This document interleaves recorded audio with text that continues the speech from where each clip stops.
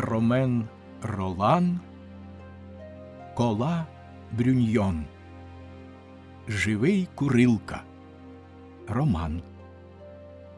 Переклад за редакцією Максима Рильського. Післявоєнна передмова. Ця книга була цілком видрукована і готова до виходу перед війною. І я нічого в ній не змінюю.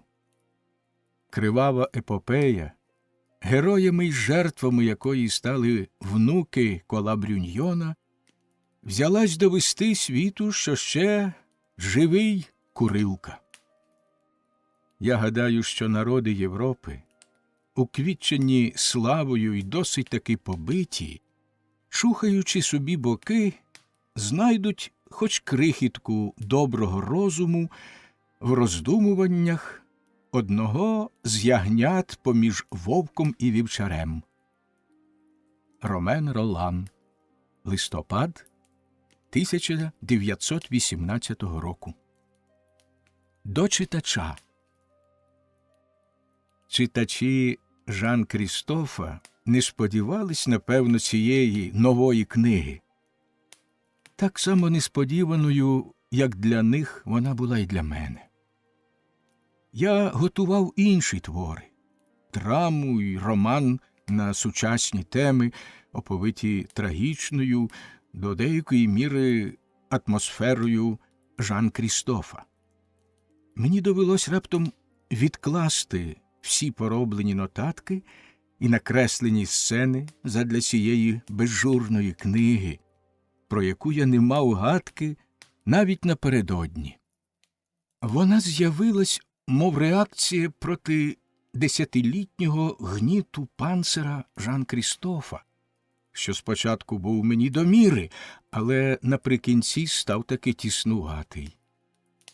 Я відчув непереможну потребу у вільній гальській веселості, так, навіть до зухвальства. У той же час відвідини рідного краю, який я не бачив з юнацьких днів, дали мені можливість поновити зв'язок з рідною землею, Неверської Бургундії, збудило моє колишнє, котре я вважав за навік заснуле, всіх Кола Брюньйонів, яких я ношу в собі. Мені довелось балакати за них. Ці кляті балакуни не встигли, очевидячки, набалакатися протягом життя. Вони скористалися з того, що один із їх онуків володіє щасливою перевагою письменності, вони часто цьому заздрили і вирішили взяти мене в свої секретарі. Даремно я відборонявся. Слухайте, дідусю, адже ви мали свій час. Дозвольте поговорити мені. Кожному своя черга. Вони відповідали: хлопче, ти поговориш тоді, коли закінчу я. По-перше, нічого втішного ти все одно не розповіси. Сідай сюди, слухай та не впусти й слова. Далебі, маленький, зроби це для твого старого. Ти побачиш пізніше, коли будеш там, де ми. Найтяжче в смерті, бачиш ти, це мовчання. Що робити? Довелось поступитися, і я почав записувати під диктування. Тепер це закінчено. Я знову вільний, принаймні так сподіваюсь. Я можу повернутись до своїх власних думок, якщо ніхто з моїх старих базікал не надумає ще раз залишити могилу, щоб диктувати мені листи до нащадків.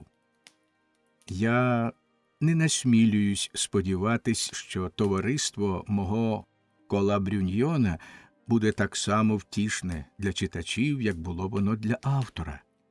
В кожному разі нехай приймуть вони книгу такою, якою вона є.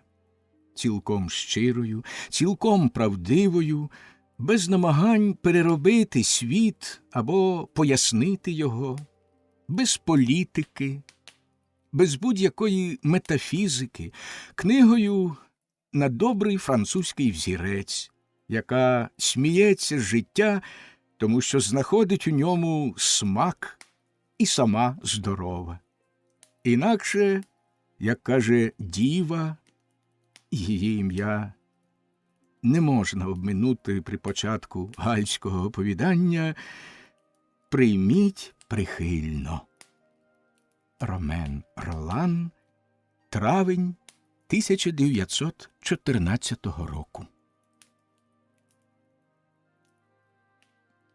Святому Мартінові, захиснику Кламсі. Вино чудове п'є святий Мартін, нехай собі вода тече під млин. Прислів'я XVI століття. Стрітинський жайворонок. 2 лютого. Хай буде благословенний святий Мартін. Кепські справи. Не варто надсаджуватись. Досить я попрацював на своєму віку, час і перепочити. І ось я при столі, праворуч графин з вином, ліворуч чорнильниця, чудовий, зовсім новий зошит лежить переді мною і розкриває мені свої обійми. Будьте здорові, друже мій, і побалакаємо. Внизу збиває бучу моя жінка. За вікном завиває вітер, і насувається війна. Нехай собі. Так приємно, мій любчику, мій товстунчику, знов опинитися віч-навіч з тобою. Адже це до тебе звертаюся, рум'яна пико, цікава, лукаво усміхнена пико з довгим бургундським носом, посадженим криво, неначе шапка сунута на бакир. Але скажи мені, чому я зазнаю такої дивної втіхи, побачивши тебе знову, опинившись сам на сам із тобою і розглядаючи свій старий вид, весело придивляючись до всіх твоїх зморщок і черпаючи з мого серця, як із глибу криниці, до дідька криницю, як із глибу винарні, вино спогадів. Можна ще, нехай уже так, мріяти, але списувати свої мрії. Які там мрії? Очі мої обведені зморшками, широко розплющені, спокійні й насмішкуваті. Нехай інші вдаються в пусті химери. Я оповідаю про те, що бачив, що говорив і робив. Чи не безумство це? Для кого я пишу? Звичайно, не заради слави. Я не дурень. Я собі, дякувати Богові, знаю ціну. Для онуків. Але що лишиться від усіх моїх шпаргалок за які-небудь 10 років?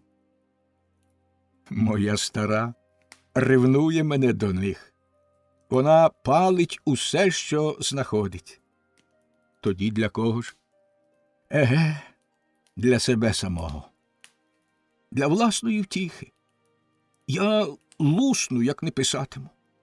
Недарма мій дід не міг заснути, не записавши, скільки кухлів вина він проковтнув і скільки віддав назад. Я маю потребу балакати, а тут, у Кламсі, на словесних турнірах, я не можу досхочу наговоритися. Я мушу дати волю своїм почуттям, як отой, що стриг царя Мідаса. Язик я маю довгенький, якби хто-небудь мене почув, мені, може, не втекти б вогнища. Ну, та біси з ним. Коли всього боятися, то можна задихнутися з нудьги. Я люблю, як наші великі білі бики, ремигати увечері денний споживок. Я люблю мацати, лапати, намотувати на клубок усе передумане, спостережене, підібране, знову й знову смакувати, повагом розжовувати, перебираючи в думці все те, чим не встиг спокійно натішитися за день, коли доводилося все підхоплювати на швидку руч. Як солодко оглядати свій маленький світок і говорити собі: він мій, тут я, господар і владар. Йому не страшні ні холоднеча, ні морози, ні король, ні папа, ні війни, ні моя стара буркотуха. Анум підбиймо підсумки тому, що являє собою цей світок.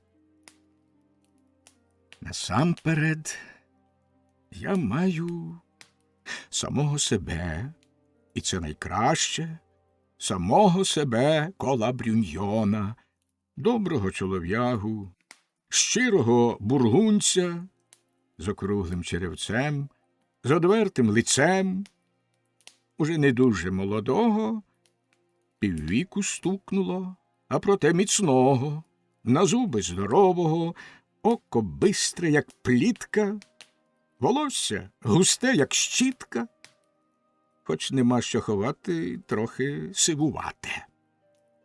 Правду кажучи, я волів би, щоб воно було біляве, і якби мені запропонували помолодшати років на 20, на 30, я б не скривився зневажливо.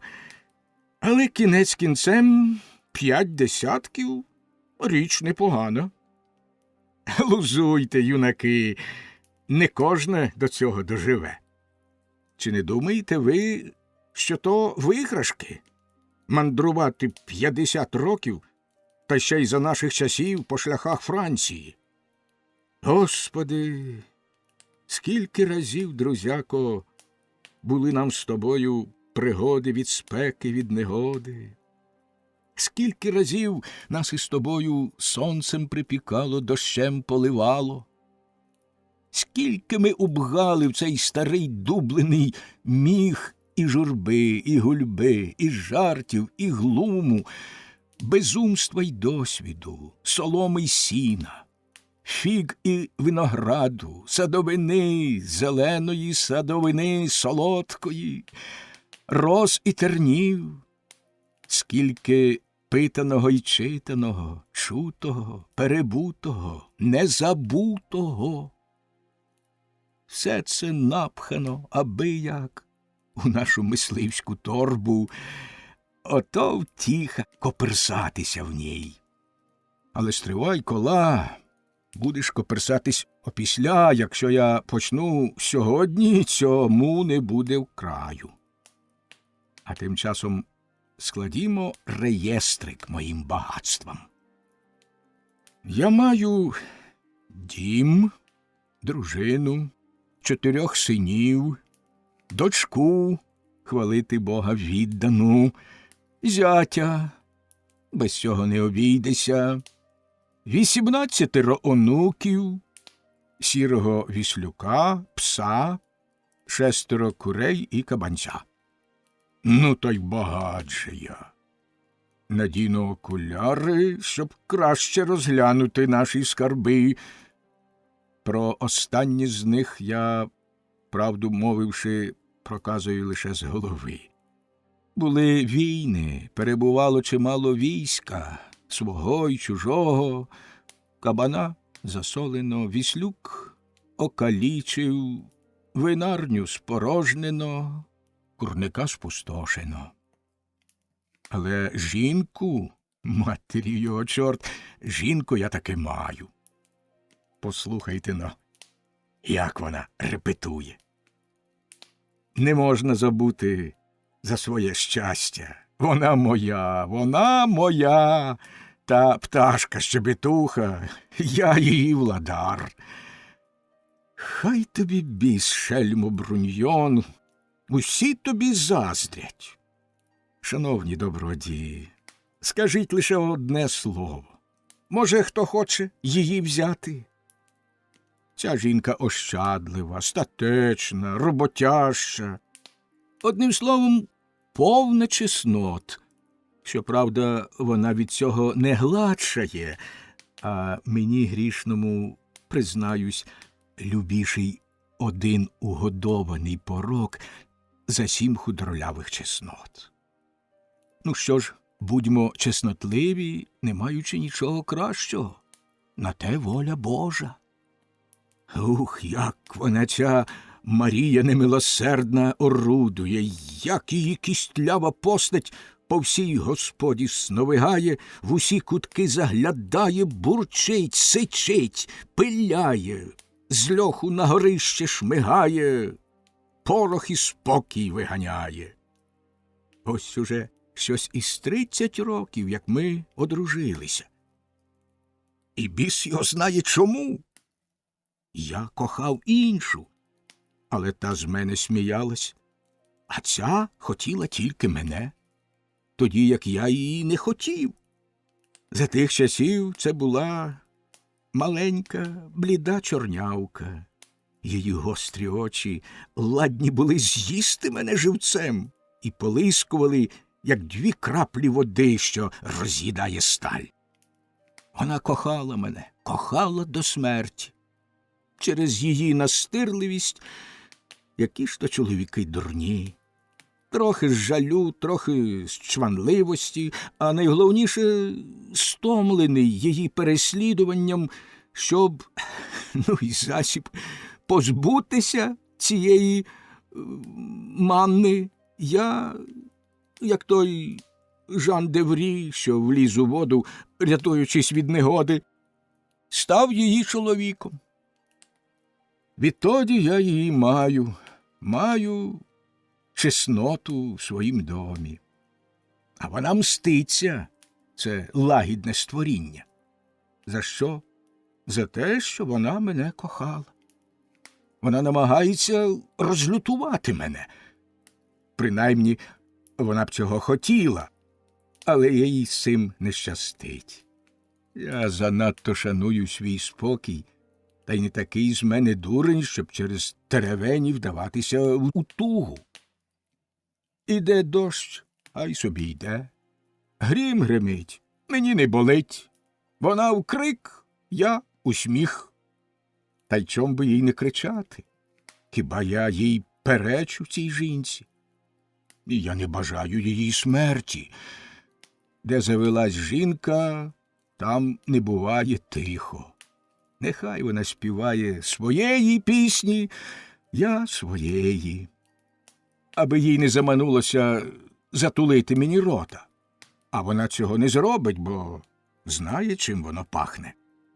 Сама ж вона може торохтіти, і у кожного своя музика.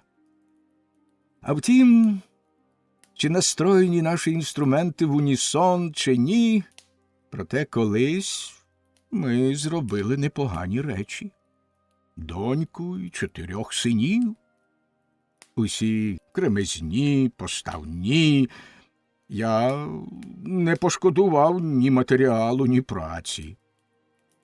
Проте з усього цього кодла єдине, що в ній я повною мірою визнаю своє сім'я, це моя бестія, Мартіна, моє дитятко, моє поросятко. Ну, та й мав же я рахубу, поки завів її в пристань шлюбу. Тьху, аж тепер вона заспокоїлась. Правда, на це не можна дуже звірятися, проте тепер вже мене не обходить. Чимало через неї довелось побігати, повартувати. Тепер черга зятеві. Пиріжнику Флорімон, пильнуй свого тіста. Ми з нею завжди сперечаємося, тільки но стрінемося, але ні з ким я не можу краще порозумітися. Утішне дівчатко, обачне навіть у своєму шаленстві, чесне. А проте чесність ця весела, бо для неї найгірший з пороків – це нудьга. Вона не боїться праці. Праця – боротьба, а боротьба – це радість. Вона любить життя. Вона знає, що в ньому доброго, як я. Це моя кров. Дуже вже був я щедрий, коли робив її. З хлопцями не так мені пощастило. Мати додала своєї крові, і тісто скисло. З 4 2 святобожники, як вона, і до того ж по-різному. Один завжди стерчить між чорних спідниць, абатів, усяких святош, другий – гугенот. Я запитую себе, як я міг вилупити такі каченята. Третій – солдат, воює, бурлакує, не знаю навіть де. Щодо 4-го, то він нікчем, цілковите ніщо. Дрібний крамер непоказний, туподумний, як баран. Досить мені згадати про нього, щоб напали позіхи. Я пізнаю свій рід лише тоді, коли ми з виделками в руках сідаємо в 6 навколо столу.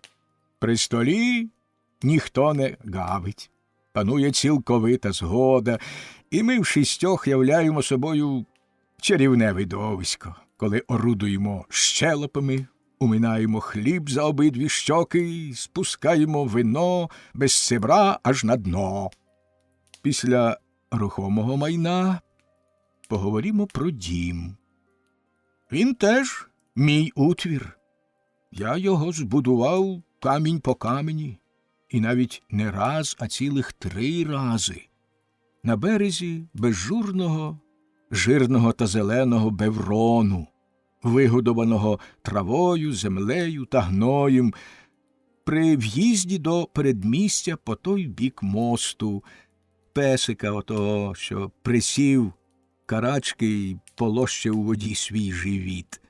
Саме навпроти підноситься башта святого Мартіна, гордовита й легка, в мерещатій спідничці з кольористим порталом, що до нього ведуть чорні круті східці старого Рима, зовсім як у рай.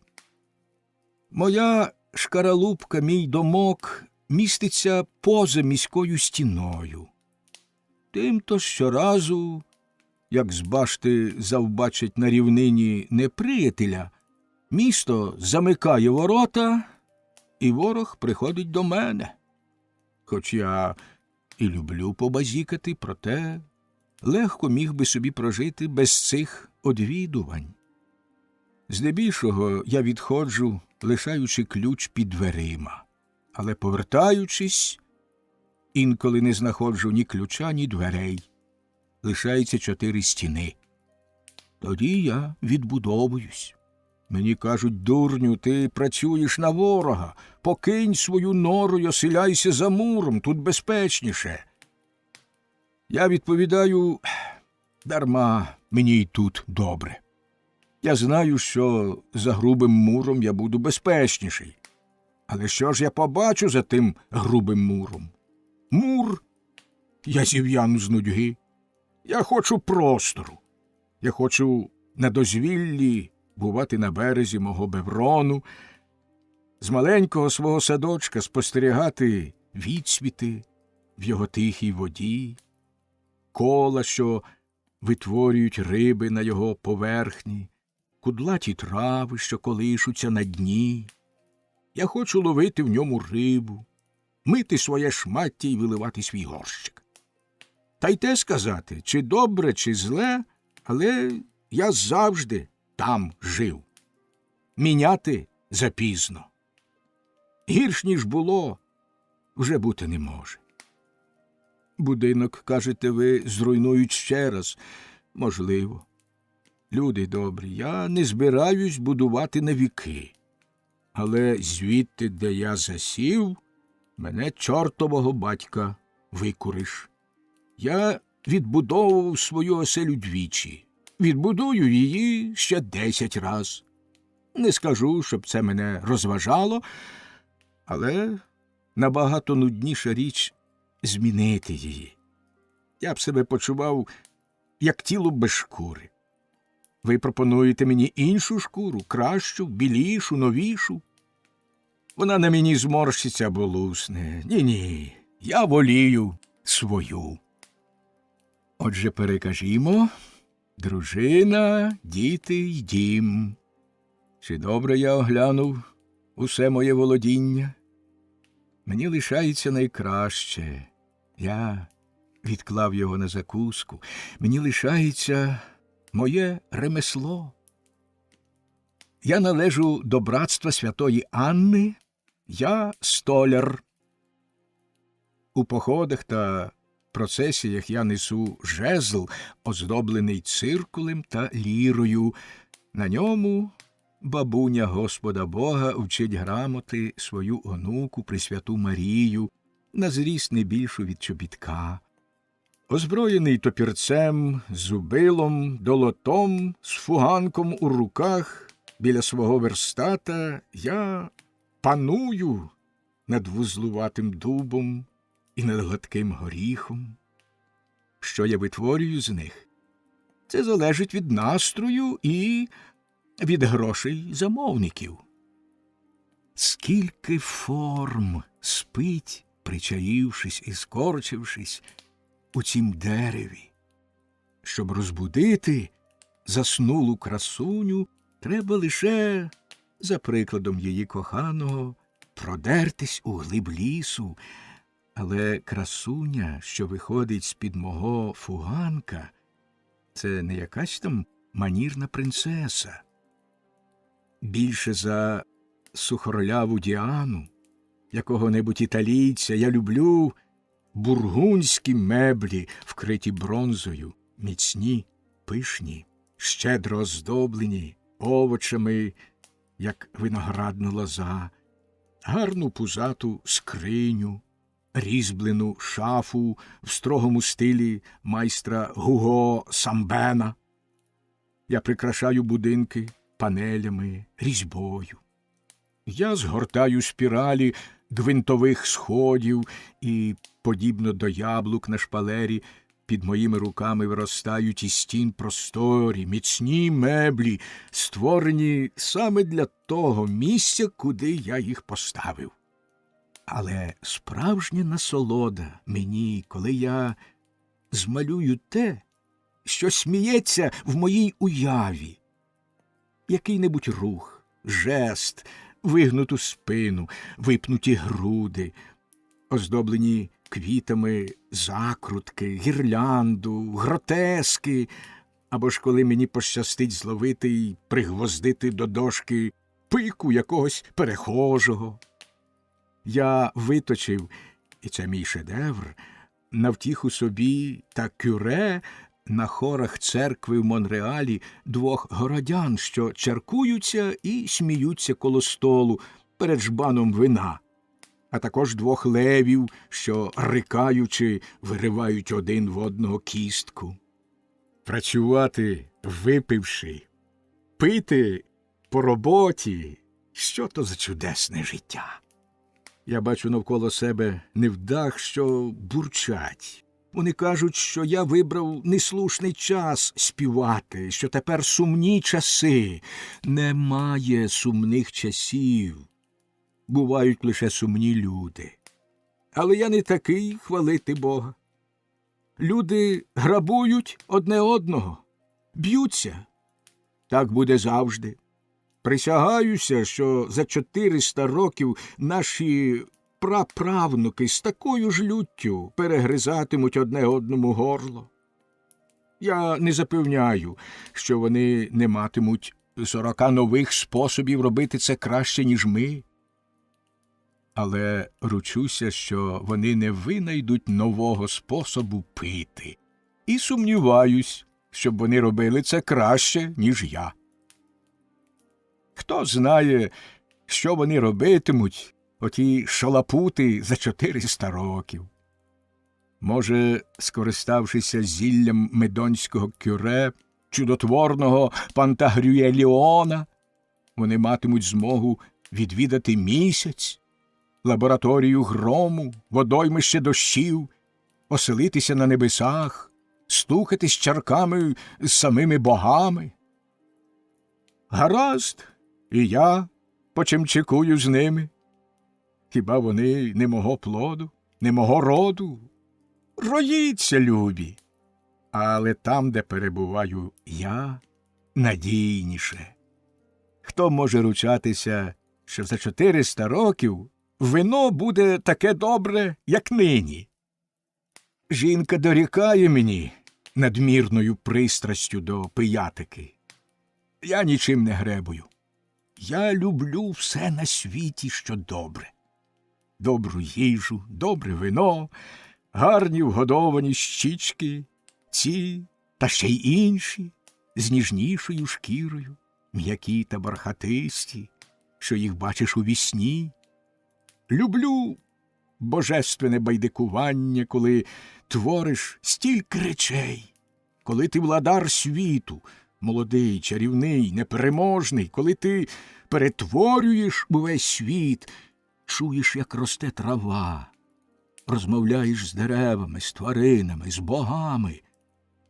І тебе люблю, мій незрадливий старий товаришу, мій друже, мій Ахате, моя праце. Як радісно стояти біля свого верстата з інструментом у руках, пиляти, різати, стругати, ствердлити, опоряджати, скріпляти, тесати, мішати, розтирати матеріал хороший і міцний, що огинається і подається, горіхове дерево, м'яке й ніжне, що тріпоче під рукою, як стан феї. Усі ці тіла, рожеві й ясні, смугляві й золотисті, тіла наших німф, визволені з їхніх запинал, сокирою розтяті. Радість мати вірну руку, меткі пальці, грубі оті пальці, з-під яких виходить тендітний мистецький твір. Радість духу, що володіє силами землі, що відбиває на дереві, залізі або камені примху, проказану йому благородною фантазією. Я почуваю себе владарем примарного королівства. Небо моя дає мені свою плоть, виноградник мій свою кров, духи деревного соку для мого мистецтва ростять, годують, рівняють, прасують один по одному прекрасні члени дерев, щоб я їх пестив. Мої руки – слухняні робітники, ними керує мій майстер і товариш, мій старий мозок. А сам він кориться моїй фантазії і творить гру, проказану нею. Кому й коли служили краще, як мені? Ну, чи не справжній же я король? Правда? Я маю право випити за своє здоров'я. І не забудьмо також про здоров'я, я не хочу бути невдячний, моїх милих підданців. Хай благословенний буде той день, коли я з'явився на світ Божий. Скільки чудесних речей на цій кулі, веселих на око, приємних на смак. Великий Боже, яке чарівне життя! Я впиваюся ним досхочу, проте я завжди голодний до млості. Я, мабуть, хворий. Цілий день я ковтаю слину перед стравами, що пропонують нам земля та сонце. Але я розчванився, кумцю мій. Сонце спочило, моя держава скута морозом. Ця проклятуща зима вдерлась у кімнату. Перо спотикається у моїх застиглих пальцях. Прости мене, Господи, крижинка з'явилась у моїй склянці, і ніс у мене пополотнів. Огидний колір, колір цвинтарної лівреї. Я ненавиджу блідоту. Нумо, струснімось. Дзвони святого Мартіна дзвонять і передзвонюють. Сьогодні стрітення. Мороз або слабшає, або дужчає. Шибеник, він дужчає. Ну що ж, ідімо за його прикладом. Ходім на великий шлях, щоб зустрітися з ним віч-навіч. Ну й холодюка.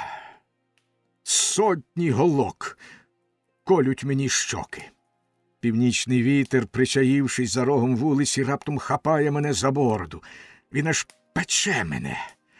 Хвалити Бога, ніс мій знову починає, як і раніше, блищати.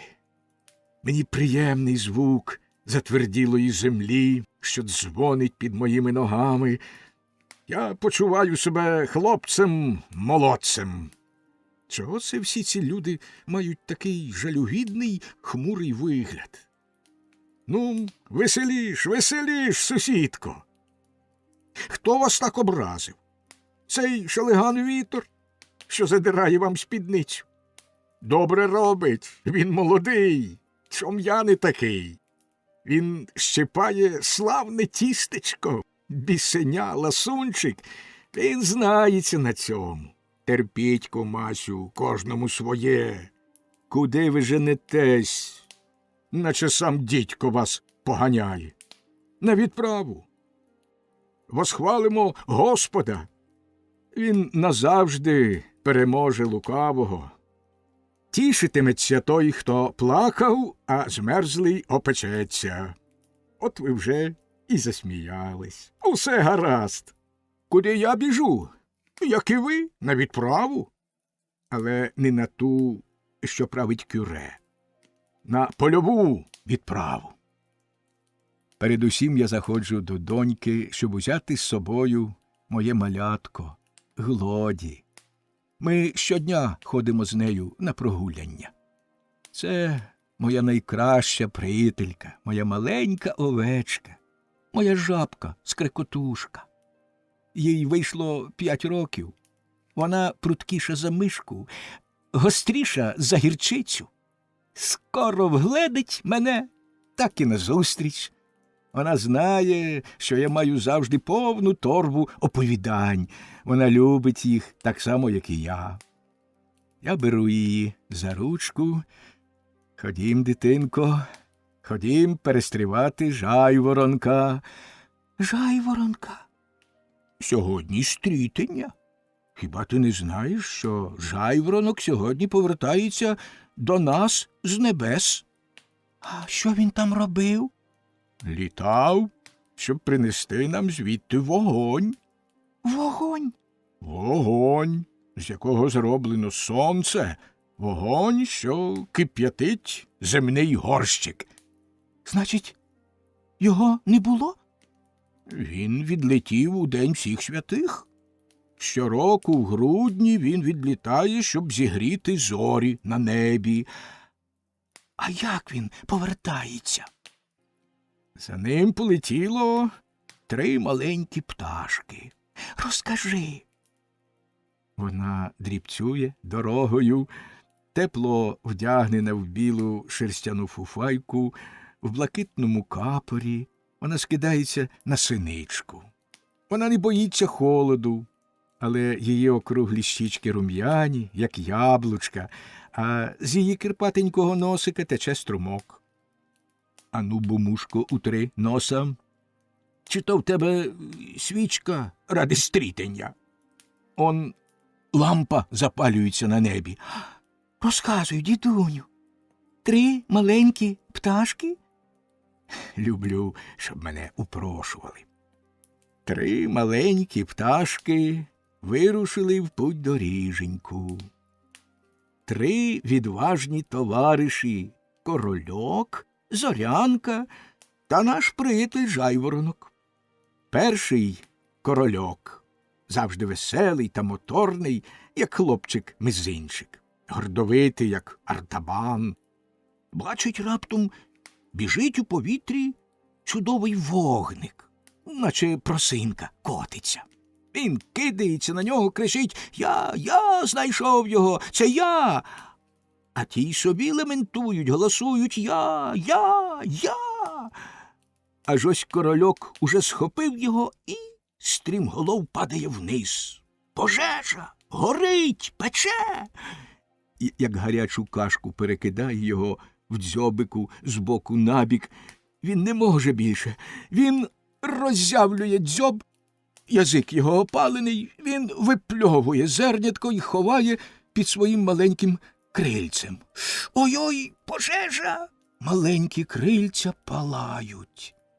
Чи постерегла ти ці рудуваті цяточки та його кучеряве пір'ячко? Зорянка враз летить його рятувати.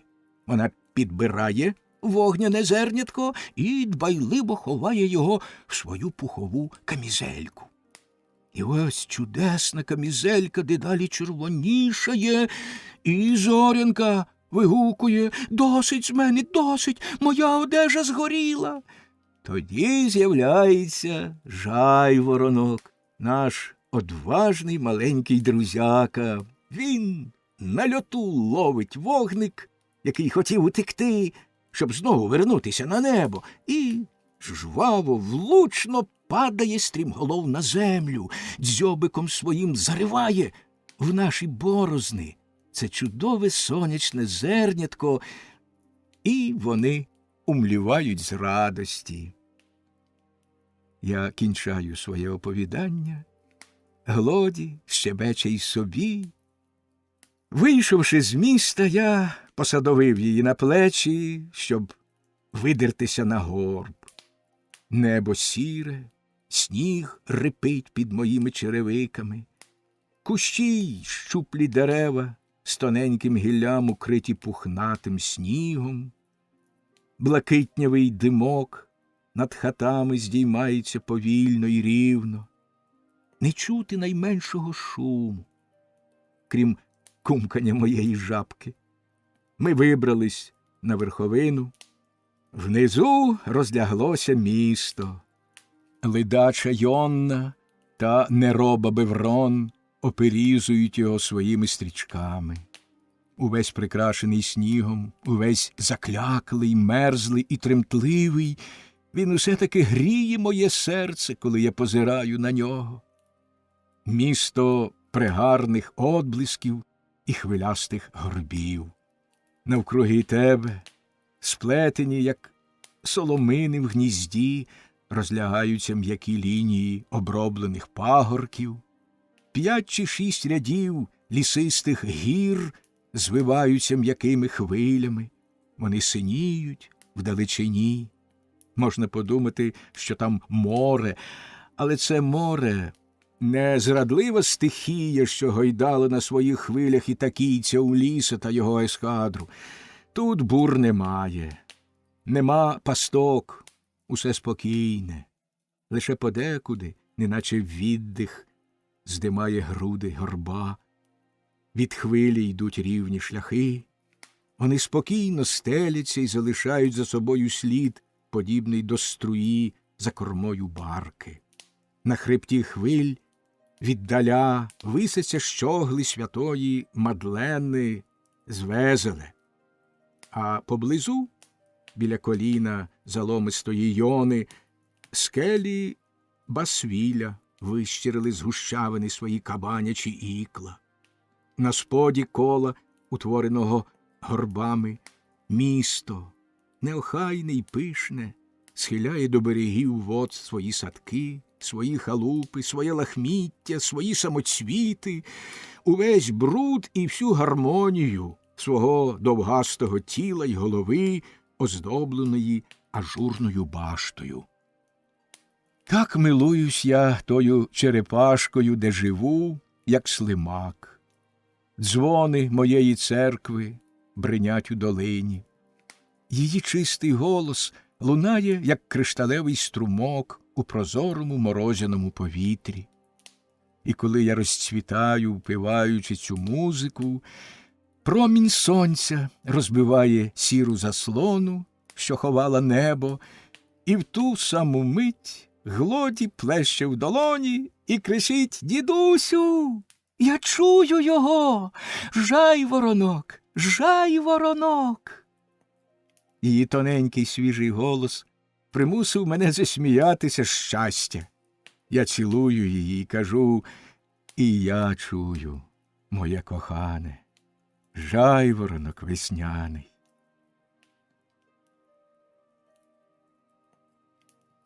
Облога або чабан, вовк та ягня. З шаму троє ягнят завжди вовка з'їдять. Середина лютого. Мій льох незабаром спорожніє. Солдати, послані паном Деневером, нашим герцогом, щоб захищати нас, допіру заходилися коло мого останнього барила. Не гаймо часу, випиймо разом з ними. Зруйнуватись гаразд, але зруйнуватись весело. Хіба це первинка? Як на те воля Божа, то це й не востаннє. Втішні хлопці.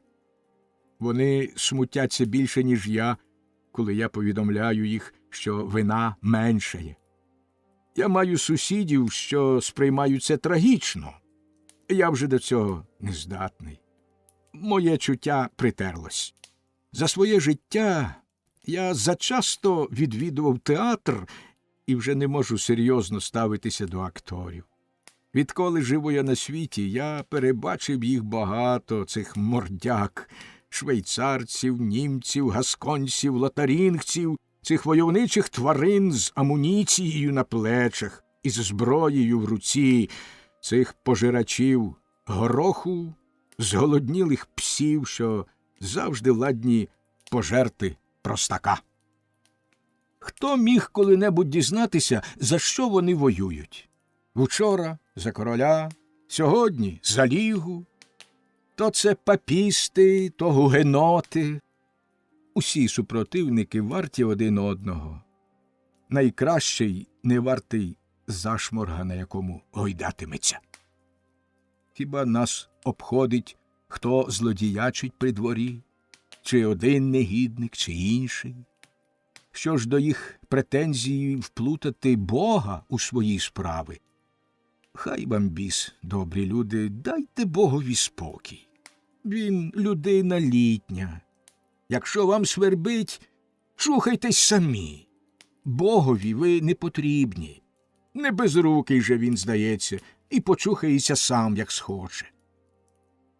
Найгірше, що вони хочуть і мене примусити розчісувати йому бороду. Господи, я тебе шаную і гадаю, не чванячись, що ми з тобою зустрічаємось кілька разів на день. Якщо правдива примовка, добра гальська примовка, хто пиячить, той Бога бачить. Але мені ніколи б не спало на думку сказати, як ці отченашики, що я тебе добре знаю, що ти мені рідня, що ти мені довірив свої 36 заповідей.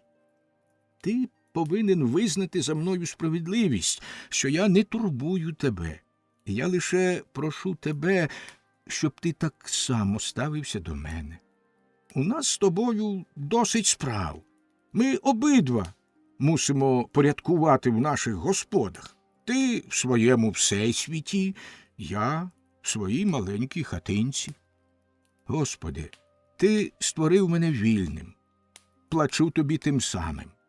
Але ці ледарі хочуть, щоб я розпоряджався твоїми справами, щоб я говорив за тебе, щоб я з'ясував, як, на твою думку, слід тебе з'їсти. І коли тебе хтось з'їсть іншим способом, я мушу вважати його за ворога і твого, і мого. Мого? Ну, дзузьки, я ворогів не маю. Усі люди мої друзі. Б'ються вони, то роблять це для своєї втіхи. Щодо мене, то моя хата з краю. Так, якщо це можливо. Але ж вони, ці шахраї, на це не згодні. Коли я не ворогуватиму з одним з них, то обидва вони будуть мої вороги. Ну що ж, раз я перебуваю між двох таборів і однаково буду битий, то биймо й собі. Мені й це до смаку. Не завжди ж раз у раз правити за ковадло. Будьмо ковадлом, а потім і молотом. Але хто скаже мені, для чого існує на землі все це бидло, ці аристокради, ці політики, ці великі пани, що впиваються кров'ю Франції, що устами їй гімнів співають, а руками кишені вивертають?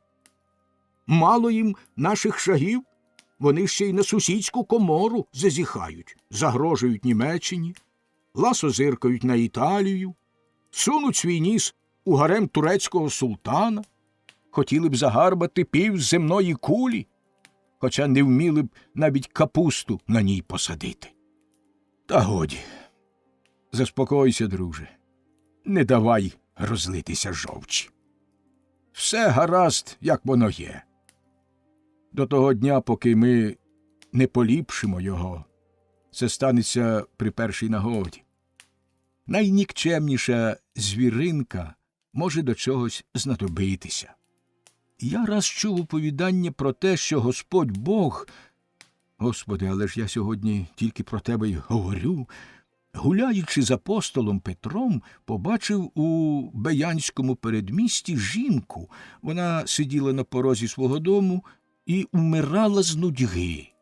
Вона так нудилась, що наш Отець Всевишній з доброго серця свого понишпорив у себе в кишені і витяг звідти, кажуть, 100 вошей, кинув їх їй, сказавши: «Візьми, доню моя, розважайся».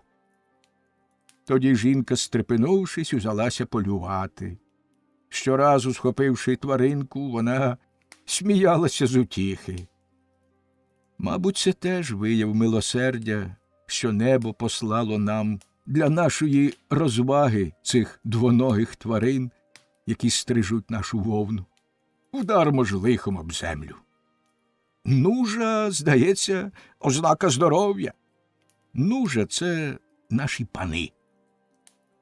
Радіймо, браття, бо в такому разі ми здоровші від усіх.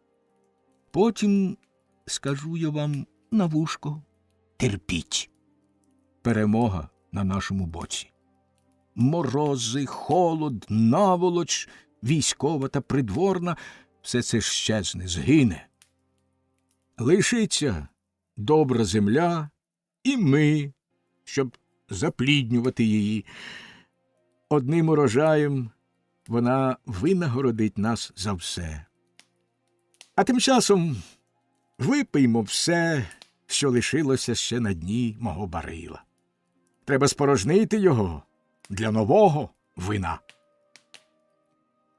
Моя дочка Мартіна каже мені: «Ти, хвалько, послухати тебе, можна подумати, що ти тільки й умієш плескати язиком, базікати, дзвонити, неначе дзвін, наливатись вином та гав ловити, що ти живеш тільки для того, щоб гультяювати, що ти ладен усе пропити, а проте ти й дня не можеш прожити без роботи.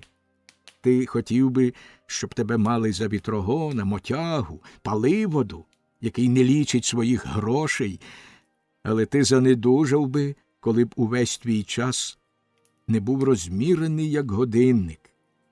Ти знаєш аж до останнього су, скільки витратив от торішнього Великодня, і ще не народився той, хто міг би тебе ошукати. Оце простачок, невинне ягнятко. З Шаму 3 ягнят завжди вовка з'їдять. Я регочусь, я не сперечаюся з Цокотухою. Це дівча має рацію. Вона мусила б про це мовчати, але жінка мовчить лише про те, чого не знає. Вона ж мене знає, бо це я її сотворив. Ну, кола Брюньйон, згодься, друже, ти хоч іноді й чиниш безумства, проте справжнім безумцем ніколи не будеш. Далебі ти таїш у собі, як і інші, шаленство, і виявляєш його, коли тобі заманеться, але ти його вмить ховаєш, коли тобі для роботи знадобиться здорова голова і вільні руки. Як і всі французи, ти маєш у своїй макітрі чіпкі чуття порядку й розсудливості. І ти можеш розважатися, вдаючи дивака. Це небезпечно лише тим, сердешні дурні, хто дивиться на тебе, роззявивши рота, бажаючи наслідувати тебе.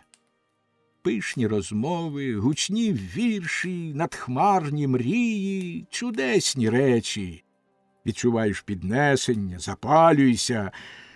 Але ми палимо лише наш хмиз, а товсті колоди ми дбайливо переховуємо в дровітні.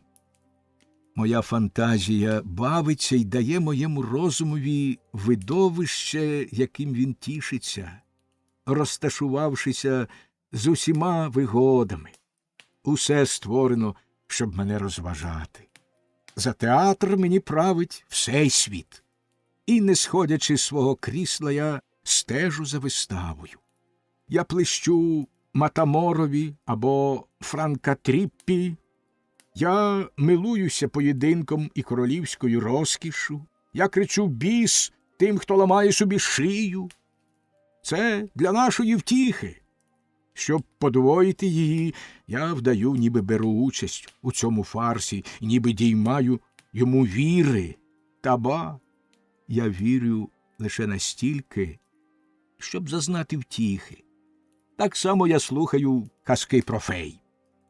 Не тільки про фей.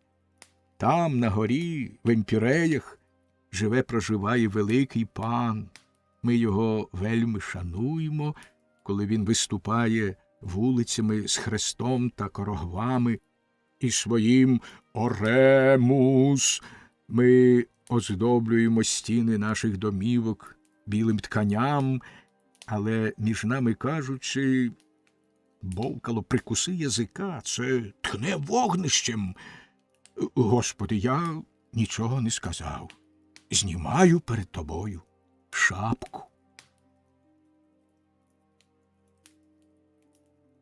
Кінець лютого.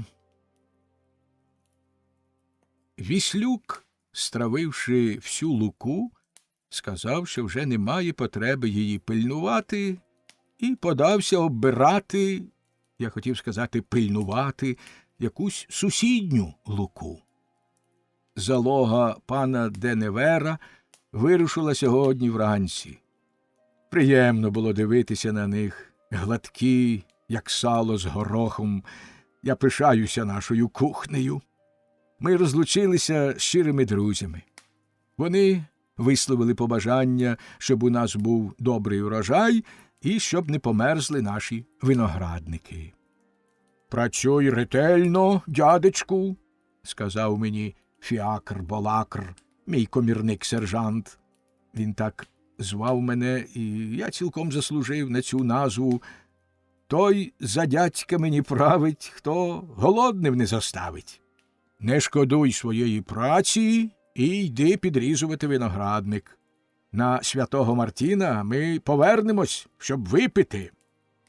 Добрі хлопці, завжди напоготові допомогти чесній людині, коли вона викликає на герці з собою свою пляшку.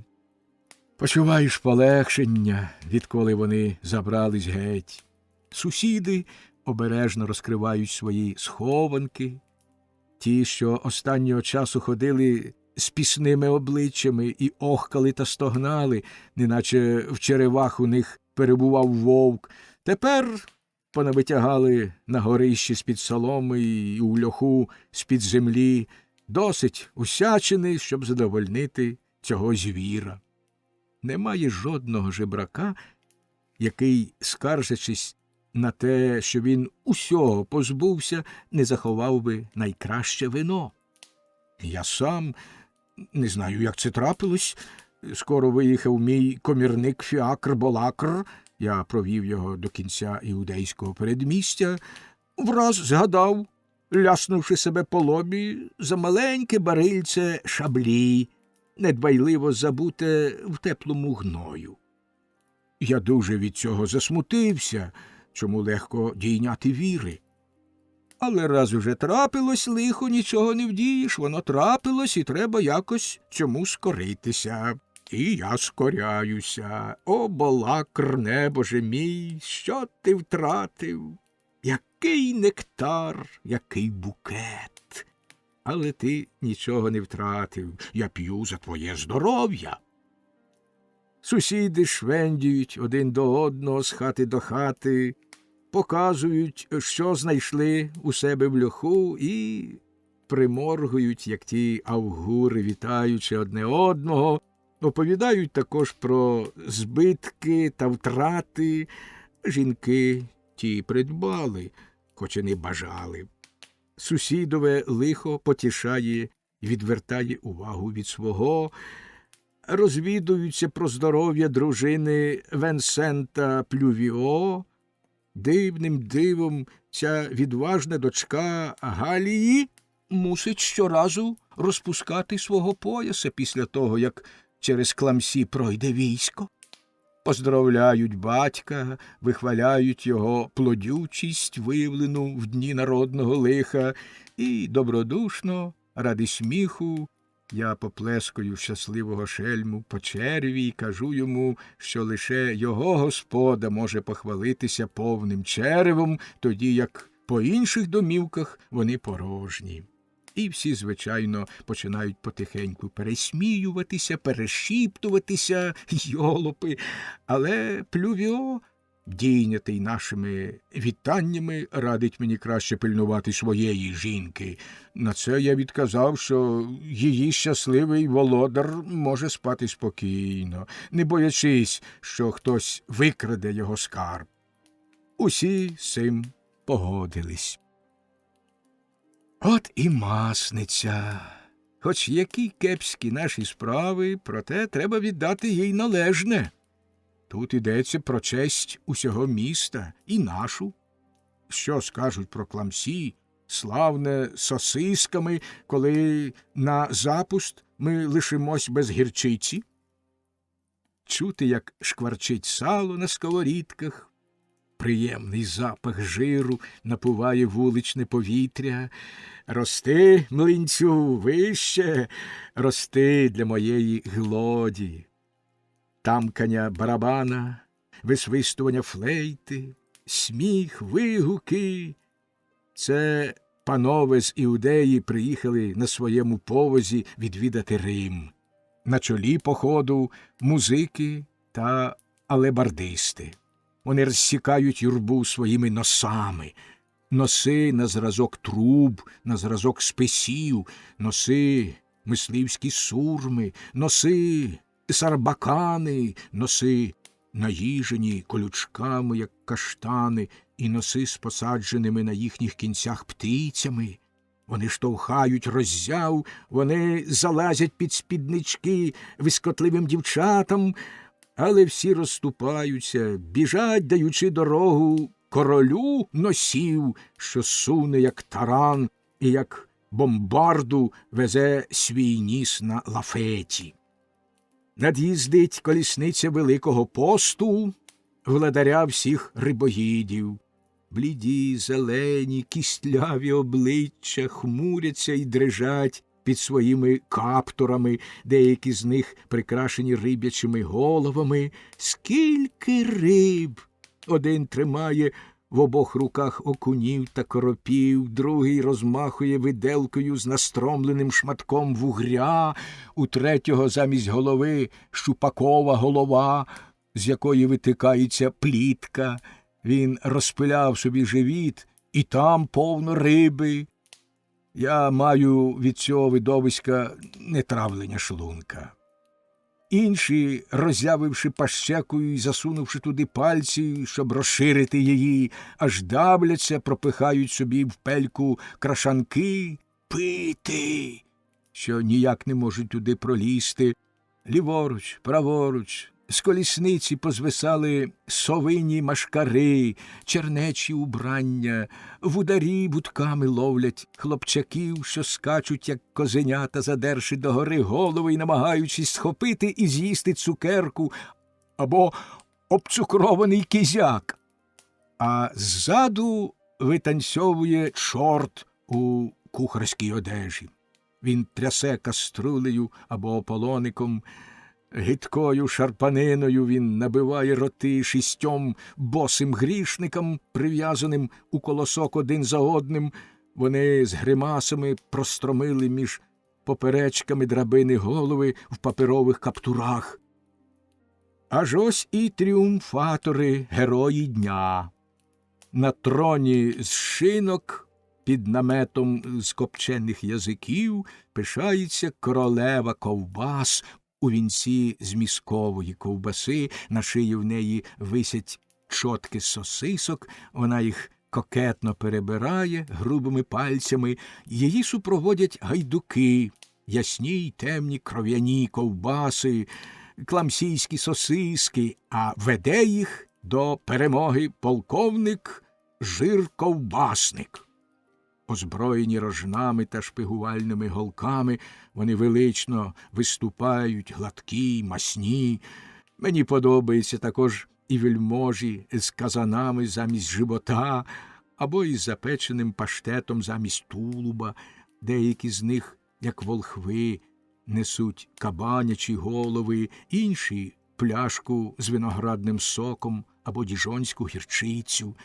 Під звуки мідних інструментів, цимбал, шумівок, дек, серед вибухів реготу з'являється на своїм віслюку король рогоносців, любий Плювіо. Це його Венсента, його обрано. Сидячи задом наперед, увінчений високим тюрбаном з келихом у руці, він слухає своїх сердюків, рогатих чортів, озброєних остям та дрюччям. Вони оповідають дзвінкими голосами, доброю французькою мовою, без манівців про нього і про його славу. Як і личить мудрецеві, він не виявляє при цьому непристойних гордощів, байдужий, він хилить, він хлеще собі з кухля. Але проїздячи повз дім, відзначений такою самою долею, як його, він вигукує, піднявши свою посудину: «Агов, побратиме, будь здоровий!»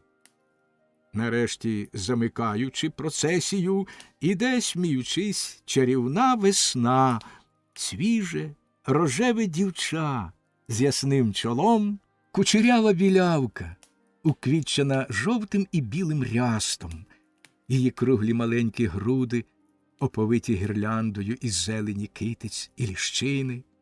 На паскові в неї брящить повен гаманець, у руках її козуб. Вона співає, піднявши русяві брівки й небесно-блакитні очі, розкривши уста на зразок букви «О» і показавши зубки, гострі, як ножики. Вона співає своїм тоненьким голоском про ластівку, що скоро повернеться. Поруч з нею, на візку, що його тягнуть 4 великі білі воли, пухкенькі дівчата, гарненькі, граціозні лукавиці і дівчатка-підлітки, що тягнуться нерівномірно, як маленькі деревця. Кожній з них чогось бракує, але й з того, що лишається, вовк міг би поживитись. Чарівні поганульки. Вони тримають у клітках мандрівних пташок або, зануривши руки в козуб королеви весни, витягають і кидають роззявом пиріжки, цукерки в папірцях, хлопавки з щепцями та спідницями, ласощі, записки, що пророкують долю, цидулки з любовними віршами, а то й роги. Доїхавши до кінця ринку, біля башти, дівчата сплигують з візка і на великому майдані танцюють з продавцями та писарями. Тим часом Масниця, Великий піст і король рогоносців продовжують свій тріумфальний похід, зупиняючись що 20 кроків, щоб виректи прохожим яку-небудь істину або пошукати цієї істини на дні склянки. Пити, пити, ще й напитись, мо без чарки? Розлучитись? Ні. Ми, бургунці, не дурні, знаєм смак ми у вині. Але від надміру наливки язик бубнявіє і веселощі підмокають. Я залишаю друга Венсента, коли він знову спочиває своїм почтом під тінню шинка. День занадто гарний, щоб сидіти між 4 стінами. Ходімо на свіже повітря. Мій старий приятель Кюре Шамай, що приїхав із свого сільця у візку, запряженому ослицею, на бенкет до протоієрея церкви святого Мартіна, просить мене провести його трохи. Я беру з собою мою Глоді. Ми видираємось на тачанку. Рушай, вухата. Вона така маленька, що я пропоную посадовити її в тачанку межи Глоді та мною. Білий шлях стелиться перед нами. Підтоптане сонце дрімає. Воно, мабуть, само більше гріється біля свого огника, ніж гріє нас. Ослиця також куняє і зупиняється в роздумі. Розгніваний Кюре гукає на неї своїм лунким, як дзвін, голосом. «Мадлон!» Ослиця здригається, перебирає своїми сухими ногами, шкандибає, похитуючись між 2 коліями, і знову зупиняється в роздумі, незважаючи на нашу лайку. «Ах ти ж, проклятуща! Коли б не знак Христа у тебе на спині!» лається Шамрай, штурхаючи її кийком в озадок. «Я зламав би свого дрючка на твоєму хребті!» Ми зупиняємось перепочити в першій корчмі, на повороті, де дорога спускається до білого сільця Д'Арм, що відбиває свою тоненьку мордочку в прозорій воді. На сусідньому полі, навколо великого горіхового дерева, що підноситься, простягаючи до каламутного неба свої чорні руки і увесь свій гордий оголений кістяк, дівчата водять танок. «Ну, потанцюймо!» Вони принесли кумасі сороці масничного млинця. «Дивись, Глоді, онде Марго, сорока білобока. Вона в своїй білій безрукавці висувається з гнізда, там, угорі, щоб роздивитись. Ото цікава, щоб ніщо не втекло від її маленьких круглих оченят і від лепетливого язичка. Вона збудувала собі домок без вікон і дверей на вершечку дерева, під усіма вітрами. Вона змерзла, намокла, дарма, зате вона все бачить. Вона в лихому настрої, вона неначе каже нам, навіщо мені ваші подарунки? Дурні, заберіть їх назад. Невже ви думаєте, що якби я схотіла вашого млинця, я не могла б по нього прилетіти до вас? Їсти те, що дають, зовсім не смачно. Мені до смаку лише крадене. Навіщо ж тоді, дідуню, приносять їй млинця, прикрашеного стрічками? Навіщо вітати з праздником цю злодійку? Бачиш, но в житті завжди розумніше бути із злими в добрій злагоді, аніж сваритися з ними. Ну, кола Брюньйон, добра ти її навчаєш, гнівається Кюре Шамай. Я не кажу їй, що це добре. Я кажу, що всі це роблять. І ти перший, Кюре. Нема чого витріщати баньки. Коли тобі доводиться мати справу з котримсь із твоїх отченашенків, що все бачить, усе знає, скрізь нишпорить, у якого повен рот різних пліток, насмілься твердити, що ти не затуляв би йому пельку млинцем, аби його якось зацитькати. О, Боже, якби цього було досить. Вигукнув Кюре. Я звів наклеп на сороку. Вона ліпша від жінки. Принаймні її язик може іноді знадобитися. Коли ж, дідусю? Коли наближається вовк, вона кричить. У цю хвилину сорока починає кричати. Вона лається, кляне, хляпає крильми, вона літає, свариться не знати на кого, не знати на що, там, у долині Дарм. З лісної галявини її пернате браття, Сойка Шарло і Крук Кола, відповідають їй такими самими пронизливими і схвильованими голосами. Люди сміються, люди кричать «Бережіться! Вовки!» Ніхто цьому не йме віри, а втім ідуть подивитись. Вірити одне, бачити зовсім інше. І що ж бачать? Лихо матері! Загін озброєних людей риссю виїздить на горб. Ми пізнаємо їх. Ці негідники — військо з Везеле. Вони знають, що місто наше тепер без охорони, і гадають, що їм пощастить захопити сороку. Але не цю, не сороку білобоку.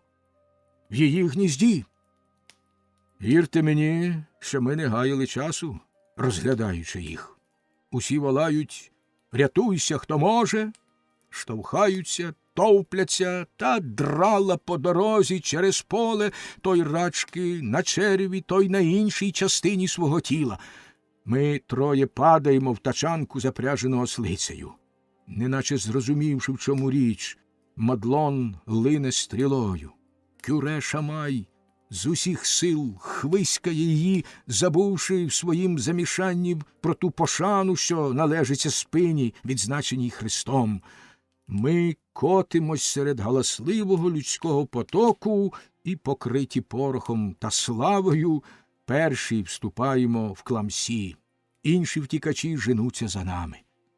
Всю дорогу, біжучи чвалом, аж тачанка підскакує, Мадлон майже не торкається землі ногами, а Кюре хвиськає її. Ми перетинаємо передмістя Беян, репетуючи «Ворог іде!». Спочатку, бачивши нас, люди сміялися. Але незабаром усі збагнули, що й до чого. Враз усе перетворилося на мурашник, куди встромили палицю. Всі метушились, моталися, вбігали й вибігали зі своїх домівок. Чоловіки озброювались, жінки збирали своє манаття, речі жужмом кидали в кошелі, в тачки. Усі жителі околиці, покинувши свої вогнища, ринули в місто під захист мурів. Сплавники, не поскидавши свого вбрання й машкар, рогаті, пузаті, з пазурами, переодягнені хто Гаргантюа, хто Вельзевулом, кинулись на бастіони, озброєні осями та гарпунами.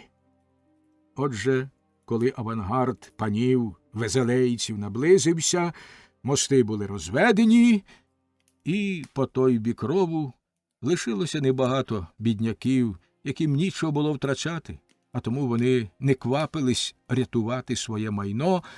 Та король рогоносців, наш друг Плювіо, почет покинув його, і він, п'яний, як ніч, пузатий, як ной, сидів на своєму віслюку, тримаючись за його хвіст. Ось коли виявилась перевага французів як ворогів. Інші йолопи, німці, швейцарці або англійці, яким бракує догадливості і які лише на Різдво второпають, що їм казано в день усіх святих, подумали б, що з них глузують. Я не дав би й шага за голову бідолахи Плювіо, але ми, свої люди, й розуміємо один одного на півслові. Хоч звідки б вони були, з Лотарингії, Турені, Шампані чи Британії, чи то боські гуси, чи бонські віслюки, чи везелейські зайці.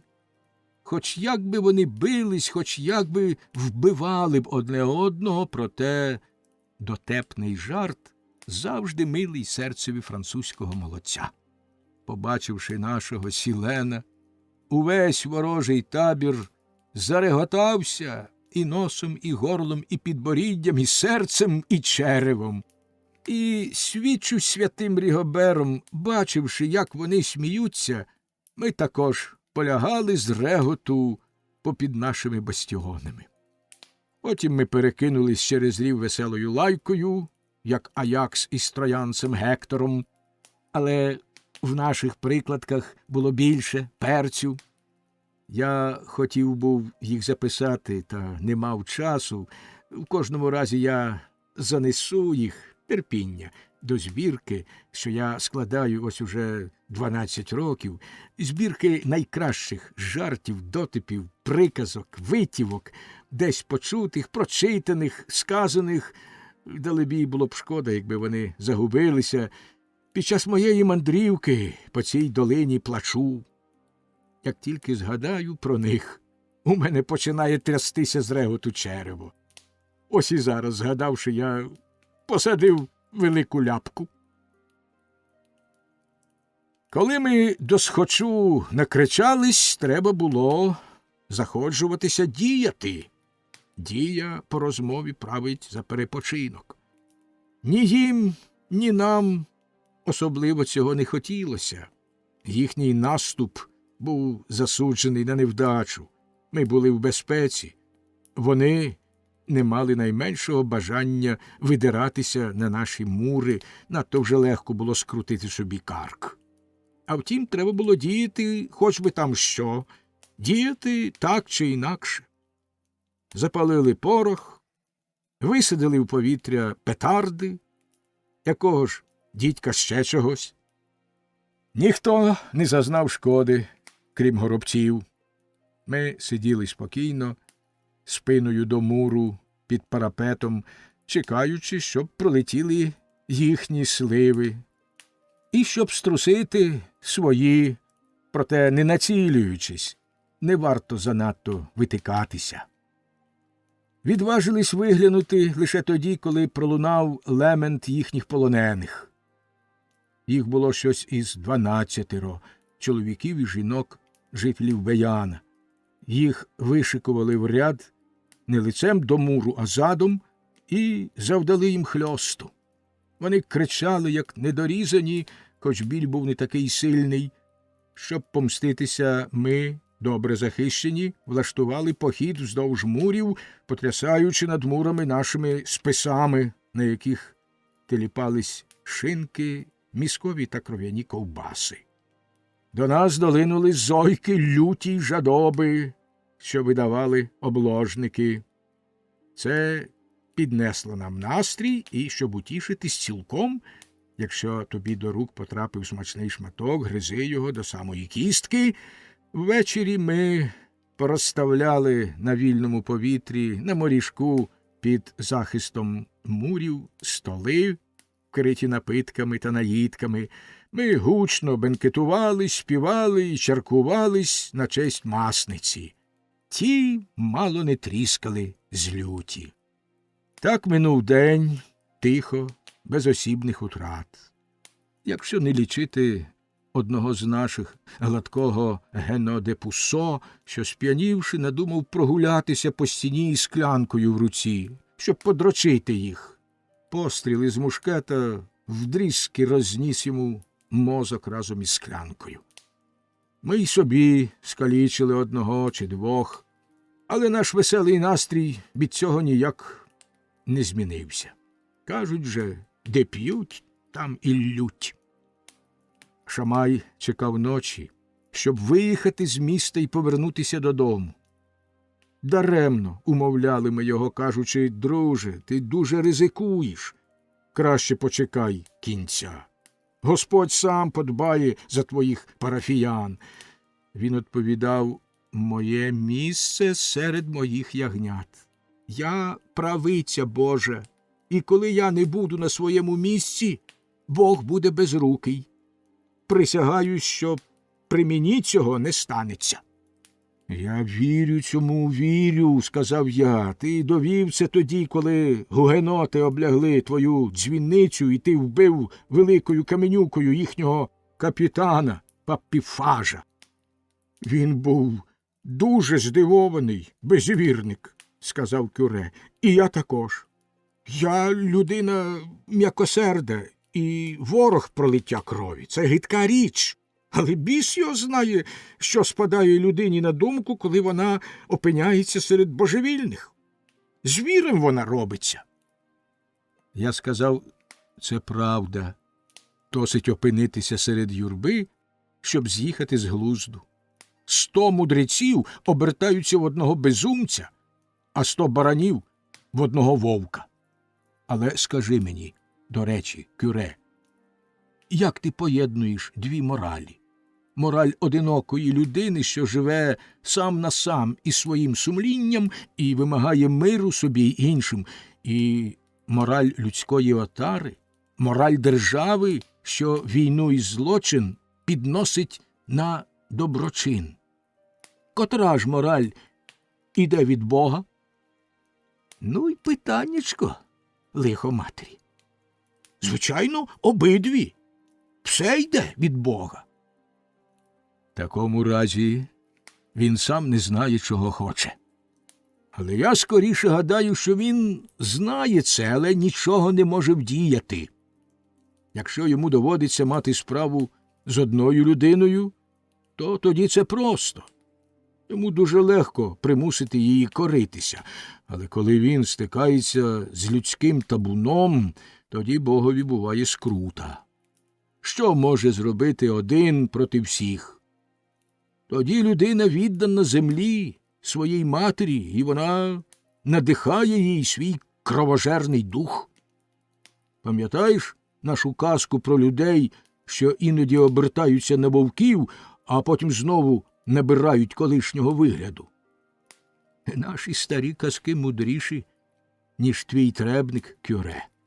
Кожна людина в державі натягає вовчу шкуру, і хай держави, королі, їх міністри перебираються на чабанів і звуть себе шахраї родичами великого чабана, твого доброго пастиря, проте всі вони вовки, хижаки з зажерливою пащею і ненаситною утробою. А чого це так? Щоб наситити надмірний голод землі.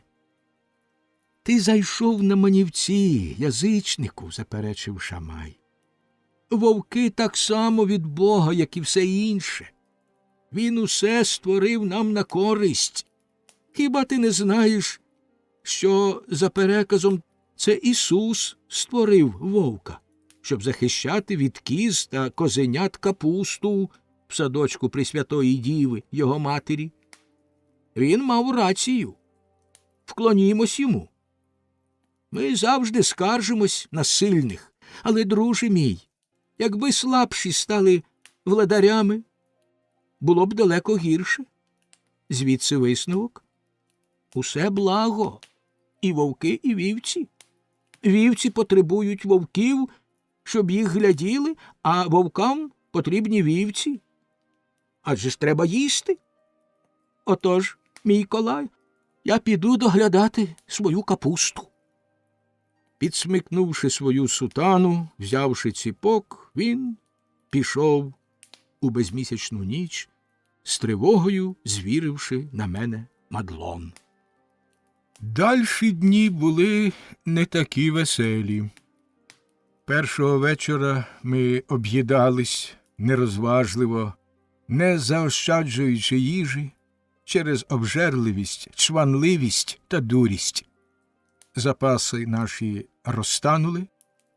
Довелося попідтягати пояси, так ми і зробили. Але ми й далі вихвалялися. Коли всі ковбаси були поїдені, ми змайстрували нові, з кишок, начинених висівками, з намочених у смолі мотузок, і показували їх ворогові, настромлені на гарпуни. Проте ці негідники виявили фальш. Куля влучила в саму середину одної з ковбас, і хто ж тоді сміявся голосніше? Не ми, звісно. Щоб доконати нас, ці розбишаки, бачивши, як ми ловимо рибу в річці, сидячи на мурі, додумались біля шлюзів обабіч моста поставити великі сіті, щоб позбавити нас рибних страв. Дарма наш священник закликав цих лихих християн дати нам змогу споживати пісне. Не мавши пісної їжі, ми змушені були живитися з власного свого сала. Звичайно, ми могли б удатися по допомогу до пана Деневера, але, одверто кажучи, нам не дуже кортіло знову дати в себе притулок його загонам. Нам було вигідніше мати ворога навколо наших мурів, ніж друзів усередині. Отож, як можна було перебутися без них, усі мовчали, так було краще. Ворог і собі був такий делікатний, що не закликав їх. Воліли порозумітися між собою, не вдаючися по допомогу до третього. І от, не кваплячись, почалися переговори. Тим часом в обох таборах жили по-святому та по-божому, рано лягали, пізно вставали, щодня гралися в кульки, в корки, позіхали з нудьги більше, ніж з голоду, і так багато спали, що, постившись, навіть гладшали. Рухались якомога менше, але надзвичайно трудно було вгамувати дітвору. Ці збиточники весь час ганяли, пищали, вовтузились, реготались і раз у раз важили життям, видираючись на мури. Висолоплювали язика обложникам, бомбардували їх камінням. Вони мали справжню артилерію з бузинових бризкавок, мотузяних пращ із розколених ціпків. Ось тобі на, маєш! І наші мавпенята аж качалися зі сміху. Ті, кого вони побивали камінням, присягались розлючені рішити їх. Вони гукали нам, щоб першого пустуна, який виткне кінчик свого носа, над муром уб'ють із мушкета. Ми обіцяли пильнувати їх, але, хоч ми й скубли їм вуха й гримали на них, вони прослизали попід нашими руками. Але ще чого бракувало. Я й зараз увесь тремчу. Одного вечора чую лемент. Це була Глоді. Ну, хто б цьому повірив? Ця мишка тихенька, ця недоторкана, ох, негідниця, золото моє, вона скотилася з укосу в рів. Господи, як би я її відшмагав! Я одним махом скочив на мур, а всі, схилившися, стежили, що воно буде. Ворог легко міг би нас усіх перестріляти, якби йому спало на думку націлитися в нас. Але, як і ми, він дивився вглиб рову, куди покотилось моє малятко. Хвала Пресвятій Діві, так м'яко, як кошеня, і нітрохи не замішавшись, сидячи на заквітченій траві, підводило голівку, поглядало на всі ці схилені з обох боків голови, слало їм усмішки і рвало квіти. Всі теж усміхалися дівчинці. Пан Дераньї, ворожий командир, гукнув, щоб дитині не вчинили якої шкоди, і навіть молодчина кинув їй мішечка з цукерками. Але в той час, як усі забавлялися Глоді, Мартіна, спробуйно приборкати жінку, щоб урятувати свою овечку, спускалася з укосу, сковзаючись, котячись, задерши спідницю по саму шию і гордовито показуючи всім обложникам усі свої таємні принади спереду і ззаду, свій схід і захід, усі 4 сторони світу, ще й сліпуче небесне світило. успіх мала вона блискучий. Вона нітрохи не замішалась, узяла свою Глоді, поцілувала її і очмагала. Зачарований її вродою, не слухаючи свого капітана, високий солдат скочив у рів і бігом наближався до неї. Вона чекала на нього. З наших укріплень кинули їй мітлу. Вона схопила її і сміливо попрямувала на ворога. І раз-два, гуп-гуп, закоханому не пощастило, і він пустився навтьоки. Грайте, сурми, фанфари. Переможниці разом з дитиною допомогли видертися під загальний регіт обох таборів. І я, гордий як павич, тягнув мотуза, на якому висіла моя пустуха, показуючи неприятелеві місяць у повні. Переговори тривали ще тиждень, для розмов годиться кожний привід. Неправдива чутка, що наближається пан Деневер, кінець кінцем привела нас до згоди, і мирова склалася загалом на вигідних умовах. Ми обіцяли везелейцям 1/10 частину майбутнього врожаю винограду.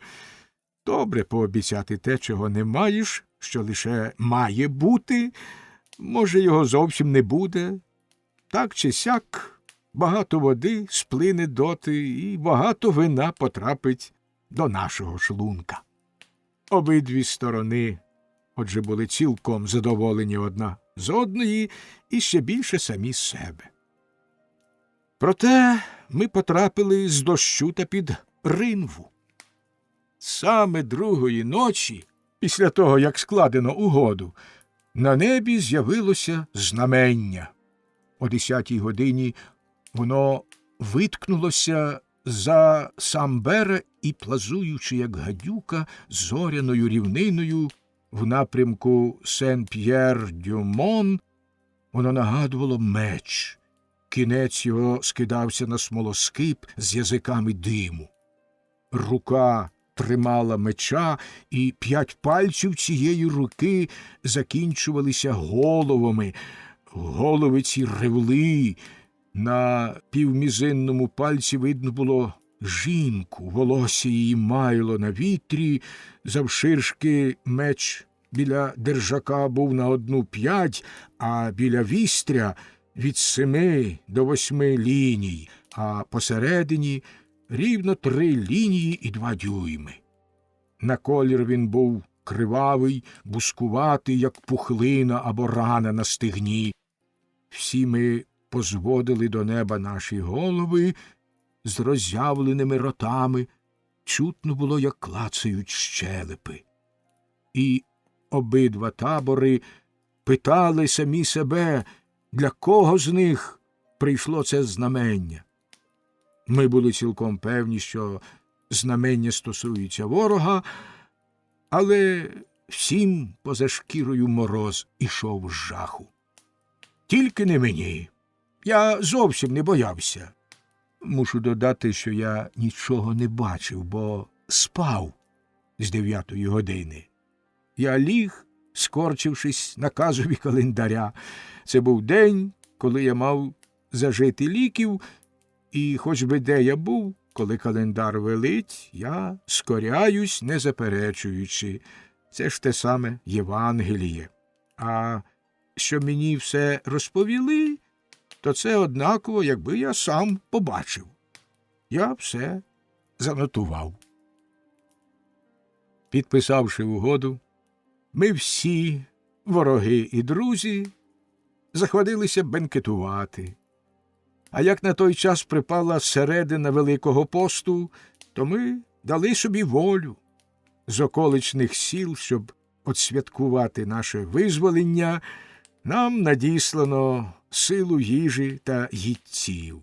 Це був чудовий день.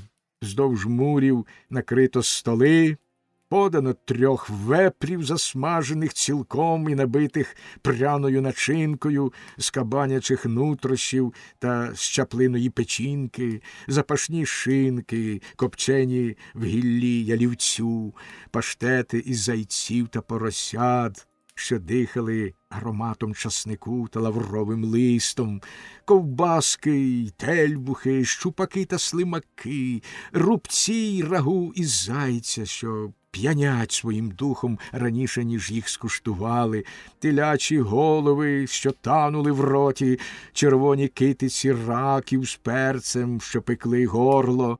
Після них, щоб зм'якшити горлянку, салата з німецької цибулі з оцом і повні келихи вина, з шамота, мандра, вофілла, на закуску кисляк, свіжий, білий, зернистий, що танув між піднебінням та язиком, і бісквіти, що враз як губка вбирали в себе повну склянку вина. Ніхто з нас і на крок не відступив, поки було що жерти. Хвала Богові, він дав нам змогу за такий короткий час умістити стільки страв і стільки пляшок у невелику торбу шлунком нашим називану. Найкращий був герць між пустельником Курт Орейлем з монастиря святого Мартіна у Везеле, що супроводив везелейців. Цей великий спостерігач, як оповідають, перший помітив, що осел може кричати, лише задерши свій хвіст догори, і нашим, я не кажу ослом, отцем Генеканом. Він заявив, що, мабуть, колись був коропом або щупаком, бо мав велику відразу до води, якої, очевидно, чимало напився за свого попереднього життя. Одно слово, коли ми повставали від столу, жителі Везели і Кламсі, ми один одного далеко більше поважали, ніж коли бралися до супу. Людину пізнаєш у їжі. Я люблю того, хто знається на ній. Це щирий бургундець. Нарешті, щоб остаточно помирити нас, коли ми перетравлювали наш обід, з'явилось військо, прислане нам паном Деневером на захист. Ми вдосталь нареготались, і наші обидва табори дуже гречно попросили їх відійти. Вони не відважились перечити і пішли, опустивши носи, як ті пси, що їх узялись пасти вівці. А ми говорили, обіймаючись, які дурні були ми, б'ючись, щоб наші охоронці мали собі зиск. Якби ми не мали ворогів, охоронці тії, матері їхній грець, вигадали б їх, щоб нас захищати. Красненько дякуємо. Рятуй нас, Боже, від наших рятівників. Самі врятуємось. Бідні барани, якби нам доводилось захищатися лише від вовка, ми б цілком захистили себе. Але хто вбереже нас від чабана? Бревський кюре. 1 квітня.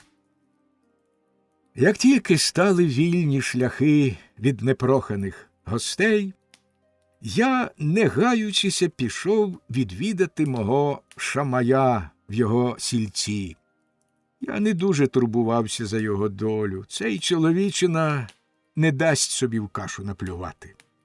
А проте спокійніше на душі, як побачиш далекого друга на власні очі. До того ж мені треба було розім'яти ноги. Отже, я рушив у путь, нікому й слова не сказавши, і, висвистуючи, йшов уздовж берега річки, що в'ється між лісистими горбами.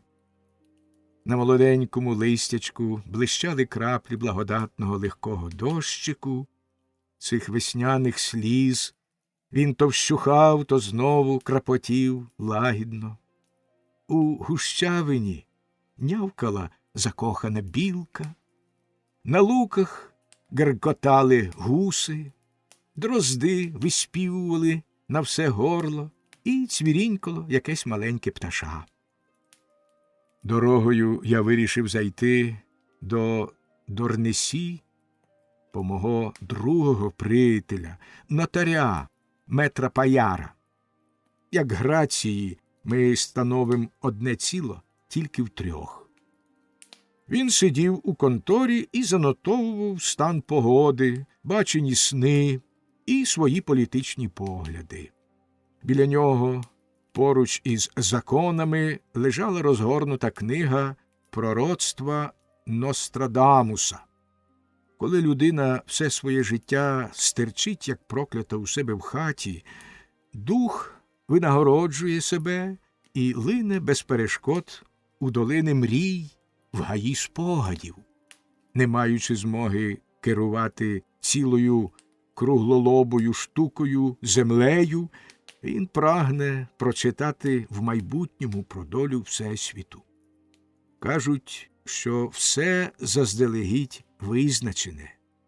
Я вірю цьому, але признаюсь, що мені щастило читати майбутнє у віках лише тоді, коли воно здійснювалось. Уздрівши мене, добряга Паяр просіяв, і в господі згори донизу залунали наші вигуки. Люблю дивитись на цього маленького пузатого чоловічка з рябим обличчям, широкими щоками, червоним носом і з жвавими, хитрими, примруженими очицями. З нахмареним видом, нарікаючи на час та людей, він, по суті, веселий, насмішкуватий, далеко більший штукар, ніж я. Найбільша втіха його суворим виглядом відсмалити найочайдушніший дотип. І коли він, поважний, серйозний, сидить при столі та при пляшці і, закликаючи кома й мома, співає пісеньки, мені приємно милуватись ним.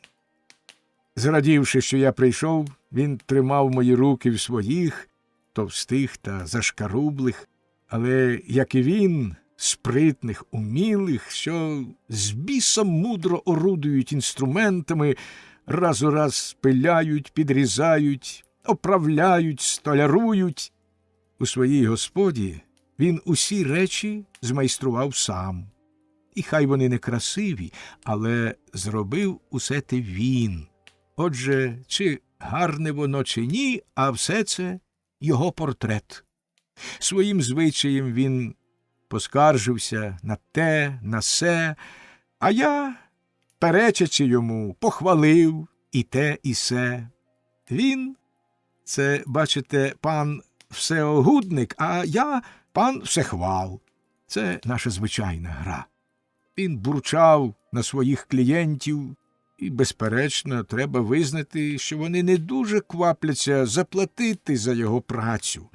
Заборгованість декого з них має 35-літню давність. І хоч він і любить гроші, проте не поспішає стягати їх. Інші, хоч і сплачують борг, то лише коли випадково згадають за це. До того ж натурою. Кошиком яєць, парою курчат. Такий уже звичай. І вони б образились, якби він вимагав свої гроші. Він бурчав, але скорявся. І я гадаю, що на їх місці він робив би так само. На його щастя, йому на життя вистачало. Він збив копійчину, що давала і прибуток. Обмежені потреби, старий парубок, що не бігає за спідницями. Що ж до смакової насолоди, то наша природа подбала за неї, і стіл накритий на наших ланах. Наші виноградники, наші городи, наші саджалки, наші трусячі нори. Не треба щедрішої комори. Головний видаток його – видаток на книжки. Він їх показує, але тільки віддалік, бо ця тварюка не любить позичати. А також на його манію споглядати місяць. Чи не шельма? озброївшись підзорною трубою, нещодавно одержаною з Голландії. На своєму горищі над дахом Межидимарів він приладнав хисткий поміст, звідки з поважним виглядом озирає весь небосхил. Він намагається прочитати на ньому, не дуже розуміючись на цім, письмена нашої долі. А втім, він не йме їм віри, хоч і хотів би йняти. Я його розумію. Приємно з свого вікна спостерігати, як небом линуть небесні світила, неначе дівчата вулицею. Їм приписуєш різні пригоди, інтриги, романи, і чи відповідає воно дійсності чи ні, але все-таки це втішно. Ми довго розмовляли про чудо, про вогненний і кривавий меч, що вночі проти минулої середи з'явився на небі. Кожний тлумачив знамено по-своєму. Звичайно, і той уперто твердив, що лише його тлумачення правильне, але кінець кінцем ми виявили, що ні він, ні я нічого не бачили, бо саме цього вечора мій астролог задрімав біля свого інструмента. Коли довідуєшся, що не тільки ти пошився в дурні, то з цим легше мирися. І ми охоче з цим помирились. Ми вийшли, твердо ухваливши ні про що не говорити кюре. Ми пішли полем, розглядаючи молоді пагінці, рожеві паростки чагарників, пташок, що вили кубла, яструба, що колами ширяв угорі. Ми, сміючись, оповідали один одному про ту штуку, що колись устругнули ми з Шамаєм. Протягом кількох місяців Паяр і я, не шкодуючи праці, навчали великого дрозда, посадженого у клітку, гугенотської пісеньки.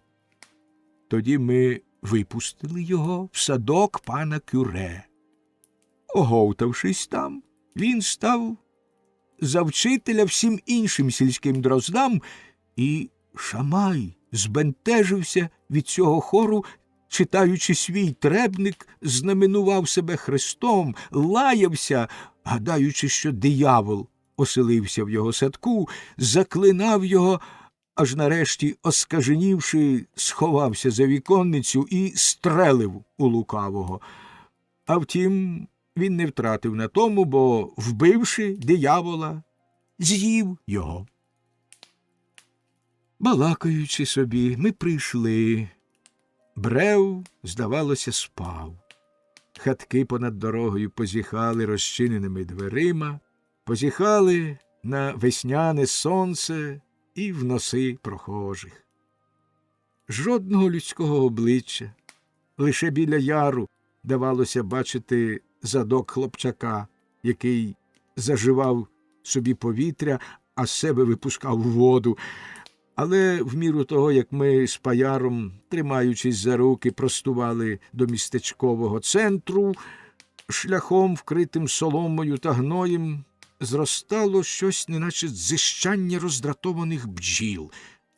І коли ми вийшли на майдан коло церкви, то побачили, що він повен людей.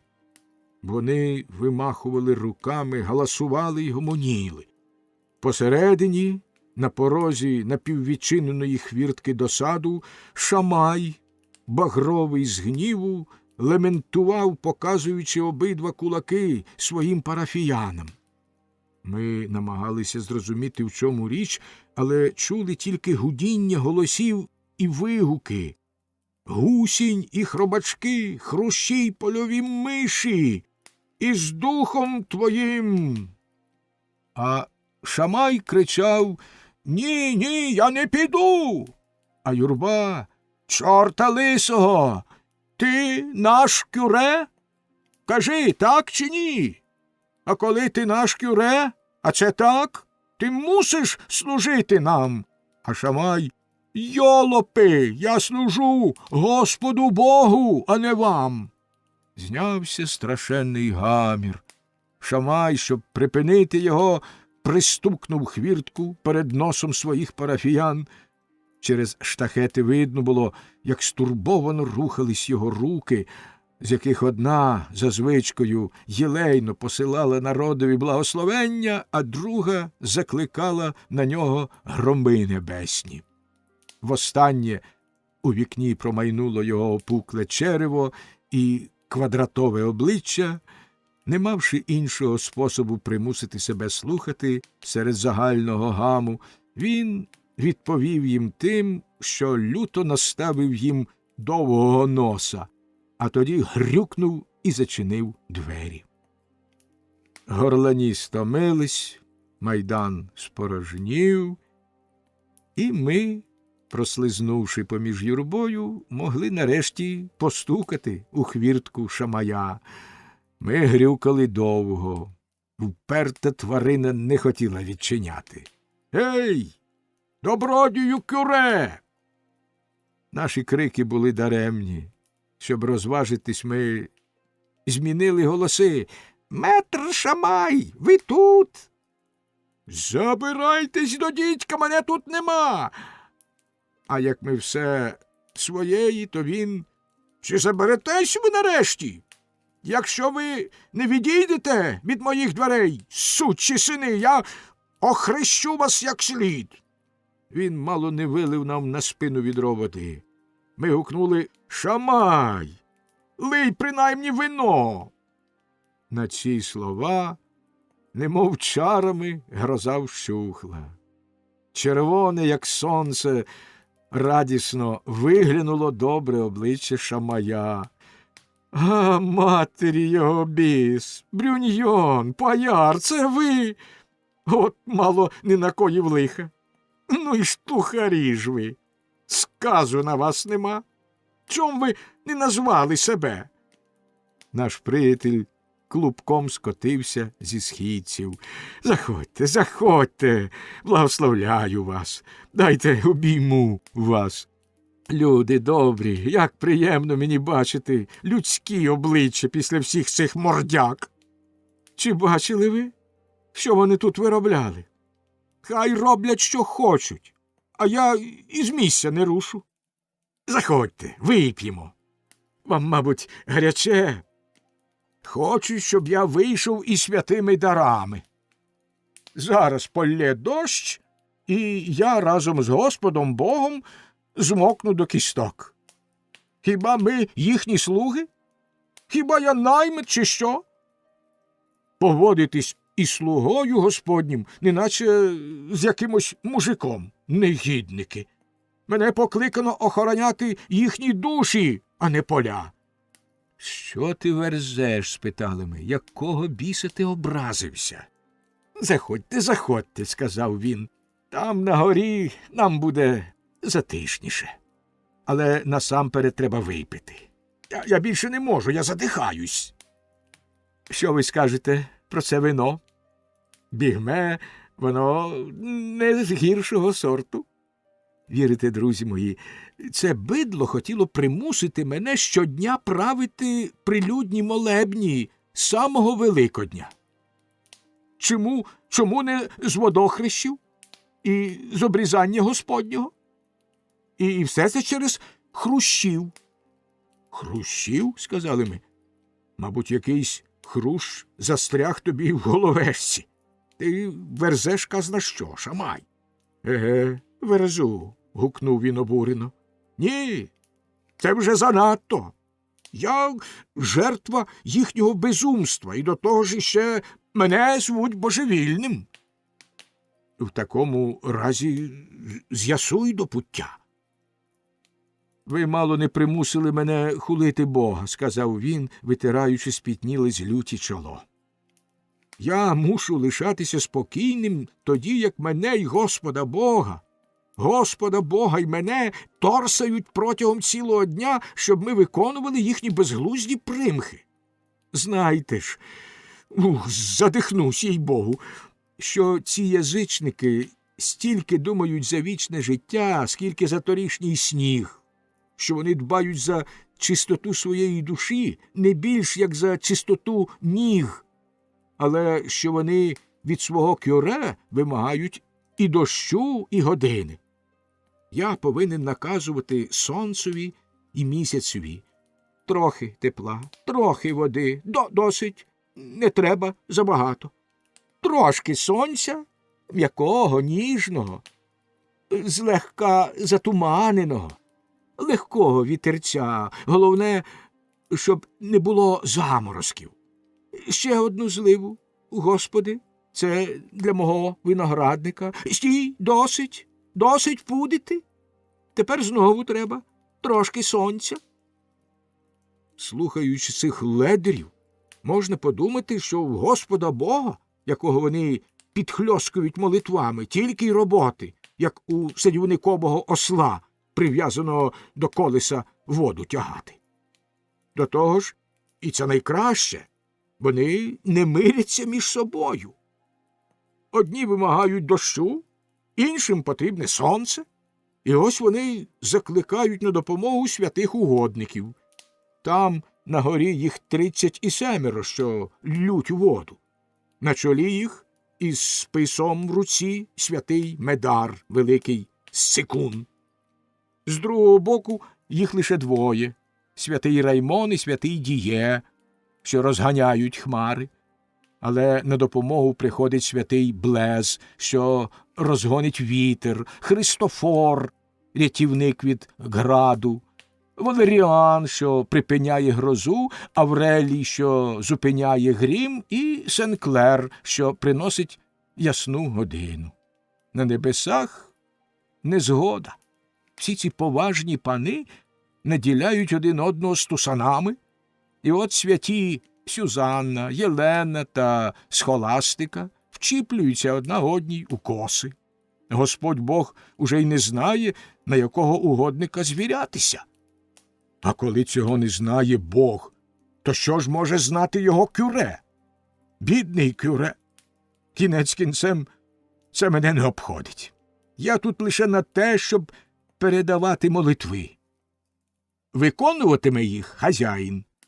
Тому я нічого не говорив би, хоча між нами це ідоловірство нудить мене. Преблагий, Господи Ісусе, невже ти вмер дарма?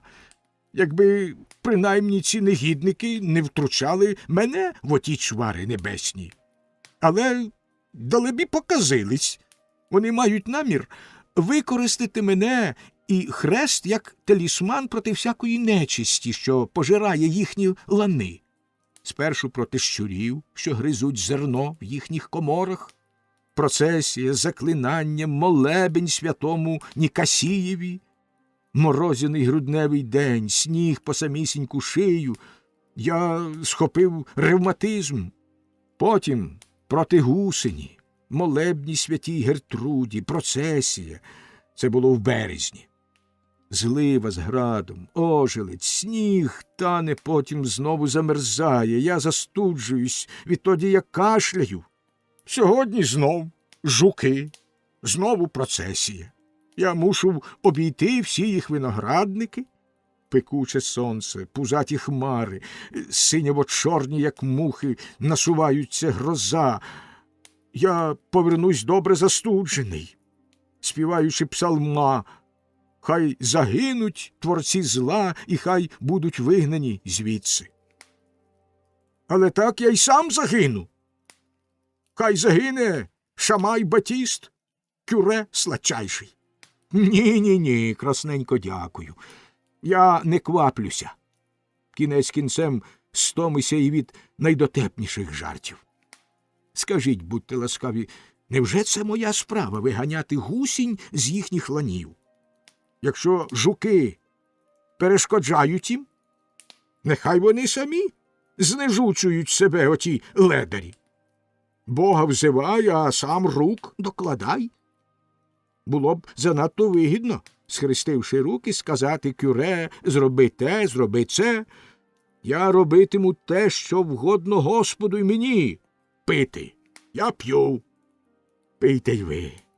Що ж до них, то нехай вони мене обляжуть, коли охота. Мені байдуже, друзі мої.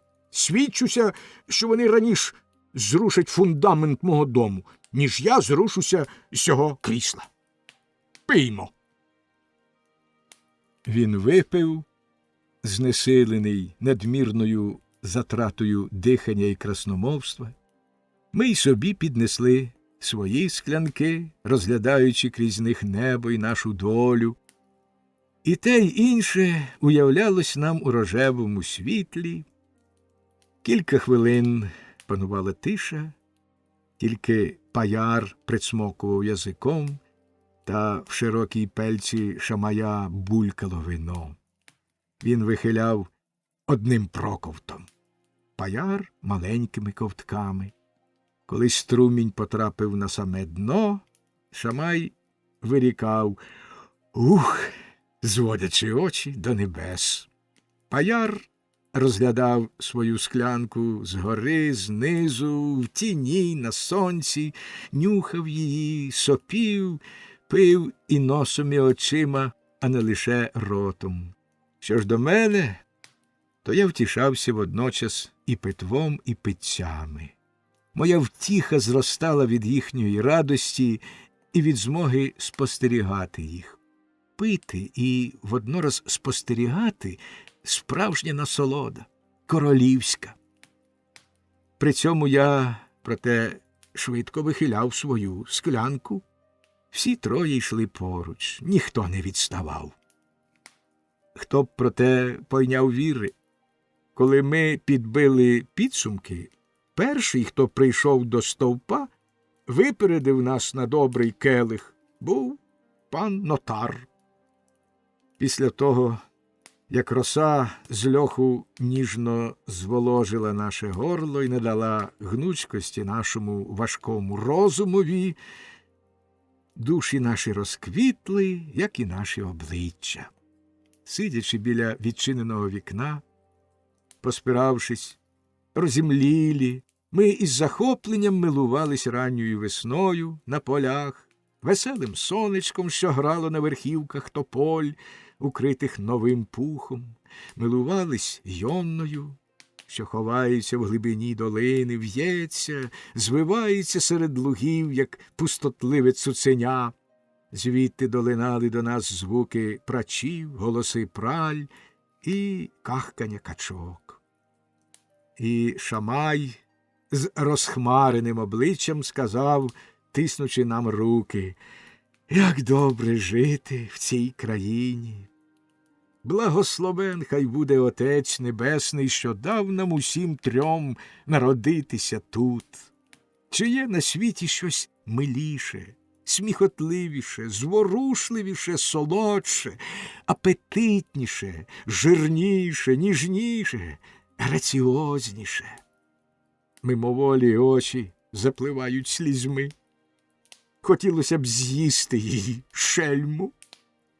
Ми кивнули на знак згоди, але раптом він повів: «Але чому, хай йому хрін, спало йому там угорі на думку припустити, щоб тут вовтузилось це бидло?» Він, звичайно, мав рацію. Він, треба гадати, знав, що робить. Але я, признаюсь, волів би, щоб він не мав рації, і щоб мої парафіяни вирядились до дідька або куди хочуть. До індійців, до султана турецького, байдуже куди, аби тут їх не було. Ми сказали йому: «Шамай, вони скрізь однакові. Як не ті, то інші. Нащо міняти?» «Це значить, – провадив Шамай, – що їх створено не на те, щоб я їх спас, а для спасіння моєї душі, бо я через них мушу прийняти мучеництво на землі».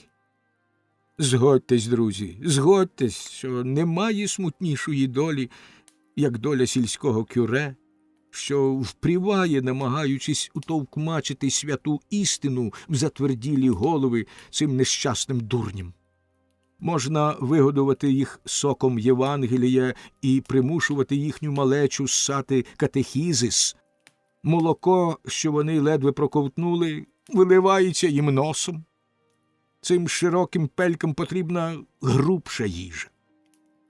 Коли вони деякий час жвакали «Аве» чи товкли літанію, або, щоб почути власне іржання, співали вечерні й повечір'я, жодне святе слово не переступає вже порога їхніх пельок, зморених спрагою. Серце і шлунок не одержують майже нічого. І після, як і до цього, вони лишаються язичниками.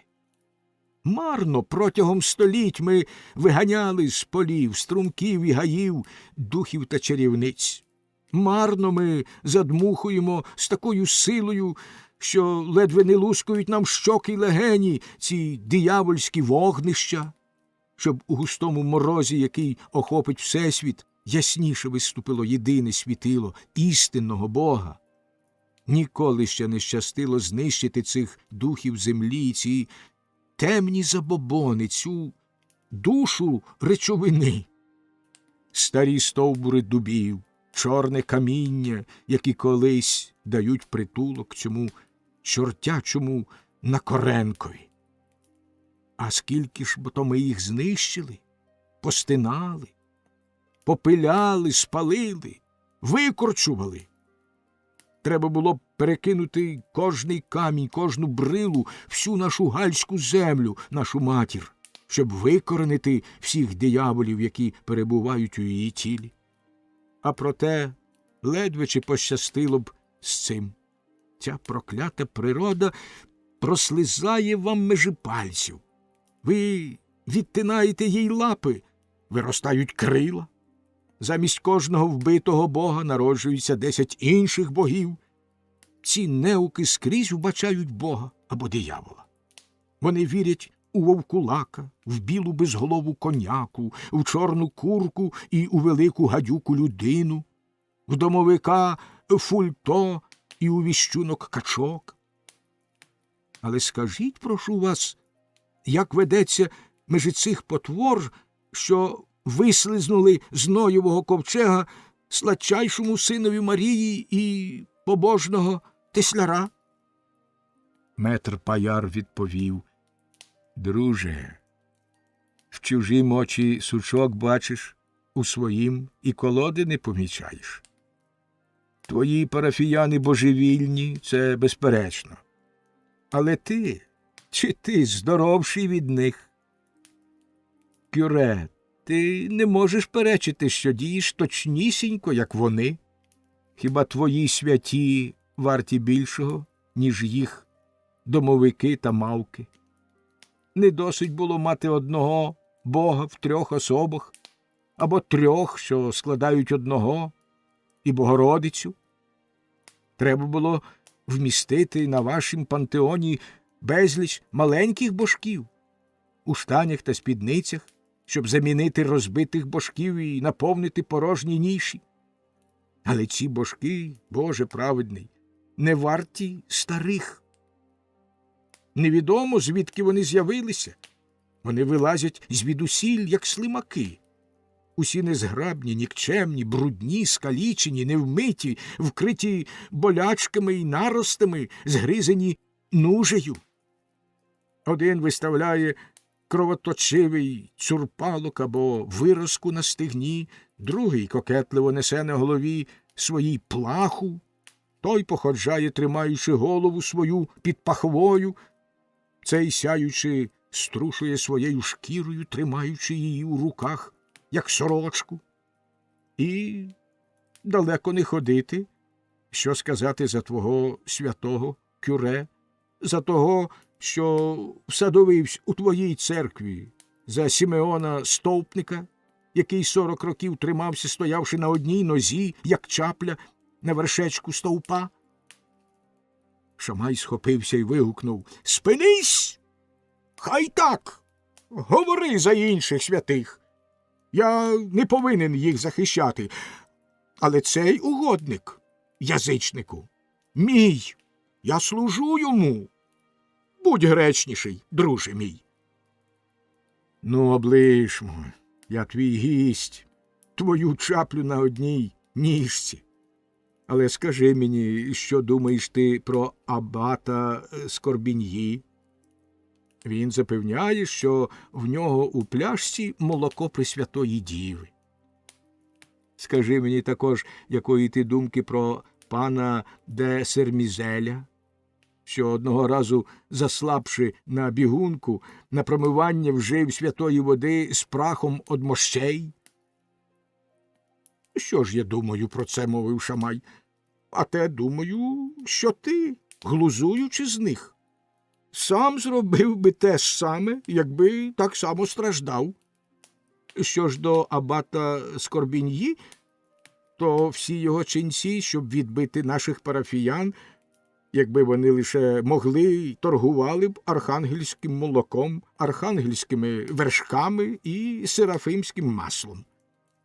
Не говори про цих людей. Чернець і кюре – це те саме, що собака і кішка. В такому разі, кюре, ти не віриш у ці святині? Ні, їхнім мощам я не вірю, а вірю своїм. Я маю частину окосту святої Дієстрини, що очищає сечу і колір обличчя хворим на лишаї. Я маю тім'яну кістку святого Єтупа, що вигонить біса з баранячого черева. Прошу тебе, не смійся. Гріховодо, всміхайся. Ти нічому віри не ймеш. Я маю документи. Тільки сліпий може сумніватися. Я піду до них. На пергаменті, з підписами. Ти побачиш, переконайся в їхній автентичності. Сиди, сиди й дай спокій з документами. Ти теж не ймеш їм віри, Шамай, по носу твоєму знати. Хоч яка б вона була, хоч звідки б походила, кістка завжди є кістка. І той, хто їй вклоняється, і долянин. Кожному його місце, мерцям місце на цвинтарі. Я вірю в живих. Я вірю в те, що зараз ясний день, що я п'ю і розумую. Розумую цілком тверезо. Що 2 рази по 2 – 4, що земля непорушне світило загублене в просторі, який крутиться. Я вірю в Кокіля і можу на пам'ять розповісти тобі, як схочеш, усю збірку звичаїв нашого Нівернуа. Я йму віри також тим книжкам, куди наука й досвід людський просякають крапля за краплею. Крім усього цього, я йму віри власному розумові. І це вже запевне, я вірю також Святому Письму. Немає людини розумної й обачної, що похитнулась би в цій вірі. Вдовольнився ти, кюре? Ні, не вдовольнився, гукнув мій Шамай, дуже роздратований. Чи ти кальвініст, єретик, гугенот, що бурмоче Біблію, повчає свою матір-церкву і вважає, підлий гадючий виплутку, за можливе перебувати без кюре? Тут мій паяр і собі розлютився. Він сперечався проти того, що його названо протестантом, запевняв, що він добрий француз, непохитний католик, але має здоровий розум, що він аж ніяк не каліка духом і тілом, що він опівдні все бачить ясно, не вставляючи окулярів, що він має Шамая за дурня або за тричі дурня, як собі знає, і, шануючи Бога, воднораз шанує свій розум, цей найчудовіший промінь великого світича. Тут вони замовкли і пили обидва, надувшись, бурчачи. Вони сперлись на стіл і сіли один до одного спиною, а я зареготався. Тоді вони помітили, що я нічого не говорив. Я сам це спостеріг тієї хвилини. Доти я так був заглиблений у споглядання їх, що дивився на них, слухав їх, бавився їхніми доводами, наслідував їх очима, лобом, пошепки проказував їхні слова, беззвучно ворушачи устами, як трусик, що жвакає капусту. Але обидва люті балакуни примусили мене об'явити, на чиїм я боці. Я відповів: я обстоюю вас обох, а також декого іншого. За що тут сперечатись? Що більше дурнів, то більше сміху, а що більше сміху, то більш розумнішаєш. Друзі мої, коли ви хочете виявити, чим володієте, ви починаєте з того, що виписуєте на папері всі ваші цифри, а потім додаєте їх. Чом же не додати вам разом і всі ваші примхи? Всі разом вони, може, складають істину. Істина глузує з вас, коли ви хочете опанувати її. Всесвіт, діти мої, має багато тлумачень, і кожне з них освітлює лише один бік справи. Я обстоюю всіх ваших богів, і язичницьких, і християнських, а крім того, Бога, що зветься розум. Почувши це, вони обидва розлючені, повстали проти мене, почали називати мене скептиком і атеїстом. Атеїст? Чого вам треба? Чого ви від мене хочете? Ваш Бог або ваші божки, ваш закон або ваші закони хочуть прийти до мене? Нехай приходять. Я прийму їх. Я приймаю всіх, я гостинний. Господь Бог мені дуже подобається. Його святі і поготів. Я люблю їх, шаную, усміхаюсь їм. Вони хороші люди. Не відмовляються від того, щоб прийти погуторити зо мною. Але, щоб бути з вами щирим, мені, признаюсь, не досить одним одного Бога. Що вдієш? Я ласун, а мене тримають на дієті. Я маю своїх святих, своїх фей та духів, духів повітря, землі, дерев та води. Я вірю в розум. Я вірю також у безумців, що бачать істину. Я вірю також і в чарівників. Мені приємно думати, що земля підвішена, коливається посеред хмар, і я хотів би торкати, розбирати і знову складати цей чудовий механізм світового годинника. Але це зовсім не значить, що я не маю втіхи слухати співи небесних цвіркунів, зірок з їхніми круглими очима, і спостерігати чоловічка з в'язанкою хмизу на місяці. Ви знизуєте плечима, ви обстоюєте порядок. Ну що ж, порядок чого-небудь вартий.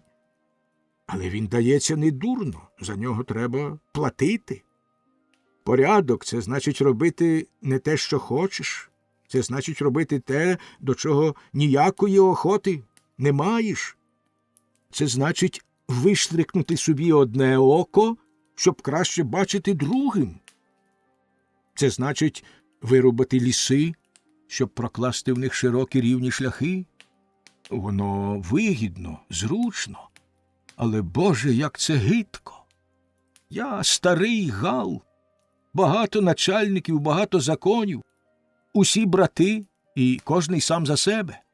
Віруй, будь ласка, і дай мені волю вірити чи не вірити. Шануй розум. І головне, друже, не зачіпай богів. Аж кишить їх із гори, і зі споду, і перед нами, і під нами. Всесвіт вагітний ними, як та поросна льоха. Я шаную їх усіх і дозволяю вам дати мені інших, але не раджу вам відбирати в мене жодного з них або примушувати мене розлучитися з будь-яким з них. Хіба що цей шалапут занадто зловжив моєю довірою? Порушені жалем до мене паяр і кюре спитали, як можу я намацувати свою тропу серед цієї плутанини. Я намацую її легко, відповів я. Всі стежки мені відомі, і я любісінько походжаю ними. Коли я сам іду лісом з Шаму до Везеле, невже ви гадаєте, що мені потрібний шлях? Я йду і йду, заплющивши очі, стежками та браконьєрськими прослідками, і якщо я, може, запізнююсь, то принаймні приношу повнісінький яхтдаш. Усе на своєму місці, упорядковане, з ярличками. Господь Бог у церкві, святі по своїх каплицях, феї серед полів, розум у моїй голові. Вони всі в добрій злагоді, кожному своє, свої обов'язки і свій дім. Вони не коряться якомусь деспотові-королю, але на зразок панів з Берна та їх союзників вони утворюють зв'язані один з одним кантони. Сильніших і слабших там нема. Проте не дуже звіряйся на них. Іноді, борючись проти сильнішого, вдається по допомогу до слабших. І, безперечно, Бог сильніший, ніж феї, а втім, йому доводиться зважати на них. І Господь Бог наодинці не сильніший за них усіх. Сильний завсіди зустріне сильнішого, що його пожере, чий батько дужчий. Отож, ніхто, бач, не виб'є з мене думки, що Всевишнього Бога ще жодна істота не бачила. Він задалеко, зависоко, заглибоко, не сягне око, як наш владар-король. Ми знаємо дуже добре його слуг, управителів, намісників, але сам він перебуває у себе в Луврі. Господь наш, той, кому всі моляться, це, як кажуть, пан де Кончіні. Та ну бо не бий мене, Шамай, я скажу, щоб не гнівити тебе, що це наш добрий герцог, пан де Невер. Хай благословить його небо, я шаную і люблю його, але перед владарем з Лувру він замовкає і добре робить. Хай буде так. Хай буде так, сказав паяр, але воно не так. Гай-гай, так має бути. Без пана розкусиш Жана. Відколи вмер наш Генріх і королівство перейшло до жіночої лінії, принци завели негідні їх іграшки. Іграшки принців розважають лише тих, хто в них бере участь. Ці грабіжники ловитимуть рибу у великій саджанці і спустошать скрині арсеналу, де сплять золото й майбутні перемоги, що на них чатує пан де Сюллі. Ой, коли б уже прийшов месник, постинав їм голови і примусив їх повернути золото, що вони пожерли. Далі ми говорили ще чимало такого, чого при доброму розумі не варто записувати. Цієї бо пісні ми всі співали в унісон. Ми виконали також декілька варіацій про принців у спідницях, про отченашників у пантофлях, про гладких прилатів, про ледарів ченців. Мушу зауважити, що Шамай імпровізував на цю тему чудові блискучі пісні, і тріо після солодкомовних пісень так само на один голос заспівало злосливих, не про нещирих праведників, а про тих, що кидаються з однієї крайності до іншої, про фанатиків різних мастей, гугенотів, святенників, дурнів заплішених, які запевняють, ніби любов до Бога можна прищепити ломакою або кинджалом. Адже Господь Бог не погонич віслюків, щоб керувати нами кийком. Хто хоче занапастити свою душу, нехай занепащає. Чи треба до того ще катувати його за життя і палити його? На Бога дайте нам спокій. Нехай у нас у Франції кожне живе по-своєму і дає жити своєму ближньому. Найнечестивіший з усіх – християнин, бо Господь вмер за все людство. До того ж, кінець кінцем і гірший, і праведніший – це тільки нещасне бидло. Їм не личать ні гордощі, ні жорстокість. Вони подібні один до одного, як дві краплі води. Тут, натомлені розмовою, ми заспівали втрьох гімн Вакхові, цьому єдиному богові, з приводу якого я, Паяр і Кюре були однієї думки. Шамай голосно оповістив, що він віддає йому перевагу перед усіма іншими, яких ці огидні ченці, Лютер та Кальвін і інші балакуни, проповідники вихваляють у своїх казаннях. Вакх – це Бог, що заслуговує на увагу, це Бог шляхетного, щиро французького походження, що я кажу, християнського, брати мої, бо чи не подають іноді Ісуса на старовинних іконах у вигляді вакха, що топче ногами виноградні грона? Випиймо ж, друзі, за нашого Збавителя, нашого християнського вакха, нашого веселого Ісуса. Його чудова багряна кров дзюркотить у надрах наших пагорків і насичує ароматом наші виноградники, наші вуста й душі, і вливає свій сумирний, людяний, благородний і незлісно насмішкуватий дух у нашу ясну Францію з її добрим розумом та здоровою кров'ю.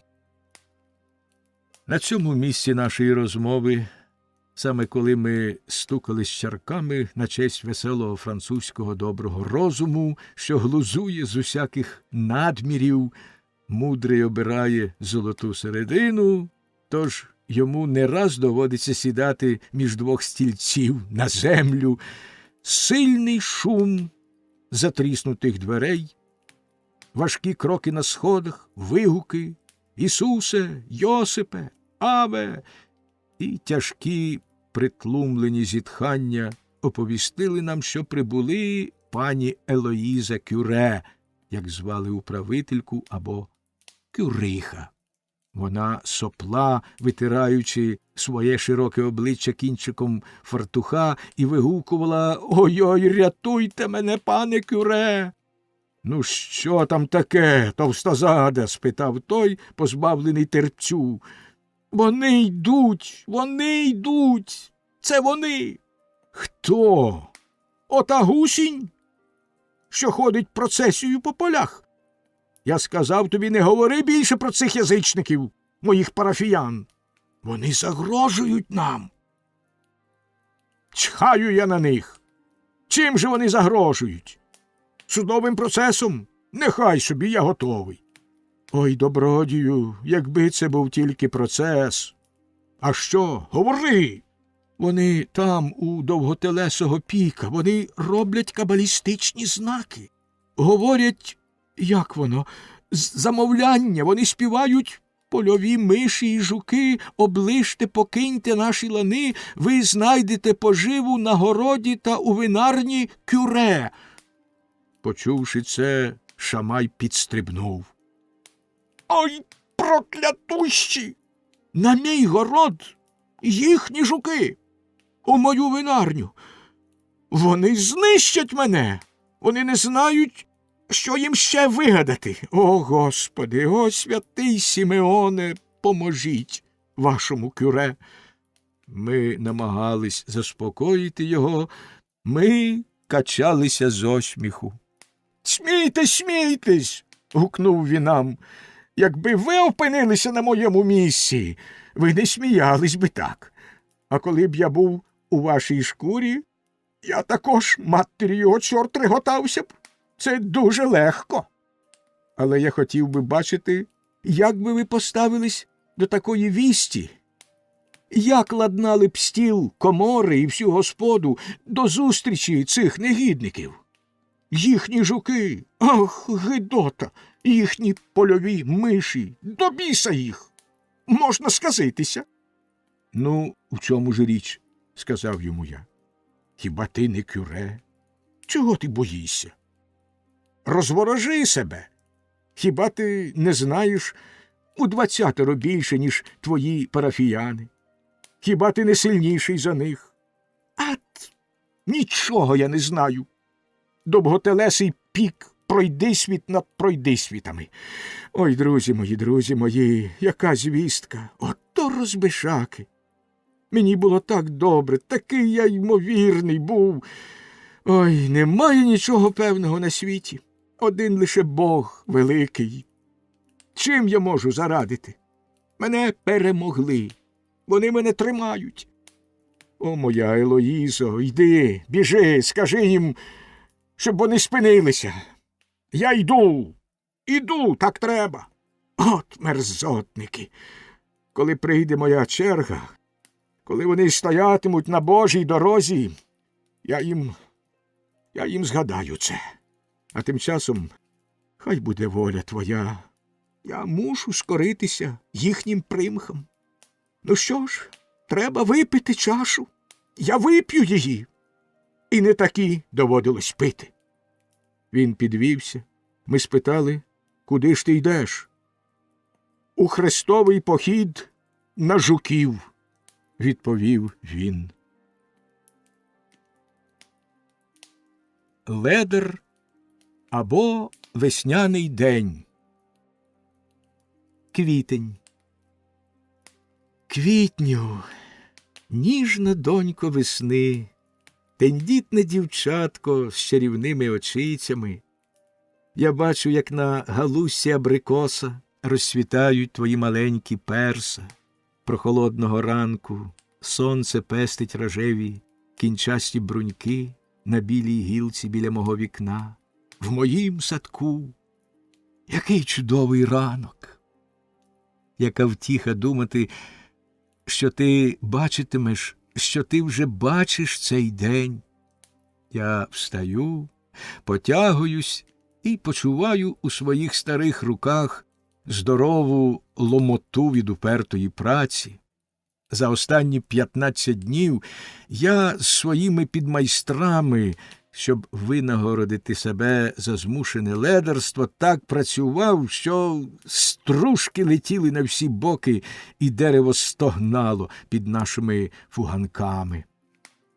На жаль, наша завзятість до роботи не дорівнює завзятості наших покупців. Ніхто нічого не купує, а ще менше поспішає хтось платити за замовлене.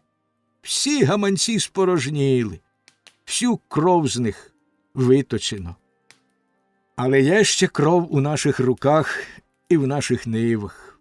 Земля в нас добра, та, з якої створено мене, і та, що на ній я живу, це та сама.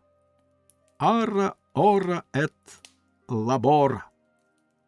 Ори, молись і трудись, і будеш король. А якщо це так, то свідчуся честю, всі кламсійці – королі, або будуть ними. З самого ранку я чую, як лопотять колеса у млині, як сопуть ковальські міхи, як б'є молоту ковадло, як сокири трощать кістки в різниці, як пирхають коні на водопої, співає швець, забиваючи цвяхи, як гуркотять шляхом колеса возів і клацають кінські копита, як візники ляскають пугою. Я чую базікання перехожих, голоси, дзвони, одним словом, дихання цілого міста, що працює, міста, що каже «Патер ностер, Отче наш». Ми місимо хліб наш щоденний, чекаючи, поки ти нам його даси. Так чинити мудріше. А над моєю головою чудове блакитне весняне небо. У небі мчиться вітер, женеться за білими хмарками, пече сонце й бадьорить повітря, і ніби відроджується молодість. Вона вертається швидким льотом із глибини віків, і знов лагодиться звите кубелечко під покрівлею мого старого серця, що чекає на неї. Чарівна втікачка, як люблять її, коли вона вертається. Далеко більше, далеко сильніше, ніж першого дня. У цю мить я чую рипіння флюгарки на даху і верескливий голос моєї старої. Вона комусь кричить, може, й мені, я не прислухався. Але сполохана молодість утекла. Хай ти пропадеш, скрипуча флюгарко. Вона, розлючена, я кажу про мою стару, спускається сходами і починає туркати мені у вухо. Що ти робиш, проклятий ледарю, спустивши руки, лупаючи очима, роззявивши рота, як вершу? Ти лякаєш пташок небесних. Чого ти чекаєш? Щоб смажений жайворонок скочив тобі в рота? Чи, може, щоб ластівка тобі вгамувала спрагу? А я тим часом сушу себе, знесилююсь, упріваю, всі сили напружую, працюю, як стара шкапа. І все для цієї гадюки. Ну що ж, жінко, безсила, така твоя доля. А проте, ні, не буде цього, бо Всевишній не сказав, що на нас припаде весь тягар, а Адам походжатиме, склавши руки. Я хочу, щоб і він страждав, щоб і він нудився. Якби це було інакше, якби він, негідник, тільки веселився, можна було б утратити віру в Бога. Але, на щастя, тут я, і я зумію виконати святу волю його. Годі сміятися, до праці, коли хочеш, щоб кипіла страва. Та він і не слухає мене. Чи поворухнешся ти? Лагідно всміхаючись, я сказав: звичайно, любко моя, гріх сидіти в хаті такого ранку. Я заходжу до майстерні і кажу під майстрам: мені потрібен, друзі мої, шматок дерева, гнучкого, м'якого й міцного. Я піду подивитись, чи немає в Ріву на складі гарної 3-дюймової дошки.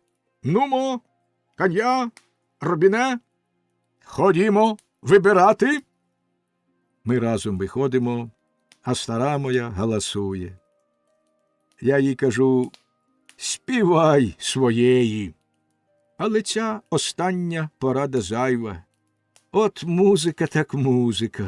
Я заходився свистіти, щоб потягнути за її співом, а добряча душа Кан'я сказав: ех, пані матко, можна подумати, що ми виряджаємося у мандрівку. За якихось чверть години ми повернемось. З цим негідником, відповіла вона, хіба можна чогось певним бути?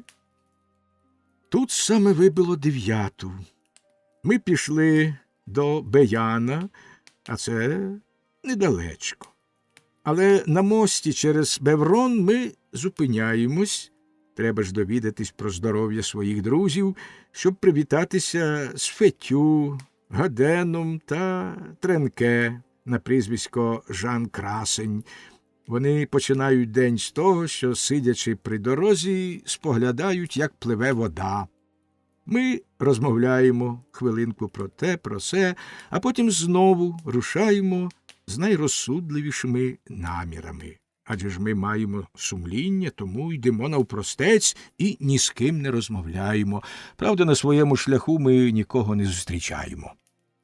Ми лише милуємось небом, та ж ми відчуваємо таки красу природи, молодими весняними паростками, яблунею, що цвіте в рові під міським муром, дивимось на листівок, перепочиваємо, сперечаємось про напрямок вітру.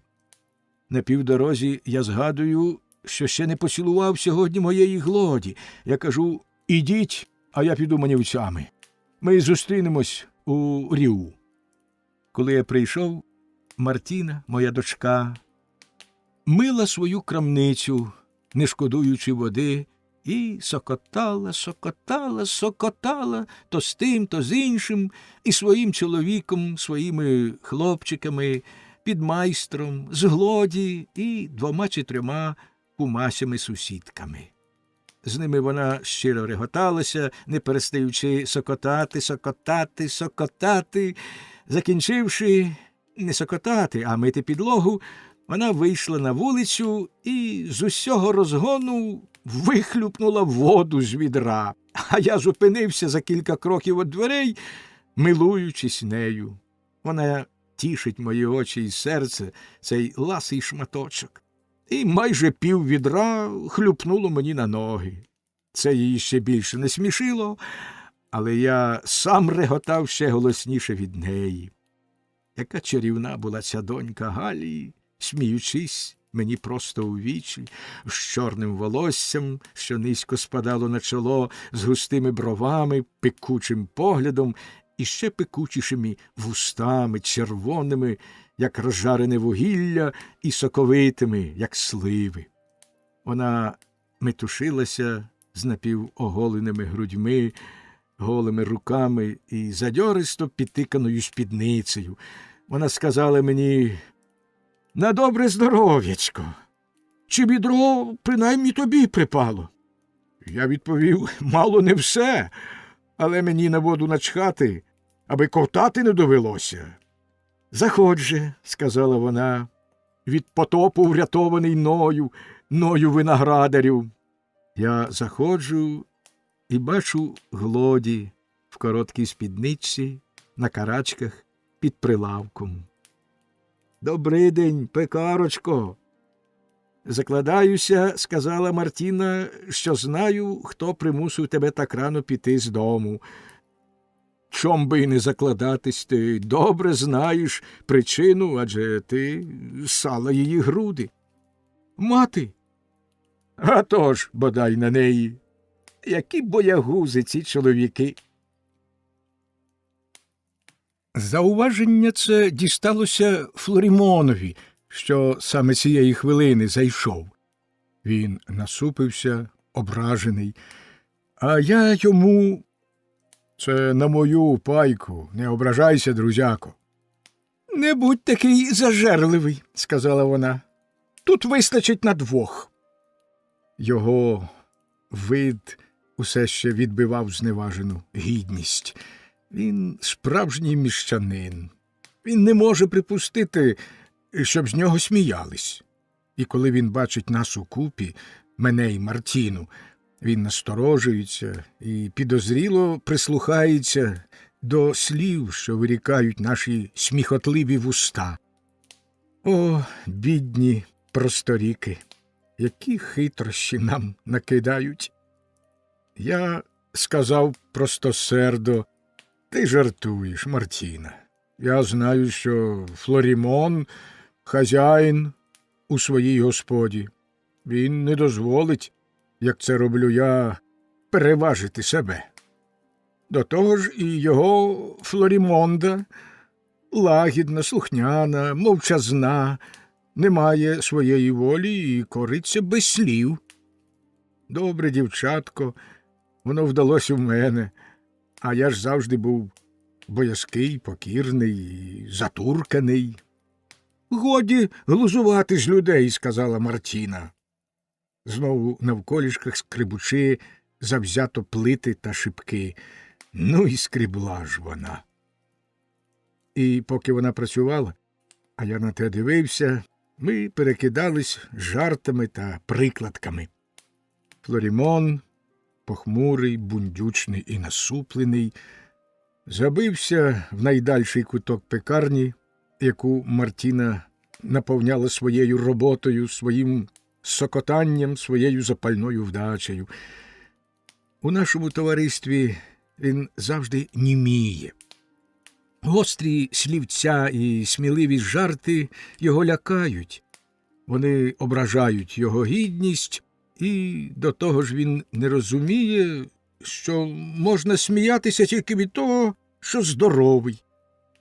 Він невисокий на зріст, блідий, кволий і понурий. Він любить на все скаржитись. Він не бачить нічого доброго, мабуть, тому що бачить лише самого себе. З обмотаною серветкою курячою шиєю він мав переляканий вигляд і зиркав на всі боки. Нарешті він сказав: «Тут страшенний протяг, іначе десь на башті, всі вікна нарозпаш». Мартіна сказала, не кидаючи своєї роботи: «Ну, а я задихаюсь». Кілька хвилин Флорімон намагався стримати себе.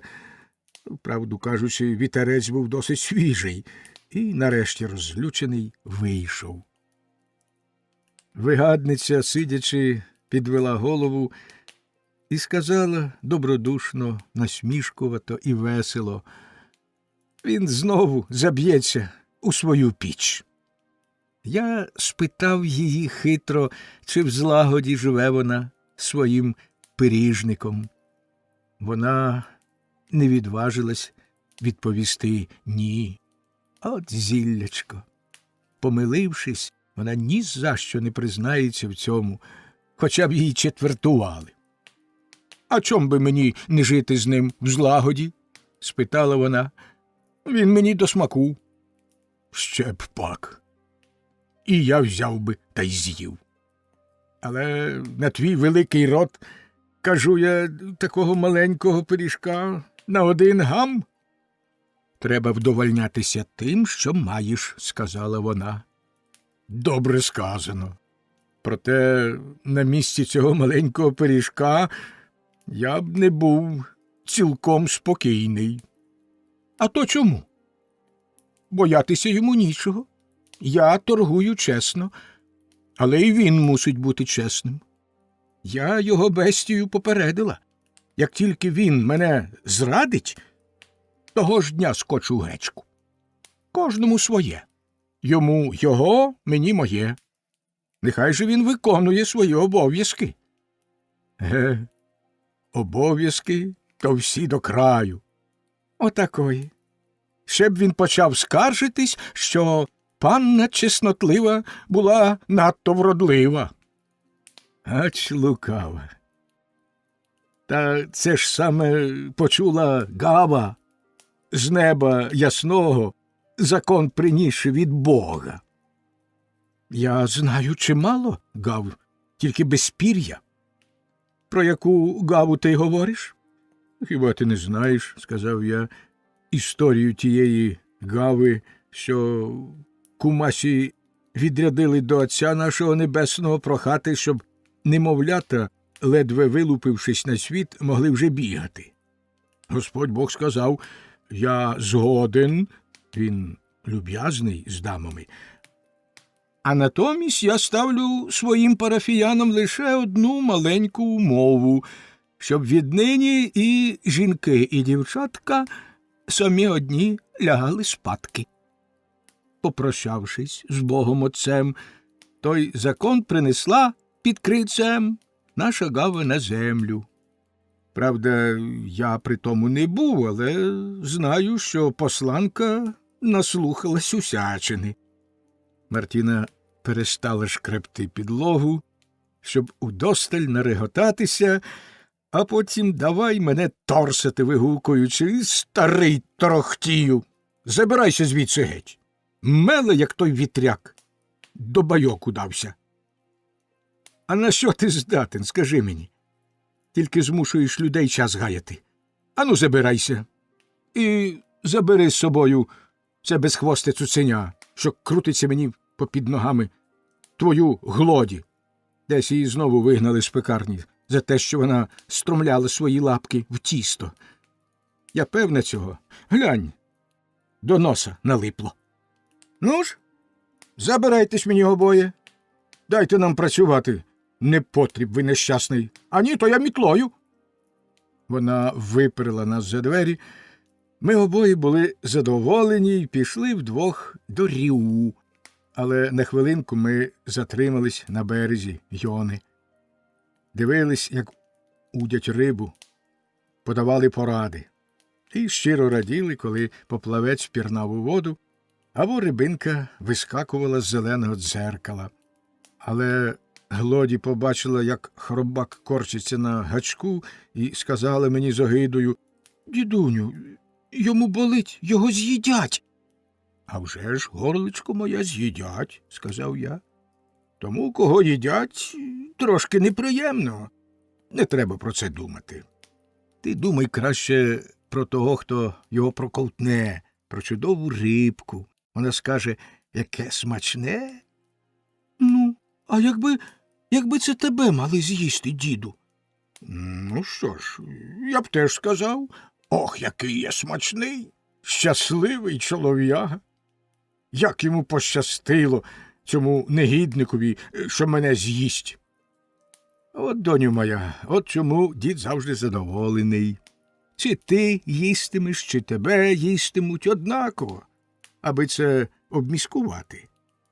Хто в Бургундії вродився, той ніколи не смутився. Так, розмовляючи, ми непомітно опинилися, ще не було й 11-ї години, в Ріу. Кан'я й Робіне чекали на мене, але спокійненько собі, пороздягавшись на березі.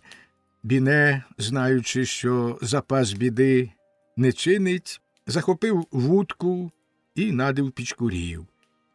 Я зайшов на подвір'я. Коли я опиняюсь серед чудового, складеного на землі дерева, зовсім оголеного, коли я відчуваю солодкий дух стружок, признаюсь, час лине мені непомітно, як вода. Мені кортить пестити стегна дерев, я кохаю їх більше за жінок. Кожний має свої примхи. Дарма, що я знаю, яке мені потрібне і яке виберу. Якби я був у турецького султана і побачив би на ринку ту, що кохаю серед 20 інших оголених красунь, чи не думаєте ви, що моє кохання заважило б мені пасти очима принади інших? Ге-ге, нема дурних. Навіщо дав мені Господь очі, що жадібно вбирають красу, якби я мусив їх закривати, коли вона з'являється?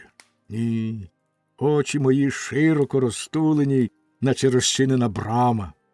Усе до них потрапляє, і ніщо не ховається. І, подібно до того, як я, старий хитрець, умію вгадувати бажання, хитрощі та лукаві думки, приховані під жіночою шкірою, так і під грубою, але гладкою корою моїх дерев я вмію вгадувати приховану в них душу, що вилупиться з яйця, якщо я бажаю його вилупити. А поки я цього забажаю, Кан'я, знетерпеливившись, цей хлопчик усе ковтає, не розбираючись, тільки ми, старі, вміємо смакувати страву, перегукується, надриваючи собі пельку із плавниками лісу, що вештаються на тому боці Йонни, чи стоять, як журавлі, на Беянськім мості. Якщо пташки в обох цих околицях і різняться одна від одної, то звичаї в них однакові. Вдень вони сидять, як насідалі, на парапеті моста, а ввечері полощуть свій дзьоб у найближчому шинку. Розмова, як слід синам Беврону і синам Віфлеєма, оздоблена жартами. Ці панове з Іудеї звуть нас хлопством, бургундськими слимаками і гнойовиками, а ми відповідаємо на їх любі словечка тим, що звемо їх жабами і щучими мордами. Я кажу «ми», бо, почувши псалми, не можу стриматись, щоб і собі не сказати «Ора про нобіс» – «молись за нас». Доводиться бути ввічливим. Коли з вами заходять у розмову, треба відповідати. Чесно перекинувшись кількома гострими слівцями, раптом лунає полудневий «Ангелус» – молитва.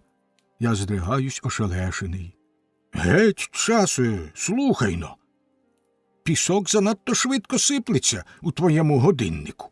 Я прошу моїх добрих сплавників, по-перше, допомогти Кан'я і Робіне навантажити мій повіз і, по-друге, відвести його до Беврону з усім вибраним деревом. Вони кричать: «Ото чортів бруньйон! Ти не дуже церемонися!» Галасують вони добре, проте волю мою вволюють. Вони мене в тайниках душі люблять. Повертались ми чвалом. Крамарі дивились на нас, стоячи на порозі своїх крамниць і дивуючись нашій завзятості.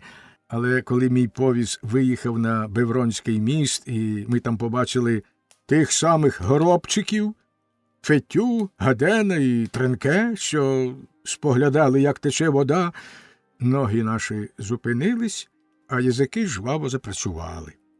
Одні зневажали других за те, що вони щось роблять, а ті зневажають цих за те, що вони нічого не роблять. У цій сварці ми використали весь свій репертуар. Сівши на мостинах, я чекав кінця, щоб присудити комусь приз. Раптом хтось зарепетував над моїм ухом: «Розбійнику! Нарешті ти повернувся! Скажи ж мені кінець кінцем, що ти робив з 9-ї години по дорозі з Беврону в Беян, ледарю? От нещастя моє! Коли б ти повернувся додому, якби я тебе не зловила? Додому, падлюко, обід мій пригорів!»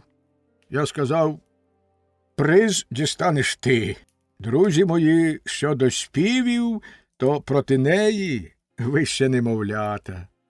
Моя похвала ще додала їй пихи. Вона нас почастувала ще одною стравою.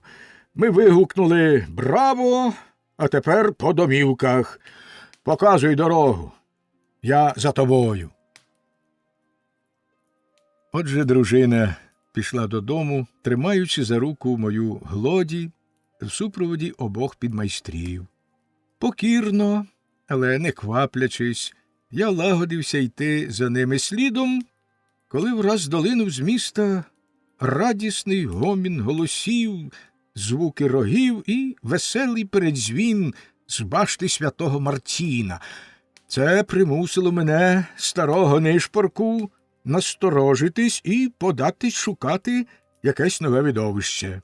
Це було весілля пана Д'Амазі з паною Лукрецією де Шампо, донькою стягача податків. Щоб побачити, як весільний поїзд зайде до церкви, всі кинулись, перестрибуючи кілька східців, щоб досягти майдану перед замком. Будьте певні, що я не був з останніх. Така нагода трапляється не щодня.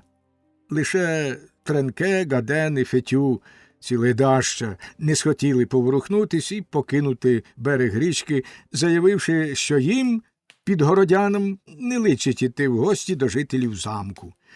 Я, звичайно, шаную гордощі, а самолюбство – річ чудова, але заради цього жертвувати своєю розвагою красненько дякую. Така любов варта любові того кюре, що сік мене різками, коли я був малий, запевняючи, що він це робить мені на користь. Дарма, що я одним махом перескочив 36 сходин, які ведуть до церкви святого Мартіна, але опинився на майдані, яке нещастя, коли весільний поїзд увійшов до церкви. Довелося, це було конче потрібно, почекати, поки він вийде. Але ці проклятущі попи не можуть доста натішитися своїми співами. Щоб згаяти час, я став пропихатися, заливаючись потом до церкви, обережно розштовхуючи податливі черева і гладкі зади. Але на паперті юрба притиснула мене, як жива перина. Я опинився, немов у теплому ліжку під пуховою ковдрою. Якби я не був у святому місці, признаюсь, у мене з'явились би грайливі думки.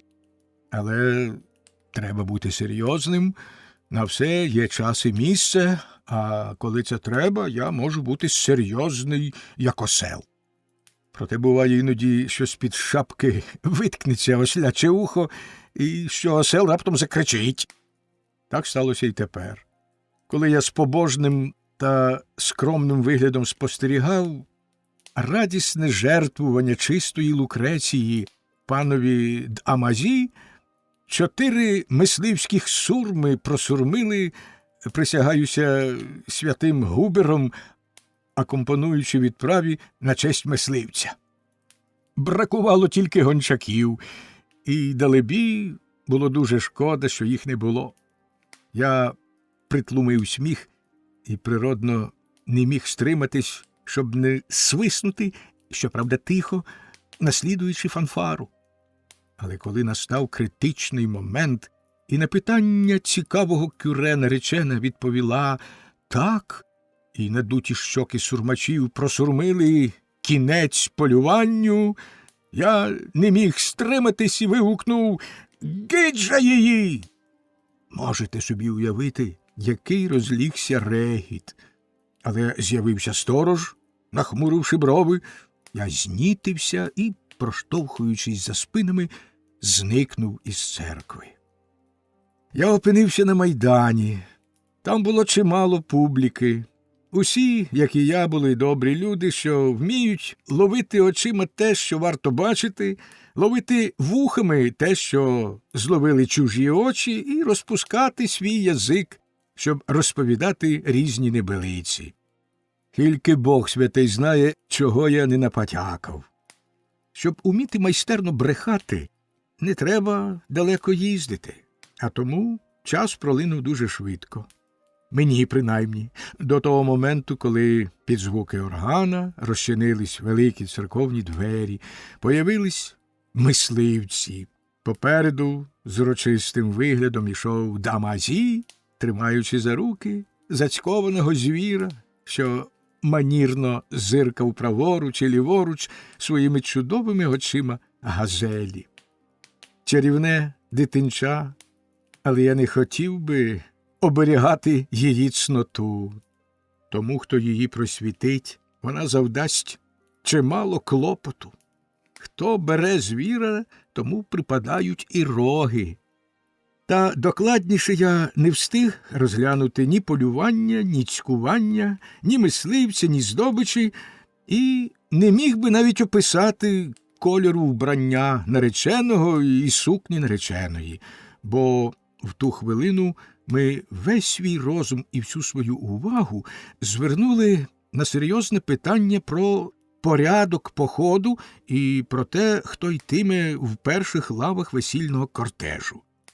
Розповідали, що, заходячи до церкви, а чом я там не був, суддя та старшина, він же такий мер, зіткнулись на порозі, як 2 барани.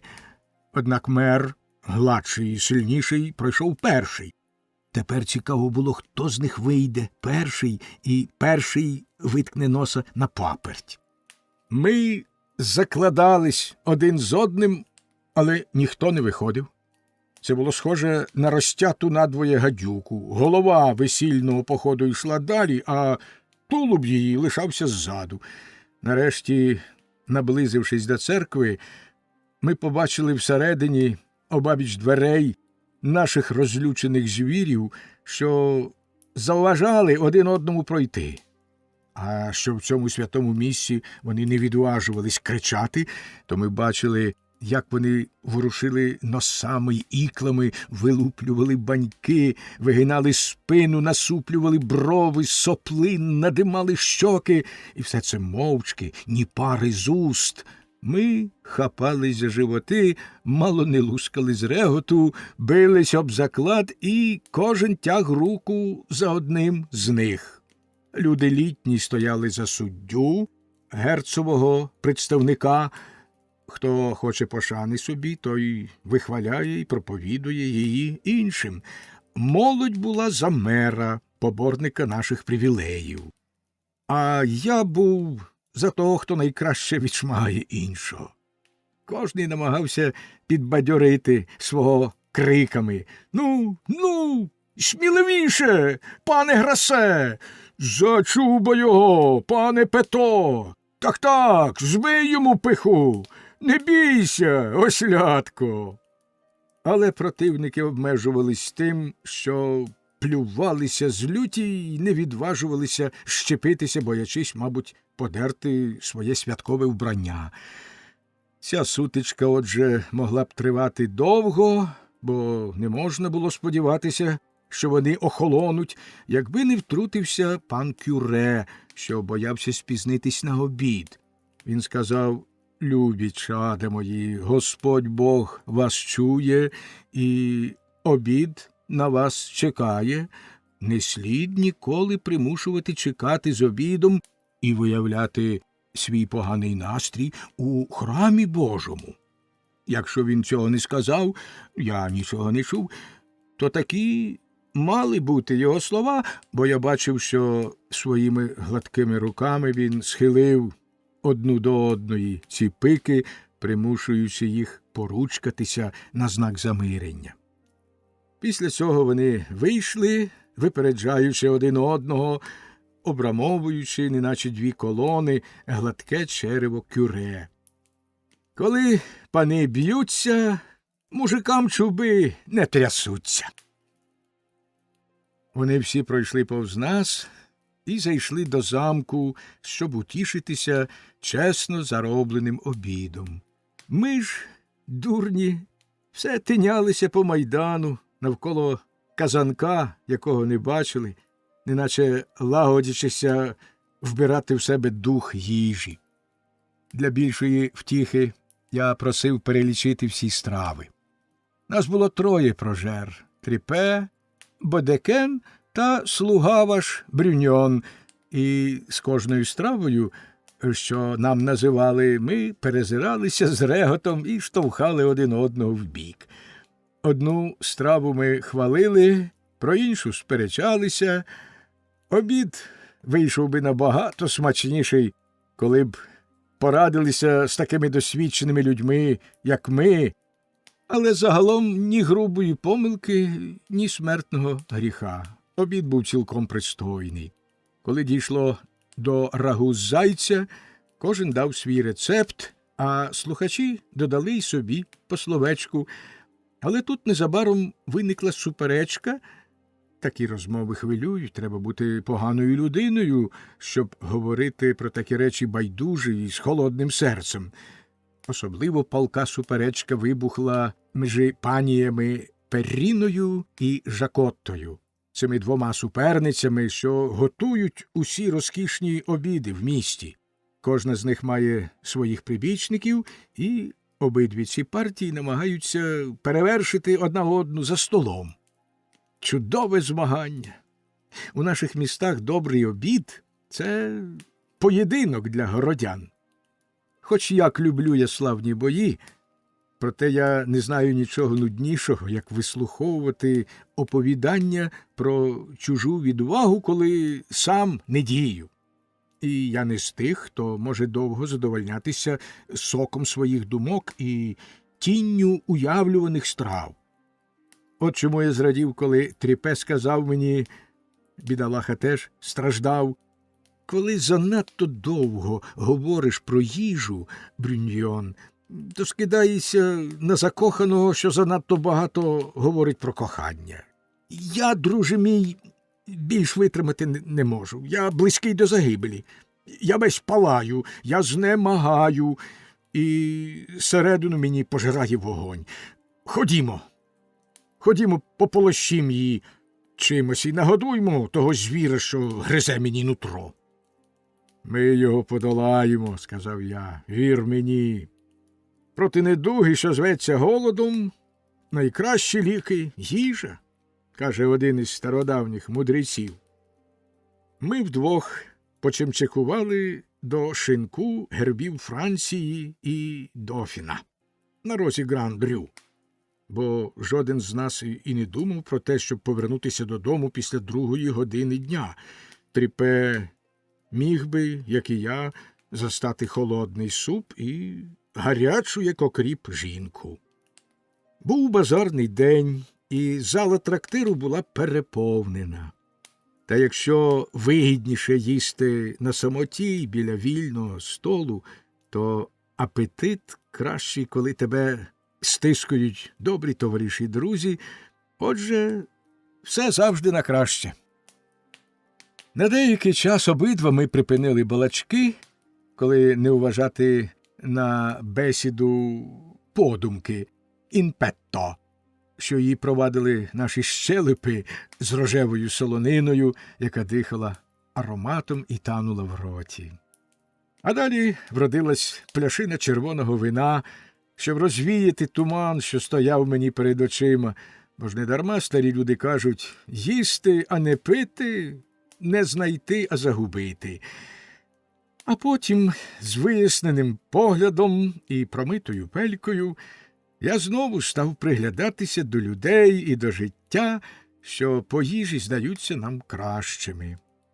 Біля сусіднього стола сидів кюре з нашої околиці, а проти нього стара фермерка, що липла до нього. Вона згиналась і, розмовляючи, втягала голову в плечі, схиляла її набік і підлесливо звертала до нього обличчя, неначе на сповіді. І кюре також слухав її, обернувшись до неї в профіль поблажливо, водночас нічого не чуючи, на кожний її уклін ввічливо вклонявся, не забуваючи при цьому зробити ковток, і, здавалось, хотів сказати «Іди, дочко моя, розгрішаю тебе, абсолво те, гріхи твої тобі відпускаються, бо Господь милосердний, я добре пообідав, бо Господь милосердний, і ця кров'яна ковбаса дуже добра».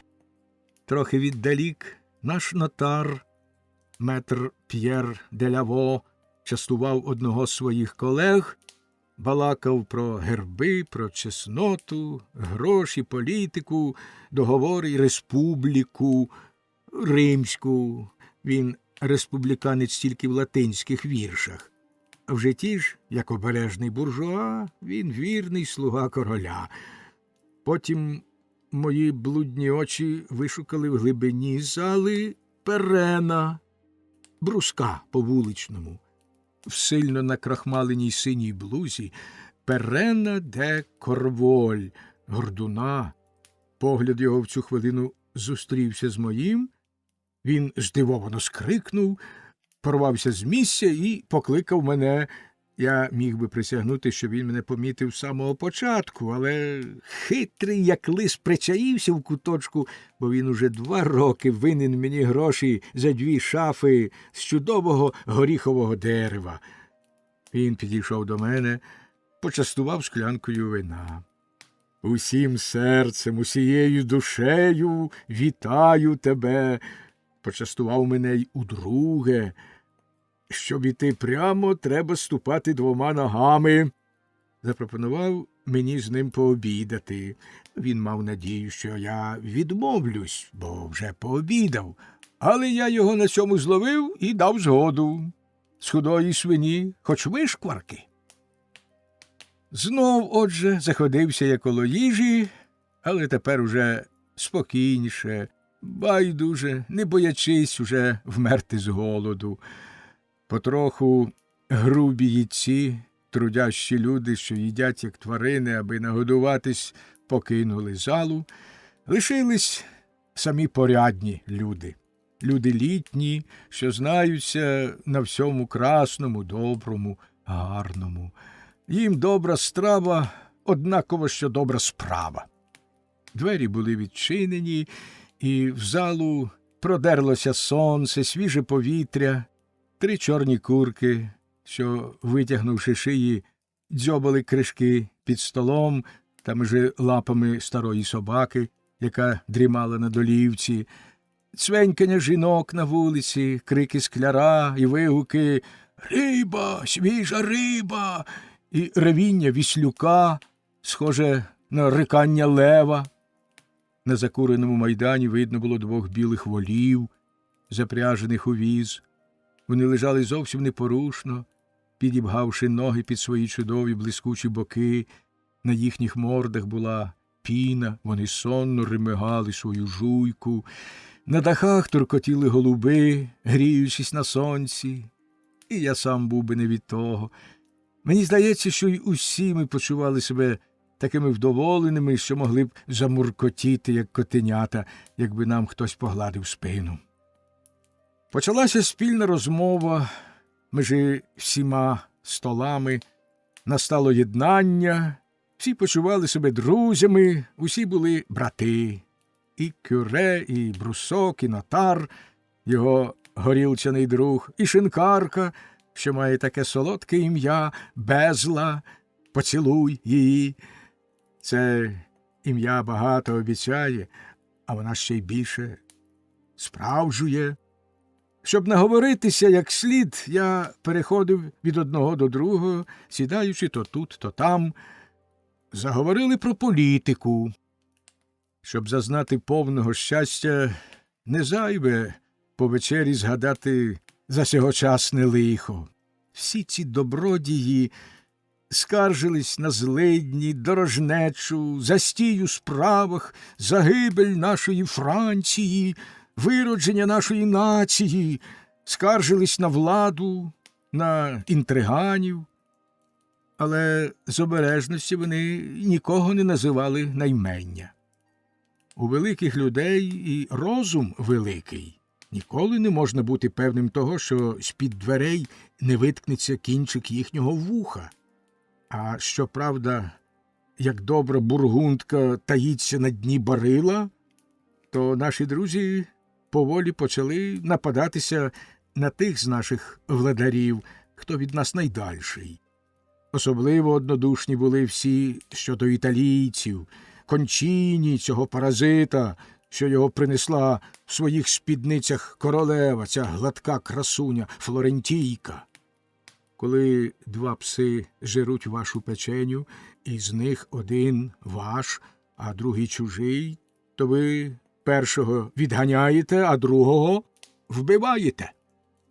З почуття справедливості і воднораз суперечності я сказав, що слід покарати не одного пса, а обох, що, послухавши цих людей, можна подумати, немов усе лихо у Франції від Італії, і неначе, хвала Богові, нам не бракує ні біди, ні шахраїв. На це всі в один голос заперечили, що шахрай-італієць вартий 3 інших, і що 3 чесних італійці не варті й третини одного чесного француза.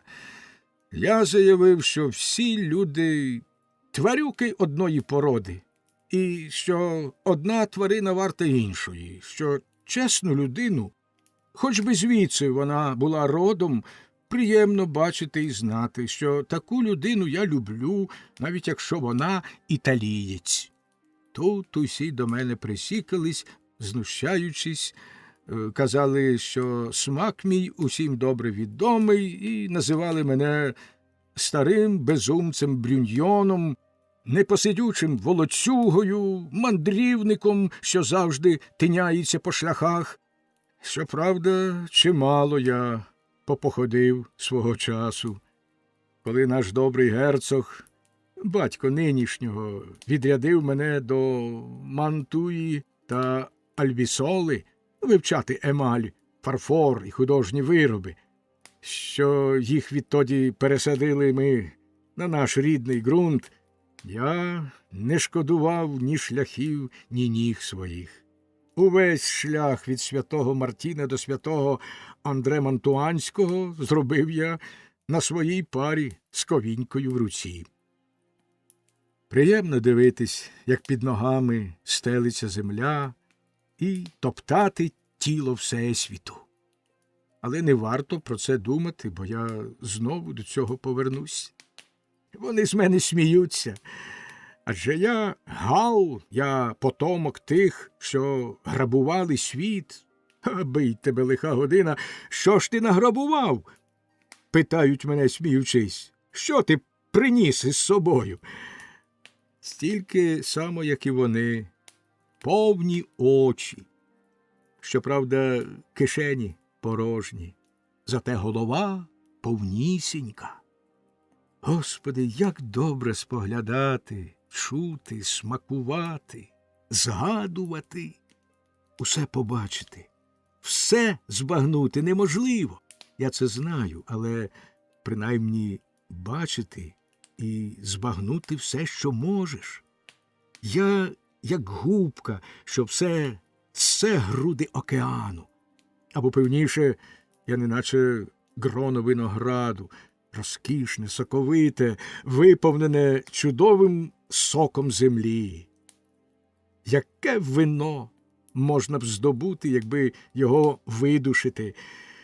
Але я не такий бовдур, діти мої, я його вип'ю сам, бо ви нехтуєте ним. Ну що ж, я хотів поділитися з вами крихтами того щастя, що набирав у своїй путі, усіма чарівними спогадами про сонячні краї. Та люди в нашій країні недопитливі. Хіба но щодо свого сусіда, а зосібно сусідки. Все інше занадто далеко, щоб йому віри пойняти. Хочеш, іди й дивись сам. Тут я бачу досить цікавого. Хто в Римі побував, той утратив, не придбав. Чудово. Я дозволяю їм міркувати і нікого не приневолюю. Раз ви цього не хочете, я переховую все бачене під віями в глибині своїх очей. Не слід давати людям щастя проти їх бажання.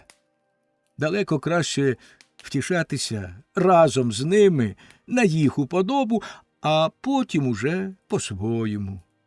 Два щастя дорожчі за одно. Ось чому, непомітно зарисовуючи ніздри Деляво і Кюре, що, розмовляючи, махає руками, як крилами, я слухаю і співаю добре відомої мені пісні. Ой, які щасливі всі, хто родився в Кламсі. Матері його ковінька, я й сам так думаю. Це чудове місто. Місто, що мене створило, не може бути погане. Людська рослинність буяє тут на волі, соковито, без колючок і без отрути, хіба що трохи гостріше на язик. Та хоч ми пощекуємо про свого ближнього, він відповідає тим самим, але шкоди цим йому не завдаємо і не дозволили б і волосині впасти з його голови. Деляво відзначає, і всі ми пишаємось цим, навіть Кюре, спокійну насмішкуватість нашого невернця серед божевілля, що опанувало решту країни, нашого старшину Рагона, який не згодився приєднатися до гізів, до членів Ліги, єретиків, католиків, прибічників Риму чи Женеви, до цих скажених псів або вовків і святого Варфоломія, що прийшов до нас обмити свої скривавлені руки. Щільно оточивши нашого герцога, ми являли собою куточок розважності, об який розбивались бурхливі хвилі. Небіжчик герцог Людовік і король Генріх, за них не можна згадувати без зворушення. Як ми одні одних любимо. Вони були створені для нас, а ми для них. У них, звичайно, були хиби, також, як і у нас, але це були хиби, властиві всім людям, і тільки наближали їх до нас. Ми говорили, сміючись, наш невер не почнеться ще й тепер. Або цей рік буде урожайний, дітей не бракуватиме, від Гульвіси короля знов родилося пискля. Ах, за тих часів ми поїли найласіші свої страви. От чому ми так любимо про них згадувати. Деляво знав, як і я, герцога Людовіка, але тільки я бачив короля Генріха, і я з того користаюсь. Не чекаючи, щоб мене просили, я їм оповідаю всоте, мені це завжди вперше, і їм також сподіваюся, якщо вони добрі французи, як я побачив цього короля підпилого в сірому капелюсі, на сірому коні, в сірому вбранні, крізь дірки світилися лікті, із сивим волоссям і сірими очима, сірого і на животі, і на спині, золотого всередині. На жаль, мене перебиває старший писар нотаря, повідомивши, що якийсь клієнт умирає і кличе його до себе. Він мусив піти дуже неохоче, але, відходячи, він розповів нам одну історію, що виготував протягом години. Я бачив, як свербів йому язик, але встиг раніше розповісти свою. Будьмо справедливі, я досхочу нареготався. У кумедних історіях ніхто не перевершить Деляво. Коли наш запал минув, ми, відпочивши і вмившись од горлянки й до п'ят, разом вийшли, була, мабуть, за 4:45, а може так, що й коло 5. За якихось 3 години, подумайте тільки, я встиг зловити, крім 2 добрих обідів і веселих спогадів, ще й замовлення від нотаря на 2 скрині. Компанія пішла по домівках, випивши по чарочці наливки і закусивши бісквітами у аптекаря Ратері. Деляво закінчив свою історію і провів нас, щоб вислухати чиєсь оповідання, до Мірандоли, де ми нарешті розійшлись, зупинившись під стіною, щоб востаннє випорожнитись. А як було і запізно, і зарано вертатися додому, то я спустився до Віфлеєма з продавцем вугілля, що йшов за своїм возом, і сурмив. Біля башти Лурдо я зустрів каретника. Він біг, котячи перед собою колесо. Коли ж він бачив, що воно котиться повільніше, він підскакував і штовхав його, зовсім як людина, що біжить за колесом фортуни. Скоро налагодиться, скочити на нього, воно втікає. І я запам'ятав цей образ, щоб потім скористатися з нього.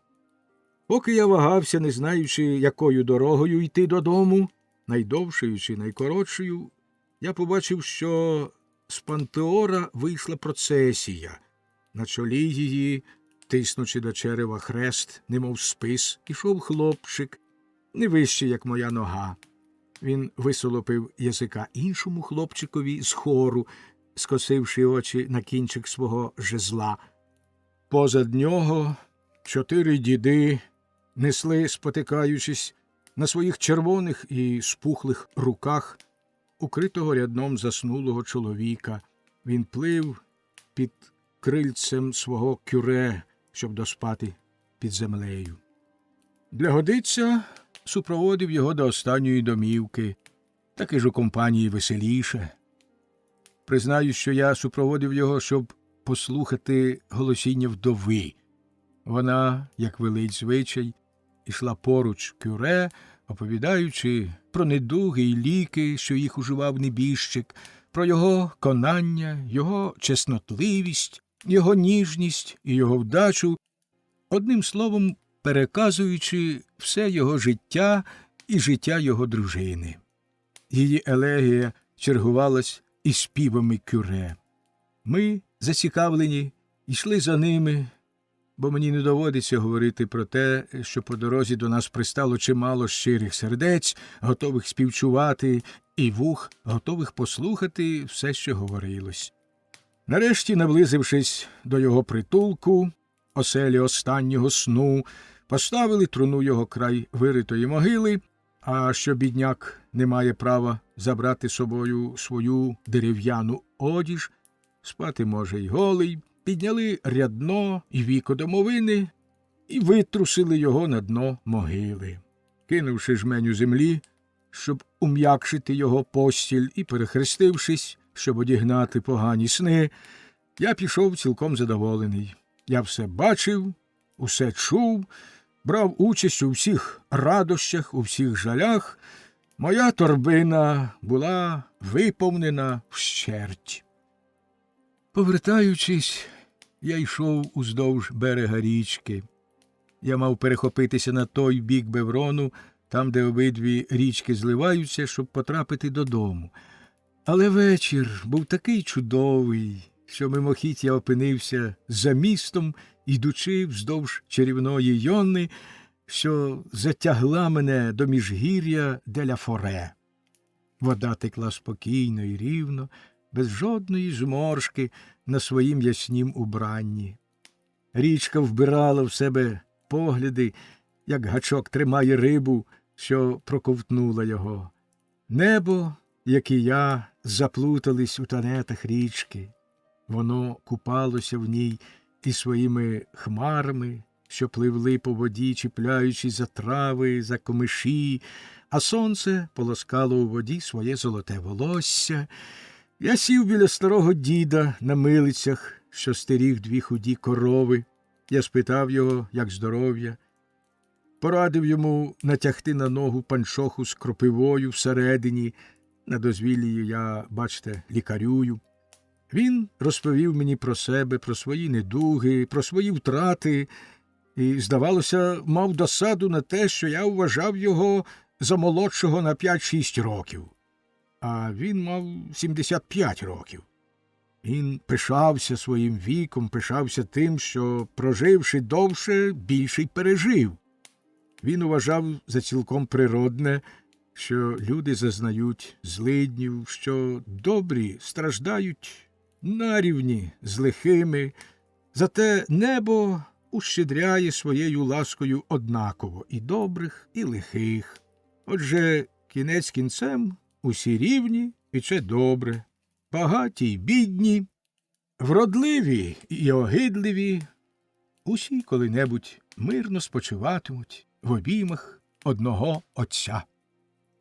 І його думи, його натріснутий голос, подібний до цвіркання коників у траві, гудіння води на опусті, дух дерев і смоли, що вітер приносив з гавані, нерухома поверхня вічно рухливої річки, чудові відблиски – все це зливалося з вечірнім спокоєм і тануло в ньому. Дід пішов. Я повертався додому сам, повільно споглядаючи коло на воді, заклавши руки за спину.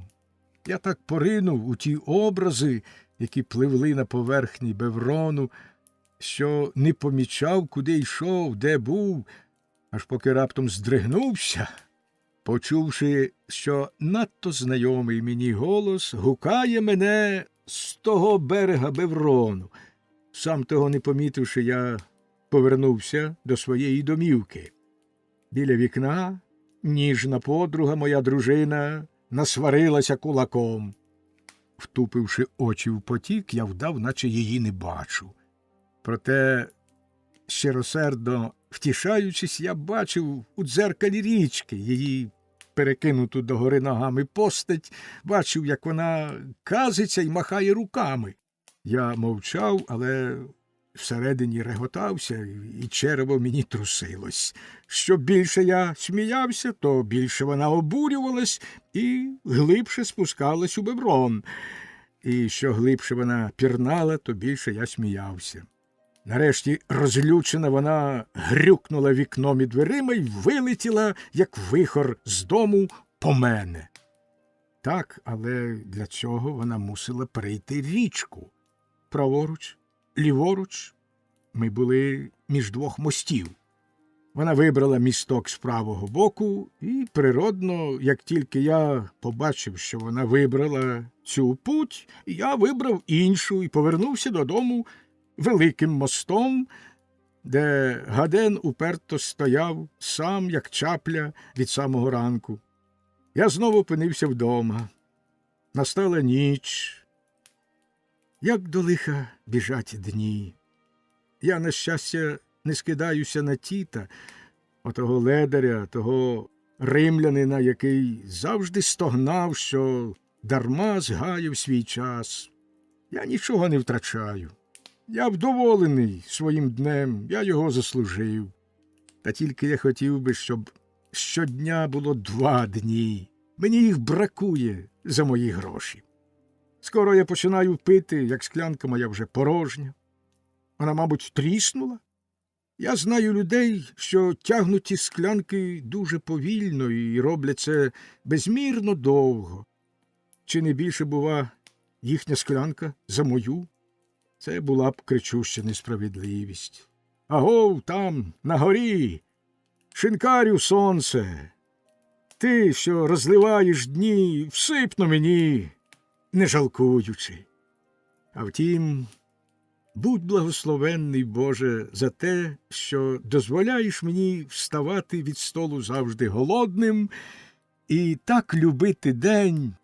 Ніч теж чудова, що і того й іншого мені завжди замало. Як ти мчися, квітню, як швидко минув день. Ну що ж, я вами натішився, я вами володів, і я цілував твої маленькі перса, крихке дівчатко, ніжна донечко весни. А тепер твоя черга. Чолом тобі, ніч, я візьму тебе, кожну по черзі. Ми спатимемо разом. А бодай тебе між нами ляже інша. Вертається моя стара. Ласиця. Травень. 3 місяці тому я одержав замовлення на шафу з великим мисником для замку Ануа, але раніше, ніж розпочати роботу, я хотів на власні очі побачити дім, кімнату і місцевість. Гарні меблі, бачите, подібні до плоду, що його мають зірвати з гілки. Він не може рости без дерева. І яке дерево, такий і плід. Не говоріть мені про красу, що може існувати скрізь, що пристосується до кожного оточення, як дівка до того, хто їй більше заплатить. Це вулична Венера. Мистецтво для нас – це член родини, це геній родинного вогнища, друг, товариш. Воно краще, ніж ми самі, вміє виявити наші почуття. Мистецтво – лари нашого дому. Якщо хочеш його пізнати, треба знати його житло. Бог створений для людини, а мистецький твір – для того місця, яке він оздоблює й довершує. Прекрасне те, що найпрекрасніше на своєму місці. Отже, я вирушив подивитись на те місце, де доведеться мені помістити свою шафу, і там я пробув частину дня, там і пив, і їв, бо дух не повинен примушувати нас забувати про тіло.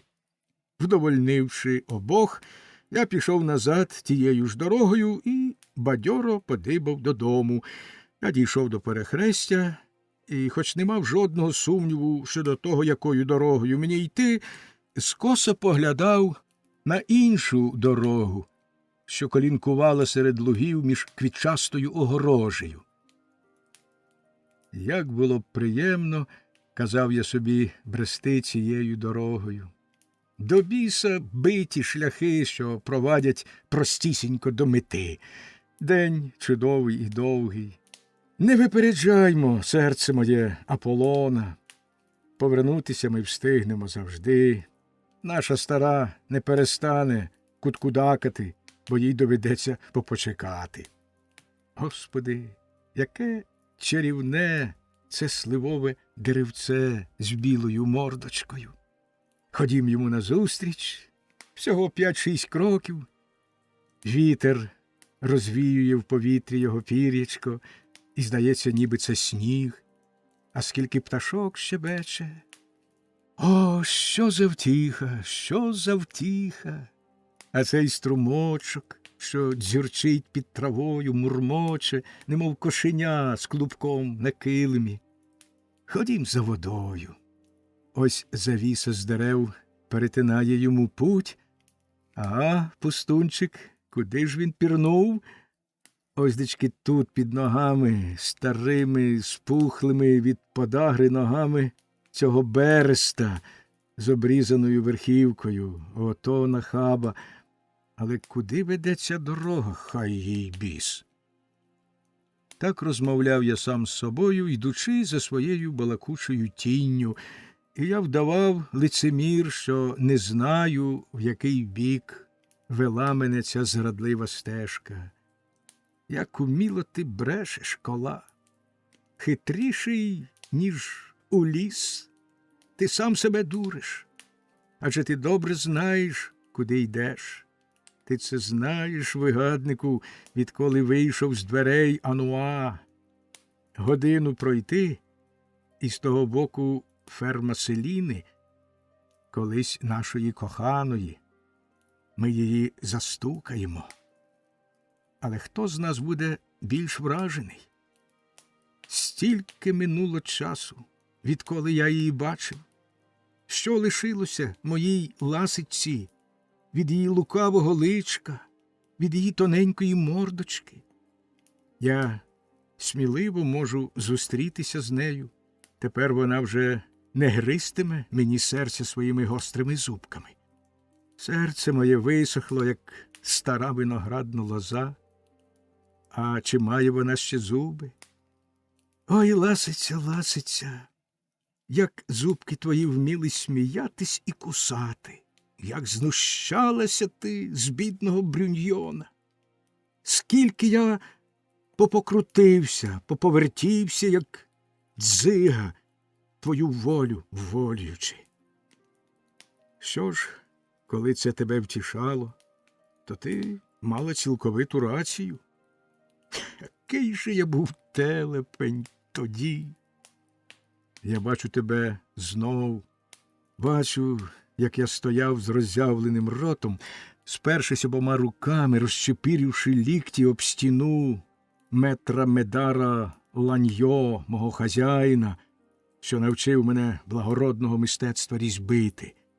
А по той бік стіни, на городі, біля двору, що правив нам за майстерню, серед грядок салати та полуниць, рожевої редьки, зелених огірків і золотавих динь походжала вродлива моторна дівчина, босоніж, з голими руками, напівголими грудьми.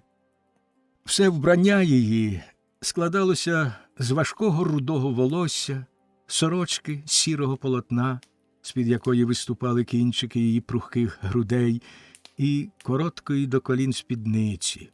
В обох руках, смуглястих і сильних, несла вона дві поливальниці, повні води, поливаючи рясні голівки рослин, що наставляли свої дзьобики, щоб напитися. А я, вражений, роззявив свій зовсім немаленький дзьоб, щоб краще її розглянути.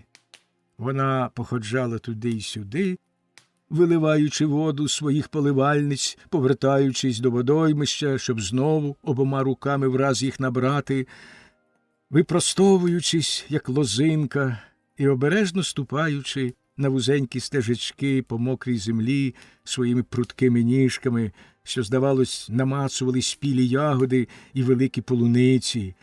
Коліна в неї були круглі й міцні, як у юнака. Я очей не міг одірвати. Вона, здавалось, не помічала, що я її споглядаю, але наближалась до мене, поливаючи грядки, і коли вона опинилась зовсім близько, вона раптом опалила мене своїм поглядом. Ой, я відчув гачок і рясні сіті, що оповели мене. Правду кажуть, що око жінки подібне до павука. Як тільки я відчув, що потрапив до сітей, став борсатись. Запізно. Я прикипів до стіни, немов дурна муха, що їй злиплися крила. Вона більше не зважала на мене. Сівши навпочіпки, вона пересаджувала капусту. Часом ця хитра бестія скоса зиркала на мене, щоб переконатися, чи лишається жертва у пастці. Я бачив, що вона всміхалася, і хоч скільки собі казав: «Бідний мій друже, забирайся звідсіль, вона з тебе глузує», а проте, бачивши її усмішку, посміхався й собі. Який же дурний, мабуть, мав я вигляд. Раптом вона стрибає вбік, перестрибує грядку, одну, другу, біжить, скаче, ловить на льоту зернятко кульбаби, що мляво коливається в повітряному потоці, і, махаючи рукою, кричить, дивлячись на мене: «Ще один закоханий вловився в сіті!» Це сказавши, вона засунула пухнату квіточку за свою сорочку між грудьми. Я ж, хоч і дурний, проте не належав до боязких коханців, і я їй сказав: «Дай мені там місце». Вона зареготалася, стала проти мене, взявшись у боки й широко розставивши ноги, і відповіла мені: «Ого, гладкий прожера, яблука мої достигають не на твої зуби». Ось як одного вечора наприкінці серпня познайомився я з нею, з Ласицею, з чарівною садівницею. Ласицею її звали тому, що в неї, як у цієї тваринки з гострою мордочкою, був довгий тулуб і маленька голівка, хитрий ніс народженки Пікардії, трохи виступав наперед гарно викреслений рот, створений для того, щоб сміятися і гризти серця та горішки.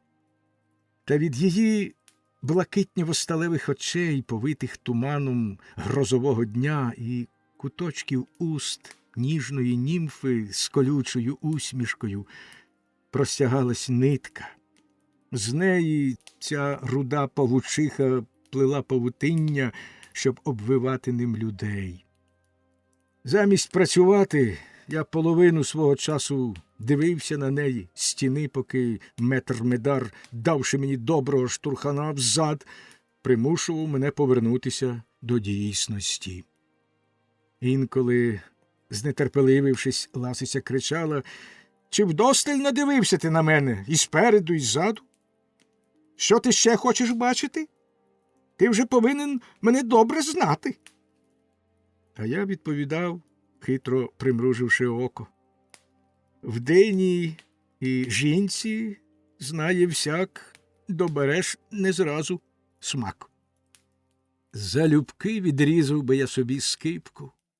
Може, й інший плід був би мені до смаку. Я був молодий, палкий, закоханий в 11 тисяч дівчат. Чи я саме її покохав? Бувають у житті хвилини, коли і у козу закохайся. Та ба, Брюньйон, ти блюзниш, ти сам жодному слову віри не ймеш. Перше кохання, справжнє, щире, це та жінка, що її судилося нам любити. Сузір'я створили її, щоб наситити спрагу нашу. І тому, мабуть, що я ніколи не наситив її. Мене мучить згага, мучить постійно і мучитиме все життя. Як розуміли ми одне одного, ми весь час дрочилися. Обоє ми мали гострі язички. Вона мене лаяла, а я їй віддавав усотеро. Очі й уста обох завжди напоготові. Часами це нас примушувало реготатися донестями, а вона, щоб не сміятися досхочу після якогось злого жарту, падала на землю і сиділа навпочіпки, немов збираючись висиджувати свою ріпу й цибулю. Вечорами вона наближалась до моєї стіни, щоб побалакати.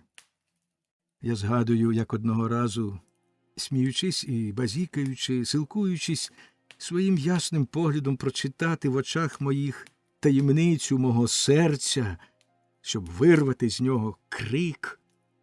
Вона підняла руки, притягнула гілку вишневого дерева з червоними китицями, які обвивали, немов вінком, її вогнене волосся.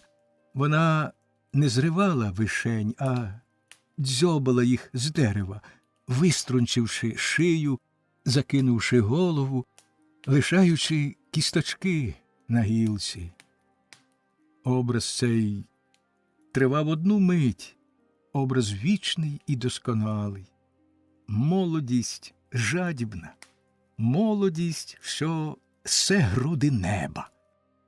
Скільки разів я різьбив на тафлях меблів лінію цих чудових рук, цієї шиї, цих грудей, цих жадібних вуст, цієї закинутої назад голови. Перехилившись через стіну, я витягнув руку і, схопивши гілку, яку вона об'їдала, припав до неї вустами і жадібно став смоктати вогкі кісточки. Ми зустрічались також на недільних гулянках або у винарні божі. Ми танцювали. Я був граціозний, як метр Мартін Батон. Кохання давало мені крила. Кохання, мовляв, навчить танцювати й осла. Мені здається, що ні на хвилину ми не переставали воювати одне з одним.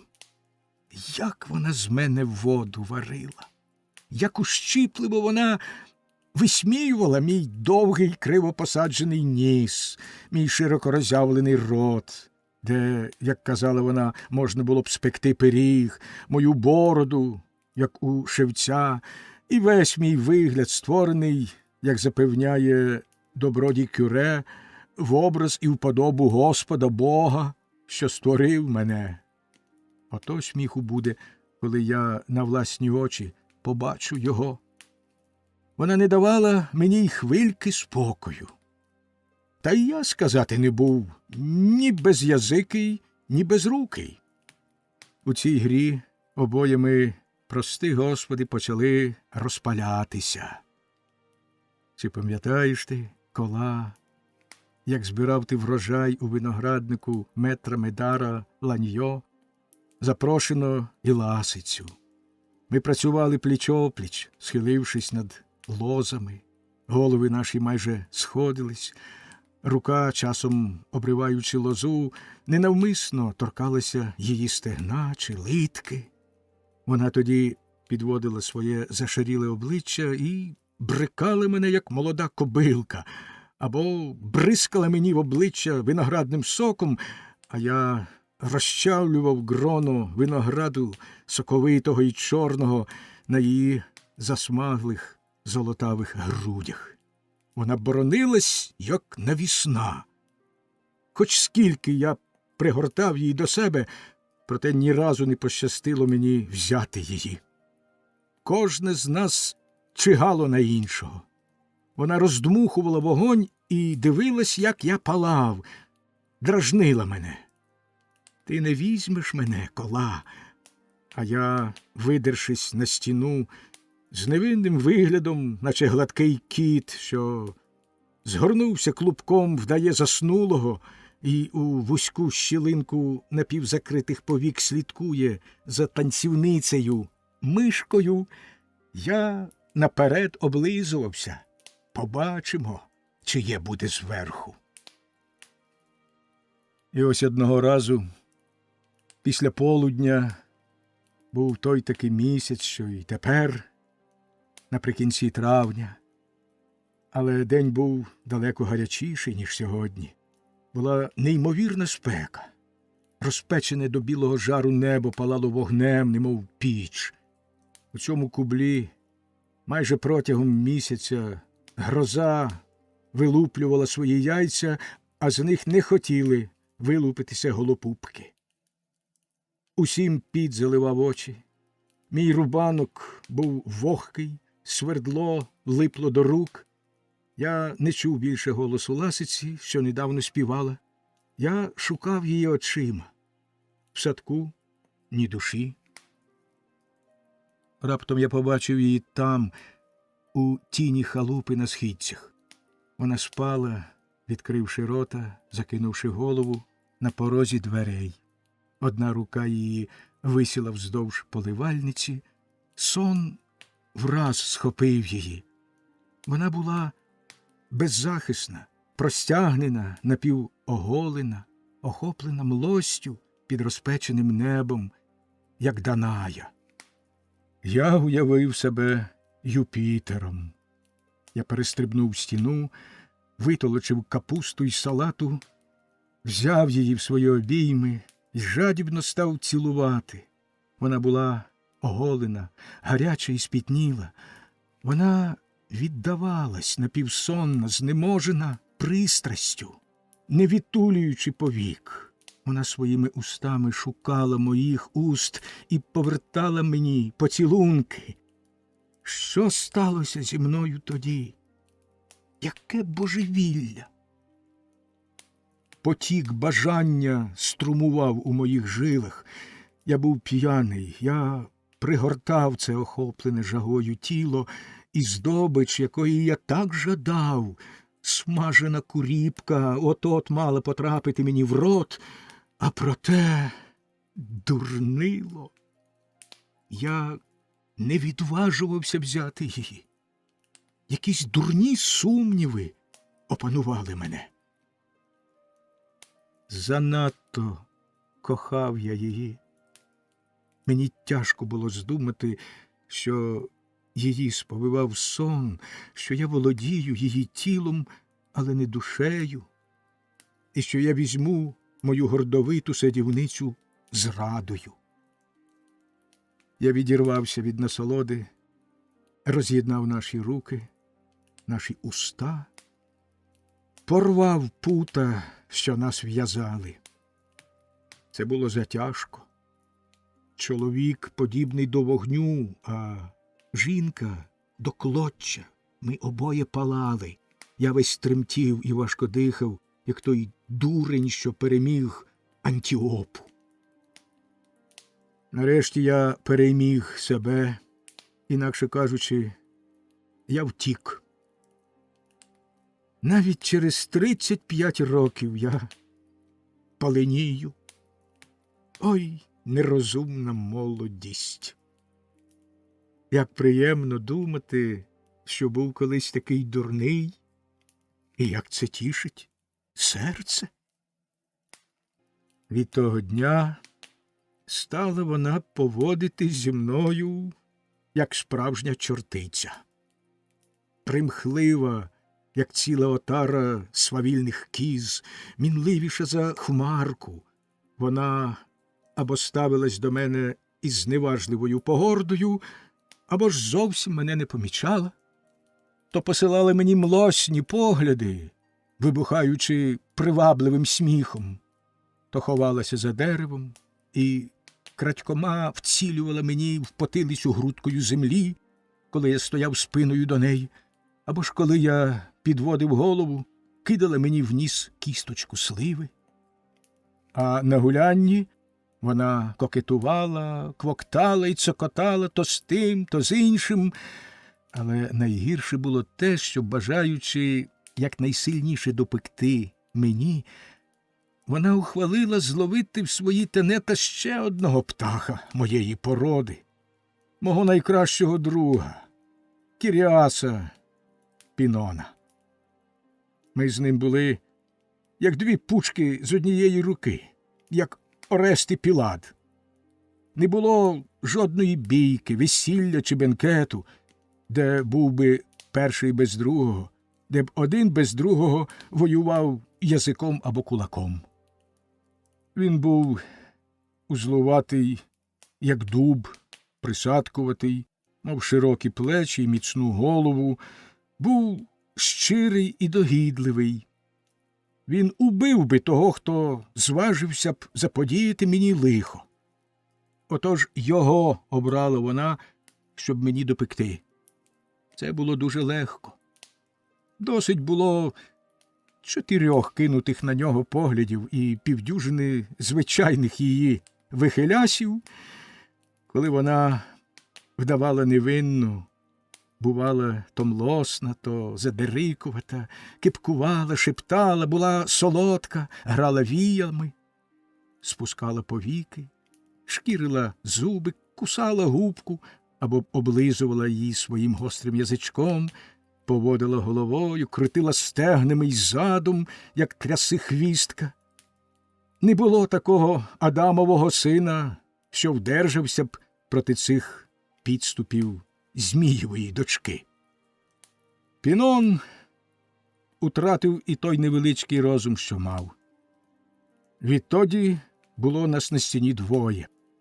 Тремтячи й бентежачись, чигали ми на ласицю, стискали зуби й люто позирали один на одного.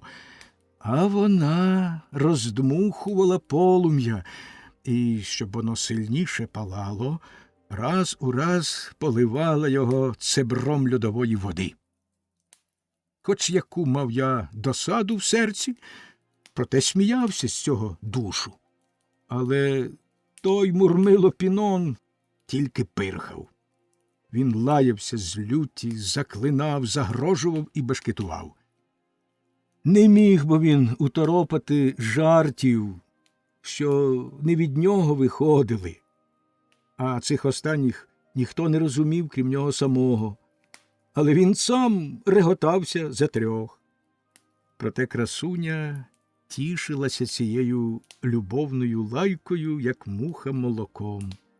Його брутальні манери різнилися від моїх, і хоча цій лукавій доньці Галії, великій насмішниці й великій розумниці, був куди ближче я, ніж ця тварина, що з неї ставала гопки, хвицяла та брикала, вона, люблячи переміни, а також, щоб розважитись і сказити мене, лише йому посилала привабливі погляди і принадні усмішки.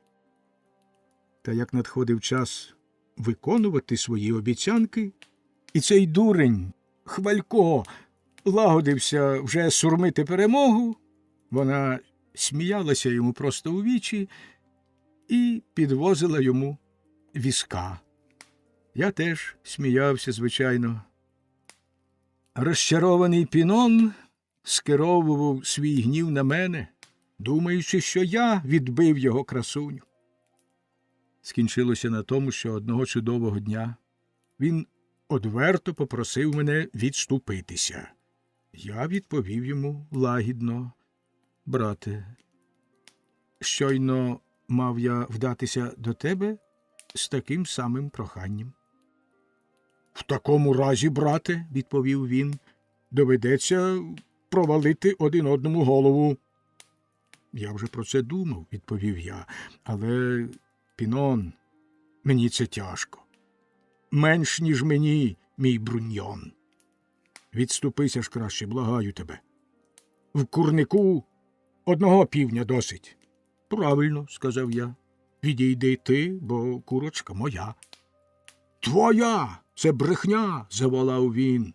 Мухиряко, сьорбай свій кисляк. Вона моя, вона належить мені, ніхто інший до неї не торкнеться.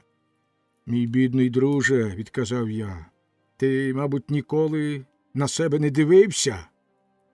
Овернцю, бруквожер, кожному своя юшка. Це смачне бургундське тістечко належить нам. Воно мені до смаку. Я хочу ним поласувати. На твою долю нічого не припаде. Іди копай свою ріпу.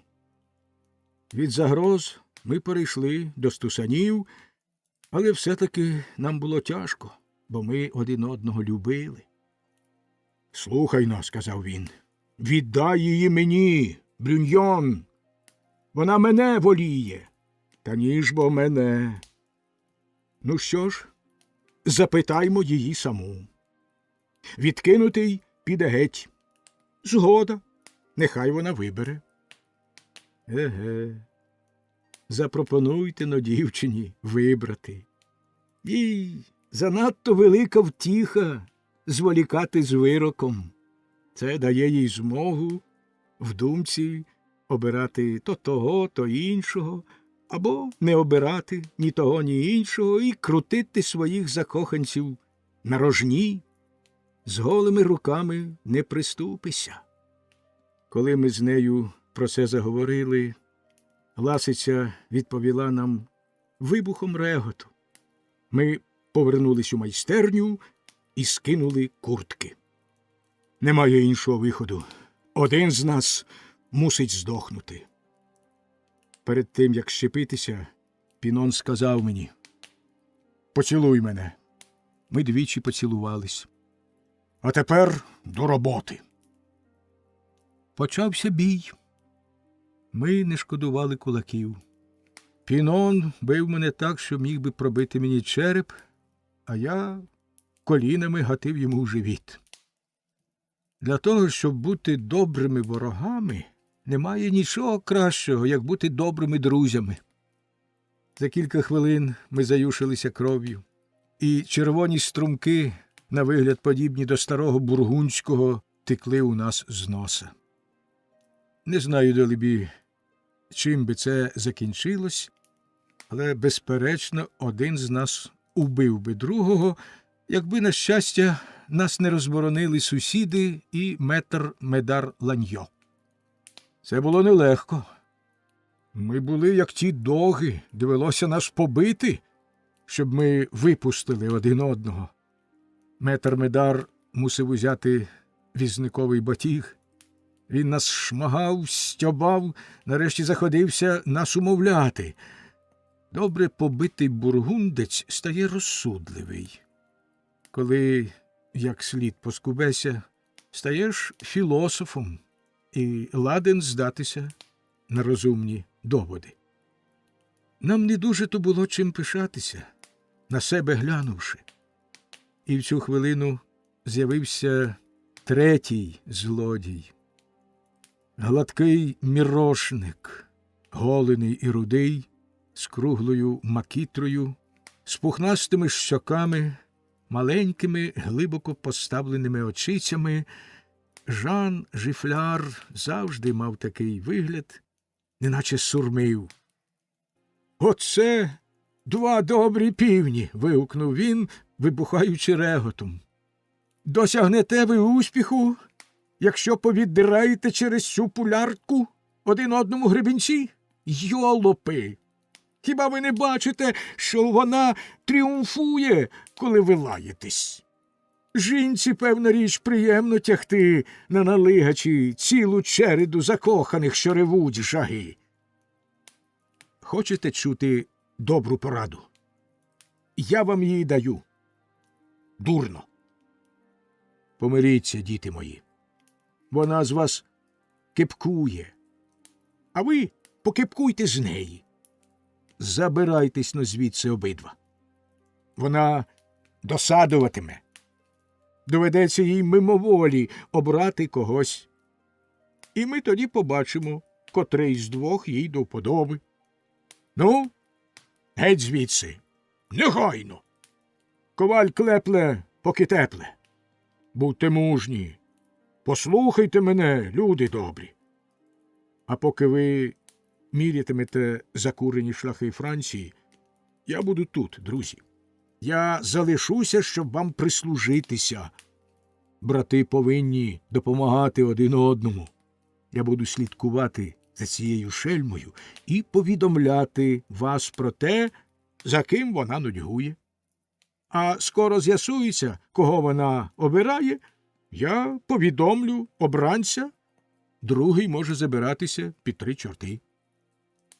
А тепер ходімо хильнемо. У вині можна втопити згагу, кохання і спогади. Ми так удало їх потопили, понапивались п'яні, як дим, що того ж таки вечора, вийшовши з шинку, зв'язали свої клунки і взяли бучки в ручки, і ми, я і той другий тюхтій, вирушили темної ночі, обидва радісні і повні вдячності до того доброго Жіфляра, а він тріумфував. Його маленькі очиці під товстими повіками сміялись, на його масному, аж лискучому лиці. Другого ранку ми вже не мали такого радісного вигляду, але ми не признавались один одному, ми хитрували. Кожний з нас гадав та міркував і ніяк не міг зрозуміти, чому для того, щоб узяти фортецю, треба було звільнити місце бою. І що вище підбивалося сонце, то більше ми переконувались у тому, що поводились як дурні. Коли настав вечір, ми нишком стежили один за одним, байдуже розмовляючи про те, про се, а тим часом думали: «Друже мій, як чудово міркуєш ти! Проте ти хотів би крадькома втекти від мене. Але з цим тобі не пощастить. Я надто тебе люблю, братику, щоб залишити тебе самого. Хоч куди підеш, та бачу тебе наскрізь, я за тобою». Після численних заходів, ужитих, щоб здихатись один одного, ми не покидали один одного навіть для того, щоб помочитися. Посеред ночі ми вдавали, немов хропимо, знемагаючи в нашому ліжку від кохання і бліг. Пінон прорвався й заволав: «Господи Боже мій! Я палаю, палаю, палаю, я більше не можу! Я вертаюсь!» А я на те: «Вертаймося!» Ми витратили цілісінький день на те, щоб повернутися додому. Сонце вже сідало. Поки надійшла ніч, ми ховались у лісі Марше. Не дуже приємно було б, якби нас побачили. Кожне глузувало б з нас. До того ж нам хотілося застукати ласицю на самоті. Вона, гадали ми, нудьгує, плаче і дорікає собі: «Леле, друже мій любий, навіщо ти пішов?» Ми були певні, що вона гризе собі пучки і зітхає, але за ким? Кожний відповідав: «За мною». І от, беззвучно пробившись уздовж її саду, глуха тривога розривала нам груди до її відчиненого вікна, залитого місячним сяйвом. Ми побачили на гілці дерева. Що б ви думали? Яблуко? Еге. Мірошникового капелюха. Чи розповідати вам решту? Люди добрі, це дасть вам забагато втіхи. Я вже бачу, насмішники, як ви розпливаєтеся в усмішці. Сусідове нещастя вас розважає. Рогоносці завжди радіють, коли їхнього полку прибуває. Кіріас розгнівався і стрибнув, як олень, такий же справді рогатий, метнувся до яблуні, де висів обсипаний борошном плід, переліз через мур і вдерся до кімнати, звідки раптом вихопилися зойки, крики, тваринний рев і прокльони. «Шахраю, пройди світе 100 чортів, бісова морда! Рятуйте, вбивають, пробій! Рогатий, проклятий свиняко, товаряко!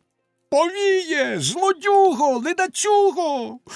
Волоцюго, я тобі вуха пообрубую, я з тебе тельбухи випущу, я тобі покажу, клістирна пико, трах, бах, тарарах. Скло летить, посуд на череп'ячки, меблі падають, важкі тіла гупають по підлозі, дівчина верещить, хлопці галасують. На цей диявольський концерт, ріжте, скрипалі, збіглася, ясна річ, уся околиця. Я не чекав продовження. Я бачив досить.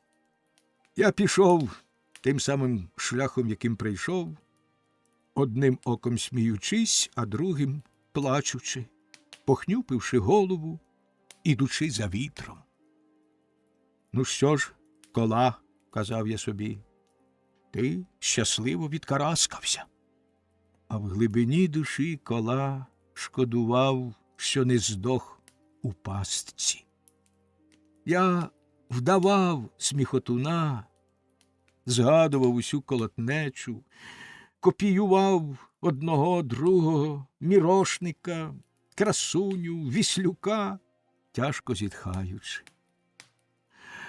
Ой, Леле, як це кумедно, як щемить мені серце. Ой, я лусну з реготу. Ні, з горя. Ця негідниця ледве не обернула мене на в'ючака. Ой, чом вона цього не зробила?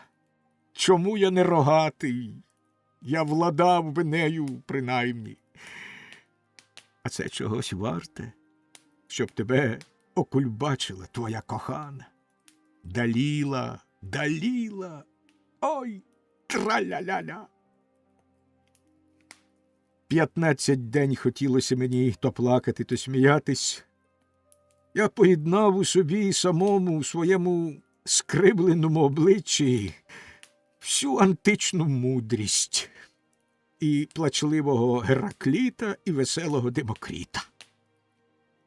Але немилосердні люди сміялись мені просто у вічі. Часом, коли я думав за свою Любку, я ладен був укоротити собі віку. Такий настрій був, на щастя, недовго. Кохати чудово, але свідчуся Богом, друзі мої, коли з кохання конаєш, це вже занадто.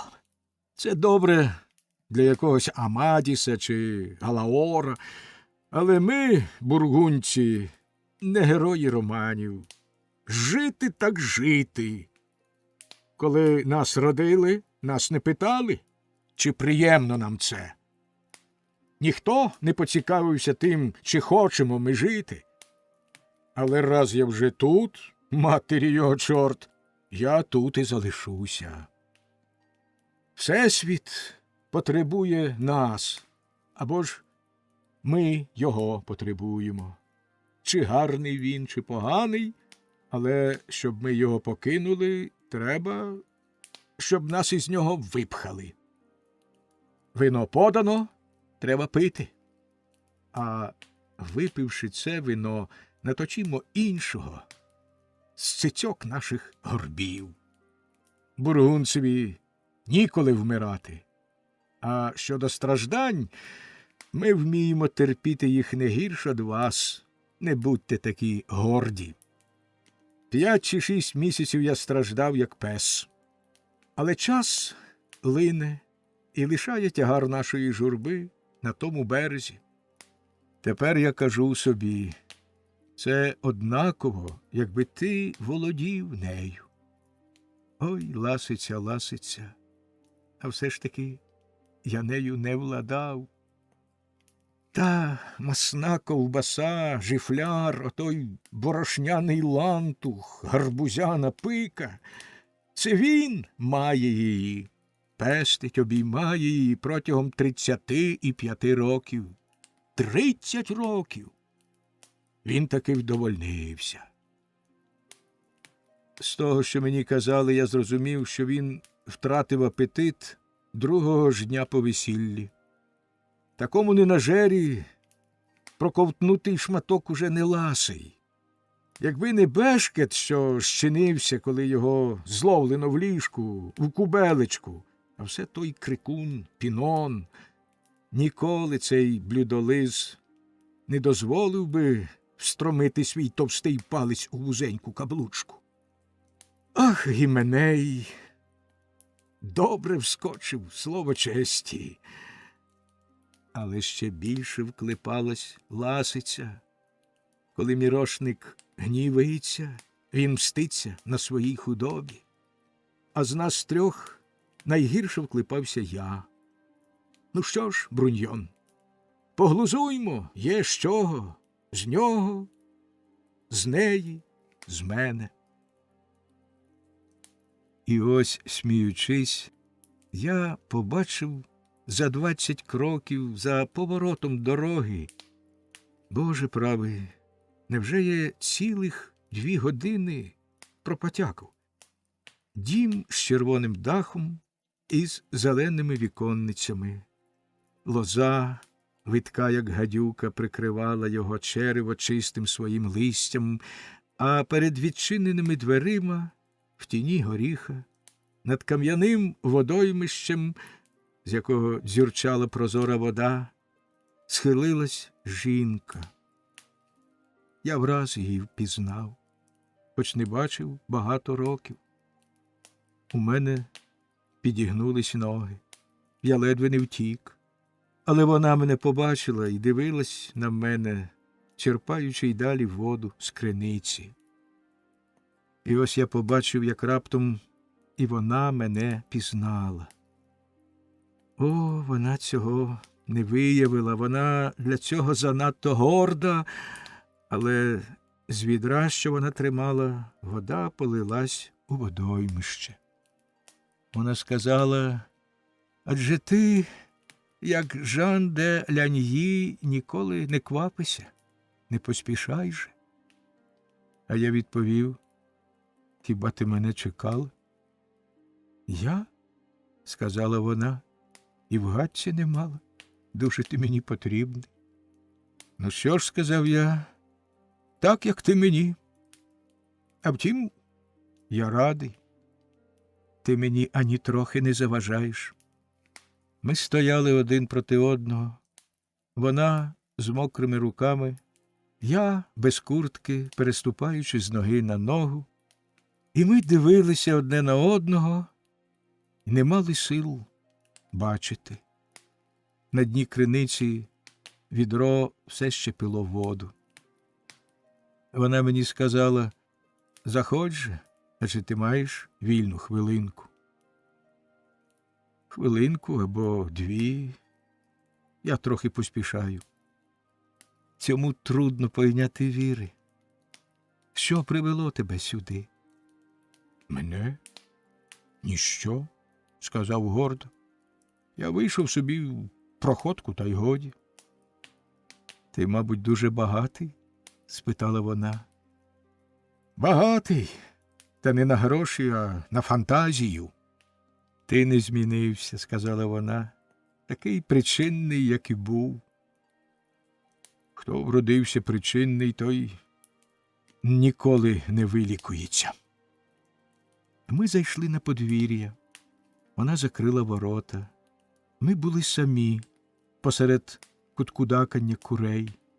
Усі робітники з ферми були на полі.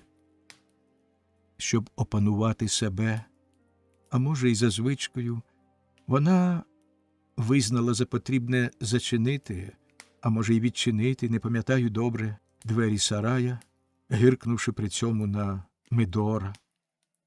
І я, щоб не дати собі незалежного вигляду, говорив про господу, про курей, про голубів, півнів, собаку, кішку, качок, порося.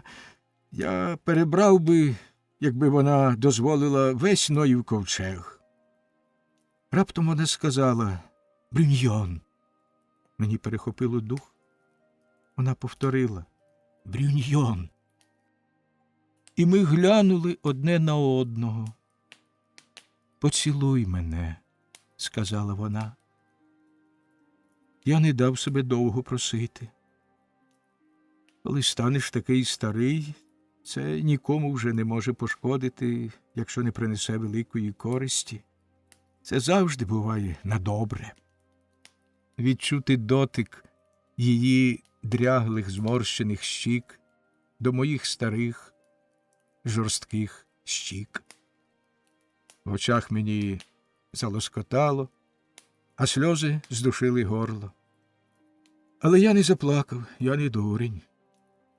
Вона сказала мені: «Ти колишся». «Слово честі», – сказав я, – «якби сьогодні вранці хтось сказав мені, що я тебе цілуватиму, я б поголився. Моя борода була м'якша 35 років тому, коли мені хотілося, а ти цього не хотіла. Пастушечко моя, потерти її об твоє підборіддя. Ти все ще про це думаєш? Сказала вона. Ані трошечки. Я ніколи про це не думаю. Ми, сміючись, уп'ялися поглядом одне в одного, хто кого примусить опустити очі. Гордію, осляча головешка уперта. Як скидаєшся ти на мене, сказала вона. Але ти, старий хріне, друже мій, ти зовсім не покращив. У тебе гусячі лапки, ніс твій роздався. Але що ти ніколи не був красень, тобі нічого втрачати, і ти нічого не втратив. Жодної волосинки. Я можу заприсягнутися. Егоїст ти такий, як і щетина твоя де-не-де посивіла.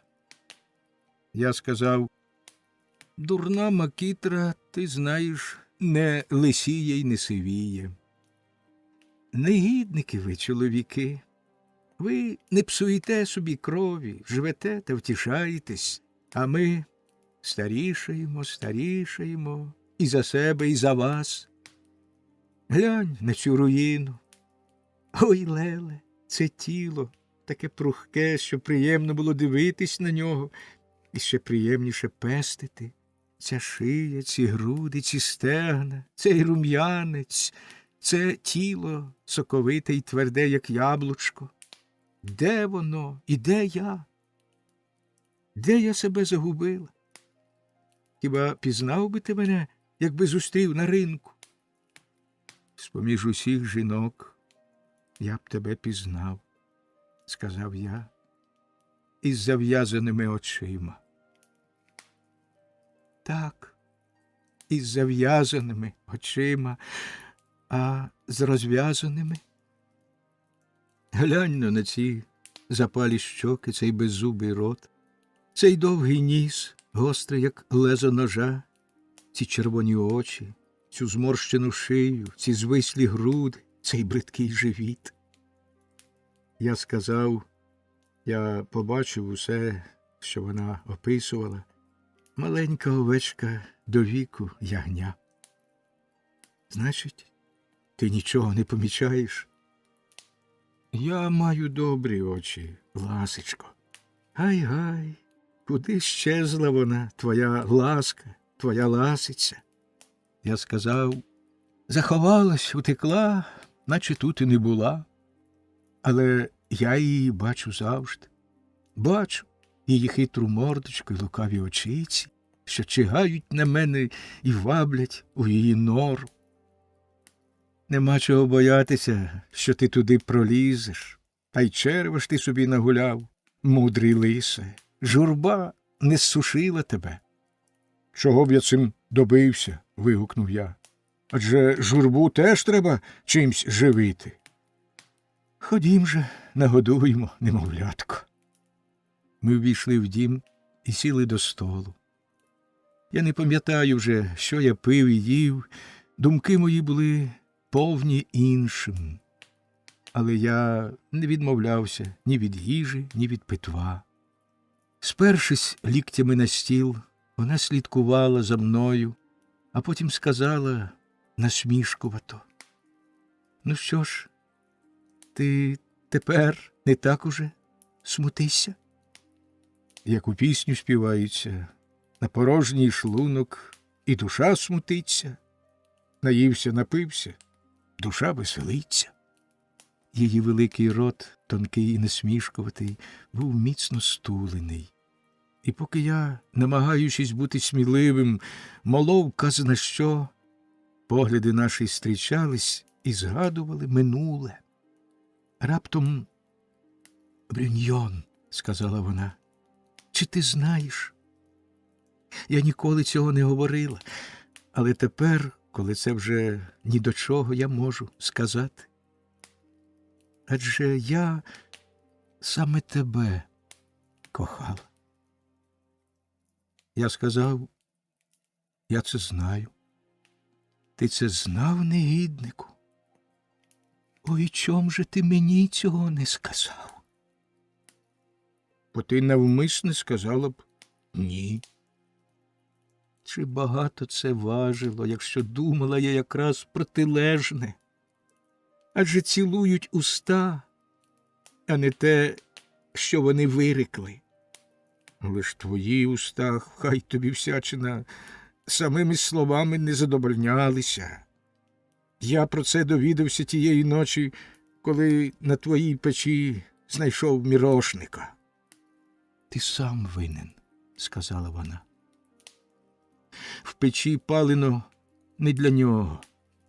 Правда, це й моя вина, але я за це караюся. Ти такий знайко, кола, а не знаєш того, що я взяла його з досади, що ти мене покинув. Ой, як я на тебе гнівалася.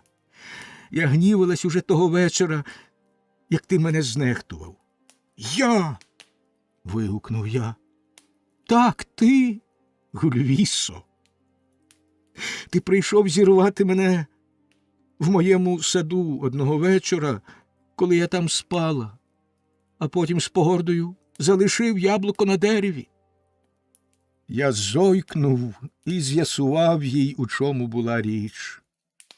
Вона сказала: я розумію. Не журись, дурню. Я певна, що якби це можна було зробити знову, я сказав, я зробив би те саме. Чудачина, сказала вона, за це я тебе й кохала. І хоч щоб покарати тебе, я тішилася тим, що примушувала тебе страждати. Але я не думала, що ти будеш такий безмозкий і втечеш від принади. Які чоловіки боягузи, замість проковтнути її. Красненько дякую, сказав я. Рибка любить принаду, але береже свої кишки. Посміхаючись куточками стиснутих уст, не підводячи вій, вона вела далі.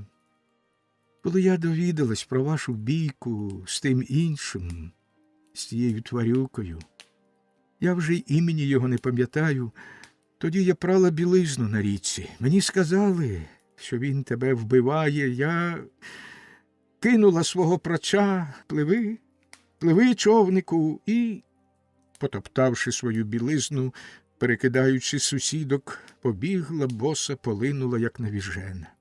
Я хотіла гукнути тобі: Брюньйон, ти збожеволів. Хіба ти не бачиш, що я тебе люблю? Чого ти досягнеш, якщо цей вовк проковтне кращий твій шматочок? Я не хочу мати скаліченого і понівеченого чоловіка. Я хочу тебе, цілого. Ох, турли, турли, мели, мели, балу, балу, галу, галу.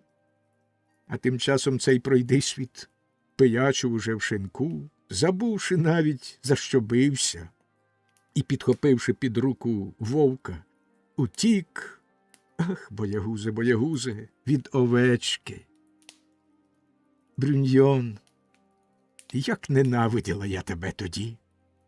Коли я на тебе дивлюся, друже мій, коли дивлюся на нас обох сьогодні, все це мені здається смішне, але тоді я б радо здерла з тебе шкіру, спалила б тебе живцем, а не мавши змоги покарати тебе, я себе покарала. Нагодився мірошник. Я була така оскаженіла, що взяла його. Якби не нагодився цей віслюк, я б узяла іншого. Ой, як я мстилася. Я думала тільки про тебе, тоді, як він, знаю, тоді, як він мстився за мене. Я думала, нехай він тепер повернеться, нехай повернеться, та ба. Ти повернувся раніше, ніж я того хотіла. Решту ти знаєш. До цього йолопа я прикута на все життя. Віслюк, хто з нас Віслюк, він чи я, лишився на млині. Вона замовкла. Я сказав, чи добре, принаймні, живеться тобі тут? Вона знизала плечима і відповіла, так само, як і йому. А, чорт! Вигукнув я. Та ж тут, певно, рай. Вона засміялась. Ти вгадав, мій друже. Ми заговорили про інше, про своє поле і своє горе, про своїх людей і своїх дітей, про худобу і хворобу. Але хоч як ми намагались, ми весь час вертались неодмінно до того самого. Я думав, що їй приємно буде довідатись про моє життя, про мою родину, мою домівку, але я бачив, та й цікаві ж оці жінки, що вона про все це знала майже так само, як і я. І от, слово по слову, почали ми балакати про се, про те, про третє, про десяте, тільки щоб балакати, ні про що не думаючи. Обидва ми наввипередки верзли дурниці. Це був такий феєрверк, від якого дух забивало. І гострі слівця не доводилось наголошувати, їх підхоплювано на льоту, гаряченькі, просто з печі. Вдосталь нареготавшись, я витирав очі, коли почув, що годинник на дзвіниці вибив 6. «Боже мій!» – крикнув я. «Я йду!» «Ти ще маєш час?» – сказала вона. «Повернеться твій старий, а я не маю бажання його побачити». «А я?» – відповіла вона. З вікна кухні видно було луки, що вбиралися вже в свій вечірній одяг. Проміння призахідного сонця обсипало своїми золотавими піщинками мільйони билинок з тремтливими носиками. По гладких камінчиках стрибав струмок. Корова лизала гілку верби. 2 нерухомі коняки, одна ворона із зорею на лобі, друга сіра в яблуках, поклавши голови одна одній на крупи, мріяли у вечірній тиші, переставши скупти траву. В прохолодну кімнату линув аромат сонця, буску, гарячої трави і золотавого гною. І в сутінках великої затишної кімнати, де трохи відгонило затхлістю, від кам'яної чашки, що я тримав у руці, йшов приємний дух бургундської наливки. Я казав, як тут добре. Вона взяла мене за руку. І так могло бути все життя. Я сказав, мені неприємно було, що я, прийшовши до неї, збудив у ній жаль. Ох, знаєш, моя ласице, кінець кінцем, може, воно й на краще, як воно є. Ти нічого не втіряла. На один день це добре, але на все життя. Адже ж знаю я і себе, і тебе, тобі це скоро надокучило б. Ти не знаєш, що я за людина. Негідник, ледащо, розпусник, балакун, вітрогон, уперта голова, ненажера, хитряк, язикань, фантазер, дражливий, неврівноважений торохтій. Ти була б, голубонько, дуже нещасна і мстилася б за себе. Як тільки я про це подумаю, волосся мені дибом стає. Хвала Богові, що все знає, все добре так, як є. Вона слухала мене серйозним і лукавим виглядом, повела носом і сказала, ти кажеш правду, любий. Я знаю добре, що ти негідник над негідниками. Вона цього зовсім не думала. Звичайно, ти б мене бив, а я б наставляла тобі роги. Але що з того?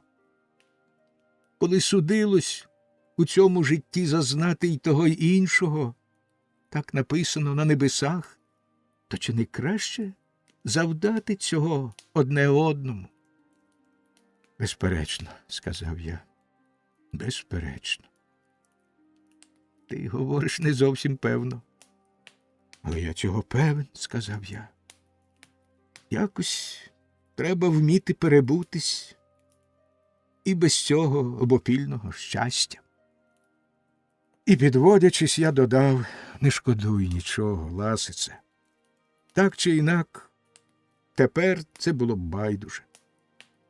Кохаєш чи не кохаєш, але коли ти вже підтоптався, все це лишається ззаду, немов ніколи нічого й не було. Вона відповіла мені, бреши. І правду сказала. Я поцілував її і пішов. Вона провела мене очима, ставши на порозі, спершись до одвірка. Тінь високого горіха падала перед нами. Я не озирався, аж поки не опинився за поворотом дороги і не впевнився, що нічого більше не побачу. Тоді я зупинився, щоб одвести дух. Повітря дихало ароматом гліциній, і здалеку білі бики мукали на луках. Я подався далі. Щоб скоротити путь, я звернув із шляху, видерся на пагорок і, перетинаючи виноградники, заглибився в ліс.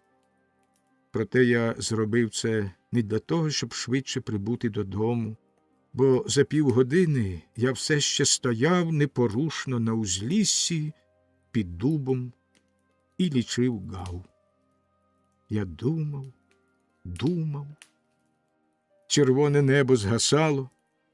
Я бачив, як відсвіти його вмирали на виноградниках з отим дрібненьким свіжим листячком, блискучим, лакованим, золотистим, насиченим вином. Соловейко співав. На дні моїх споменів у моєму зажуреному серці співав другий соловейко. Вечір, подібний до цього. Я був із своєю Любкою. Ми вийшли на пагорок, укритий виноградниками. Ми були молоді, щасливі. Ми балакали і сміялись. Враз, не знаю, що майнуло в повітрі, чи подув вечірнього дзвону, вечірнє дихання землі, що, потягуючись і зітхаючи, каже вам «Іди до мене», чи ніжна журба, що сходить з місяця.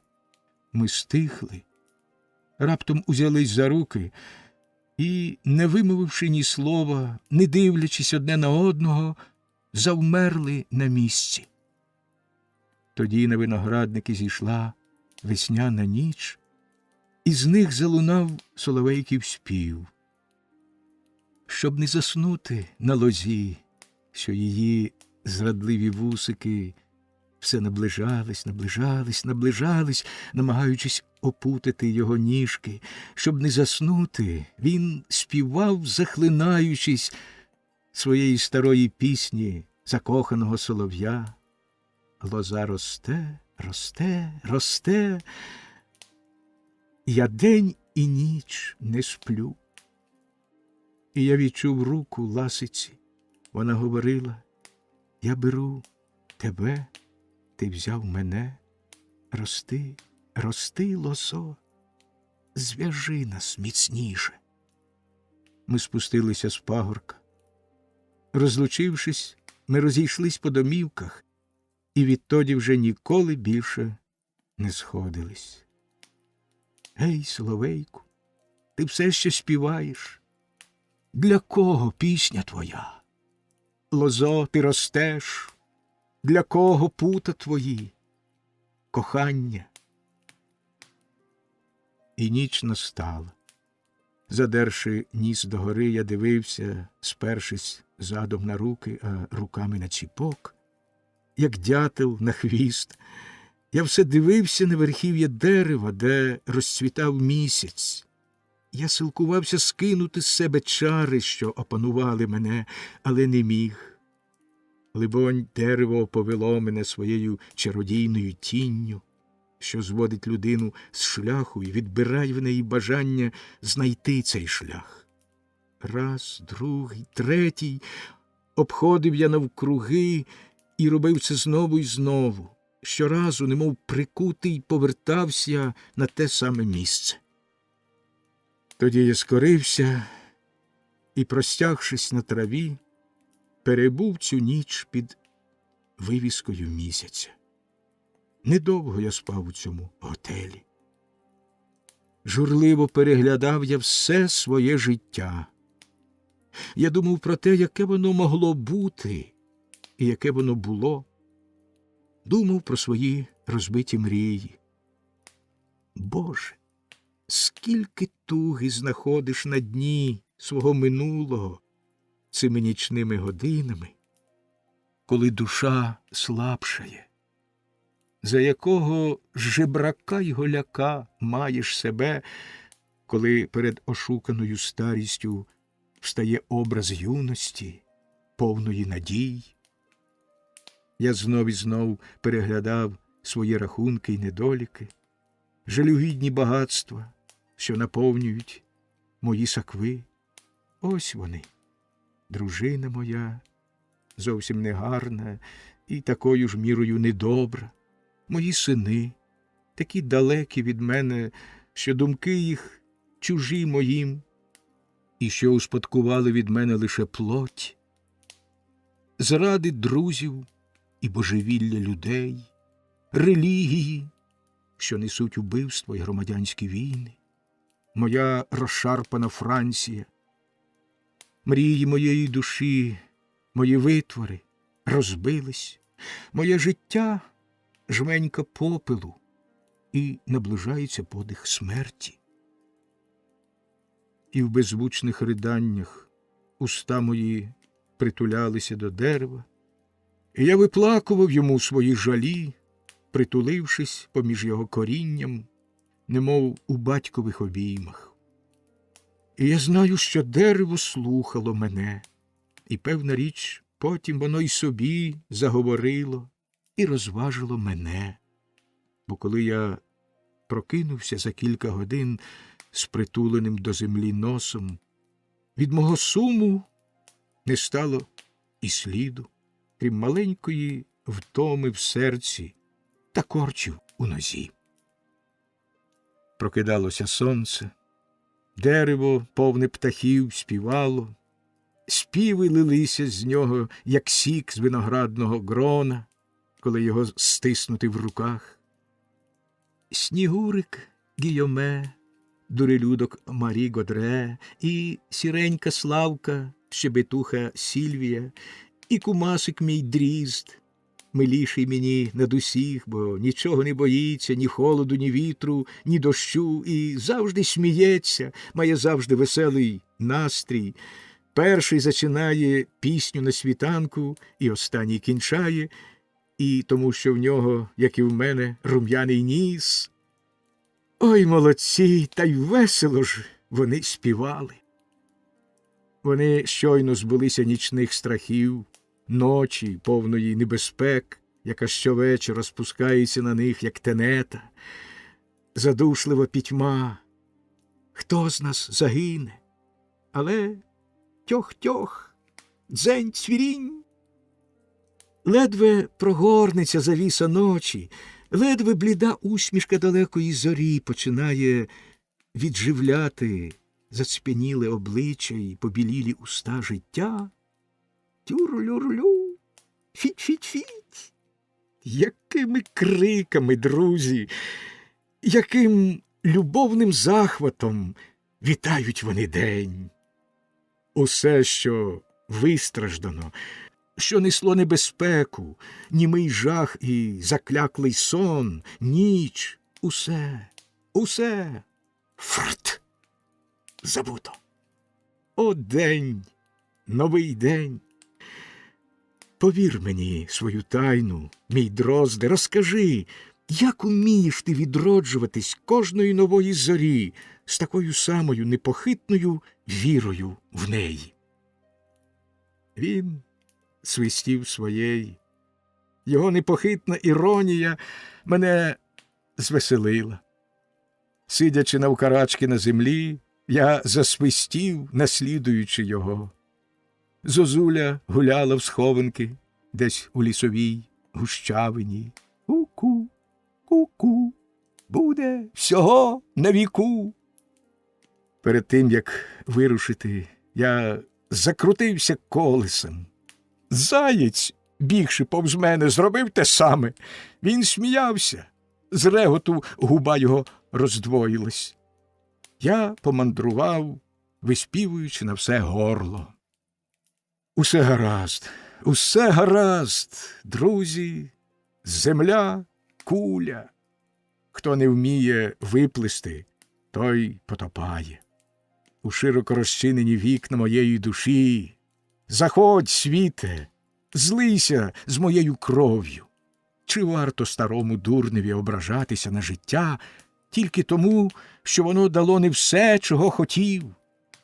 Коли починаєш чого-небудь бажати, ох, коли б то, та якби то, спинитися неможливо. Завжди чигає на тебе розчарування, завжди хочеш ти більше, ніж тобі дано.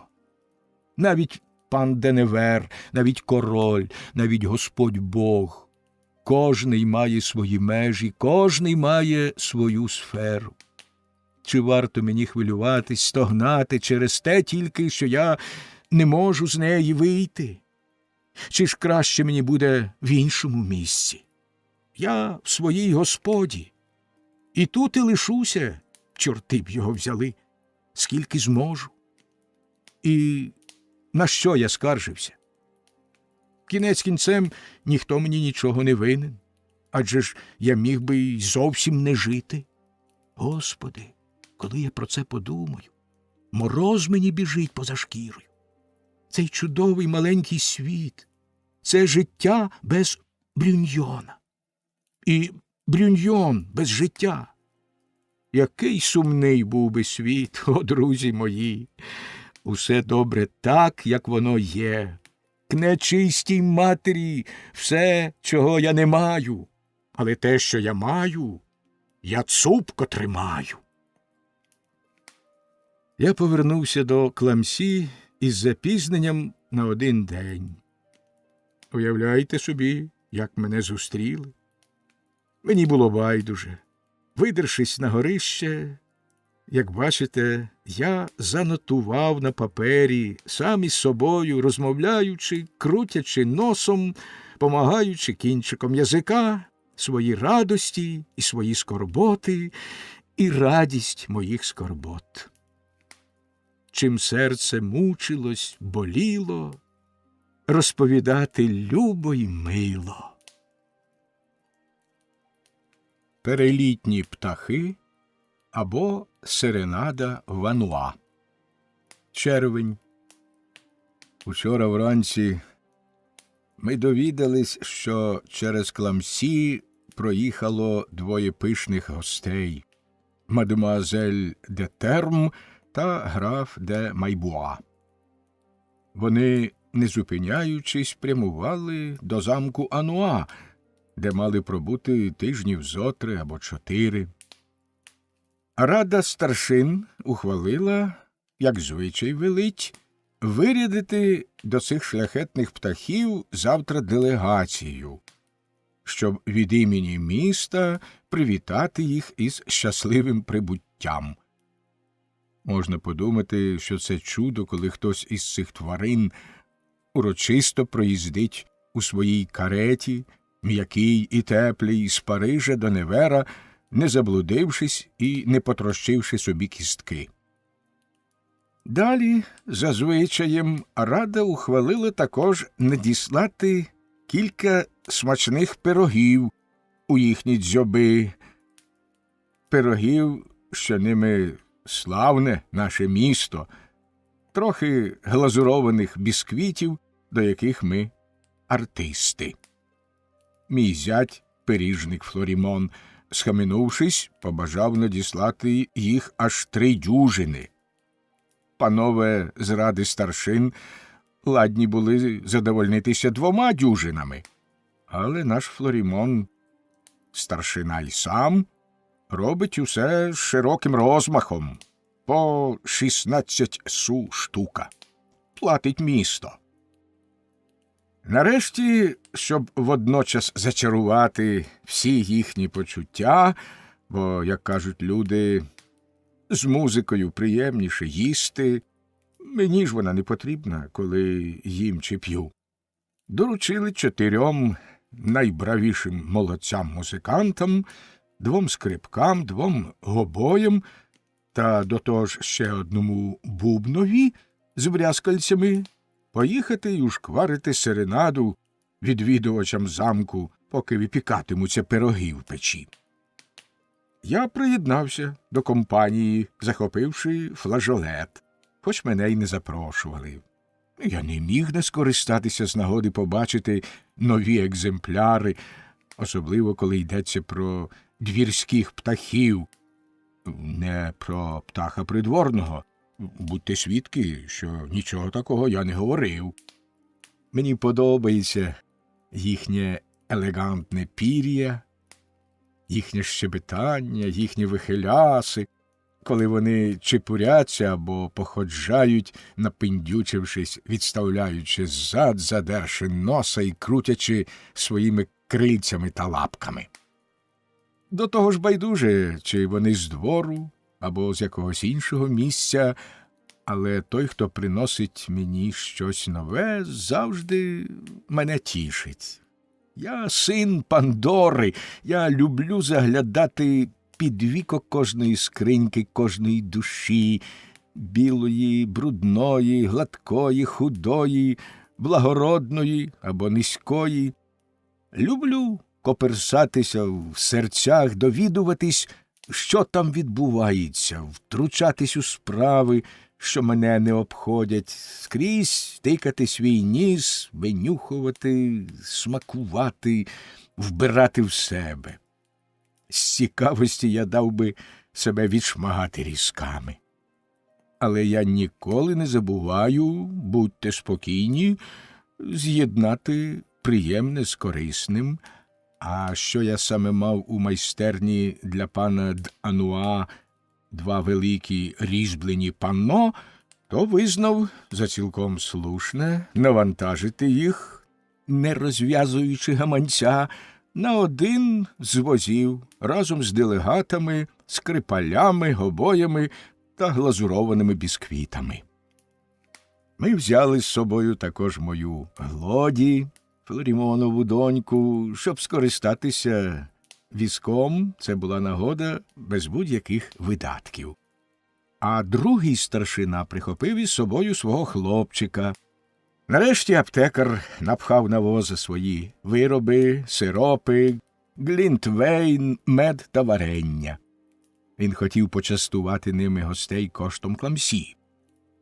Відзначаю, що зять мій вважав це за дуже негарний вчинок, кажучи, що немає такого звичаю, і якби кожен майстер, різник, пекар, швець, голяр тощо хотіли б зробити те саме, то вони перевели б на злидні місто й усіх городян. І він мав рацію, але й той інший був старшина, так само, як і Флорімон, ні про що було говорити. Маленькі люди коряться законам, а інші творять ці закони. Вирушили 2 возами. Мер, панно, подарунки, дитинчата, 4 музикантів і 4 старшин. Але я пішов пішки. Нехай кволих возять возом, як телят до різниці чи бабів на базар. Сказати правду, погода була не з кращих. Небо було обважніле, грозове, біласте. Феб утопив своє кругле пекуче око просто нам у потилицю, курява й мухи здіймалися з шляху. Але всі, крім Флорімона, що боїться за своє ніжне обличчя більше, ніж якась дівчина, були задоволені. І спільна нудьга – це розвага. Поки видно було башту святого Мартіна, кожний з цих вельможних панів мав величний вигляд, але як тільки ми зникли з очей міста, всі обличчя прояснились, і в усіх розхристалась душа. Спочатку обмінялись кількома гострими слівцями, так ведеться у нас, щоб викликати апетит. Потім один заспівав, за ним другий. Мені здається, прости Господи, що мер перший завів пісні. Я грав на своєму флажолеті. Всі інші пристали, і тоненький голосок моєї глоді підносився над голосами людей і гобою, дзвенів, пурхав і цвірінькав, як горобець. Посувались повільно. Коні на узгір'ях самі спинялися, форкаючи і тріскотливо випускаючи з себе повітря. Щоб продовжувати путь, чекали, поки вони закінчать свою музику. На схилі Буашо наш нотар, метр П'єр де Ляво, примусив нас зробити гак.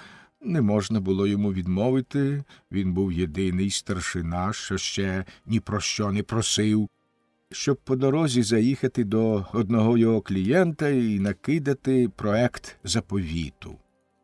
Кожний вважав, що це річ прекрасна, але тривала вона задовго, і наш Флорімон, згоджуючись у цьому пункті з аптекарем, знайшов іще привід, щоб оскаржити це. Я волію одну виноградину, хоч би й зелену, для себе, ніж 2 фіги для тебе. Метр П'єр де Ляво, проте, не кваплячись, закінчив свою справу. Дісталося панові аптекарю пів виноградинки, пів фіги. Нарешті ми прибули, кінець кінцем завжди прибуваєш, як гірчиця по обіді. Наші пташки вставали від столу, коли з'явилась закуска, що ми привезли. Але вони почали спочатку. Птахи завжди можуть їсти. Наші панове-старшини, наближаючись до замку, подбали про те, щоб, зупинившись востаннє, натягти своє парадне вбрання, старанно сховане від сонця, те чудове, сліпуче вбрання, що веселило очі і серце, зелене шовкове, мера і ясно-жовте шерстяне його 4 товаришів, неначе огірок та 4 гарбузи. Ми ввійшли, і інструменти наші зазвучали. На шум висунулися з вікон голови гулящої челяді. Наші 4, вбрані в шерсть та шовк, вийшли на ганок, де біля дверей нас зустріли, я трохи не добачав, 2 голови на 2 брижах. По брижах пізнають худобу, кучеряві, оздоблені стрічками, як 2 барани. Ми, решта, капела і компанія, залишились посеред двору. Тимто я не міг здалека почути чудову латинську промову, що виголосив наш нотар. Але незабаром я заспокоївся, бо думаю, що метр П'єр був єдиний, хто її слухав. Замість того я намагався не спустити з ока іншого видовища, моєї маленької Глоді, що дріботіла сходами, як Марія під час введення в храм, притиснувши обома ручками до свого живота кошик з бісквітами, що підносились аж до самого її підборіддя, і вона жодного не загубила. Вона пильнувала їх очицями і ручицями, ласуха, гоструха, хорошуля. Боже, так би й з'їв її. Чари дитинства, як та музика. Вони досягають серця вірніше, ніж та музика, що ми виконували. Найгордовитіші м'якшають, стають знову дітьми, забувають на мить свій сан і свою зарозумілість.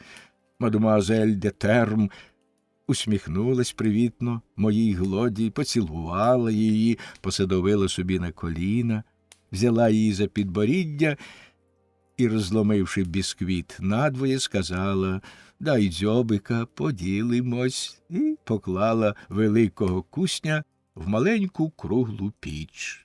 Тоді я, зраділий, вигукнув щосили: «Хай живе добра і прекрасна квітка Невера!»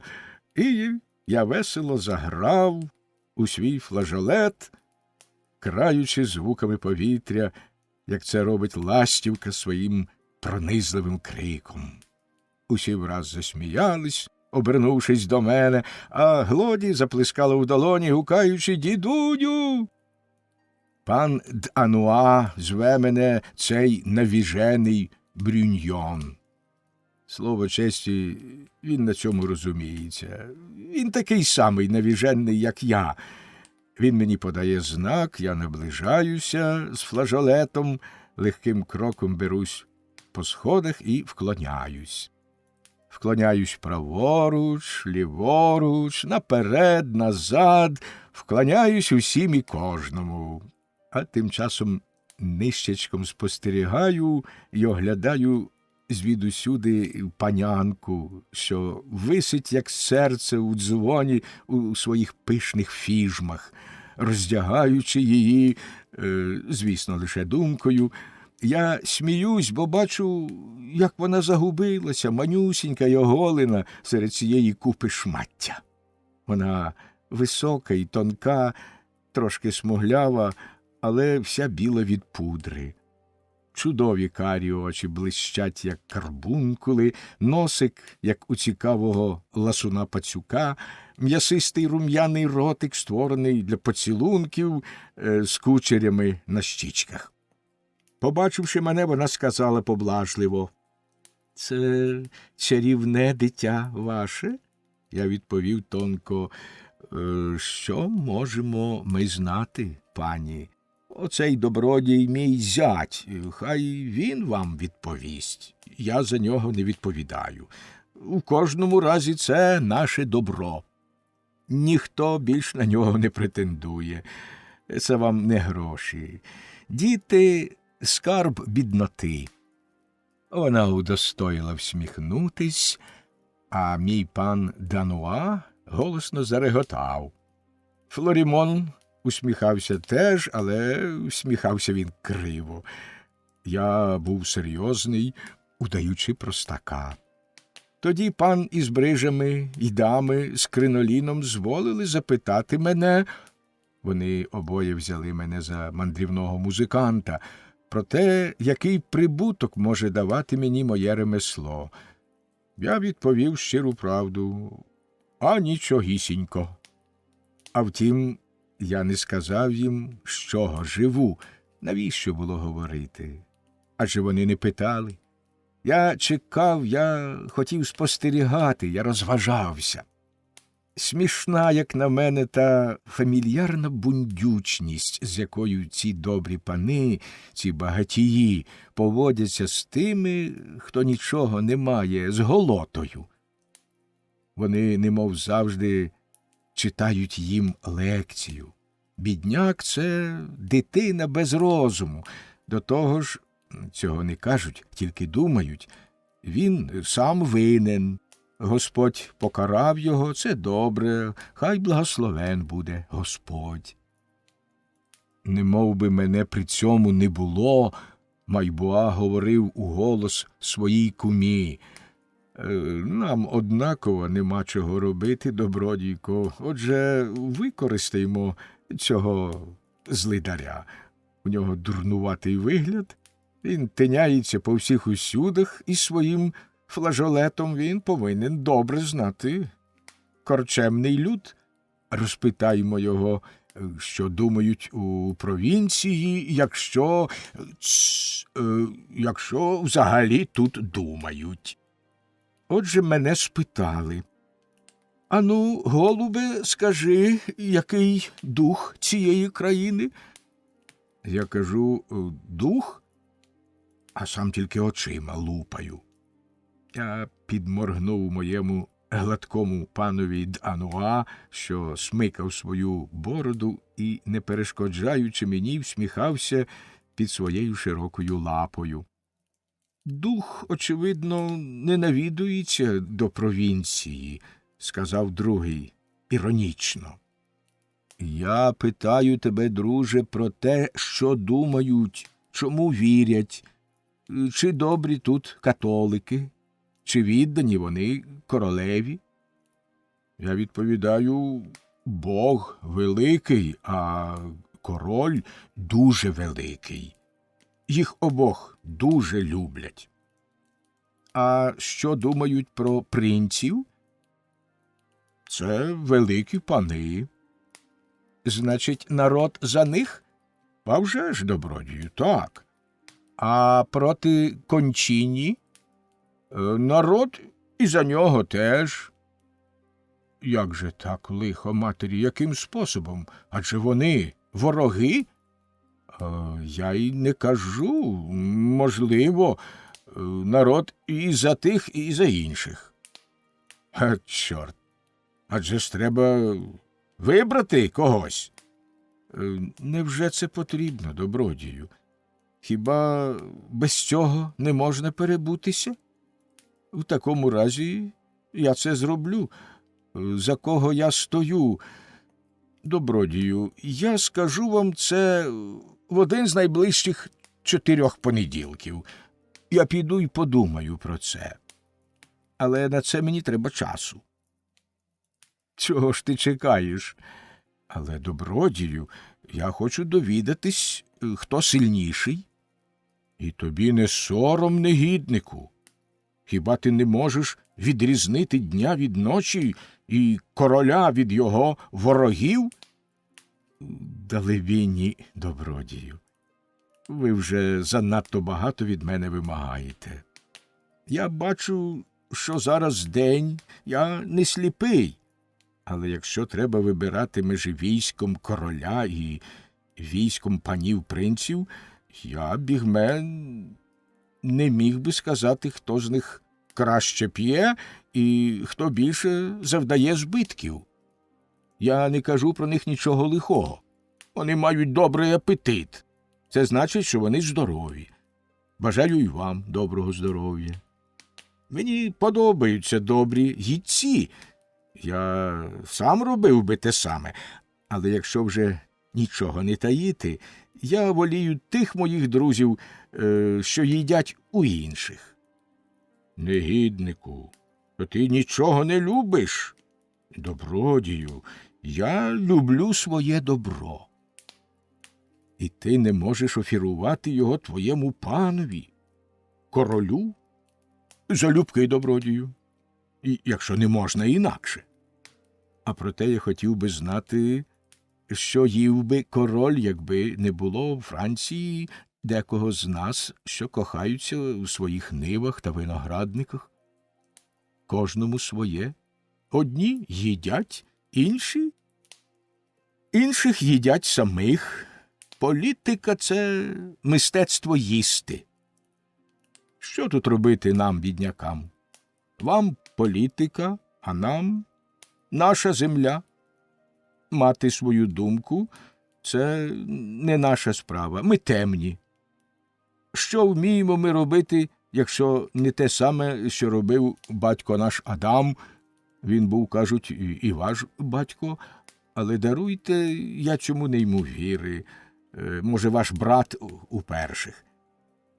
Угноювати землю, робити її родючою, копати, орати її надра, сіяти, ростити пшеницю й овес, стригти виноградну лозу, жати, в'язати снопи, молотити збіжжя, видушувати грона, робити вино, хліб, рубати ліс, тесати каміння, кроїти сукно, шивати шкури, клепати залізо, вирізувати, точити, столярувати, копати канали й шляхи, будувати міста з соборами, прикрашати лице землі садами, оздоблюючи стіни й дерев'яні пано, чарами світу, визволяти з-під камінних покровів чудові, оголені й білі тіла, прутко ловити в повітрі летючі звуки, замикати їх у золотаві темні надра співучої скрипки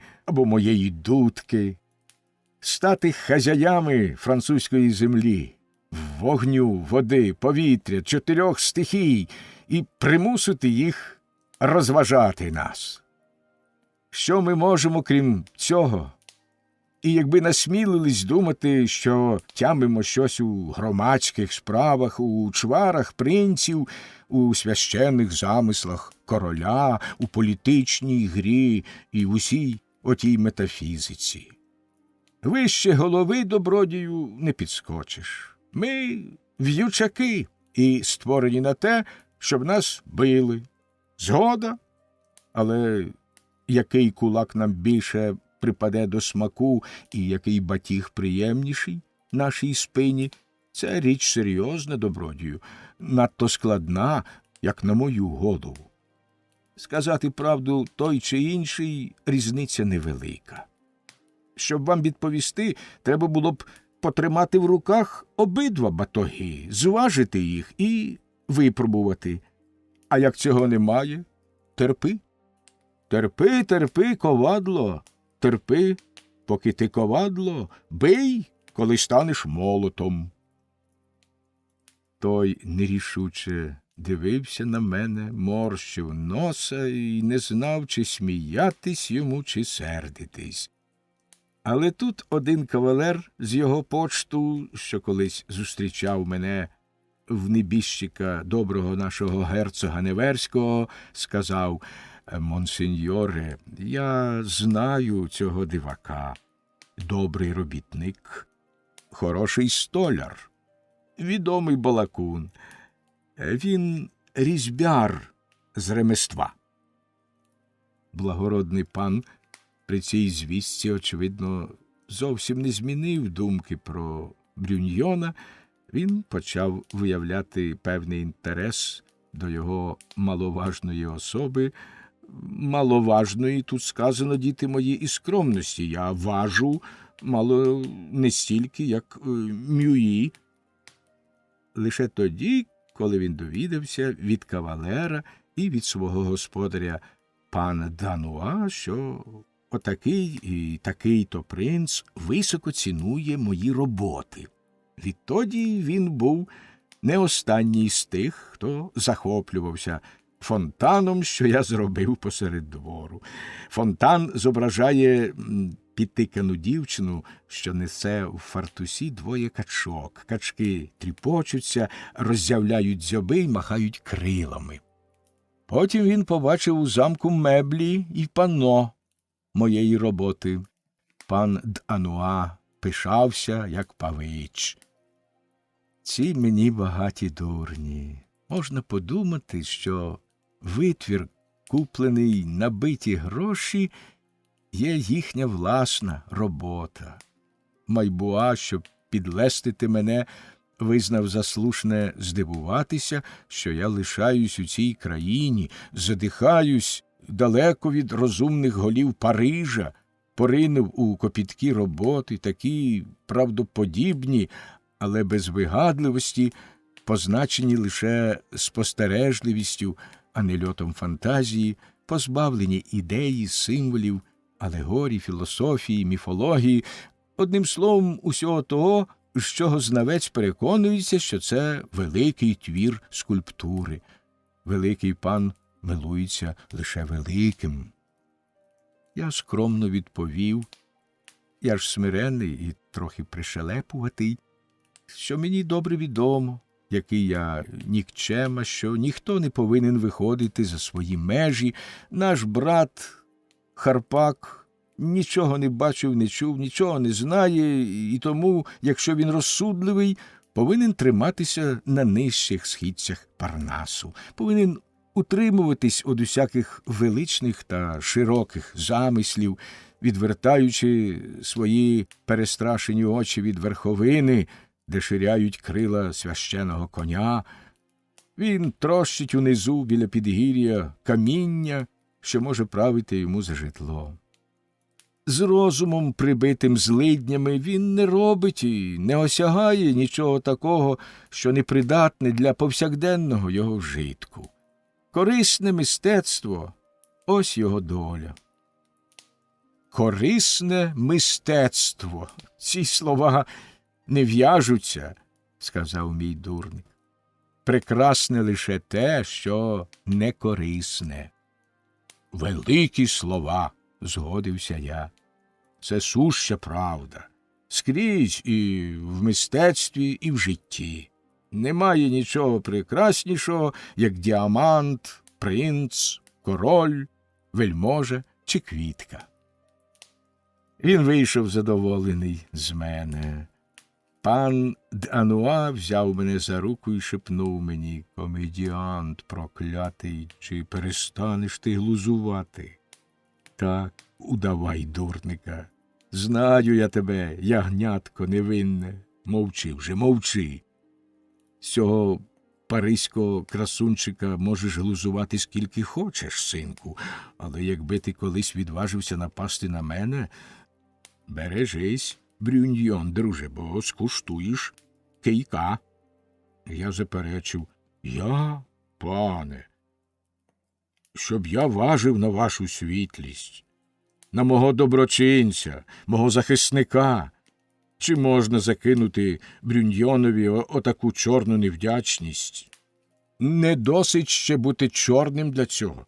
Треба ще бути йолопом, присягаюся Богом. Хай це роблять і інші. Це нас не обходить.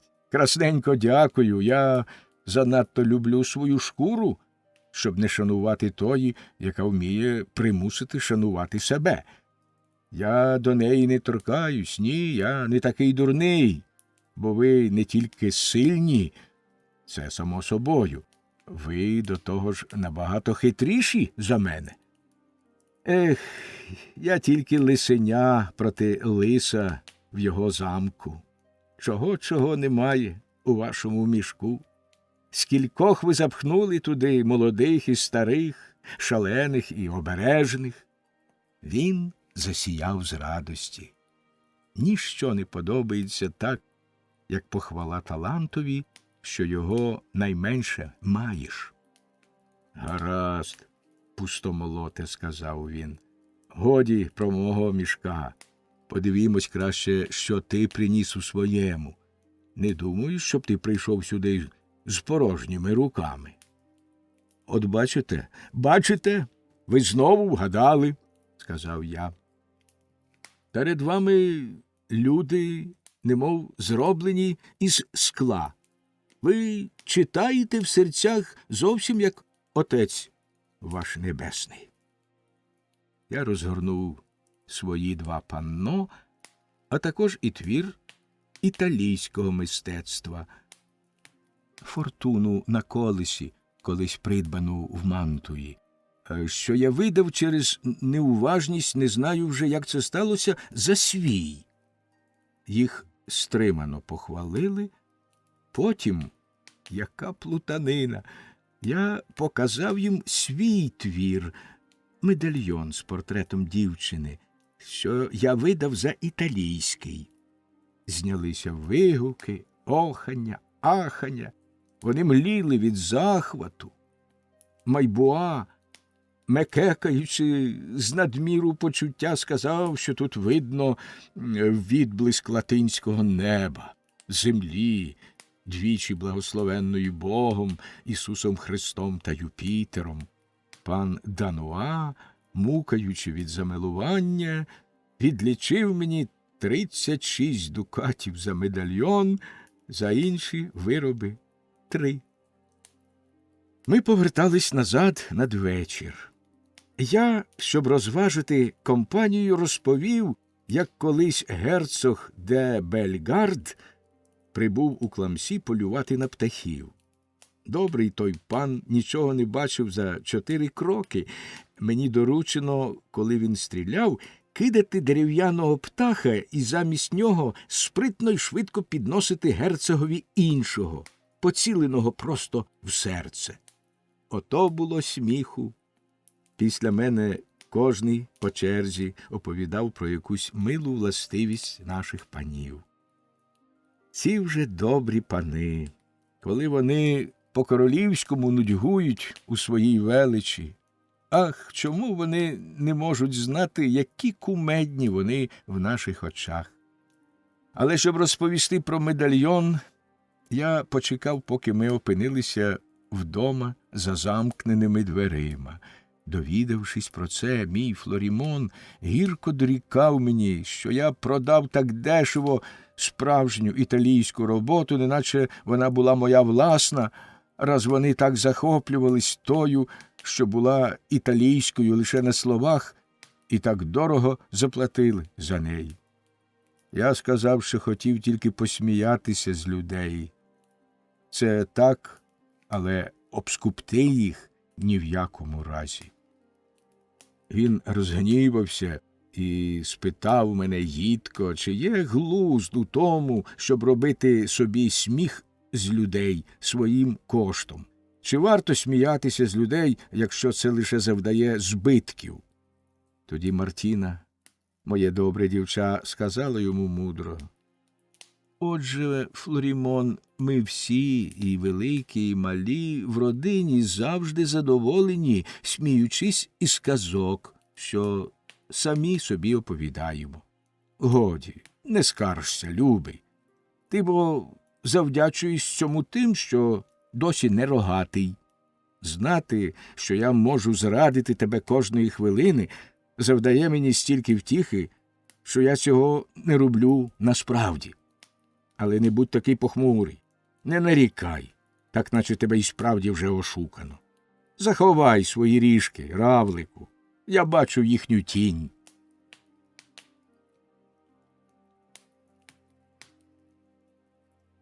Шума. Перші дні липня. Правду кажуть, відходить лихо пішки, а приїздить верхи. Щоб одвідати нас, лихо стало листоношею з Орлеана. Минулого тижня в понеділок у Сен-Фаржо стався перший випадок чуми. Погане насіння, а швидко росте. Наприкінці тижня було ще 10 захворювань. Потім, наближаючись до нас, учора чума вибухла в Куланж-ла-Вінез. Ну й переполох. Усі сміляки дали драла. Ми запакували жінок, дітей та гусят і випроводили їх далеко, до Монтнуазона. Проте лихо не без добра. Нема більше теревенів у моєму домі. Флорімон, боягуз, теж виїхав з дамами, з тією приключкою, що він не може покинути свою Мартіну напередодні пологів. Чимало великого панства знайшли важливий привід для того, щоб виїхати на прогулянку в своїх екіпажах. День, здавалося, їм сприятливий для того, щоб подивитися на жнива. Ми, решта, зоставшись, намагалися повернути все на жарти. Ми сміялися з тих, що боялися. Пани старшини поставили варту біля міської брами на шляху до Оксера, суворо наказавши відганяти всіх жебраків та ледарів, що намагались продертись до міста. Що ж до решти людей, вельможних і шановних, гаманців повних, вони принаймні мусили стерпіти візит 3 наших лікарів – метра Етьєна Люазо, метра Мартена Фротьє і метра Фільбера де Во, озброєних на боротьбу з грізним злом довгим пуделком носом, повним різних мазей, машкарою і окулярами. Все це дуже смішило нас, і метр Мартен Фротьє, людина добродушна, не міг набрати серйозного вигляду. Він одірвав свій ніс, кажучи, що не хоче робити дурниці, що аж ніяк не вірить цій химері. Так, але він умер з цього. Правда, що й метр Етьєн Льоазо, віривши в свій ніс і навіть спавши з ним, умер також. І єдиний, хто уникнув хвороби, був метр Фільбер де Во, передбачливіший, ніж його колеги. Він зрікся не свого носа, а свого поста. Але я вже випередив події, я розповідаю кінець моєї історії, не викругливши її вступу. Починаємо знову, сину мій, і знову візьмімо бика за роги. Чи пощастить мені цим разом? Отже, ми вдавали справжніх Річардів безстрашних. Ми були цілком певні, що чума не сподобить нас своїми відвідинами. Вона, кажуть, має делікатний нюх, і аромат наших чимбарень буде вражати її. Кожне знає, що нічого здоровшого бути не може. Востаннє, коли вона була в наших краях, це було року 1584-го, я дійшов тоді віку старого бика, 14 років. Вона тоді ткнула свого носа до нашого порога, потім, понюхавши, відступилася. Тоді, та й сміялись же ми з них, жителі Шатель-Сен-Суара, незадоволені свого патрона, пресвятого Потенціана, що кепсько охороняв їх, усунули його і взяли на спробу іншого, потім іще одного. Вони міняли 7 разів, обираючи по черзі Савіньєна і Палерена, Фільбера і Гілера, і навіть не знавши, на якого святого звіритися, вони звірилися, штукарі, на святу, і замість Потенціана взяли Потенціану. Ми згадували, сміючись, цю історію. Ми смільки, хвальки і вільнодумці. Щоб довести, що нам чужі ці забобони, як і забобони лікарів та старшин, ми сміливо пішли до брами Шастело, щоб через рів побалакати з тими, хто лишився, застрягши на тому боці. Дехто, хизуючись, навіть вислизнув і пішов випити келих до найближчого шинку з кимось з тих, перед чиїм носом затріснуто двері раю, або ж з одним з ангелів, поставлених пильнувати ці двері, бо вони до своїх обов'язків не ставилися серйозно. Я взяв з них приклад. Хіба міг я не приєднатися? Хіба міг я знести, щоб перед моїм носом веселились, розважались і впивалися водночас свіжими новинами і свіжим вином? Я луснув без досади. Вийшов я, отже, побачивши старого фермера, добродія Гратпена з Маї-ле Шато, мого доброго знайомого. Ми випили разом. Це був гладкий сміхотун, круглий, рум'яний і кремезний. Він вилискував на сонці потом, здоров'ям від нього так і пашило. Він ще більше хизувався, ніж я, глузував з хвороби і називав її вигадкою лікарів. Лише жалюгідні дурники, коли послухати його, вмирали не так з недуги, як з переляку. Він мені говорив: «Я дам вам мій рецепт безплатно. Ноги у теплі тримай, не так кишки набивай, Маргариту покинь, будеш здоровий, як кінь». Ми добру годину розводили теревені. Він мав звичку, розмовляючи, ляскати вас по руці або торгати вам руку чи ногу. Я тоді не зважав на це, я згадав про це другого дня.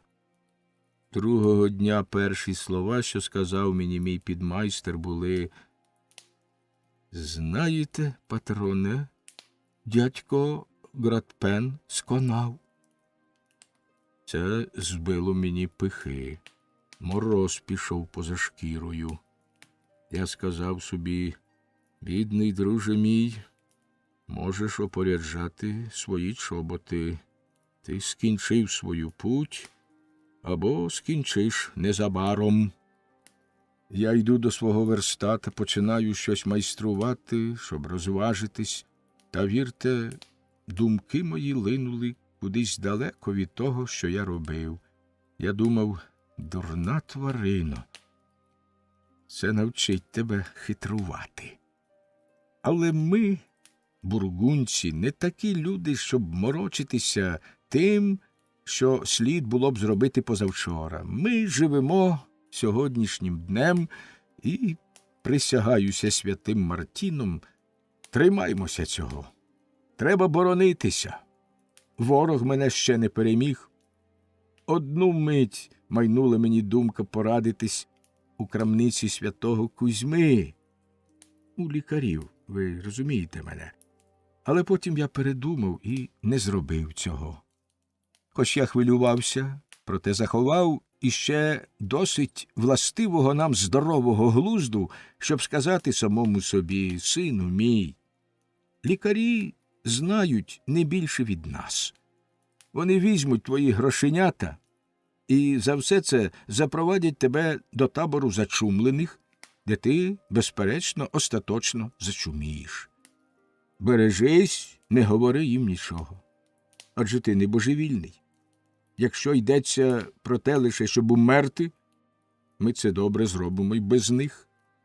І присягаюсь, як стоїть у книзі, на зло лікарям житимемо аж до самої смерті.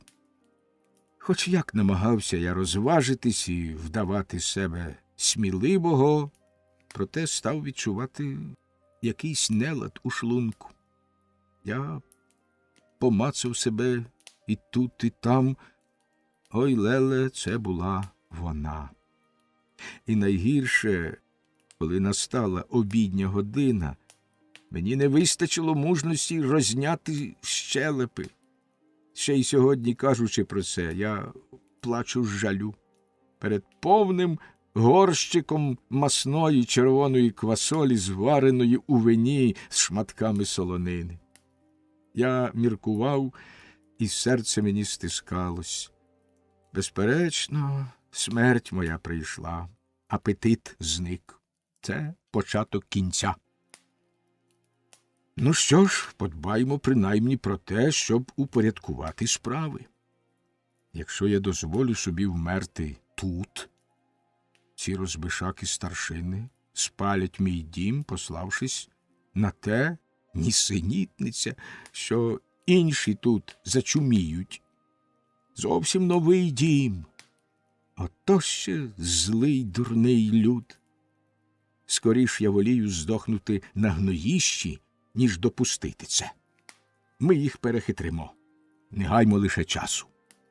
Я встаю, натягаю своє найгірше вбрання, беру 3-4 добрі книжки, декілька чудових повчань, скромні казки гальські, римські апофтегми, золоті слова Катона, вечори Буше і нового Плутарха Жиля Корозе. Я кладу їх собі в кишеню разом із свічкою та скипкою хліба. Я випроваджаю підмайстра, замикаю своє житло і сміливо простую до свого кута за межею міста, за останнім будинком, по дорозі в Бомон. Приміщення невелике, хатка на курячих ніжках, прикомірок, де складають начиння, старий матрац і дірявий стілець. Якщо доведеться все це спалити, дарма.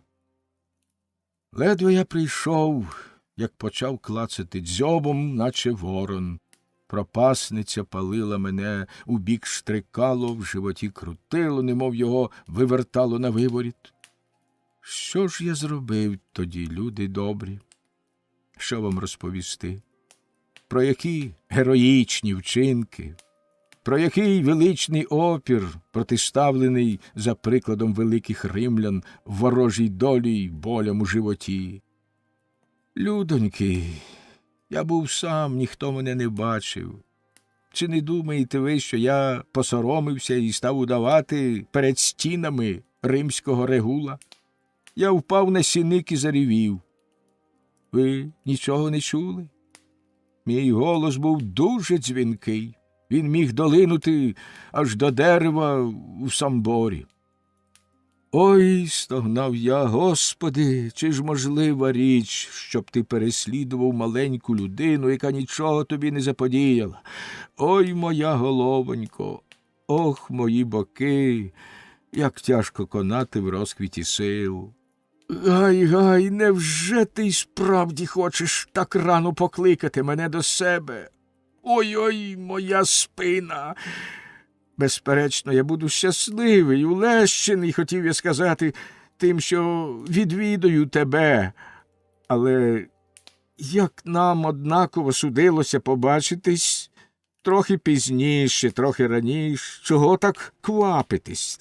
Ой-ой, моя селезінка, я не кваплюсь, Господи. Адже я лише хробак нікчемний, якщо не можна інакше, хай буде воля твоя. Ти бачиш, я лагідний та покірний, я віддаюсь, негіднику, чи заберешся ти геть, і чого тільки ця тварина гризе мені бік. Коли я вдосталь наривівся, страждання мої не зменшились, але я витратив усю свою патетичну силу. Я сказав собі, ти марнуєш дарма час.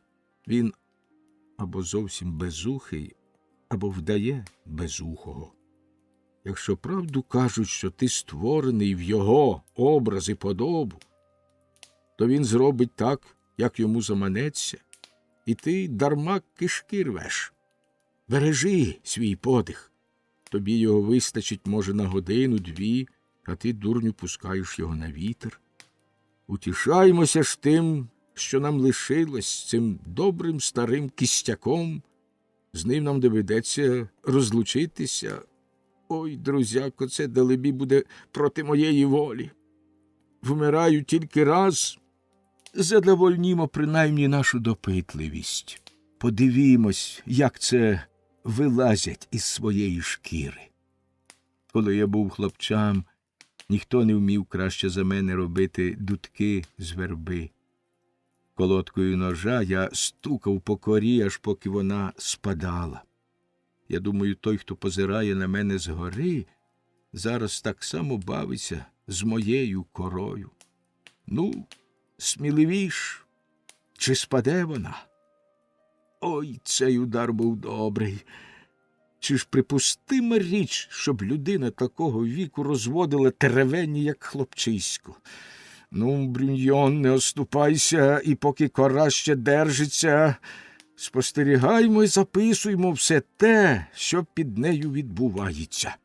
Переберімо цю скриню, збиймо шумовиння думок наших, вивчимо, порозжовуємо всі соки, що бухтять у моїй підшлунковій залозі, закручують там крутені і сваряться.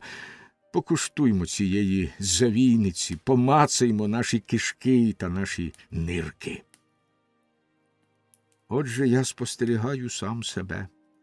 Часами я припиняю свої спостереження, щоб завити.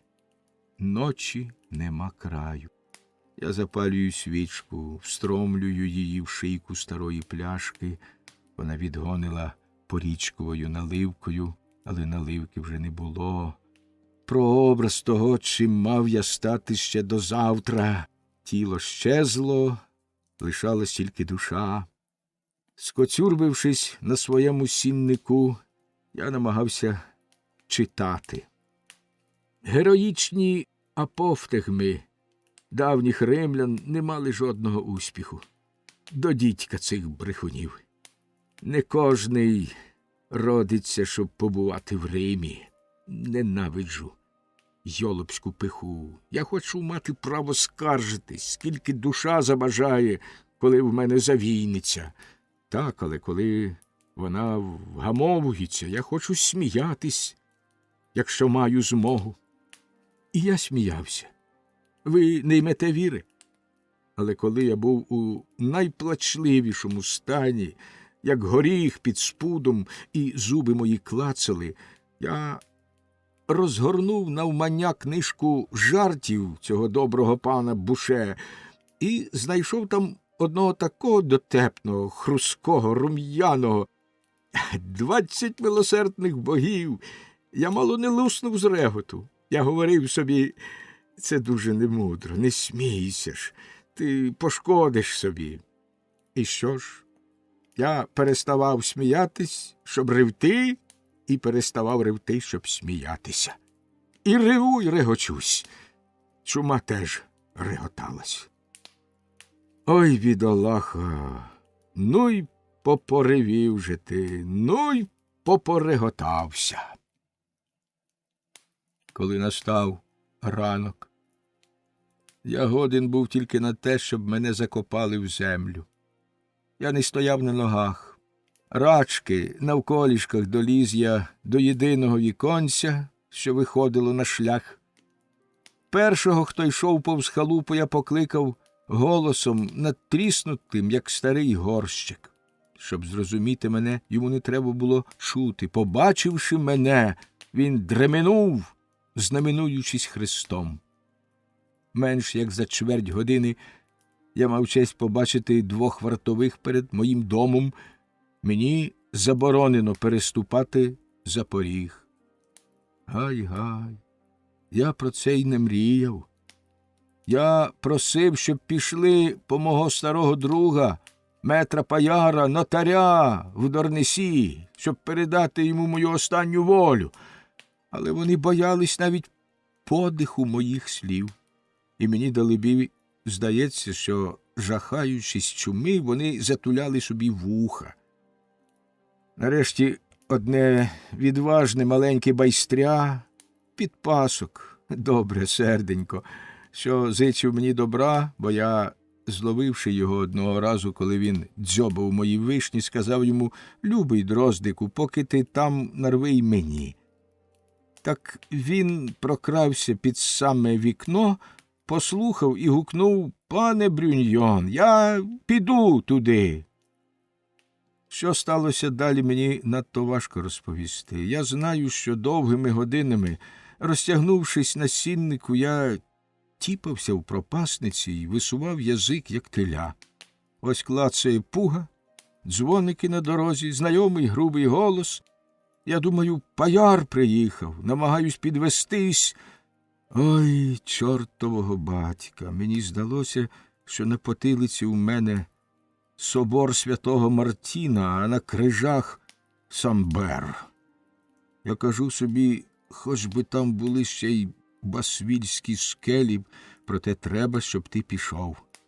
Я хотів, бачите, завести. Я мав досить часу вночі перебрати ці думки, деякі розпорядження, уваги до заповіту і нагородити Мартіну й Глоді так, щоб мої 4 парубки не могли сперечатися. Я висуваю з вікна голову, вона важча за Генрієту, великий дзвін. Вона падала праворуч, ліворуч. Я бачу на дорозі 2 добрі гладкі пики, вони витріщали очі, охоплені жахом. Це були Антуан Паяр та Кюре Шамай. Ці добрі друзі, щоб побачити ще мене живого, летіли щодуху. Я мушу зауважити, що, побачивши мене, вони прохололи. Мабуть, для того, щоб краще розглянути картину, вони оступилися на 3 кроки, і цей проклятущий Шамай, щоб підбадьорити мене, весь час співав: «Боже, як же ти погано виглядаєш! Ой, бідолахо, ти поганий, поганий, поганий, як жовте сало». Я сказав, їх здоровий вигляд навпаки оживив мене і підніс мій настрій: «Що ж це я не запрошую вас зайти? Мені здається, що вам гаряче». «Ні, дякуємо, дякуємо», – гукнули обидва. «Тут дуже добре». Підкреслюючи свій відхід, вони стали на позиції біля повоза. Для годиця Паяр струшує удила свого безвинного віслюка. «Як ти почуваєш себе?» – спитав мене Шамай, бо для нього розмовляти з небіжчиками була звичайна річ. Голубе мій, хворому не солодко, відповів я, трусячи головою. Ну й діла. Бачиш, мій бідний кола, я тобі це завжди говорив. Сьогодні з маком, завтра з таком. Сьогодні рози, завтра сльози. Ти не хотів мені віри йняти, ти дбав лише про розваги. Пив зверху, допивай і гущу. Ну, Брюньйон, не вдавайся в тугу. Господь кличе тебе. Оце честь, сину мій, але щоб стати перед ним, треба одягтися в чисту одежу. Дай я тебе очищу. Готуйся, грішнику. Я відповідаю зараз. Ми ще маємо час, кюре. Нещасний, каже він, колісниця не жде. Дарма, кажу я, піду пішки. Він махає руками. Брюньйон, друже мій, брате мій. Ах, я добре бачу, що ти все ще прихиляєшся до фальшивих земних благ. Що в них доброго? Адже все тут низькість, марність, лихо, лукавство, хитрощі, скрізь пастки, кривда, страждання, тлін. Що ми робимо тут? Я перечу. Ти завдаєш мені жалю. Ніколи не вистачить мені мужності покинути тебе тут, Шамай. Ми побачимося знову, сказав він. Чому нам не вирушати разом? Ну що ж, я піду вперед. Девіз пана де Гіза, кожному його черга. Ідіть за мною, люди добрі. Вони вдавали, неначе не чули нічого. Шамай сказав своїм гучним голосом. Час лине, Брюньйон, ти відходиш разом з ним. Лихий чигає на тебе. Невже ти хочеш, щоб ця паскудна тварина схопила твою нечисту душу і сховала її в свою комору? Ну, кола, говори покаянну молитву. Готуйся. Зроби це, мій хлопчику, зроби це ради мене, кумцю. Я це зроблю, сказав я. Зроблю для тебе, для себе і для нього. Боронь Боже, щоб я не віддав належної уваги всій компанії. Але якщо дозволиш, я хочу сказати 2 слова панові нотарю. Ти скажеш їх потім, аж ніяк. Метр Паяр буде перший. Схаменися, Брюньйон, примушувати предвічного йти після нотаря. Предвічний може зачекати або забратися, якщо йому це більше подобається. Я вже розшукаю його. Але земля мене кидає. Гречність проказує нам спочатку робити візит тому, хто вас приймав, а потім тому, хто вас прийме може. Він благав, загрожував, кричав.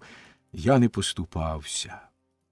Метр Антуан Паяр видобув своє приладдя до письма і, вмостившись на паркані, оточений цікавими собаками, всенародно уклав мій заповіт. Потім я розпорядився своєю душею так само добротливо, як я зробив це з моїми грішми. Виконавши все, Шамай усе ще увіщав мене, я сказав згаслим голосом: Батісте, відпочинь трохи. Ти говориш чудово, але голодному твої поради не варті й шага. Тепер, коли душа моя готова скочити в сідло, я хотів би випити стременного. Пляшку вина, людоньки. Ах, молодці! Обидва добрі бургунці і такі ж добрі християни, як добре зрозуміли вони останню мою думку. Замість одної пляшки вони принесли мені 3 шаблі, пуї і рансі. З віконця мого корабля, готового відчалити, я кинув мотузку. Підпасич причепив до неї старий лозовий кошик, і з усіх останніх сил я підняв останніх своїх друзів. З цієї хвилини, коли всі від'їхали, я знову на своєму сіннику не відчував себе таким самотнім. Але я не намагатимусь описувати вам ті години, що настали потім. Я не знаю, як це сталося, але я вже не міг їх лічити. Мабуть, у мене з кишені витягли їх штук 8 або 10. Я знаю, що був захоплений широкою розмовою з 3 духами пляшок, але не пам'ятаю нічого з того, що ми говорили. Я загубив Пола Брюньйона. Куди він до лихої години подівся? Опівночі я знову його побачив. Він сидів у своєму садку на грядці великих, свіжих і соковитих полуниць і споглядав небеса крізь віти маленької груші. Скільки світла там, угорі, яка темрява тут, унизу. Місяць наставляв на мене роги. За кілька кроків од мене купа старої лози, чорної, зібганої, пазуристої, ворушилась, як гадюче кубло, і дивилась на мене з диявольськими гримасами. Але хто з'ясує мені, що я тут роблю? Мені здається, все плутається в моїй занадто багатій уяві, що я сказав собі: «Вставай, християнине!» Римський імператор не вмирає, лежачи на матраці. Кола. Сурмус корда. Пляшки порожні. Консуматум ест. Сталося. Тут більше нема чого робити. Ходім, порозмовляймо з нашою капустою. І мені здається також, що я хотів нарвати часнику, тому що, як кажуть, це добрі ліки проти чуми, або тому що, не мавши вина, треба вдовольнятися часником. Безперечно, те, що коли нога моя, а сідавка за нею, опинилась на матері землі, я відчув, що мене охопили чари ночі. Небо, подібне до велетенського горіхового дерева, опуклого й темного, покривало мене своїм куполом. На вітах його тисячами гойдались овочі. М'яко коливаючись та михтячи, як яблука, зорі достигали в теплих сутінках. Мені здавалося, що плоди в моєму саду – це зорі. Вони нахилялись до мене. Я відчував, як мене спостерігають тисячі очей. Легкий сміх ворушив паростки полуниць. На дереві наді мною маленька груша з рум'яними й золотавими щічками співала мені чистим, солодким голосом: «Кущ тернини, край долини, вкопуй, гномику малий, як гнучкі виткі лозини, учепись мені до спини, щоб летіти в край святий. Вкопуй, вкопуй, кущ тернини, сірий гномику малий». З усіх квітів саду земного і саду небесного хор пустотливих, шепотливих, дрімотливих голосочків повторював: «Вкопуй, вкопуй, кущ тернини». Тоді я занурив руки в мою землю і сказав: «Чи хочеш ти мене? Я хочу, палко». Добра моя земля, пухка й родюча. Мої руки пірнули в неї аж по лікті. Вона подавалась, як груди, і я м'яв її колінами й руками. Я схопив її в обійми, я зробив на ній свій відбиток з голови до ніг. Я зробив з неї собі ліжко і простягнувся на ньому, розкинувшись. Я дивився на небо і на грони зір, і роззявив рота, немов сподівався, що одна із зір капне мені на ніс. Липнева ніч співала пісні пісень.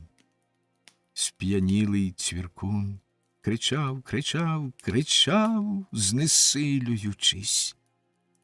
Дзвін святого Мартіна вибив 12-ту годину, або 14-ту, або 16-ту. Безперечно, це не був звичайний дзвін. І от зорі, зорі там на горі, і зорі в моєму саду починають дзвонити і передзвонювати. Господи, яка музика! Серце мені тріпалось, в ушах мені дзвеніло, як бринять віконні шибки, коли гримить грім, а з глибини своєї ями я бачив, як висилось дерево і Єсея. Виноградна лоза, рівна, рясно обвішана гронами, здіймалась із мого черева. Я здіймався разом з нею, і весь мій сад випроводжав мене, і співами на найвищій гілці витанцьовувала, як божевільна зоря, закинувши голову, щоб бачити її, щоб ухопити її. Я п'явся вгору, ревучи з усієї сили. Гей, китице, шашла, куди втекла? Сміліш, кола, вона твоя. Алілуя!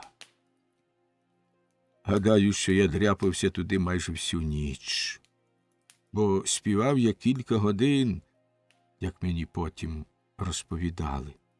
Я співав усячини, співав пісень духовних і світських, і де профундіс, і епіталам, і різдвяних, і хваліть ім'я Господнє.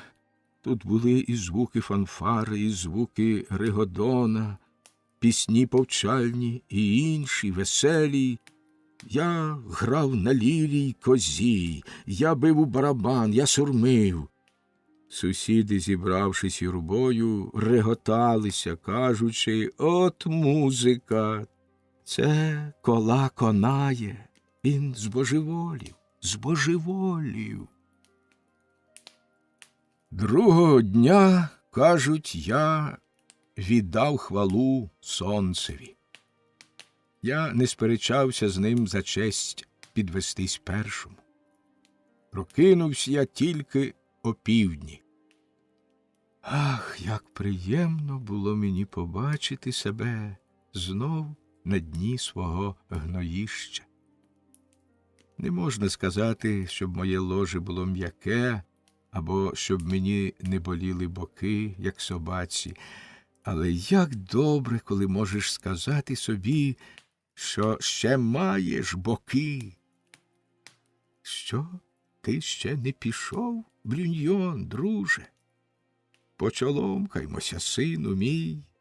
Дай-но я помацаю це тіло, цю славну пику. О, це ти, дуже приємно. Якби ти мене покинув, кола, я б ніколи не втішився. Чолом тобі, о мій саде, мої дині всміхаються з радості. Достигайте, мої любі. Але мої спостереження перебиває ревіння двох ослів по той бік муру. Брюньйон! Брюньйон! Ти не вмер? Це Паяр та Шамай. Не діставши відповіді, вони, безперечно, вихваляють небіжчикові чесноти там на шляху. Я підводжусь. Ой, прокляті стегна! Я йду потихеньку і раптом висуваю голову у вікно й гукаю: «Ку-ку, ось дочки і я». Вони підстрибують, як коропи. «Та ти не вмер, Брюньйон!» Вони сміялись і плакали з радості. А я висолопив їм язика, живісінький. Повірте, що ці негідники не випускали мене аж 15 день з моєї башти, поки переконали, що я зовсім одужав. Мушу признатися, що вони подбали про те, щоб я не потребував ані манни небесної, ані води із скелі, я маю на увазі Ноєву воду. Вони навіть установили звичай приходити по черзі, вмощуватись під моїм вікном і переказувати мені свіжі новини. Коли я вже мав змогу вийти, Юре Шамай сказав мені: «Любий друже, це святий Рох урятував тебе. Ти, принаймні, повинен піти подякувати йому. Зроби це, будь ласка». Я відповідаю: «Я більше припускаю, що це зробили святий Ірансі, святий Шаблі або Пуї». «Ну, кола», – сказав він, – «помирімось. Розріжмо грушу надвоє. Піди до святого Роха для мене, а я віддам честь святій пляшці заради тебе». Коли ми відбували цю подвійну прощу, вірний паяр доповнював тріо, я сказав: «Признайтесь, друзі мої, що ви не так охоче почеркувались би зо мною того дня, коли я благав вас подати мені прощальний келих вина. Ви, очевидно, не мали бажання супроводити мене». «Я дуже люблю тебе», – сказав паяр, – «присягаюсь тобі, але що маю робити? Себе я також люблю. Слушно кажуть, шкіра мені ближча від сорочки». «Меа кульпа, моя провина», – бурчав Шамай, бивши себе в груди, немов у барабан. «Я боягуз, така моя натура». «Що ти видобув, паяр, з Катонової науки? А ти, Кюре, на що згодилась твоя релігія?» «А, друже мій, як добре жити», – сказали вони враз, глибоко зітхнувши. Тоді ми почоломкались усі троє і сказали, сміючись: «Добра людина небагато коштує. Треба брати її такою, яка вона є. Її створив Бог. Він хороший майстер». Стара вмирає. Кінець липня. Я знову набирав смаку до життя. Можете мені повірити, що це не дуже було трудно. І навіть не знаю чому, але воно здавалось мені ще соковитіше, ніж раніше, і ще ніжніше, м'якше, золотавіше. Воно було чудово просмажене, хрумтіло на зубах і тануло в роті. Апетит воскреслого. Який їдець, мабуть, був Лазар. Отже, одного разу, коли по веселій роботі я змагався з друзями Самсоновою зброєю, увійшов селянин, що прибув з Мордвана. «Метр Кола», – говорить він, – «я позавчора бачив вашу господиню». «Тобі пощастило, йолопе», – сказав я. «Як поживає старенька?» «Дуже добре. Вона відходить». «Куди це?» «Прожогом, добродію, на той світ». «Той світ погіршає», – сказав якийсь злий жартун, а інший: «Вона відходить, ти лишаєшся. За твоє здоров'я, Кола. Щастя ніколи не приходить само». Я, за прикладом інших, я проте був схвильований, відповідаю: «Випиймо. Господь, видно, любить людину, кумчики, і він відбирає жінку тоді, коли людина не знає, що з нею робити». Але вино враз стало мені недобре, я не міг допити склянку, і, взявши кийка, я вийшов, навіть не попрощавшися з компанією. Вони гукали: «Куди ти йдеш?» який гець тебе вкусив. Але я був уже далеко, я не відповідав. Серце моє стискалось. Можна, бачите, не любити свою стару. Можна дратувати одне одного вдень і вночі протягом 25 років. Але тієї хвилини, коли по неї приходить Кирпата, по ту, що, притулившись до вас на вузенькому ліжку, так довго змішувала свій піт із вашим, що в своєму худому череві виносила насіння роду, вами засіяне, тоді наче щось тисне вам горло, немов відривається шматок самого вас. І хоч шматок цей був поганий, хоч він таки добре заважав вам, проте ви жалкуєте за ним, жалкуєте за собою і сумуєте, тужите за ним. Боже, даруй мені, його любите. Я прийшов назавтра проти ночі. З першого погляду я спостеріг, що великий скульптор добре попрацював. З-під зібганої запони зморщеної шкіри виступало трагічне обличчя смерті. Але найбільш переконали мене в тім, що надходить швидкий кінець, її слова, як тільки вона побачила мене. «Бідний мій старенький, ти дуже втомився».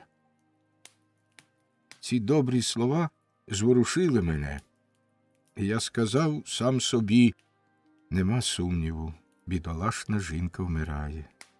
Вона добрішає. Я вмостився біля ліжка і узяв її за руку. Занадто виснажена для того, щоб говорити, вона поглядом дякувала мені за те, що я прийшов. Щоб розважити її, я намагався жартувати і розповів їй, як посміявся із занадто квапливої чуми. Вона нічого не знала про це. Це так схвилювало її, болячка б мені на язик, що вона зовсім знесилилась і мало не сконала. Коли вона очунілась, до неї вернулася здатність говорити, хвалити Бога і лютувати. І от вона, тремтячи, починає белькотати, слова ніяк не хотіли сходити з її язика, чи виходили не ті, які вона хотіла вимовити, тоді вона зовсім скаженіла. І от вона починає мене лаяти, кажучи, що це ганьба, не сказати їй нічого, що я не маю серця, що я гірший від пса, і що, як пес, я цілком заслужив на те, щоб здохнути з самотою на своєму гноїщі. Вона сказала ще чимало любих речей. Її хотіли заспокоїти. Казали мені, іди. Ти бачиш, що це шкодить їй. Вийди на хвилинку. Але я сміявся, нахилявся над її ліжком і говорив на добрий час. Тепер я пізнаю тебе. Ще є надія. Ти все ще така люта. Я взяв її голову, її стару, тремтливу голову своїми грубими руками. Я поцілував її щиро двічі в обидві щоки, і вона заплакала. Нарешті ми лишилися заспокоєні, мовчущі вдвох у кімнаті. Шашель відстукував сухими ударами цок-цок передсмертних хвилин. Усі вийшли до сусідньої кімнати. Вона тяжко дихала. Я бачив, що стара хоче говорити. Я сказав, не стомлюйся, стара. Усе сказано за 25 років. Ми розуміємо одне одного без слів. Вона відповіла, нічого не сказано. Мені треба виговоритися, кола. Без цього рай, куди я не потраплю. Чому ж ні, чому ні, сказав я. Без цього рай мені буде гіркіший, ніж уся гіркота пекла. Я з тобою завжди була кисла та сварлива. Та ні ж бо ні. Трохи кислого завжди треба для здоров'я. Ревнива, загониста, буркотлива, химерна. Я всю господу труїла своїм лихим настроєм, і тебе я примушувала його відчувати всіма способами. Я поплескав її по руці. Це не біда, моя шкіра товста. Вона провадила далі, ледве дихаючи. Але це тому, що я тебе любила. Хіба я не був певен цього? Вигукнув я, сміючись. Кінець кінцем кожний має свій спосіб. Але чом ти не сказала мені про це? Твій спосіб був незрозумілий. Я любила тебе, говорила вона, а ти мене не любив. Тим-то ти був лагідний, а я люта. Бо я ненавиділа тебе за те, що ти не любив мене. А ти про це й не думав. Ти завжди сміявся, кола, сміявся, як сьогодні. Боже, як я страждала від цього сміху. Ти ховався в нього, як у капюшон від дощу, а я могла ляти дощ досхочу і ніколи, негіднику, не пощастило мені полити тебе як слід. Ой, скільки горя завдав ти мені. Не раз, кола. Я з нього мало не луснула. Бідна жіночка моя, сказав я, річ у тому, що я не зношу води. Ти ще смієшся, ледарю. Ну що ж ти добре робиш, сміх гріє. У цю хвилину, коли могильний холод повзе по моїх ногах, я розумію, чого вартий твій сміх. Позич мені твій плащ. Смійся досхочу, чоловіче, я більше не гніваюсь на тебе за це. А ти, кола, прости мені. Ти була мені вірна дружина, сказав я, чесна, сильна й віддана. Ти, може, не завжди була приємна, але ніхто не буває без вад. Це була б непошана до того, там, на горі, якого вважають за бездоганного. Так мені говорено, сам я не бачив. І в чорні дні, я не кажу про ночі, коли всі коти сірі, я кажу про лихоліття, коли худнуть корови. Тоді ти не була вже така лиха, ти була мужня, ніколи не зрікалася роботи. Твоя суворість була майже прекрасна, коли ти виставляла її проти злої долі, не відступаючи ні на крок. Не треба мучитись за минуле. Досить того, що ми не один раз несли його, не вгинаючись під його вагою, мовчки, не зберігши на собі відбитка ганебного тавра. Те, що зроблено, зроблено, його не переробиш. Тягар скинуто. Нехай господар важить тепер його, якщо хоче. Це вже нас не обходить. Ух, треба відсапатися, старенька. Нам лишилось тепер тільки розв'язати пояс, що стягав нашу спину, випростати наші поранені плечі, зробити собі яму в землі й заснути в ній, роззявивши роти, хропучи, як орган. Хай спочине з миром. Мир тим, хто добре попрацював, великий сон вічності. Вона слухала мене, закривши очі, схрестивши руки. Коли я скінчив, вона знову відкрила очі й простягла мені руку. На добраніч, друже мій, збудиш мене завтра. Рука її впала. Потім, як жінка, що любить порядок, Вона витяглась на своєму ліжку, натягла простирадла аж до підборіддя, так, щоб не було на ньому жодної зморшки, притисла до плесковатих грудей своїх розп'яття. Потім, як жінка рішуче, вона зморщила ніс, втопила непорушний погляд у простір, готова в путь, і стала чекати.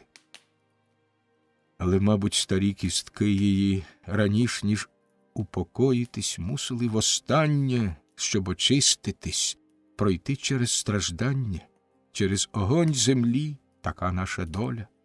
Саме бо в ту хвилину двері з сусідньої кімнати розчинились, і в кімнату вдерлась хазяйка, кричачи: «Швидше сюди, метр кола!»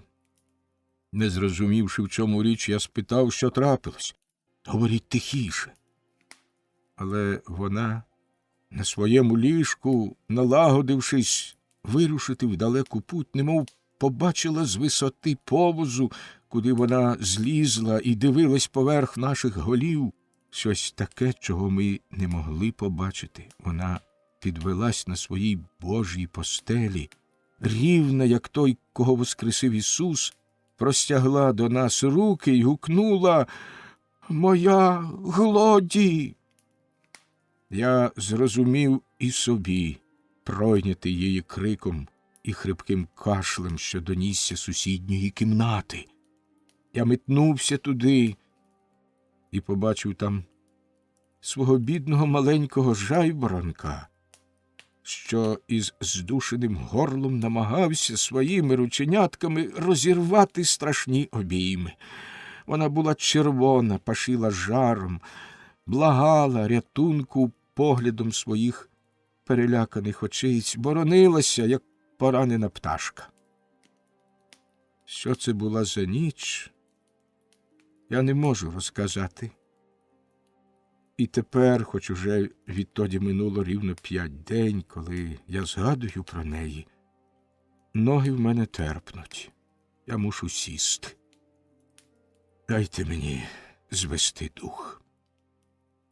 Невже є на небі владар, якому втішно завдавати муки цим малесеньким істотам, відчувати, як тріщать їхні крихкі шийки в його руках, бачити, як вони опираються, зносити погляди їхні, повні подиву й докору? Я розумію, що можна лупцювати таких старих ослів, як я, що можна заподіяти зло тому, хто може захищатися, кремезним дядькам, здоровенним бабам. Якщо хочеш, Господи, потішитися нашими криками, можеш спробувати це, людину, створену в Твою подобу. Що ти не буваєш завжди занадто добрий, а часто химерний, лукавий, любиш завдавати шкоди, іноді маєш потребу випробувати свої сили, з жадоби руйнувати через застої крові, з примхи або для розваги. Все це загалом не дуже дивує мене. Ми, люди немолоді, звичайно, і можемо помірятися з тобою силами. Коли ти нам не докучаєш, ми можемо тобі це сказати. Але обрати за ціль бідних ягнят, що в них на губах молоко не обсохло, стривай. Ні, це вже занадто. Ми цього не допустимо. Чи Бог, чи король це робить однаково, він перебільшує свої права. Ми попереджаємо тебе, Господи. Якщо й далі ти робитимеш щось подібне, нам, на превеликий жаль, доведеться розвінчати тебе. Але я не хочу йняти віри, що це твоя робота. Я занадто шаную тебе, щоб думати, ніби такі злочини можливі.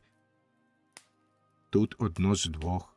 Або в тебе очей немає, або нема тебе самого. Ой, яке недоречне слово, беру його назад. Доказ твого існування – це те, що ми зараз розмовляємо один з одним. Скільки скільки суперечок було у мене з тобою.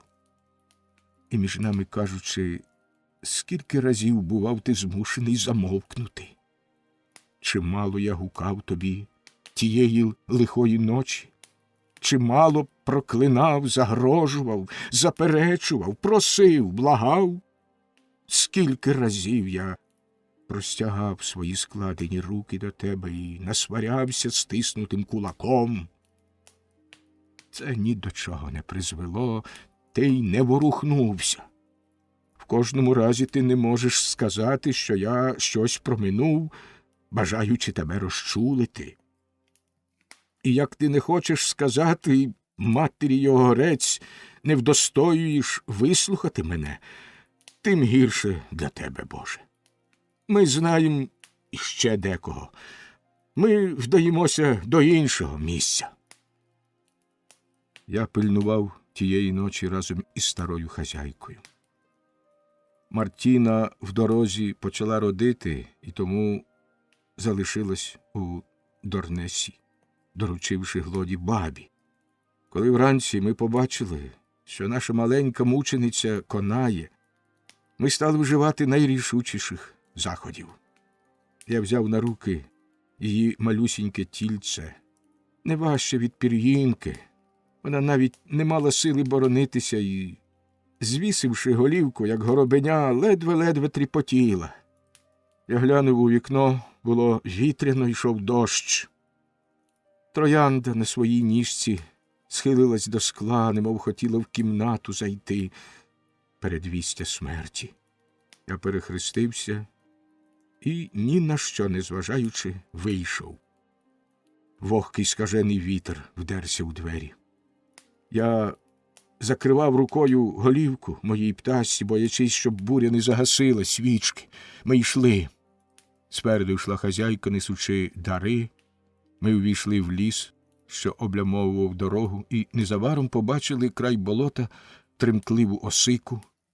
Вона підносилася струнка й довга, як башта, над гнучким комишем. Ми обійшли навкруги раз, другий, третій. Дитинча стогнало, і вітер у листі, як вона, ляскав зубами. Ми прив'язали стрічку до ручки дитини, другий кінець стрічки почепили на гак старого тремтливого дерева, і беззуба хазяйка разом зі мною повторювала: «Трусись, трусись невпинно, тремти, як ця дитина. Во ім'я Троїць благаю, тебе, осико, заклинаю. Не опирайсь, якщо наказу ти не здійсниш, зітну відразу». Потім баба викопала ямку межи корінням, налила туди вина, поклала 2 голівки часнику і шматок сала. Крім цього, поклала туди ж таки шага. Ми тричі обійшли вкруг мого повного комишу капелюха, покладеного долі. За третім разом ми плюнули в нього, кажучи: «Жаби зморщені, жаби скорчені, хай вас корчі покорчать». Потім, повертаючись на узліссі, ми стали на коліна перед кущем Глоду. В ногах його ми поклали дитину і в ім'я святого терника благали Сина Божого. Коли ми нарешті повернулись додому, малятко здавалося мертвим. Ми принаймні зробили все, що могли. Тим часом жінка моя не хотіла вмирати. Любов до Глоді в'язала її з життям. Вона лютувала й галасувала: «Ні, я не піду, Господи Ісусе, Маріє, поки не довідаюсь, що хочете ви з нею зробити. Одужає вона чи ні? Вона одужає 100 чортів. Я так хочу, я так хочу, я так хочу, я так хочу. Сказано вам». Але це, мабуть, ще не остаточно було сказано, бо, сказавши це, вона знову починала своєї. Боже, як вона дихала! А я ще недавно думав, що вона вже конає. Якщо це було її останнє дихання, то воно було ще досить сильне. Брюньйон, негіднику, ти смієшся, ну й не сором тобі. Чого ж ти хочеш, друже мій? Я такий, який я є. Страждання не перешкодить доброму французові сміятися.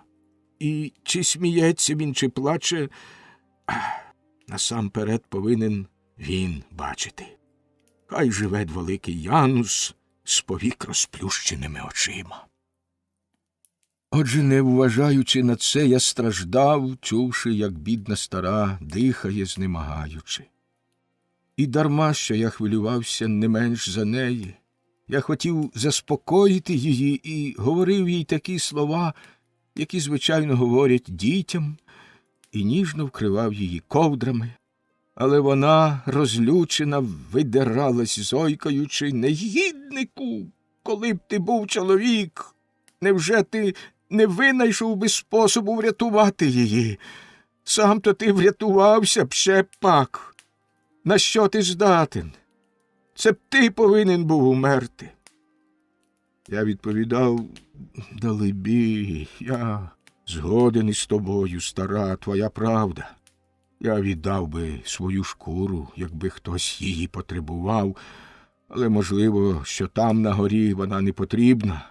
Вона зношена, вона задовго вживана. Я придатний лише на те, і це правда, щоб страждати, як ти, то страждаймо ж без зайвих слів. Може, це дорівнює тому, що вона, неповинна страдниця, мусить перетерпіти». Тоді схилила вона стару голову до моєї, і сіль наших сліз змішалася на наших щоках. Над хатою зависла тінь від крил ангела смерті, і раптом вона зникла. Світло засяяло знову. Хто зробив це чудо? Чи там на горі, чи боги лісів, чи мій Ісус, що вболіває за всіма нещасними, чи грізна земля, що видихає і вбирає всі недуги, чи це наслідок молитов, чи страх перед моєю дружиною, чи це сталося тому, що я дав хабаря осиці? Ми про це ніколи не довідаємось. Отож, нічого не знаючи напевне, дякую, так воно певніше, всій компанії, заводячи сюди й тих, кого я зовсім не знаю. Може, вони найкращі. В кожному разі, безперечно, лише те, і це єдине, що мені важливе, що з тієї хвилини жар спав, дихання струмувало в ніжному горличку, як маленький струмок, і моя маленька небіжка, видершися з ангелових обіймів, воскресла. Тоді відчули ми, як тануть наші старі серця. Ми обоє затягли: «Нині розгрішаєш, Господи». І моя старенька, знеможена, плачучи з радості, спустила голову на подушку, як камінь, що пірнає у воду, і зітхнула: «Нарешті я можу йти». Враз погляд її згас, обличчя загострилось, і дихання покинуло її, немов занесене поривом вітру. І я, нахилившись над її ліжком, де її вже не було, дивився, неначе на дно водорию, де образ зниклого тіла на мить відбивається, а потім зникає, утворюючи коло. Я закрив її очі, поцілував воскове чоло. Я склав її руки працівниці, що ніколи за все своє життя не знали відпочинку. Я не журився, залишаючи згаслу лампу, де олія вигоріла. Я пішов і сів біля нового полум'я, що віднині мало освітлювати дім. Я дивився, як вона спить. Я пильнував її. Я посміхався розчулено. І я думав, хіба можна заборонити собі думати? Чи не дивно, що так прив'язуєшся до такої малесенької істотки? Без неї все нам не любе, з нею все миле, навіть найгірше. Чи це важливо? Ах, мені вільно вмерти, чорти б мене забрали, аби тільки вона жила. А там начхати мені на все. А втім, це вже занадто сильно сказано. Я існую, я живу, я зовсім здоровий, я господар своїх 5 почуттів, і ще декількох, і найкраще з них – це мій розум. Я ніколи за все своє життя не нудьгував. У моєму череві 10 аршинів порожніх кишок, завжди готових шанувати його. Голова в мене здорова, рука надійна, ноги міцні, я добрий робітник і справжній бургундець. І що ж? Невже я ладен принести все це в жертву маленькій тваринці, що її навіть не знаю? Бо кінець кінцем, що вона являє собою? Гарненьке звірятко, маленька папуга, що випробовує свої сили. Тепер ця істота ніщо, а ще може, буде щось. І для цього може, буде. Я зруйную своє. Я є, я тут, мені тут добре, хай тобі всячина. Ой, річ у тому, що це може, буде. Моя найчудовіша квітка. Квітка, ради якої я живу. Коли хробаки згризуть мою плоть, коли вона розчиниться в жирному ґрунті кладовища, я оживу. Господи, в іншому я. І воно буде прекрасніше, щасливіше і краще. Ех, що я можу знати? Чому воно буде краще від мене? Тому що воно поставить свої ноги мені на плечі і зможе бачити далі, ніж я, ступаючи по моїй могилі. О, ви, що вийшли з мене, ви будете вбирати світло, а мої очі, що його так любили, не будуть у ньому купатися. Вашими очима я тішуся жнивами майбутніх днів і ночей. Я бачу, як чергуються роки й віки. Я однаково втішаюсь і тим, що передчуваю, і тим, що мені невідоме. Все йде повз мене, але і я також рухаюсь все далі, все вище. Це ви несете мене. Я вже не зв'язаний більше з моєю маленькою маєтністю. За межами мого життя, за межами моєї ниви тягнуться борозни. Вони охоплюють усю землю, вони перемагають просторінь, як молочний шлях. Вони вкривають своєю мережею все блакитне склепіння. Ви – моя надія, моє бажання і моє сім'я. Його я через безкрай сію повними пригорщами. Спалений дім. Середина серпня. Чи записати сьогоднішній день? Це твердий шматочок. Я ще його не зовсім перетравив. Нумо, сміливіше, дідугане, це найкращий спосіб пропхнути його. Кажуть, що літній дощ – золото. Якщо це правда, то я повинен бути багатший за Креза. Дощ поливав мені спину безперестанно цього літа. А проте я без сорочки і без штанів, зовсім як Іоанн Хреститель.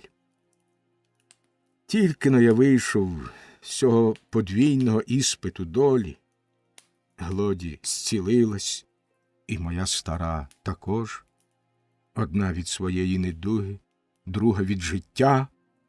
Як я зазнав від тих сил, що керують всесвітом, там на горі, напевно, є жінка, що гнівається на мене. Що я їй зробив, бісового батька? Вона, далебі, любить мене. Жорстокого нападу, по якому я лишився голий, побитий і потрощений до кісток. Але ж, кінець кінцем це найголовніше, всі мої кістки цілісінькі. Хоч моя онука й одужала, я не поспішав повернутися додому. Я залишався біля неї, радіючи з її одужання ще більш, ніж вона. Коли бачиш дитину, що вичуняла, немов споглядаєш створення Всесвіту. Здається, що Всесвіт тільки що вилупився з яйця. Отже, я вештався, неуважно слухаючи новини, що заносили кумасі, йдучи на ринок. Одного чудового дня їх базікання примусило мене наставити вуха, як старого осла, коли він побачить, що наближається погоничева ломака. Говорили, що в Бевронському передмісті, в Кламсі, зайнялася пожежа, і будинки палали, неначе в'язки хмизу. Мені не пощастило домогтися нічого певнішого. З цієї хвилини я сидів, немов на гарячому вугіллі. Хоч скільки говорили мені, не турбуйся, погані звістки прудкі, як ластівки. Якби йшлося про тебе, ти вже знав би про це. Хто говорить про твою домівку? В Бевроні не один осел. Я не міг устояти на місці, я казав сам собі, то у мене. У мене горить, я чую, як тхне горілим. Я взяв ціпок, вирушив. Я думав, Господи, ну й дурень я. Це вперше залишив я Кламсі, нічого не сховавши. Раніше, коли наближався ворог, я перетягав під захист мурів по той бік мосту своїх хатніх богів, свої гроші, витвори мого мистецтва, найбільшу мою гордість, мій інструмент і меблі. І всі оті дрібниці, хай і негарні, і утяжливі, а проте такі, що з ними не розлучишся за всі скарби землі, бо це спогади про наші вбогі радості. Тепер я все покинув. І я чую голос моєї старої, вона з того світу лаяла мене за дурість. Я відповів їй, це твоя вина, це ради тебе я поспішив. Добре полаявшись, це забрало в мене принаймні частину путі.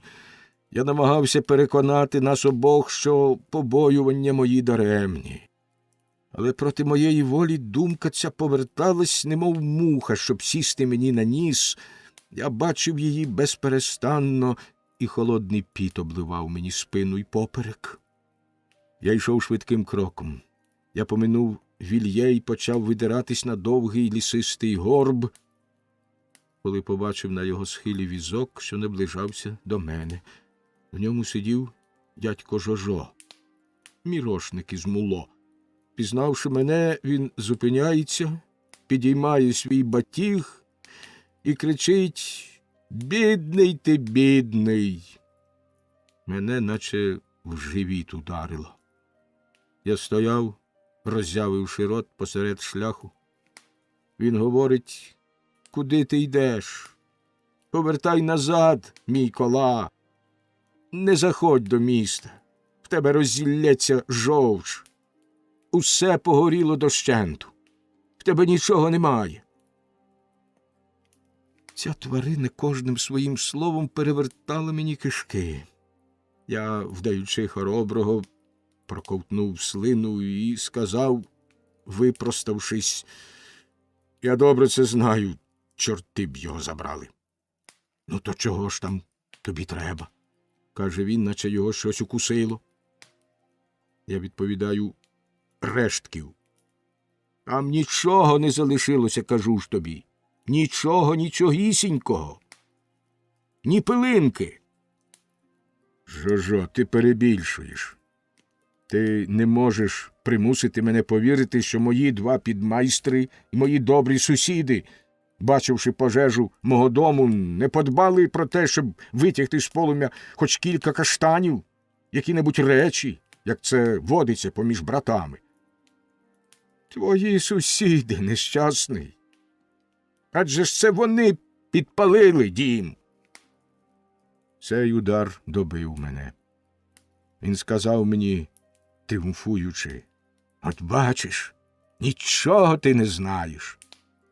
Я не хотів здаватися, але він, певний тепер, що перший скаже мені погану звістку, задоволений з цього, почав журливо розповідати про пожежу. Це все чума, сказав він. Вони всі збожеволіли. І справді, чому ці добродії з муніципалітету і ради старшин, прокурор, усі залишили нас? Немає більше пастухів. Барани показилися. Коли в Бевроні знову почали хворіти, вони давай кричати «Спалімо зачумлені доми». Сказано, зроблено. А що ти був відсутній, то, зрозуміло, почали з тебе. Працювали чистосердо. Кожне брало в цьому участь. Гадали, що працюють на користь місту. До того ж, один підбадьорював одного.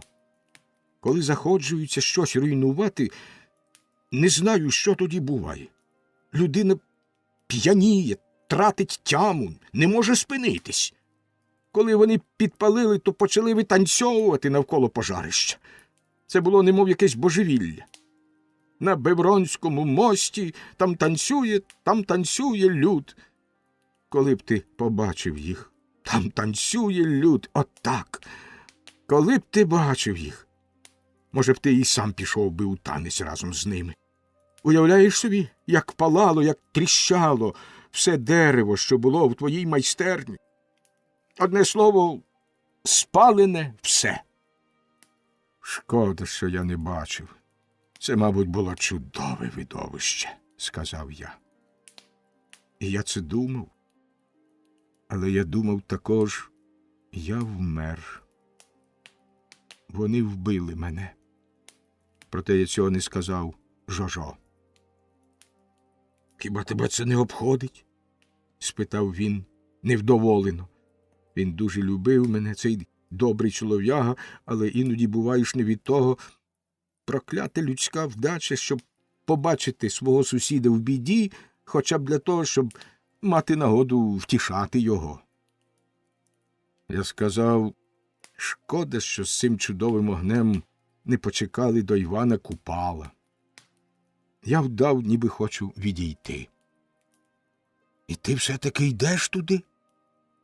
Йду туди, прощавай, Жожо. Ну й дивак. Він стьобнув коня. Я йшов, або точніше вдавав, що йду, поки візок не зник за поворотом. Я не зробив би й 10 кроків. Ноги мені підломилися. Я впав на межовий камінь, неначе сів на горщик. Далі прийшли тяжкі хвилини. Мені більше не треба було вдавати хвалька. Я міг поринути в гори й досхочу тужити. Я й не відмовляв собі в цьому. Я думав, я втратив усе. Свій дім і надію коли-небудь поставити його знову. Свої заощадження, зібрані день у день, по шагу, дуже поволі, що давало найбільшу втіху.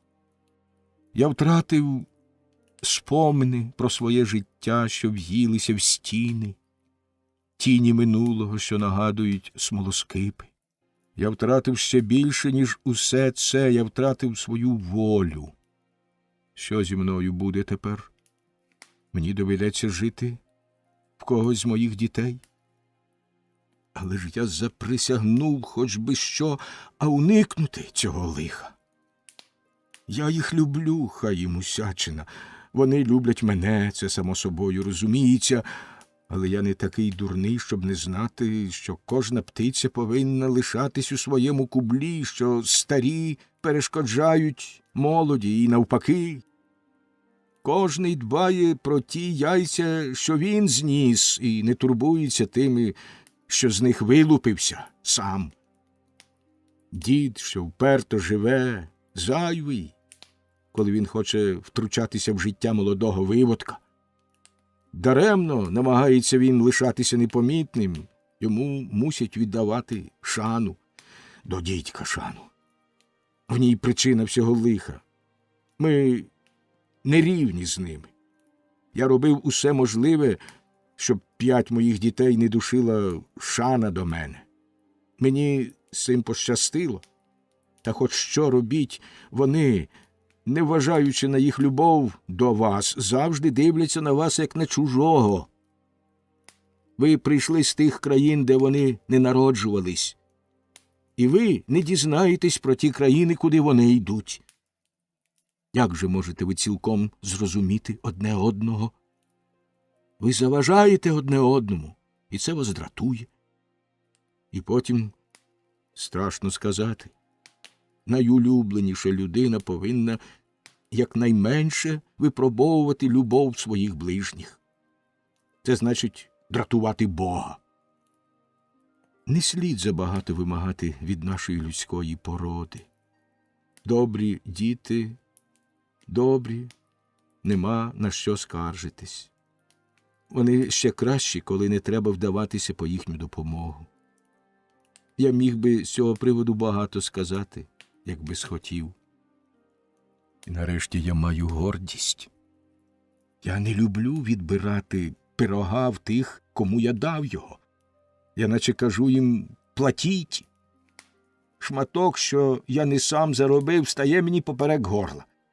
Мені здається, що я бачу погляди, що лічать мої ковтки. Я хочу завдячувати лише власній праці, я хочу бути вільним, хазяїном у своїй господі, входити по власній волі. Я ні на що не здатний, коли почуваю себе приниженим. Ох, горе бути старим, залежати від своїх родичів, та ще гірше, як залежати від своїх співгромадян, адже вони мусять це робити. Ніколи не можна знати, чи роблять вони це охоче, і вже краще здохнути, ніж заважати їм. Так я стогнав, вражений в своїй гордості, у своїй відданості, в своїй незалежності, у тім, що я колись любив, у спогадах минулого, що станули, як дим, у всьому тому, що мав я кращого і гіршого. І я знав, що хоч би що я робив, хоч би як поставав проти цього, це єдиний шлях, яким мені належало піти. Признаюсь, що я не вносив у свої міркування ніякої філософії, я почував себе нещасним, як дерево підрізане при корені й розтяте на часті. І коли я на своєму горщику сидячи, шукав навколо себе чогось, за що міг би вхопитись, недалечко від себе я побачив напівзакриту деревами алеї, ніби косами оповиту, зубчасту башту замку Кюнсі. І я раптом згадав усі ті чудові речі, якими я протягом 25 років оздобив цей замок. Меблі, дерев'яну облямівку стін, різьблені сходи, все те, що добрий пан Фільбер колись замовляв мені. Відомий дивак. Він іноді до біса дратував мене. Чи не йому спало одного чудового дня примусити мене вирізбити його коханок в убранні Єви і його самого в шкурі Адама Джигуна після того, як з'явився Змій? І чи не він додумався вимагати, щоб оленячим головам, вирізбленим в арматурі збройниці дати обличчя славетних рогоносців нашого краю?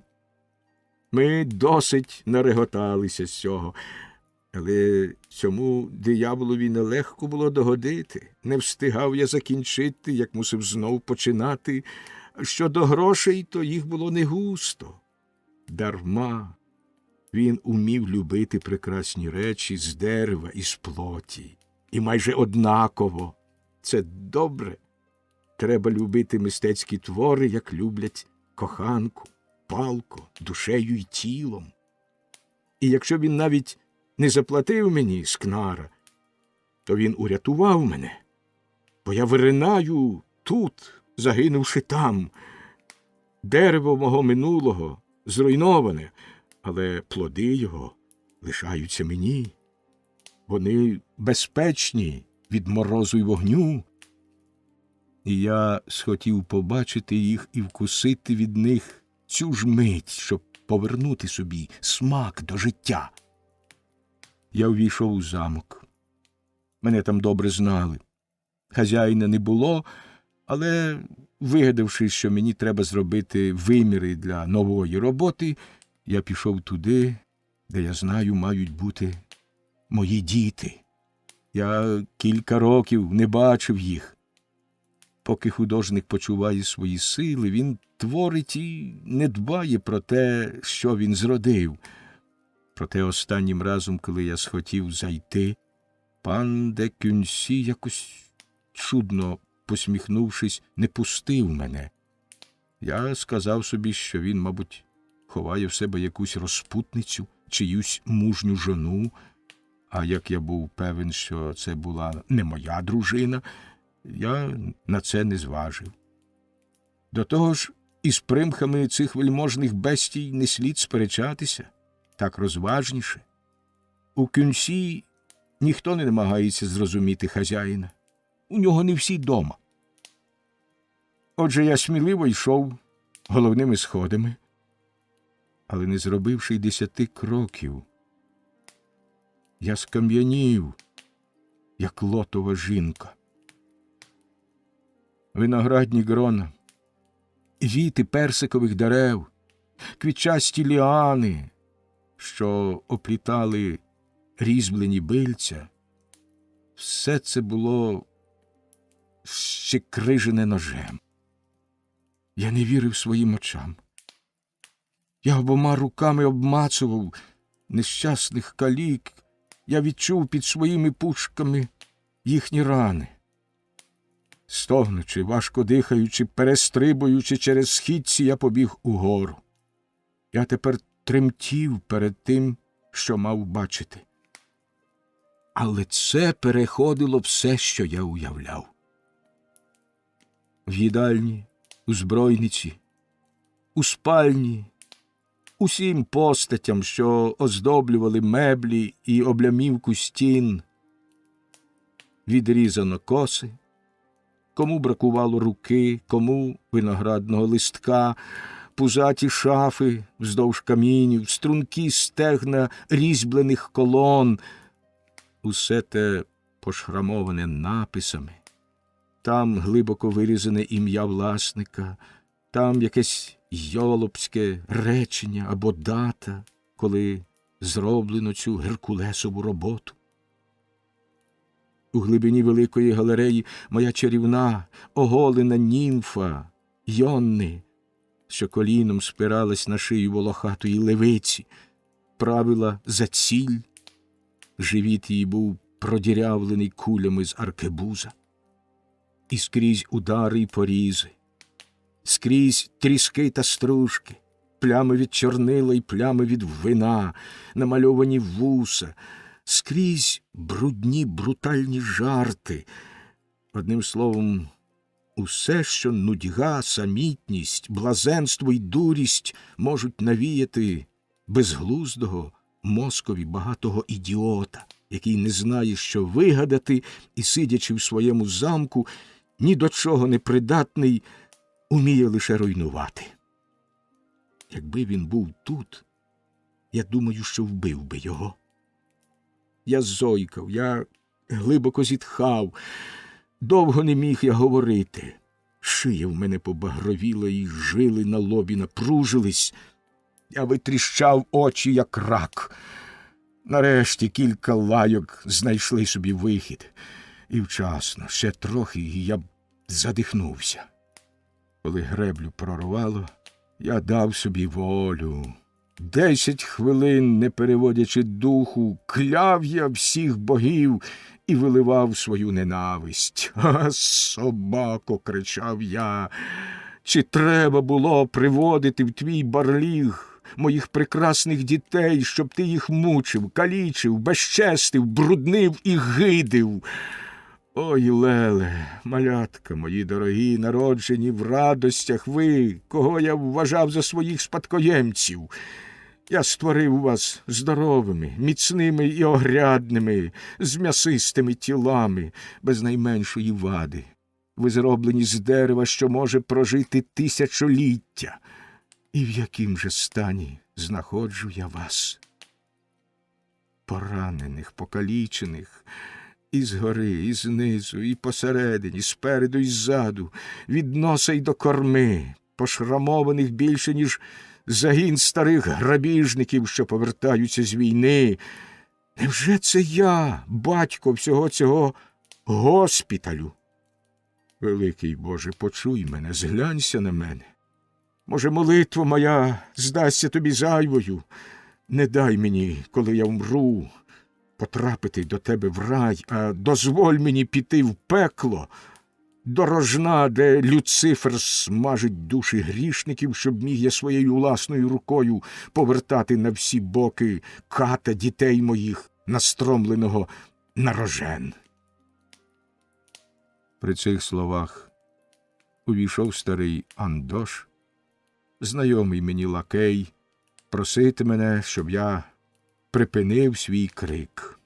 Підштовхуючи мене до дверей, добряга водночас намагався розрадити мене.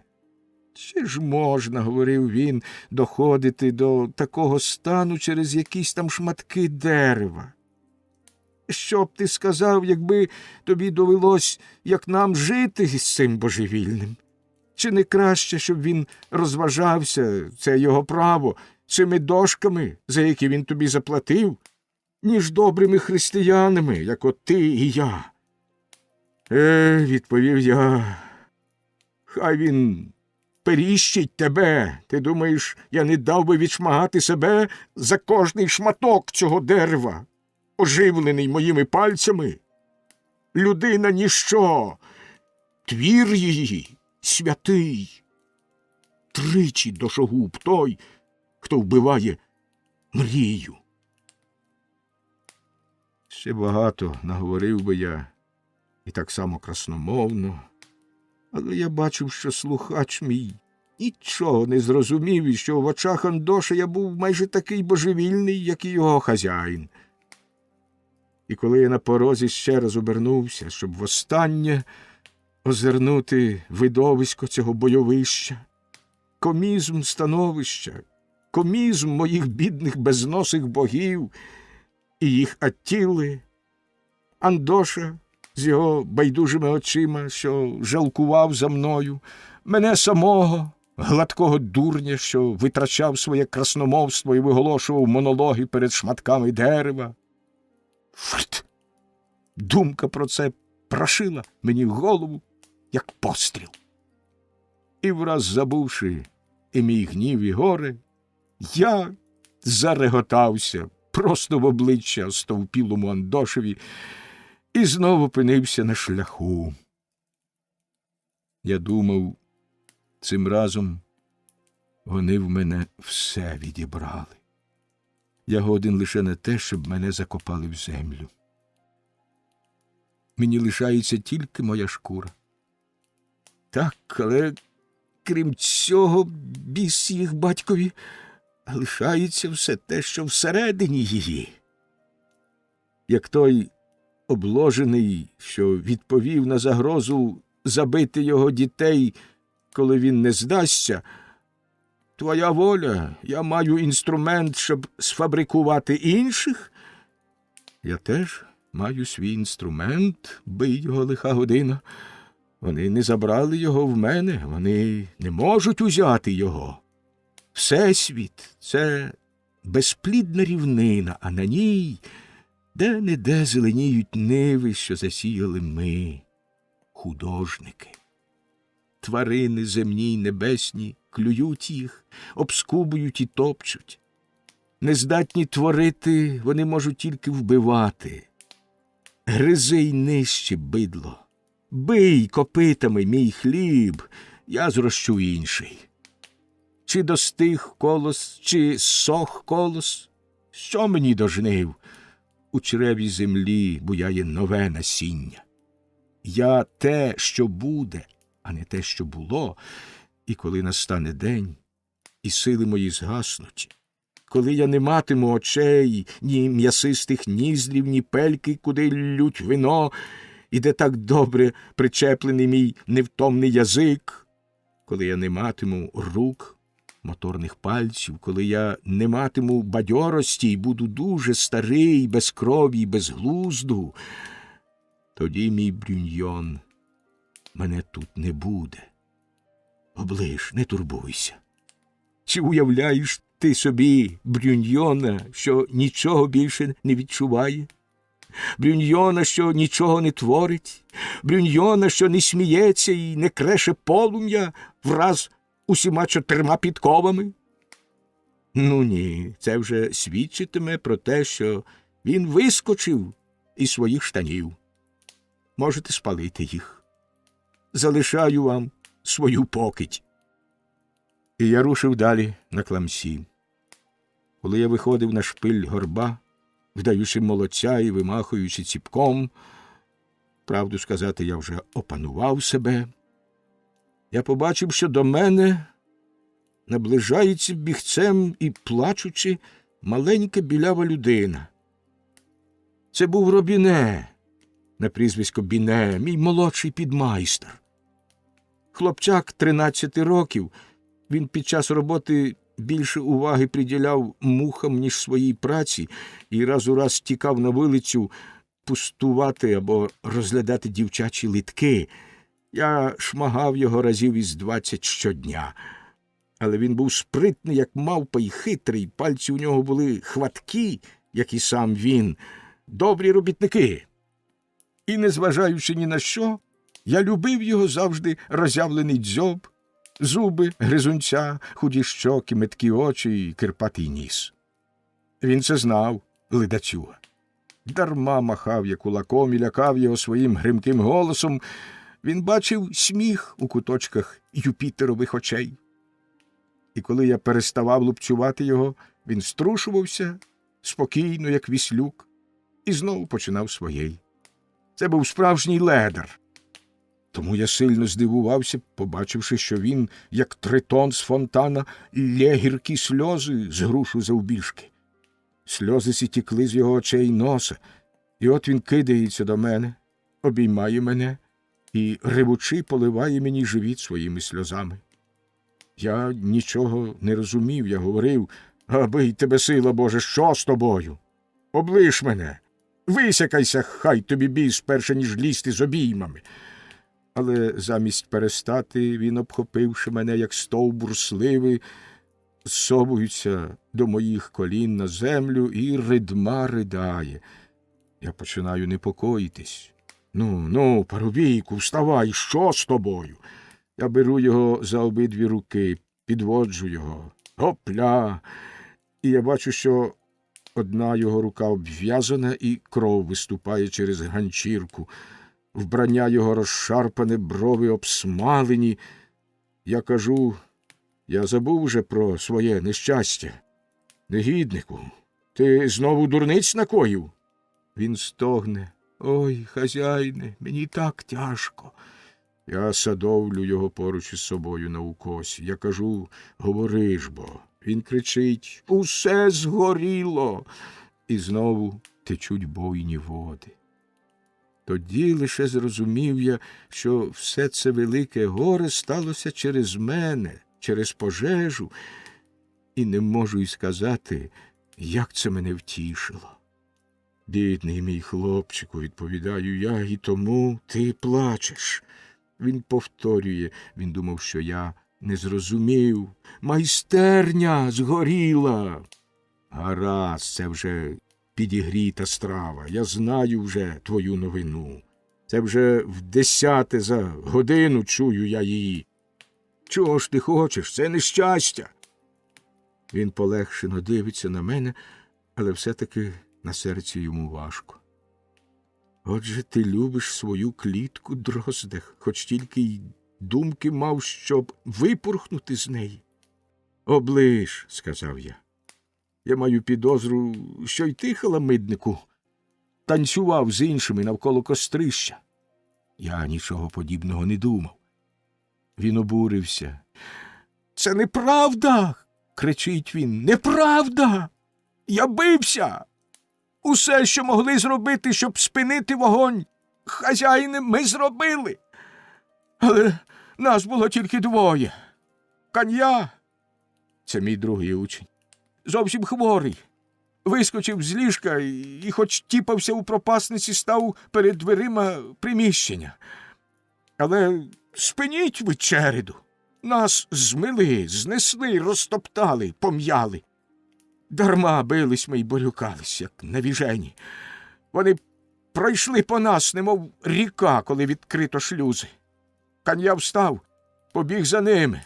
Вони мало не вбили його. Я, поки вони боролись, проскочив у майстерню, що вже палала. Боже, яке полум'я! Усе зайнялося вмить, немов смолоскип, що витягає свій язик, білий, червоний, він сичить і плює в обличчя людині димом та іскрами. Я плакав, кашляв, огонь підсмажував мене. Я говорив собі: Робіне, ти перетворишся на кров'яну ковбасу. Айдуже, що буде, то й буде. Опля, я з розгону, як накупала, стрибаю, штани мої палають, щетина смажиться. Я падаю в купу стружок, що вже тріщать, і сам наслідую їх. Я пориваюсь, націлившись, і розтягаюсь на всю довжину, вдарившись головою об верстат. Падіння мене приголомшило, та ненадовго. І я чув, як навколо мене шипів огонь, і як ті тварюки на дворі все танцювали і танцювали.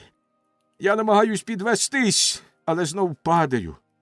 Я був увесь побитий. Я стрибаю на купу трісок і бачу за 10 кроків від себе вашу маленьку святу, Мадлен, її маленьке тільце, голісіньке, вкрите лише волоссям, кругленьке, чарівне. Його вже лизали язики полум'я. Я гукнув: «Стій!» Я добіг, схопив її своїми руками, загасив її прекрасні ніжки, що вже палали, обняв її. Далебі, я не пам'ятаю, не знаю, що я робив. Я цілував її, плакав і говорив: «Скарби мій, я тримаю тебе, не бійся, я тебе тримаю міцно, ти не згориш, слово честі. І ти також поможи мені, Мадлен, ми врятуємось». Не можна було гаяти часу. Бум! Стеля запалася. Неможливо було вернутися тою дорогою, що я зайшов. Ми були біля круглого віконця, що виходить на річку. Я кулаком вибиваю скло. Ми вистрибуємо, як через обруч. Стало місця якраз нам 2. Як кочусь, я пірнаю просто на дно Беврону. На щастя, дно недалечко від поверхні.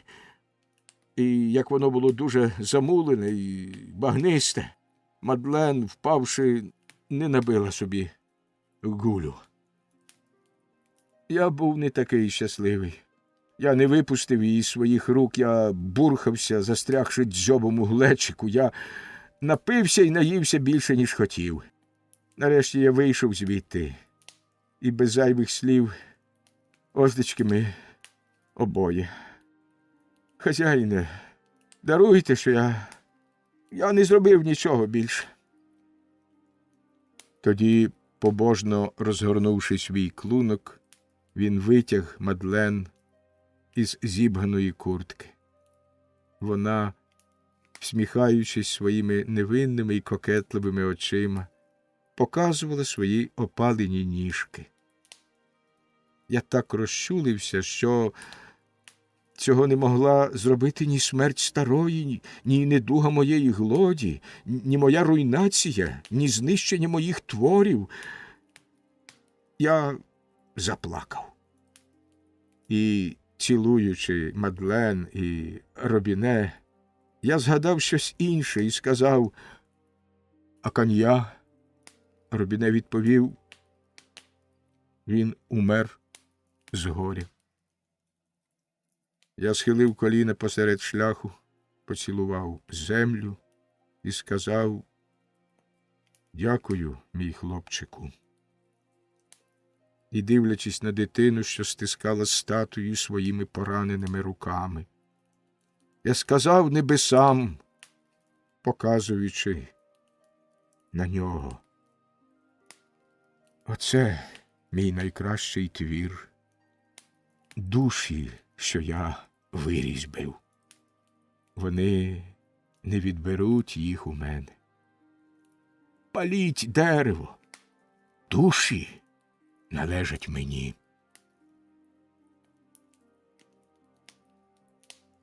Заколот. Кінець серпня. Перемігши хвилювання, я сказав Робіне: «Досить. Що сталося, те сталося. Подивимось, що лишається зробити». Я наказав йому розповісти, що трапилось у місті за ті 15 чи 20 днів, коли мене не було, але розповісти коротко і ясно, без зайвої балаканини, бо історія вчорашнього дня – це давня історія. Важливіше знати, що ми маємо сьогодні. Я довідався, що в Кламсі панували чума й жах. Останній сильніший від чуми, бо вона неначе намагалась шукати щастя в іншому місці, поступаючись перед грабіжниками, що сходились звідусюди, приваблені наживою, щоб вирвати здобич з її пазурів. Вони там хазяйнували. Сплавники, виснажені голодом і божевільні з жаху перед цим лихом, не опирались їм або робили так само, як вони. Що ж до законів, то їх скасували. Ті, хто повинен був їх охороняти, пішли охороняти свої поля. З наших 4 старшин 1 умер, 2 втекло. Прокурор теж накивав п'ятами.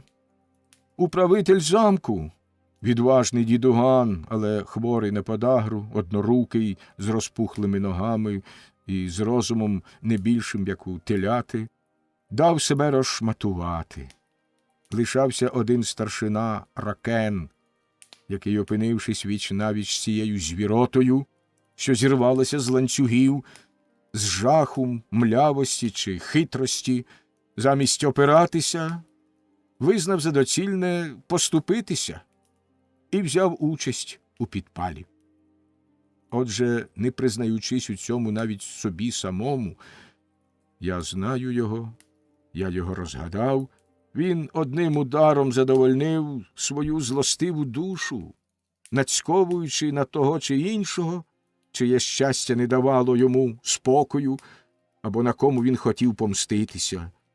Цю зграю паліїв. Тепер я розумію, чому вибрано саме мій дім. Але я сказав: «А інші городяни, що ж вони роблять?» «Вони говорять: бе, – сказав Біне. – А це барани.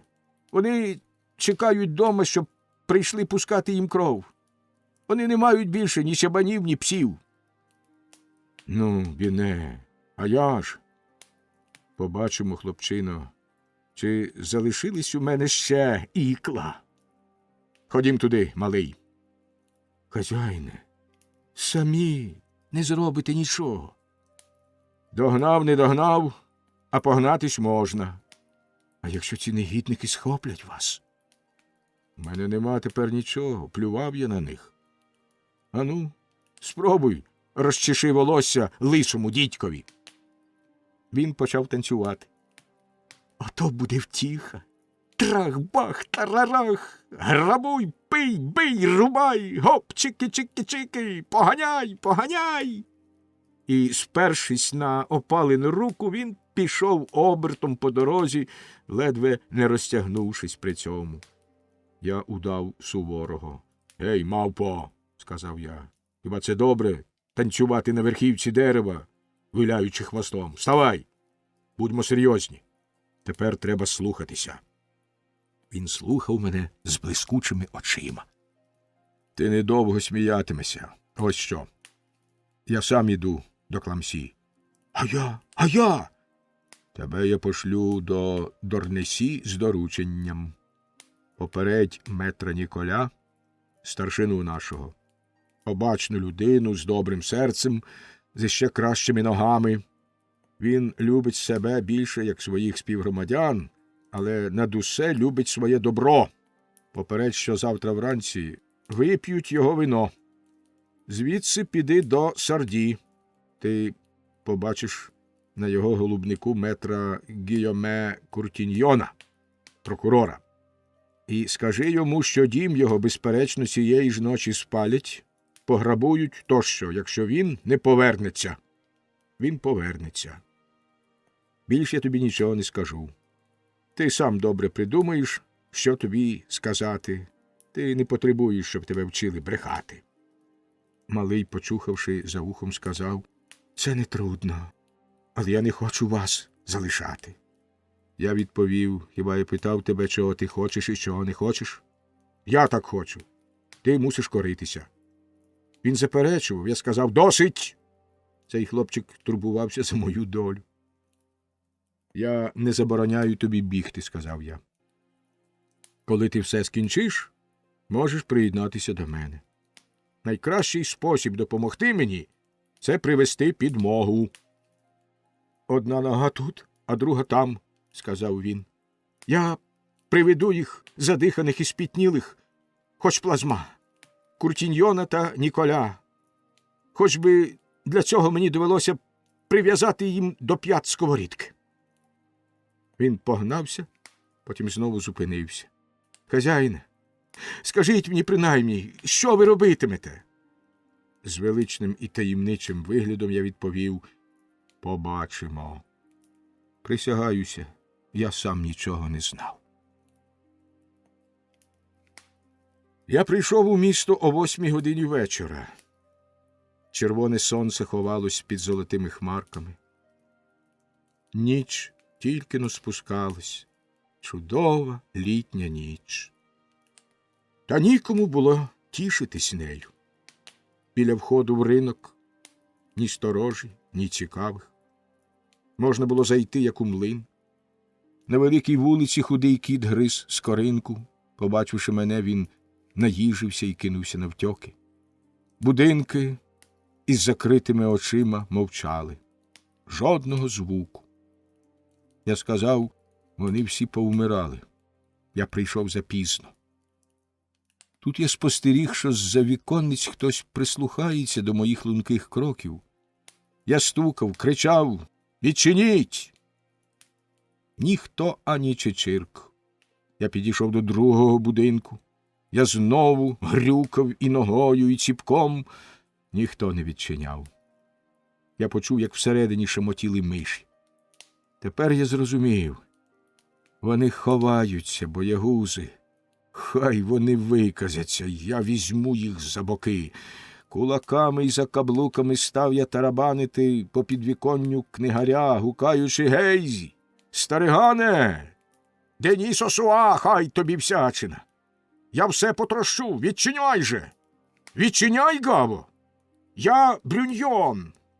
Враз, немов якимись чарами, можна було подумати, що то фея торкнулась своєю паличкою вікон. Усі віконниці порозчинялись, і я побачив вздовж ринкової вулиці на підвіконнях нанизані, немов цибуля, перелякані пики, що розглядали мене. Вони все дивились на мене, дивились і дивились. Я й не знав, що я такий гарний. Я обмацав сам себе. Їхні нахмурені обличчя враз прояснились. Вони, очевидно, були здивовані і задоволені. добрі люди, як вони люблять мене, подумав я, не признаючись у тім, що їхнє задоволення з'ясовувалось лише тим, що моя присутність у цьому місці і у цей час трохи заспокоювала їх. Тоді починається розмова між Брюньйоном і тими цибулинами. Усі говорили разом, і я, один проти всіх, відповідав їм. «Звідки ти йдеш? Що ти робиш? Що бачив? Чого ти хочеш? Як тобі пощастило зайти? Де ти міг пройти?» Ну, не кваптесь. Я радо помічаю, що язики у вас лишились, дарма що душа сховалася в п'яти. Що ви там робите на горі? Злазьте сюди, приємно посмакувати вечірню прохолоду. Хіба у вас покрадено штани, що ви сидите під замком? Але замість відповідати вони запитували. Брюньйон, кого ти зустрів на вулицях? По дорозі сюди. Йолопи, відповідаю я. Кого ж, по-вашому, я міг зустріти, раз ви всі сидите по своїх кублах? Розбійників. Розбійників? Вони грабують, палять усе. Де ж це? В Беяні. Ходім, заарештуймо їх. Чого вам нидіти в своєму курнику? Ми стережемо домівки. Найкращий спосіб стерегти свої домівки – це захищати чужі домівки. Спочатку треба подбати за свою. Я знаю цю пісеньку. Люблю своїх сусідів, та хата моя з краю. Нещасні. Адже ви працюєте на розбійників. Після інших прийде й ваша черга. Всі по ряду. Пан Ракен сказав, що в цій небезпеці найкраще сидіти тишком-нишком, чекаючи, поки поновлять порядок. Хто поновить? Пан Деневер. До того багато води втече. Пан Деневер має свої справи. Поки він про вас подумає, вас усіх спалять. Ходімо, діти мої, ходімо. Той лише має право на шкуру, хто вміє захистити її. Але ж їх багато, вони озброєні. Вовка боятися в ліс не ходити. У нас нема проводирів. Будьте самі ними. Вони перекидалися словами своїх вікон, як птахи на сідалі. Вони сперечались, але ніхто не ворухнувся. Терпець мені увірвався. Що ж, ви примусите мене всю ніч стояти тут на вулиці, задерши ніс і витягнувши шию? Я не прийшов співати серенад, поки ви тут клацаєте зубами. Того, що я маю вам сказати, не можна горлати. Відчиніть мені! Відчиніть 100 чортів, або я підпалю ваші доми. Ну ж бо злітайте сюди, півні, якщо там на горі ще такі залишились. Щоб охороняти сідало, досить і курей.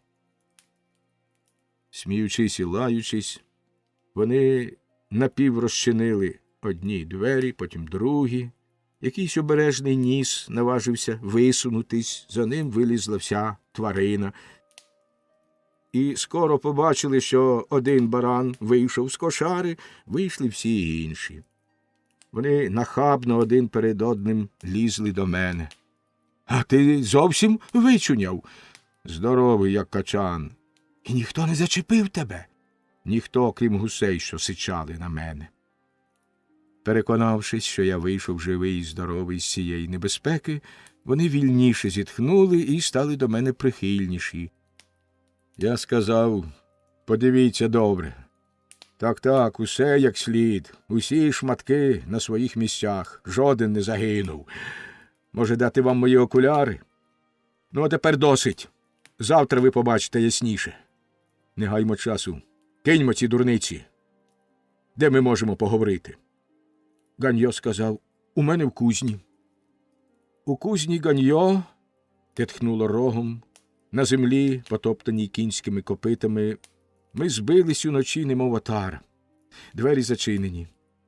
Недогарок, поставлений на землю, примушував танцювати на чорному склепінні наші великі тіні із зігнутими шиями.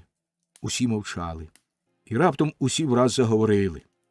Ганьо схопив свій великий молот і ударив по ковадлу. Удар припинив гамір голосів, мовчанка повернулась у відтулину, що він пробив. Я скористався з цього і сказав: «Будьмо короткі. Я вже знаю всю історію. У нас розбійники. Гаразд. Проженімо їх». Вони сказали: «Вони занадто сильні. Сплавники стоять за них». Я відповів: «Сплавники мучаться спрагою. Коли вони бачать, як інші п'ють, вони не хочуть тільки дивитись на це. Я їх добре розумію. Ніколи не слід спокушати Бога, а сплавника й поготів. Якщо ви припускаєте грабунок, не дивуйтесь, що навіть той, хто зовсім не злодій, воліє бачити наслідки крадіжки в своїй кишені, а не в кишені свого сусіда. До того ж скрізь є люди добрі й лихі. Давайте, як владика наш, відділімо овець від цапів».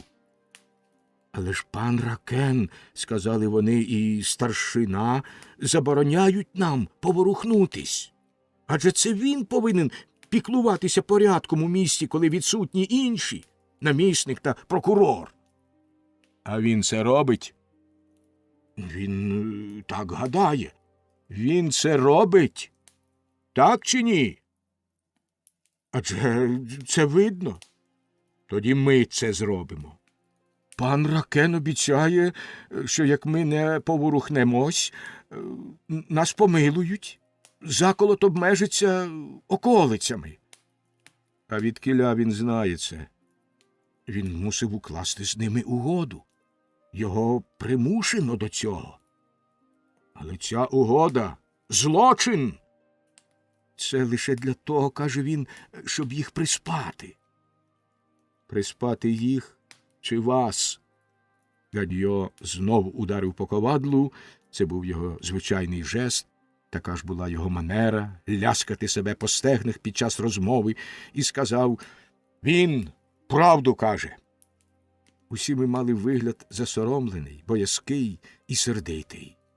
Деніс Осуа повісив ніс. Якби говорити все, що думаєш, треба було б довго розповідати. «Ну чому ж ти не говориш?» – спитав я. «Чому ви всі не говорите? Ми тут усі брати. Чого ви боїтесь?» «Стіни мають вуха». «Що?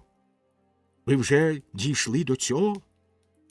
«Ганьо, візьми свій молот і стань біля дверей, парубче.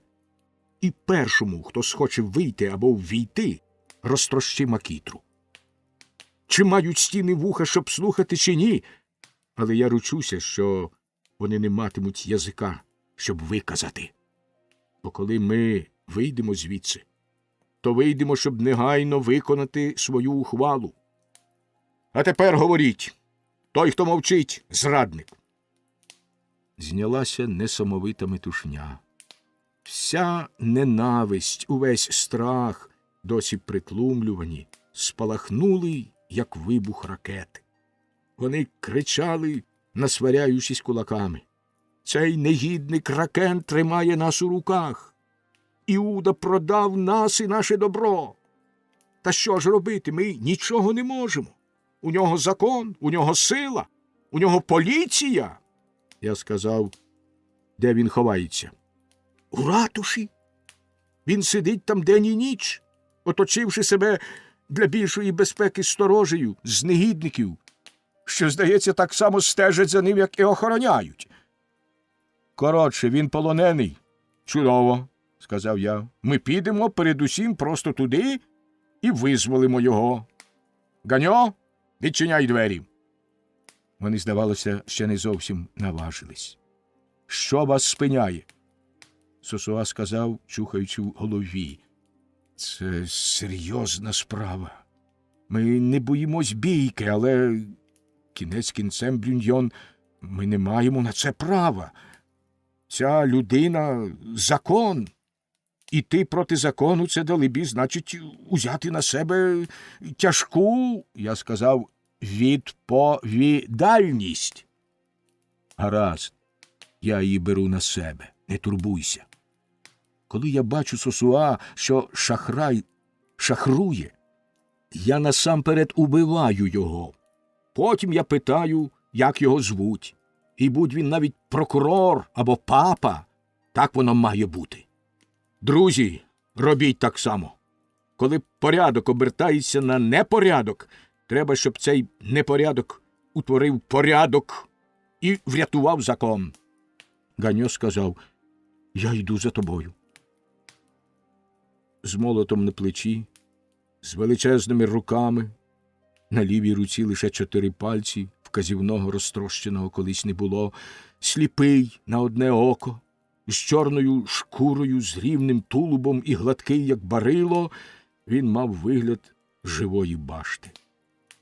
А ззаду товпились інші, тримаючись під захистом його спини. Кожний біг до своєї крамнички, щоб узяти там свій аркебуз, ніж чи довбню. І далебі я не заприсягну, щоб кожний, зайшовши в дім, знову вийшов з нього цієї ночі. Мабуть, тому, що деякі бідолахи не знайшли своєї зброї, бо якщо хочете знати правду, коли ми прибули на Великий Майдан, лави наші чимало порідшали, але ті, хто залишились, були з найкращих. На щастя, двері ратуші були відчинені. Чабан був такий певний, що барани всі до одного дозволять остригти свою вовну, навіть не замекавши, що спав разом із своїми собаками міцним, безневинним сном по смачному обіді. Отже, признаюсь, у нападі нашому нічого героїчного не було. Нам лишилось тільки застукати, як то кажуть, сороку в її гнізді. Ми й витягли її звідти, тільки голу, без штанів, як кроля, з якого здерто шкуру. Ракен був гладкий, обличчя його кругле й рожеве, з м'ясистими подушками на лобі, над очима, з нещирим виглядом, недобрий і не дурний. Він дав нам це відчути. З першого моменту він, безперечно, зрозумів ситуацію. В його маленьких сірих очицях, схованих під опухлими повіками, промайнула лише блискавка страху й гніву, але зараз же він опанував себе і владним тоном спитав у нас, яким правом вдерлися ми в дім закону. Я йому сказав, щоб витягти тебе з ліжка. Він скипів. Сосуа сказав йому: метр Ракен, тепер не час загрожувати. Ви тут обвинувачений. Ми прийшли до вас вимагати звіту. Захищайтесь. Він раптом змінив тон.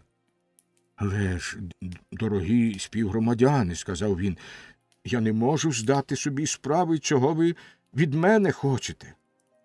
Хто скаржиться? І на що? Хіба я не залишився тут, ризикуючи життям, щоб охороняти вас? Коли всі інші втекли, я сам мусив лишитися тут віч-навіч із заколотом та чумою. В чому мене звинувачують? Невже я причина того лиха, що намагаюсь полегшити? Я сказав: кажуть, що обережний лікар робить рану смердючою. Так само робиш і ти, Ракен, лікарю нашого міста. Ти викохуєш заколот і вигодовуєш чуму, а потім доїш ці 2 тварини. Ти складаєш угоду з бандитами. Ти підпалюєш наші доми.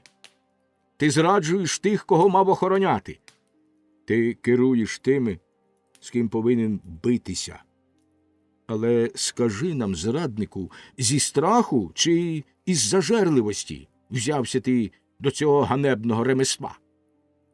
Що тобі повісити на шию? Який напис? Ця людина продала місто за 30 срібняків? За 30 срібняків? Еге, нема дурних.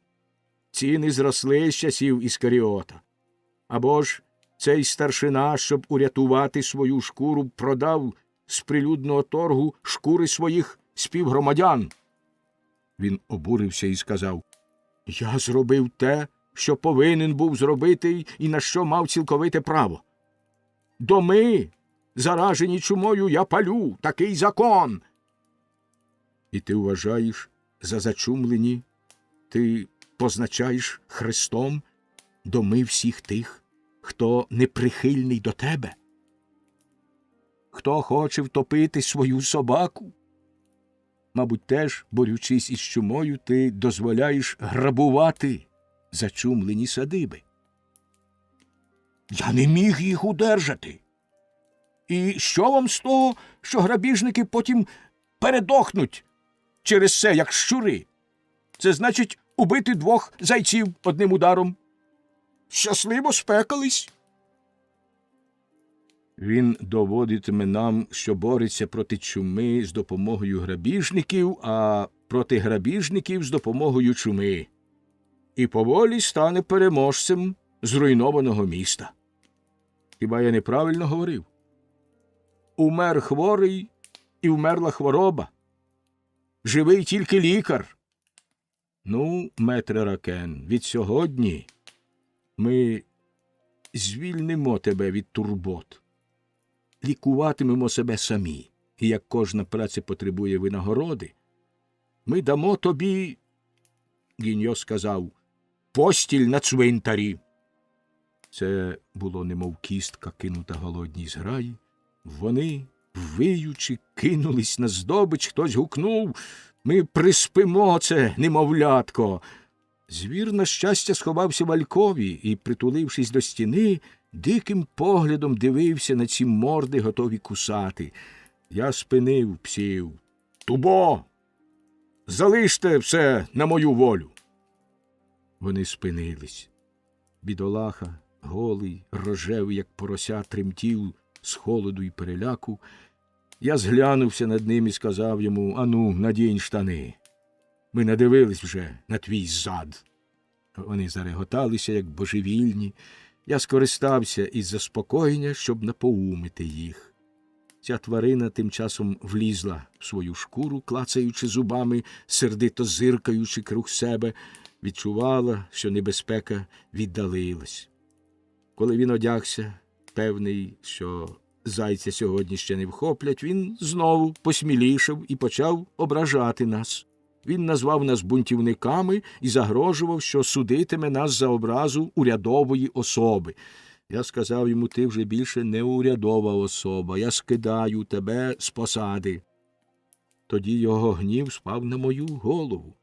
Бажання помститися перемогло обережність. Він сказав, що це мої поради заморочили дурні голови цим бунтівникам, що на мене впаде весь тягар їх злочину, що я лиходій. Захлинаючись верескливим і шепотливим голосом, він перекинув на мою голову цілий віз лайки. Ганьо сказав: «Рішити його!» Я сказав: «Тобі спала розумна думка зруйнувати мене, Ракен. Ти добре знаєш, негіднику, що я не можу повісити тебе, щоб не запідозрили, що я хочу помститися за підпал мого дому. А конопляне намисто личило б тобі. Але нехай хтось інший подбає, щоб прикрасти тебе цим намистом. Ти нічого не втратиш від того, що зачекаєш. Головне те, що ти в наших руках. Тепер ти ніщо. Ми здерли з тебе пишне вбрання старшини, ми беремо до своїх рук стерно і весла». Він промимрив: «Чи знаєш ти, Дюньйон, чим ти ризикуєш?» Я відповідаю йому: «Знаю, хлопче, своєю головою. І це буде моя ставка в нашій грі. Якщо я програю, виграє місто». Його забрали до в'язниці. Він знайшов там тепле місце, що нагрів йому старий сержант, заарештований 3 дні тому за те, що відмовився коритись його розпорядженням. Сторожі й воротар ратуші тепер, після арешту, всі говорили, що так і слід, бо вони завжди думали, що Ракен – зрадник. Добре думати тому, хто нічого не робить. Досі план наш виконувано без перешкод. Так рубанок совгається по гладенькій дошці, де немає сучків. Мене це дивувало. Я спитав, де ж переховуються розбійники. Але в ту хвилину хтось заволав: «Пожежа!» А, чорт! Вони грабували десь в іншому місці. На вулиці якийсь задиханий чоловік повідомив нас, що вся банда грабувала склади П'єра Пулара у Віфліємі за ворітьми башти Лурдо, трощила, палила й пиячила на всі заставки. Я сказав товаришам, якщо їм потрібні скрипалі до танців, то оздечки ми тут. Ми побігли до Мірандоли. З тераси видно було нижню частину міста, звідки линув серед ночі галас справжнього шабашу. На башті святого Мартіна, тяжко дихаючи, ревів сполоховий дзвін. «Товариші, треба буде зійти в саме горно», – сказав я. «Нас добре припече, чи ми напоготові? Але насамперед нам потрібний начальник. Хто буде за нього? Хочеш ти, Сосуа?» Ні, – сказав він, відступаючи на 3 кроки назад. Я не хочу. З мене досить і того, що я тут опівночі і повинен гуляти з цим старим мушкетом. Я зроблю все, що накажете, все, що треба буде зробити, але не командувати. Хвалити Бога. Я ніколи не вмів нічого вирішувати. Я спитав, хто ж хоче в такому разі? Але жоден з них не поворухнувся. Я знаю їх. Знаю, що це за птахи. Говорити, ходити, де наше не пропадало. Але вирішувати цього ніхто не може. Ці дрібні міщани звикли хитрувати з життям, завжди вагатися і 50 разів мацати сукно, що вони хочуть купити, і торгуватися, не наважуючись купувати, аж не стане нарешті ні слушної нагоди, ні самого сукна. Нагода зникає, я простягаю руку. Якщо ніхто не згоден, тоді начальником буду я. Вони сказали гаразд. Тільки щоб усі корились мені, не заперечуючи цієї ночі. Інакше ми пропали. До ранку я єдиний господар. Завтра ви судитимете мене. Згода? Вони сказали всі згода. Ми зійшли з горба, я вів вперед. Ліворуч ішов Ганьо, праворуч я поставив Барде, міського вістуна з барабаном. При вході в передмістя ми зустріли дуже веселу юрбу, що без ніякої злості, по-родинному, з жінками й дітьми, йшли до того місця, де грабували. Можна було подумати, що вони йшли на свято. Декотрі господині захопили свої кошики, як на базар. Вони зупинились, щоб пропустити наш загін, і лави їх ввічливо розступались перед нами. Вони нічого не розуміли і, супроводячи нас, інстинктивно йшли в ногу.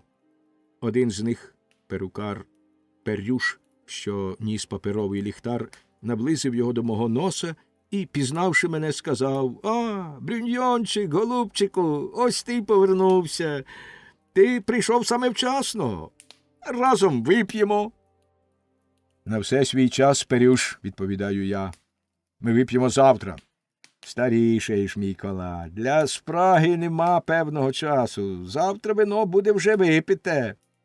Вони відкривають його. Поспішаймо. Чи, може, вересневе вино тепер тобі не подобається?» Я сказав: «Так, вино крадене мені не до смаку». «Вино не крадене», – сказав він, – «а врятоване. Коли горить будинок, невже ж треба бути дурним і дати загинути всім добрим речам?» Я відштовхнув його з мого шляху. «Злодюго!» і пройшов повз нього. «Злодюго!» – сказали й собі Ганьо, Барде, Сосуа та інші. Вони пройшли повз нього. Перюш був приголомшений. Потім я чув його скажені вигуки. Не обертаючись, я бачив, як він біг і насварявся на нас кулаком. Ніхто з нас немов не бачив і не чув його. Наздогнавши нас, він раптом замовк і пішов разом з нами.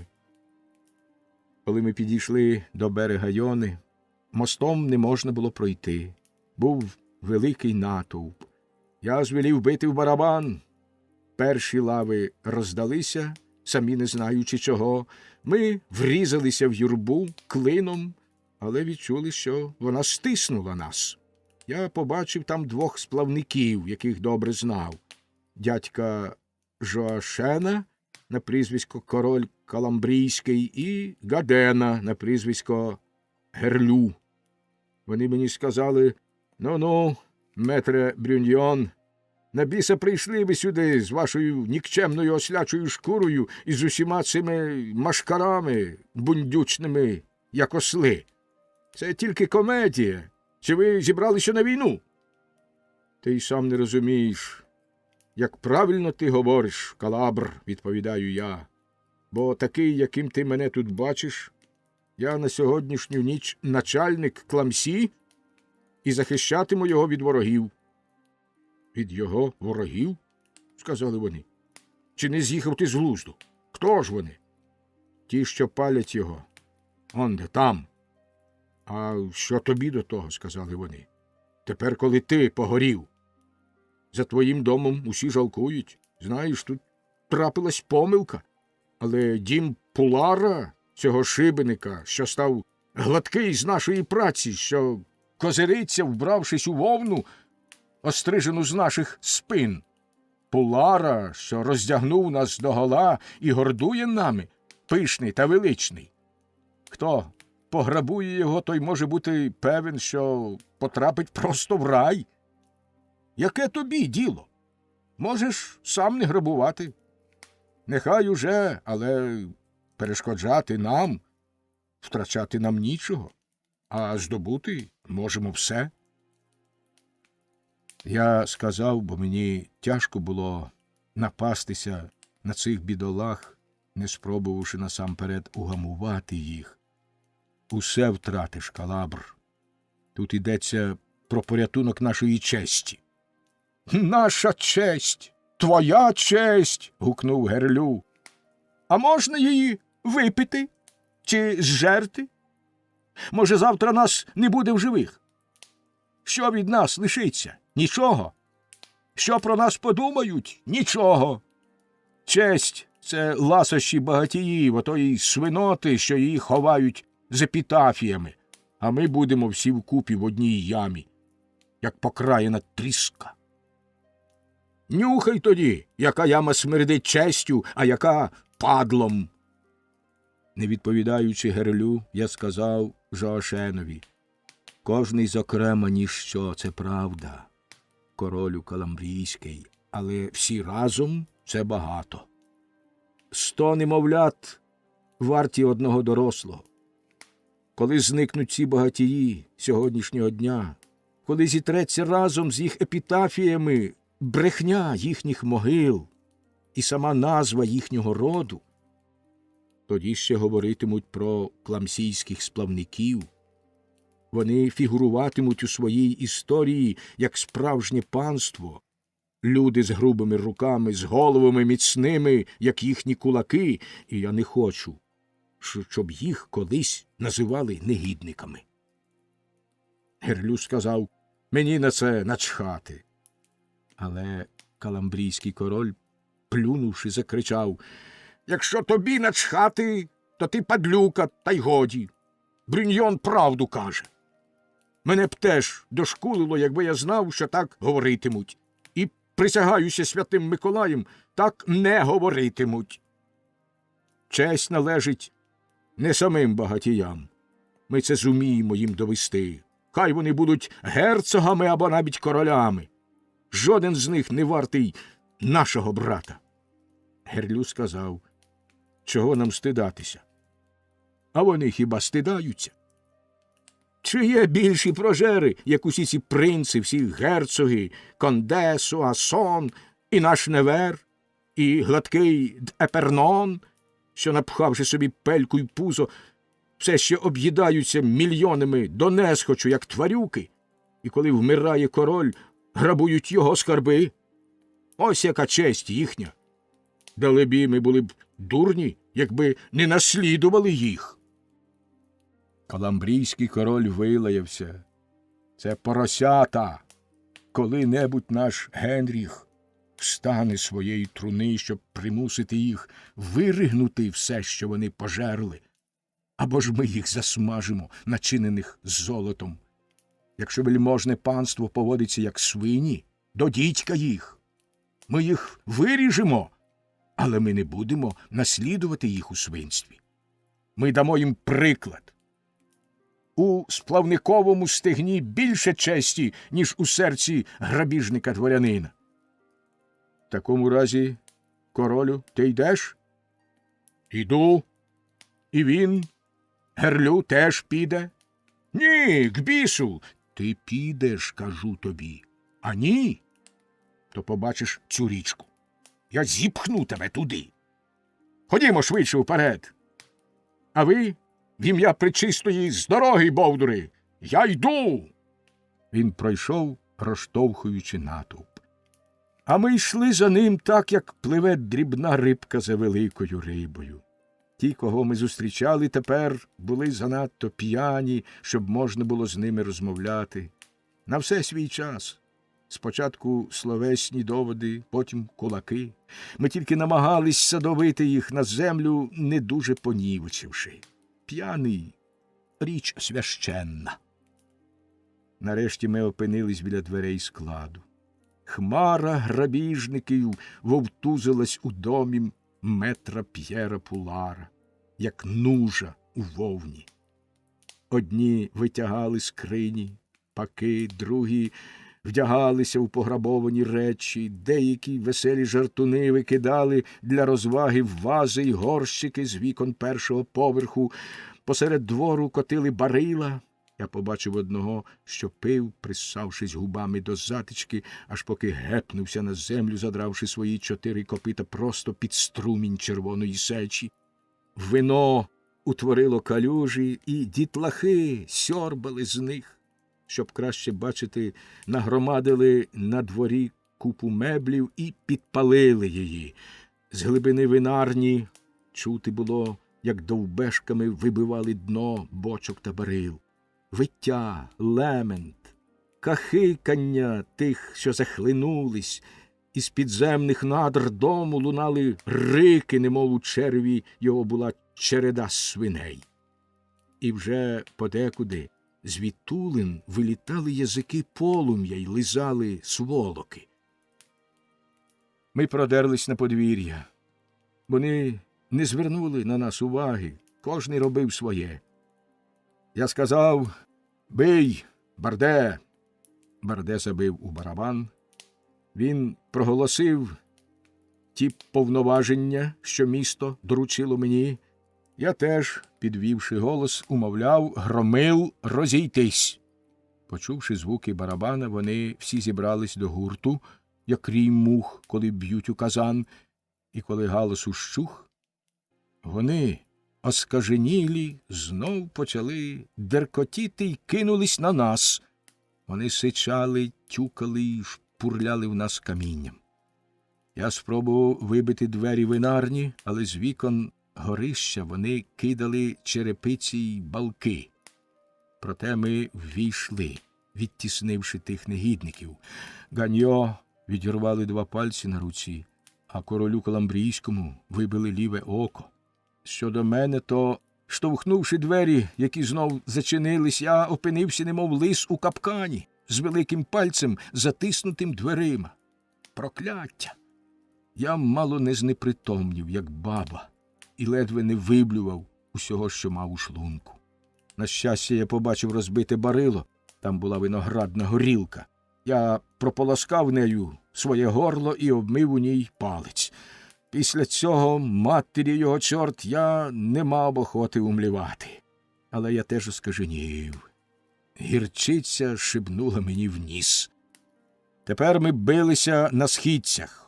Треба було з цим кінчати, бо рогаті чорти розряджали нам в обличчя свої мушкети і на такій близькій відстані, що в Сосуа спалахнула борода. Герлю погасив її своїми мозолястими руками. На щастя, цим п'янюгам, коли вони націлилися, двоїлося в очах, не будь цього, жоден з нас не вийшов би звідти живим. Ми мусили знову зійти сходами і сурмити на відступ. Але, розташувавшись при вході, я побачив огонь, що зрадливо вибивав з обох флігелів, наближаючись до внутрішньої частини житла, де була винарня. Я звелів закласти вихід барикадою з каміння, всякого брухту, що сягала нам до пупа, а зверху, націлившись, переступаючи дорогу, стриміли наші вила і багри, як спина їжака, що скрутився в клубок. Я заволав: «Розбишаки! Вам подобається вогонь! Нате ж вам! Тріскайте!» Більшість п'янюх, сидівши в льоху, зрозуміли небезпеку запізно. Але коли від сильного вогню затріщали стіни і сволоки погнулись між кроквами, з-під землі піднялося стовпище чортів, потік негідників, з яких дехто, охоплений полум'ям, кинувся вгору, як пінєве вино, що висаджує дно барила. Вони наштовхнулись на нашу стіну, задні, тиснувши на них, зробили затичку, що запакувала вихід. Ззаду, з дна ями, неслося виття грішників і полум'я. І можете мені пойняти віри, ця музика зовсім не втішала нас. Невесело слухати, як знівечена плоть виє з болю. І якби я був звичайна особа, просто собі брюньйон, я сказав би: рятуймо їх. Але коли ти начальник, ти позбавляєшся права мати серце й вуха, лише очі й розум, бачити і виявляти волю, робити, не попускаючи те, що конче потрібне. Врятувати тих розбишак – це занапастити місто, бо якби вони вийшли, вони були б численніші і сильніші, ніж ми, їх сторожа. Достигши вже для шибениці, вони не дозволили б себе вільно зірвати з дерева. Оси в гніздах, хай там і залишаться. І я побачив, як два огненних крила, що тяглись одно до одного, з'єдналися всередині будинку. Їх пір'я, виткане з диму, літало навкруги.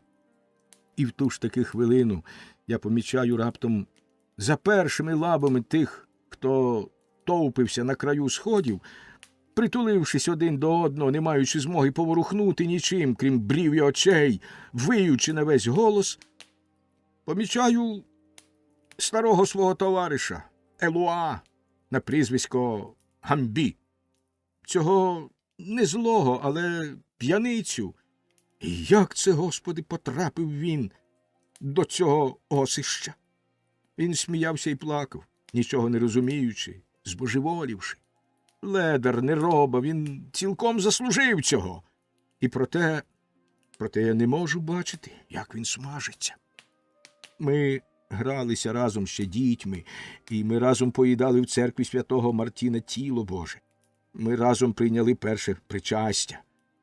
Я розсуваю вила, перестрибую загорожу, ступаю по ошалілих головах, вони кусались, і по цій димучій людській масі я наближаюсь до мого Гамбі й хапаю його за комір. Біс його батькові! Як же мені витягти його з лещат, думаю я, хапаючи його. Треба розрубати його, щоб дістати хоч шматочок. На щастя, я сказав би, що п'яниць береже Бог, якби всі інші неоднаково заслуговували б на його прихильність. Мій Гамбі був на краю східців, відкинувшись назад, і ті, хто йшов угору, винесли його на своїх плечах так, що він не торкався землі і був підвішений, немов кісточка якогось плода, стиснутий між пальцями. допомагаючи собі підборами, щоб розсунути плечі, що стиснули його боки, мені з великими труднощами пощастило витягти з горлянки юрби цю кісточку. Був саме час. Вогонь стовпом, немов у комин, виходив через отвір сходів. Я чув, як шипіли тіла в глибині печі. Зігнувшись великими кроками, не дивлячись, на що ступали мої черевики, я повернувся, волочачи Гамбі за його масне волосся. Ми вийшли з пекла і віддалились від нього, давши полум'ю закінчити свою роботу. І тим часом, щоб стерти в пам'яті сумний спогад, ми дали прочухана отому падлюці Гамбі, що мало не здихав, але не випускав з рук і навіть сховав на серці 2 емальовані блюда і розмальовану миску, бог зна де вкрадені. І Гамбі протверезився, плачучи йшов, кидав той посуд і раз у раз зупиняючись, щоб помочитися, як фонтан, гукав: «Я не хочу мати нічого з того, що я вкрав». На світанку прокурор метр Гійом Куртіньйон з'явився в супроводі Робіне, що вів його з барабанним боєм. За ним ішли 30 жандармів і загін селян. Прийшли й інші цього дня, що їх привів до нас наш мер, і другого дня прийшли ще інші, що прислав до нас добрий герцог. Вони помацали гарячий попіл, констатували збитки, склали рахунок, додали до нього свої подорожні видатки і витрати за той час, що були в нас, і, нічого більше не зробивши, пішли туди, звідки прийшли. Звідси мораль: поможи собі сам, і король тобі поможе.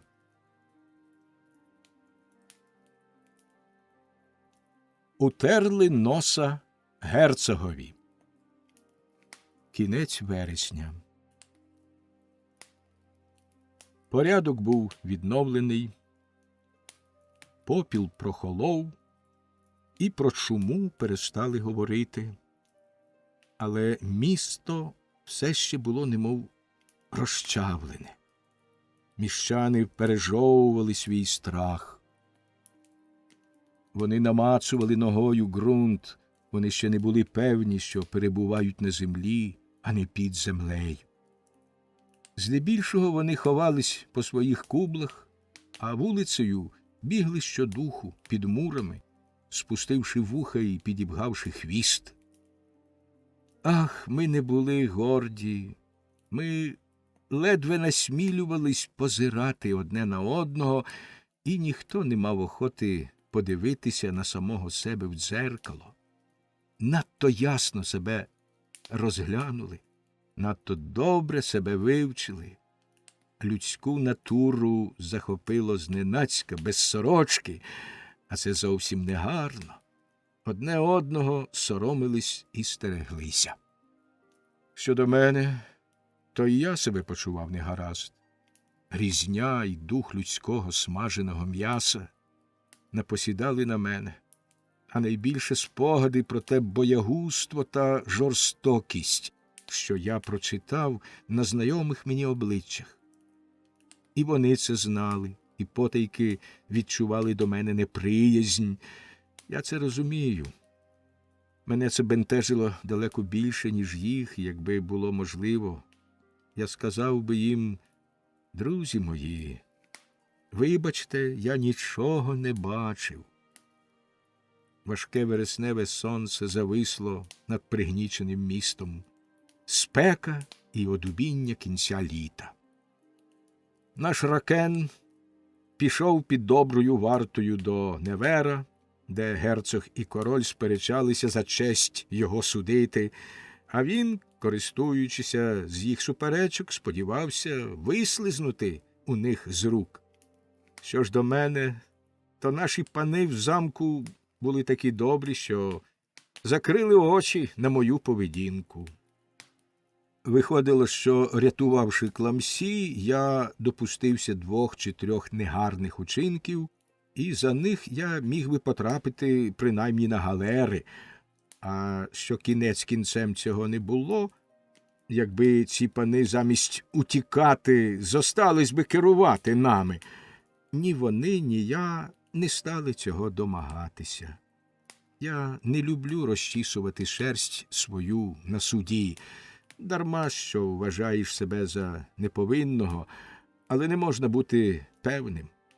Як тільки палець потрапить у цю прокляту машину, прощай рука. Ріжте, ріжте, не вагаючись, якщо не хочете, щоб тварина вся туди потрапила. Отже, я й вони, ми без слів ухвалили, що я нічого не робив, а вони нічого не бачили, і те, що сталося тієї ночі під моїм проводом, учинили вони. Але при всьому бажанні не можна відразу викреслити те, що сталося. Усі це пам'ятають, і це завдає сорому.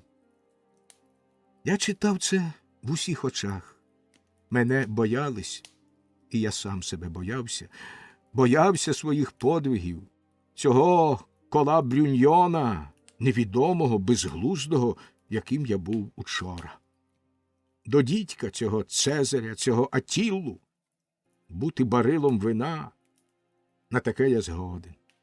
Але бути барилом пороху? Ні-ні, це не моя справа. Отже, коротко кажучи, ми були осоромлені, розбиті і стомлені. Ми зазнавали докорів сумління і шлунка. Ми всі ретельно взялися знову до праці. Праця вбирає і сором, і журбу, як губка. Праця дає душі нову шкіру й нову кров. Роботи не бракувало. Яка навкруги руїна. Але хто нам найбільше поміг – це земля. Ніколи ще не бувало такого врожаю овочів та хліба, але вінцем усього був врожай винограду. Далебі, можна було подумати, що це добра мати хотіла повернути нам вином ту кров, яку вона випила. А чом би й ні, кінець кінцем? Ніщо не гине, не повинно гинути. Якби воно гинуло, куди б воно дівалося? Вода спадає з неба і повертається туди знов. Чому ж не може вино зробити такої подорожі між землею і нашою кров'ю? Це той самий сік. Я – виноградна лоза, або був нею, або буду. Мені приємно так думати. Я хотів би бути нею, і замість якогось іншого безсмертя я волію перетворитись на виноградник або овочевий сад і почувати, як тіло у мене гладше, наливається, змінюючись у чудові круглі ягоди, такі соковиті в чорному бархатистому гроні, почувати, як натягається і лускає їх шкурка під літнім сонцем, і, це найкраще, ягоди готові бути з'їденими. В кожному разі цього року виноградники спливали соком, і кров виступала з усіх земних пор. Сталося так, що не вистачило барил і сховищ, тому виноград залишали в казанах або в баліях, навіть не подушивши його.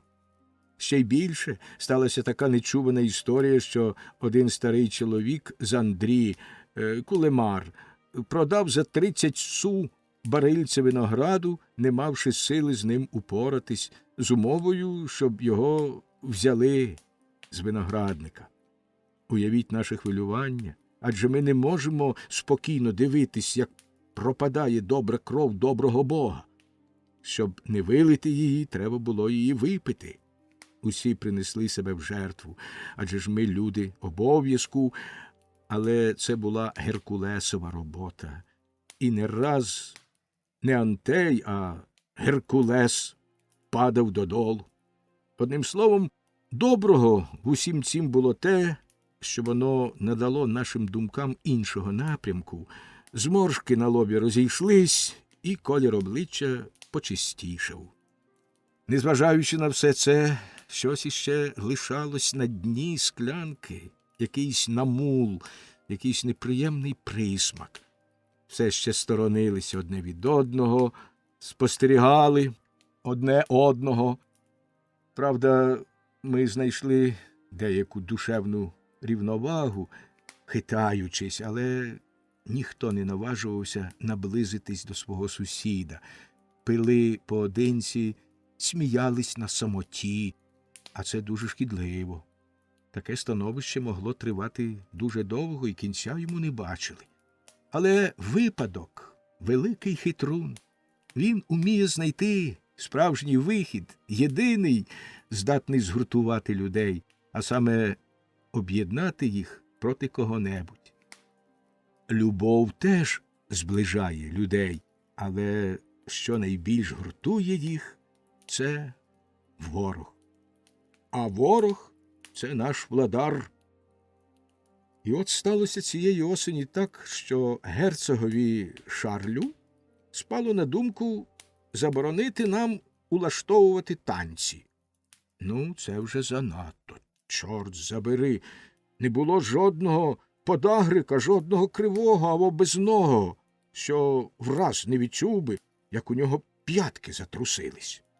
Як завжди, за привід до суперечок став графський луг. У цій справі сам дідько шию скрутить. З неї не викараскаєшся. Цей чудовий луг під горбом Крокпенсон біля міської брами, край якого корінкуватий биврон скидається, накинутий недбало серп, протягом 300 років становить об'єкт суперечки. Його рвуть до себе і широка пелька пана Деневера, і наша. Не така широка, вона теж міцно тримає те, що їй належить. Ніякої ворожнечі і з того, і з іншого боку.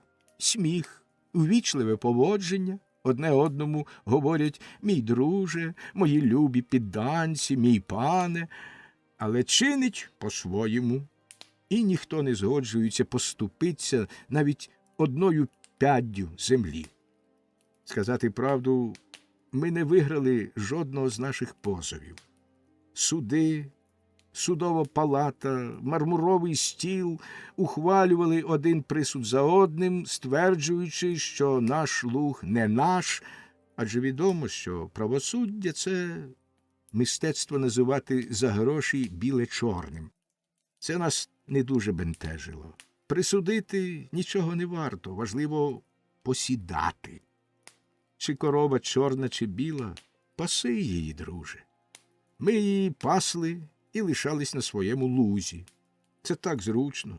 Подумайте тільки. Це ж єдиний луг у Кламсі, що не належить жодному з нас. Належачи герцогові, він належить усім.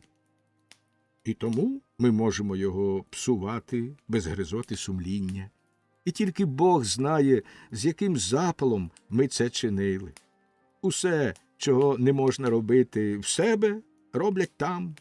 Працюють, чистять, лагодять матраци, тріпають старі килими, викидають різне лахміття, грають, гуляють, пасуть вівці, танцюють під звуки музики, вправляються в стрільбі з мушкета й у грі на барабані, а вночі любляться в траві, засміченій папірцями, на березі шепітливого беврону, що вже ні з чого не дивується. Всього набачився він на своєму віку. Поки живий був герцог Людовік, усе було гаразд. Він удавав, що нічого не помічає. Він знав, що для того, щоб міцніше загнуздати, треба дати своїм підданцям трохи волі. Хіба йому заважало, що ми маємо себе за вільних та свавільних, коли, по суті, господар був він.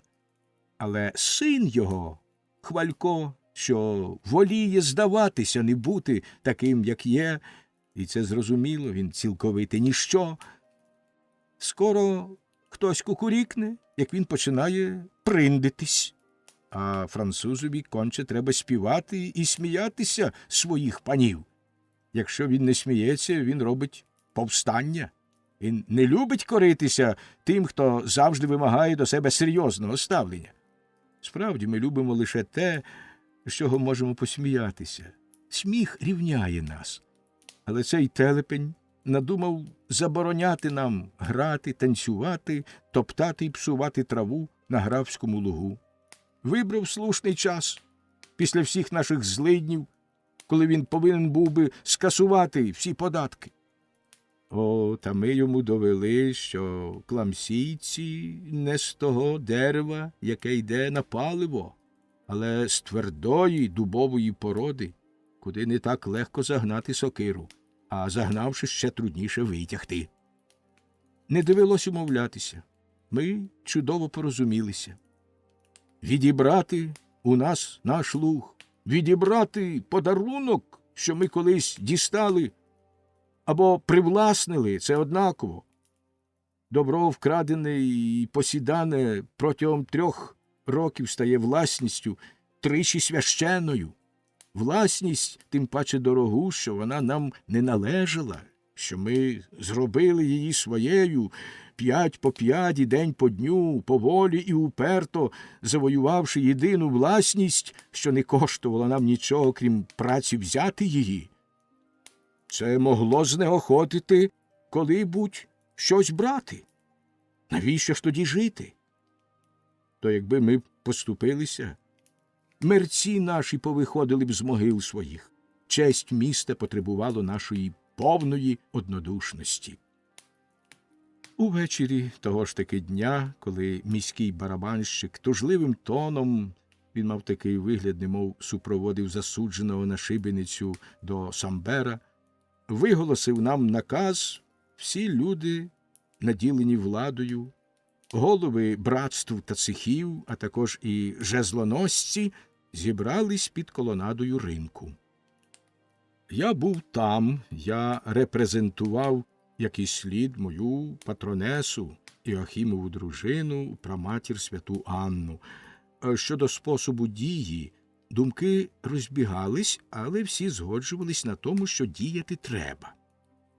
Ганьйо, що репрезентував святого Елігія, і Калабр, що репрезентував святого Миколая, були прихильники рішучого виступу. Вони хотіли, щоб негайно підпалили брами, щоб потрощили застави й голови сержантам, і щоб луг начисто поголили аж до живого.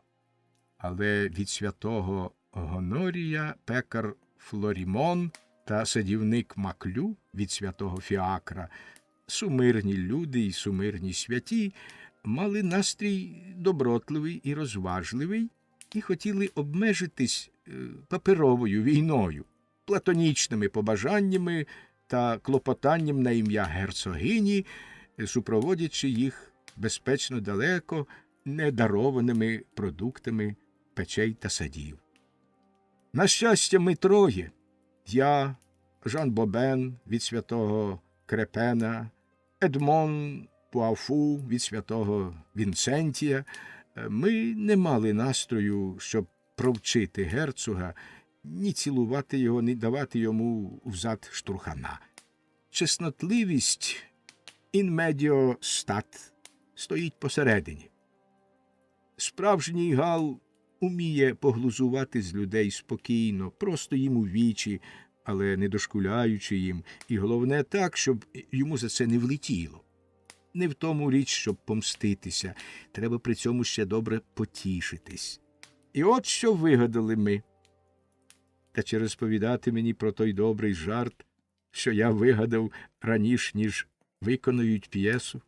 Ні, це було б викрити таємницю. Досить відзначити на честь усіх нас, що наша велика таємниця за 14 день стала відома всьому місту, і воно її берегло. І якщо перший задум ішов від мене, я цим пишаюся, то кожний його чимсь прикрашав.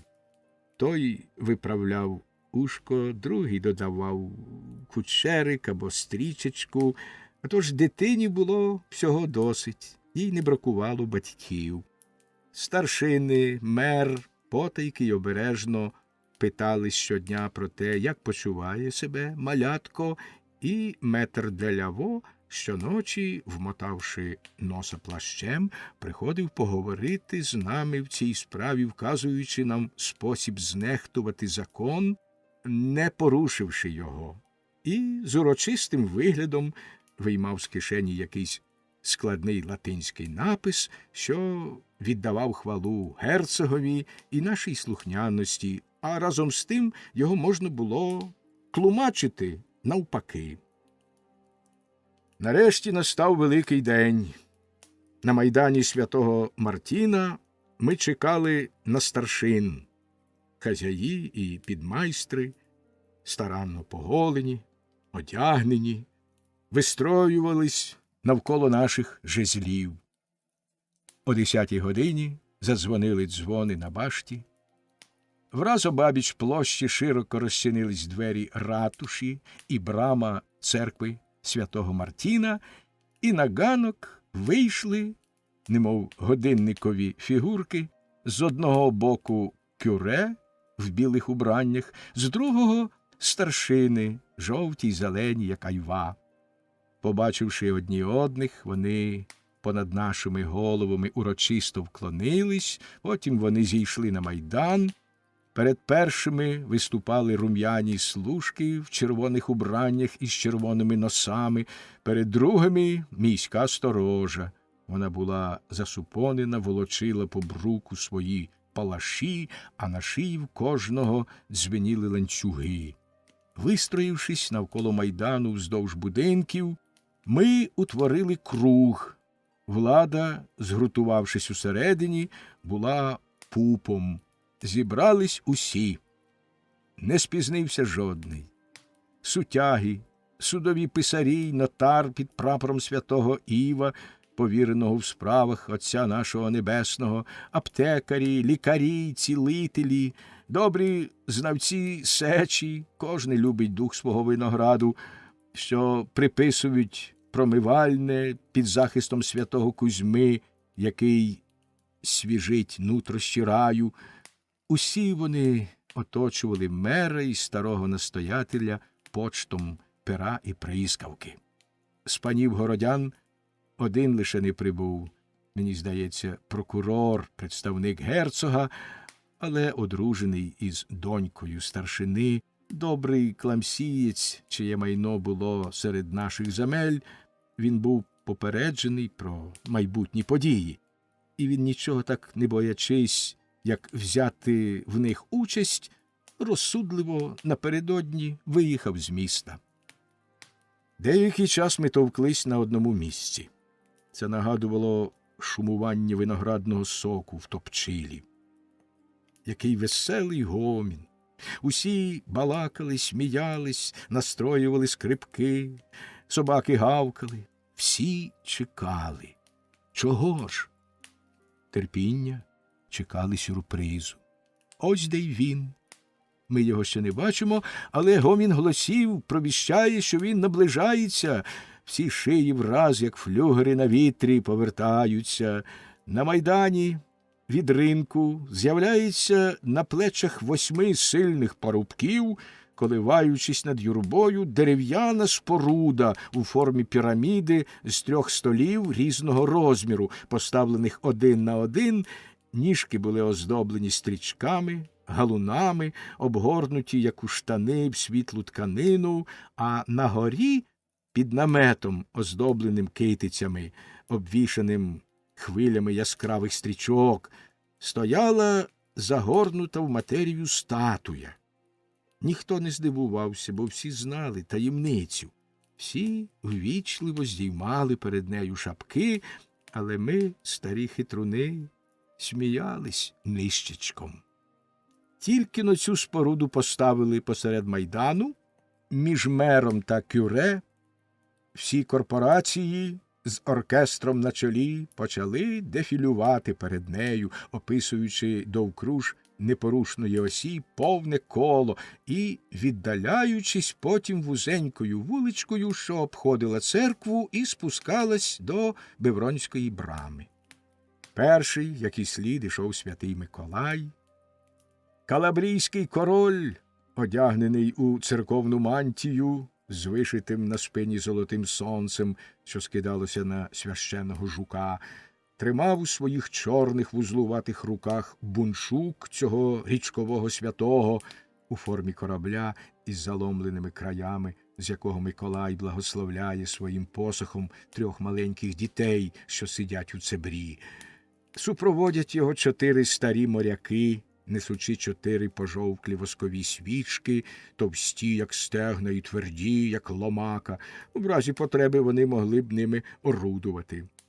Калабр, насупивши брови і звернувши до святого своє єдине око, ішов, розставляючи ноги і випинаючи, як тільки міг, черево.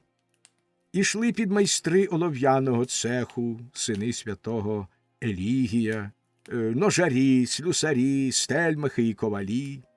Перед вів Ганьо із скаліченою рукою, високо тримаючи в своїх обценьках, де лишалося тільки 2 пальці, хрест з вирізбленими на держалні схрещеним молотом та ковадлом.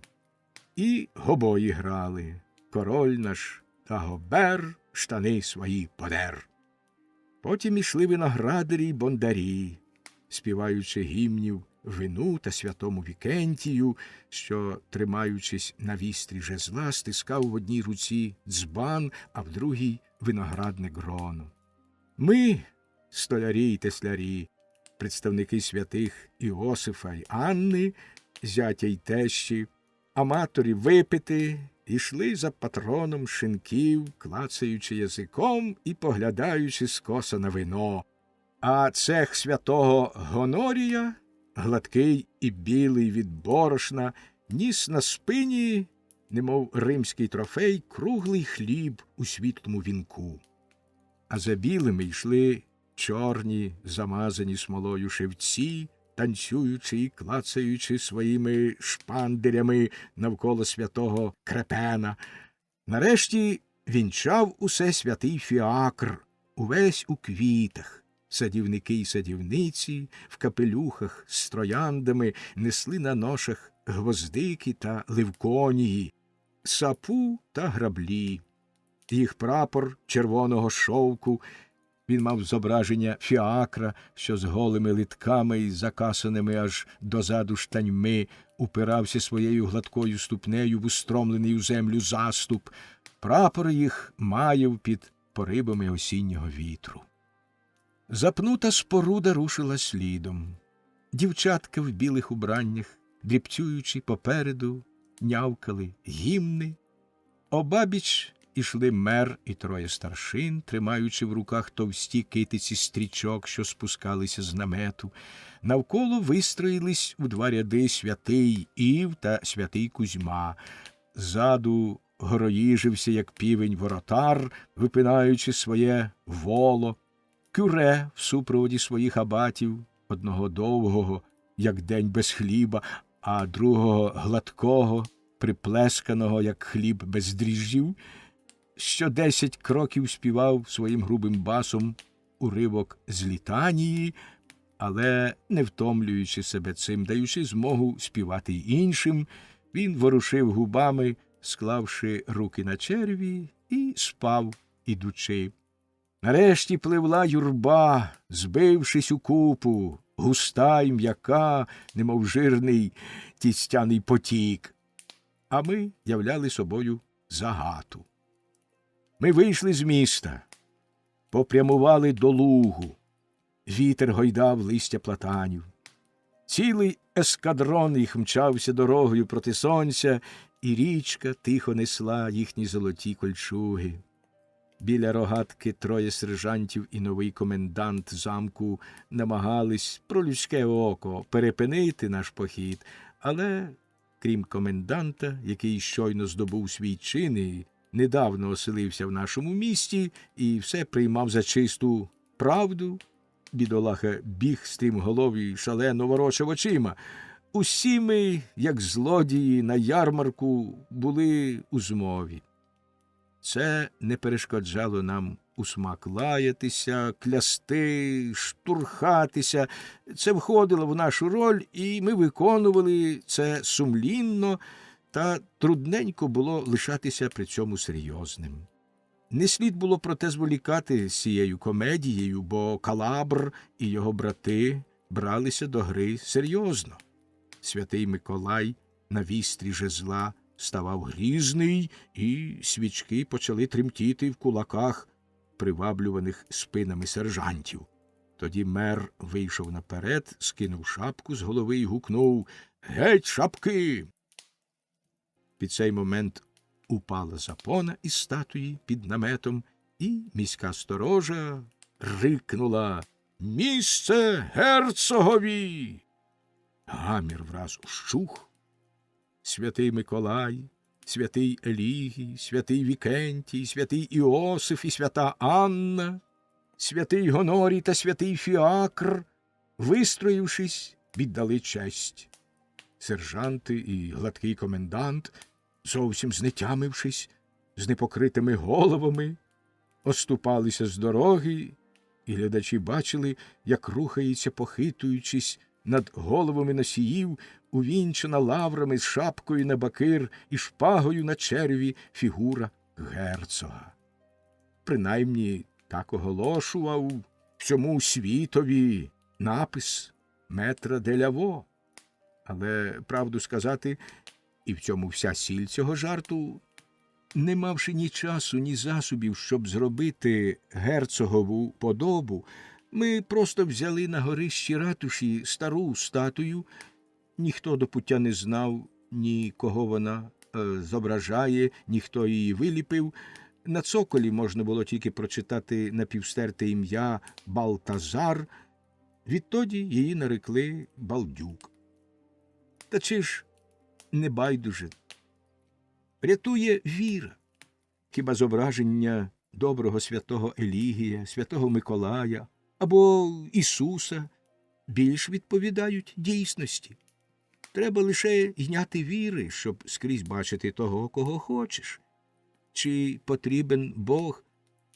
Мені, якщо я того схочу, досить шматка деревини, щоб втілити в ній і його, і мою віру. Тоді потрібен був герцог, і його знайшли.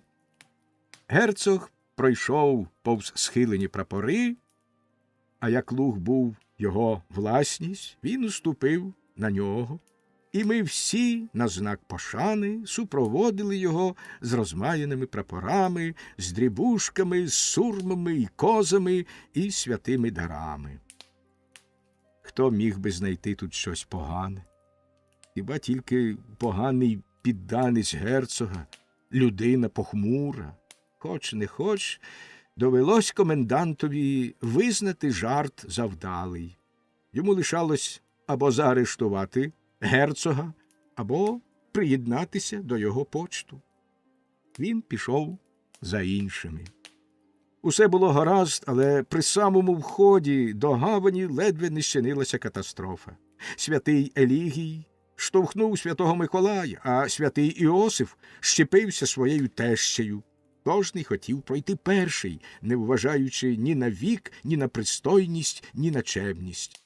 А що цього дня всі прийшли готові до бою, з войовничим настроєм, то всім нам свербіли кулаки.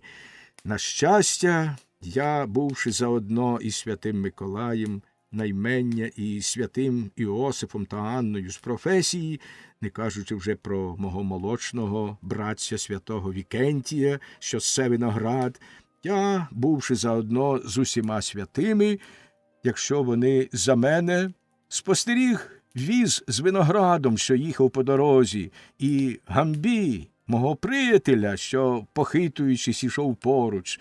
Я закричав: «Друзі, посеред нас нема першого! Поцілуймося! Ось той, хто об'єднує нас усіх, наш господар, єдиний, після герцога, звичайно. Він прибув, привіт йому! Слава Вакхові!»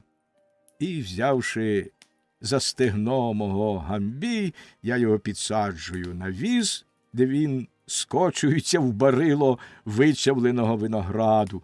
Потім я хапаю вішки, і ми в'їздимо перші на графський луг. Вак, купаючи свій зад у соку, що виповнив барило з головою, квітченою виноградним листом, дригав ногами і сміявся. Побравшись попід руки, всі святі йшли за переможним Вакхом і співали. Добре було на траві, цілий день там їли і грали, розташувавшись табором навколо цього доброго герцога, і другого ранку луг скидався на свинарник. Жодної травинки. У м'якому ґрунті лишались відбитки наших підошов, що свідчили про те, як щиро місто вітало свого владаря герцога. Я думаю, що він був дуже задоволений з цього. І під усі чорти ми теж були задоволені.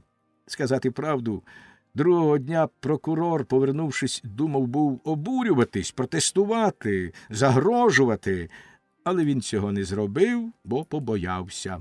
Правда, він почав слідство, але не довів його до кінця. Краще для здоров'я, коли двері відчинені. Ніхто не хотів нічого виявляти. Отак довели ми, що кламсійці можуть бути покірні підданці свого герцога і короля і водночас робити все, що в голові виникне. Вона ж у них дерев'яна. Довівши це, многострадальне місто вернуло свою стару веселість. Ми відчували, що оживаємо.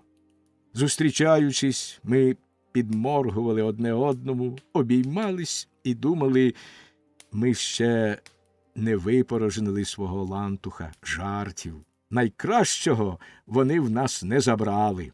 Усе гаразд. І спогади про наше лихоліття розвіялись. Чужий дім. Жовтень. Мені довелось нарешті подумати і про житло. Я зволікав з цим скільки міг. Щоб якнайдалі стрибнути, роблять крок назад. Відколи на місці мого дому лишився самий попіл, я мав притулок то тут, то там, то в одного друга, то в іншого. Не бракувало людей, охочих дати мені притулок на 1-2 ночі. Доки спогади про спільну небезпеку висіли над усіма нами, ми скидались на отару, і кожний почував себе в іншого, як у себе вдома. Але це не могло тривати довго. Небезпека минала. Кожний влізав назад у свою черепашку, крім тих, хто вже не був живий.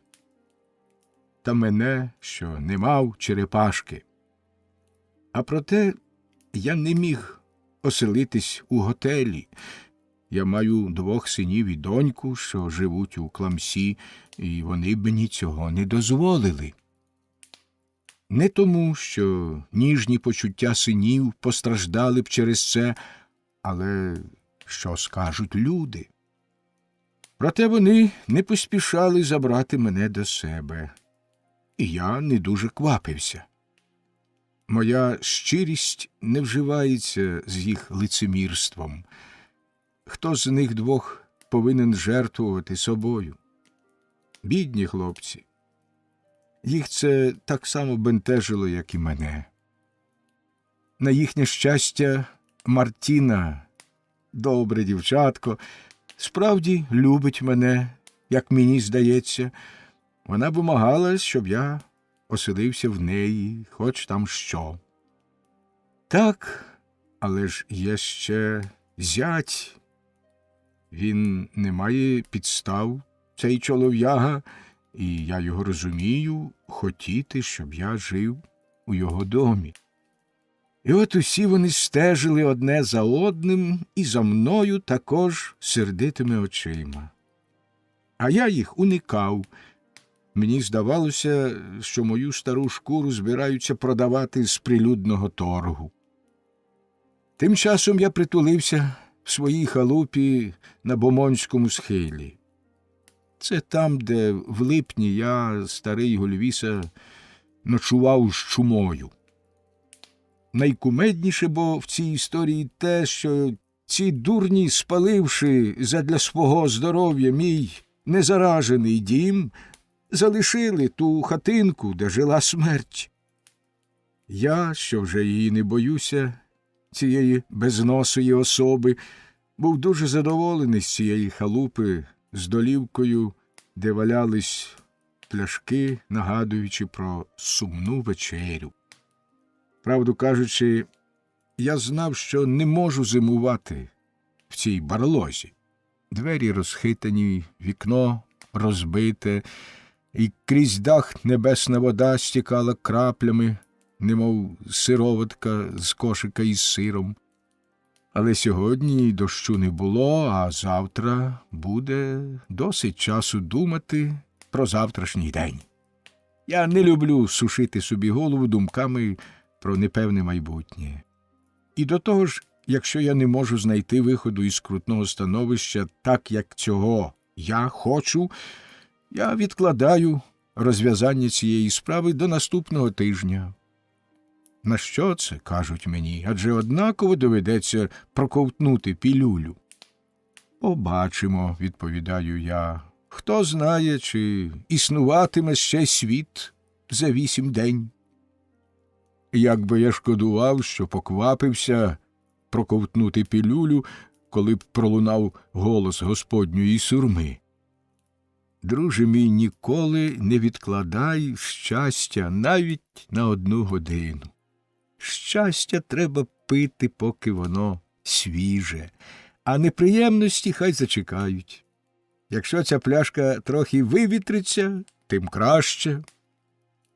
Отже, я вичікував, або, вірніше, я примусив чекати ту неприємну постанову, яку доведеться колись зробити. І щоб ніщо доти мене не турбувало, я замкнув двері на засув і забарикадувався. Моя самота не була мені тягарем. Я копав свій садок, підчищав стежки, збирав сіянці з-під опалого листя, викохував артишоки і перев'язував рани старим покаліченим деревам, одним словом, прибирав пані землю до сну під зимовою периною. Потім, щоб винагородити себе за роботу, я йшов полапати боки доброї маленької грушки в червоно-гарячих та жовтих розводах, забутої на дереві. Господи, що за втіха, набивши собі повний рот, відчувати, як запашний сік переповнює пельку і тане в роті. Я ходив до міста лише по запаси. Я мав на увазі не тільки їжу та вино, але й новини. Я намагався не зустрічатися з своїми нащадками. Я їх примусив думати, що подався в мандри. Не заприсягну, що вони дійняли цьому віри, але, бувши шанобливими синами, вони не хотіли цього спростовувати. Ми, отже, немов грали у схованки, як хлопчики, що кричать один одному «Вовче, ти тут?» і могли б, щоб продовжити цю гру, ще деякий час відповідати «Вовка тут немає». Але ми не взяли до уваги Мартіну. Жінка у грі завжди лукавить. Мартіна не йняла віри, Мартіна мене знає, Мартіна хутко розгадала мої хитрощі. А вона не визнає жартів там, де йде справа про взаємини між батьком та дітьми, братами, сестрами тощо. Одного вечора, вийшовши з своєї халупи, я побачив, що вона йде дорогою до мене. Я повернувся в садок і замкнувся. Я причаївся, не рухаючись, скоцюрбившись біля стіни. Вона підійшла, почала стукати, гукати, грюкотіти в двері. Я був непорушний, як лист, що впав з дерева. Я стримував віддих, а саме в ту хвилину мене став душити кашель. Вона невпинно кричала: «Відчиняй бо! Адже я знаю, що ти тут!» І кулаком та черевиком вона гатила в двері. Я думав: от шельма, якщо двері подадуться, мені добре перепаде. І я ледве не відчинив двері, щоб її розцілувати. Але це не входило до гри, а я, коли граю, завжди хочу виграти. Я й далі упирався. Мартіна деякий час ще кричала, потім замовкла. Я почув, як кроки її нерішуче віддалялись. Я вийшов із свого закутка і почав сміятися. Та як? Сміятись і кашляти. Я душився з осміху. Переготавшись до несхочу, я витирав очі і раптом позад себе з стіни почув голос: «Ну, і не соромно тобі?» Я мало не впав. Підскочивши, я повернув голову і побачив Мартіну, що вчепилась за стіну і дивилась на мене. Позираючи на мене суворо, вона сказала: «Старий крутію, я тебе зловила». Приголомшений, я відповів: «Я вскочив». Тут ми обоє вибухнули реготом. Засоромлений, я їй відкрив хвіртку. Вона ввійшла з виглядом Цезаря, стала передо мною і, взявши мене за бороду, сказала: «Перепрошуй». Я відповів: «Меа кульпа, з моєї вини». Але це так само, як на сповіді кажеш собі, що завтра розпочнеш знову. Вона все ще тримала мене за борідку, смикала її й мурчала: «Сором, сором, бородань з таким білим хвостом на підборідді, а в голові не більше розуму, як у немовляти». Вона кілька разів пошарпала її, немов дзвін, праворуч, ліворуч, вгору, вниз, ляснула мене по пиці і поцілувала. «Чому не з'явився, противний?» – спитала вона. «Противний, адже ти знаєш, що я на тебе чекала». «Моє дівчатко, я тобі з'ясую зараз. Ти з'ясуєш це вдома. Ну, швидше, ходім». «Ой, та я ж не готовий. Дай мені зібрати мої речі». «Твої речі, Господи милостивий, я тобі допоможу». Вона кинула мені на плечі мій старий плащ, насунула на голову мій поношений фетровий капелюх, міцно обв'язала мене, струснула і сказала: «Готово. Тепер гайда». «Ну, хвилину, зачекай», – сказав я. Я сів на східцях. «Як?» – сказала вона обурено. «Ти опиратимешся? Ти не хочеш іти до мене?» «Я не опираюсь», – сказав я. «Доведеться мені йти до тебе, бо немає іншого виходу». «Ну, та й увічливий же ти», – зауважила вона. «Оце така твоя любов». «Я тебе дуже люблю, моя дорога донечко», – кажу я, – «я тебе дуже люблю, але я волію бачити тебе в себе, ніж опинитися самому в чужої людини». «Значить, я тобі чужа», – сказала вона. «Ти його половина». «О, нічого подібного», – відповіла вона. «Ні половина і ні чвертка. Я – це я сама, уся цілком, з ніг до голови. Я його дружина, можливо, але він мій чоловік. І я хочу того, чого хоче він, якщо він хоче того, чого хочу я. Ти можеш бути спокійний. Він буде радіти, що ти оселишся в мене. Хотіла б я подивитись, як би він не радів з цього». Я сказав: «Я цьому вірю. Це нагадує пана Деневера, коли він розташовує постоєм своє військо. Чимало жило їх у мене на квартирі, але я не звик бути тим, кого оселяють в інших. Ти до цього звикнеш, сказала вона. Не сперечайся, рушаймо. Гаразд, але з однією умовою. Уже умови? Ти швидко звикаєш. З умовою, що я житиму так, як сам хочу. Ти будеш деспот, я це бачу. Ну що ж, добре. Присягайся? Присягаюсь. А до того ж, годі, базікало, вибирайся. Вона вхопила мене за руку, як чортиця, ну й кліщі. Довелося вирушати. Коли ми прибули, вона показала мені кімнату, призначену для мене. Позад крамниці, дуже теплу, і під її крилечком добре дівча поводилася зі мною, як з немовлям. Постіль послано, тонка перина і чисте рядно, а на столі в склянці букет вереску. Я нищечком сміявся, розчулений.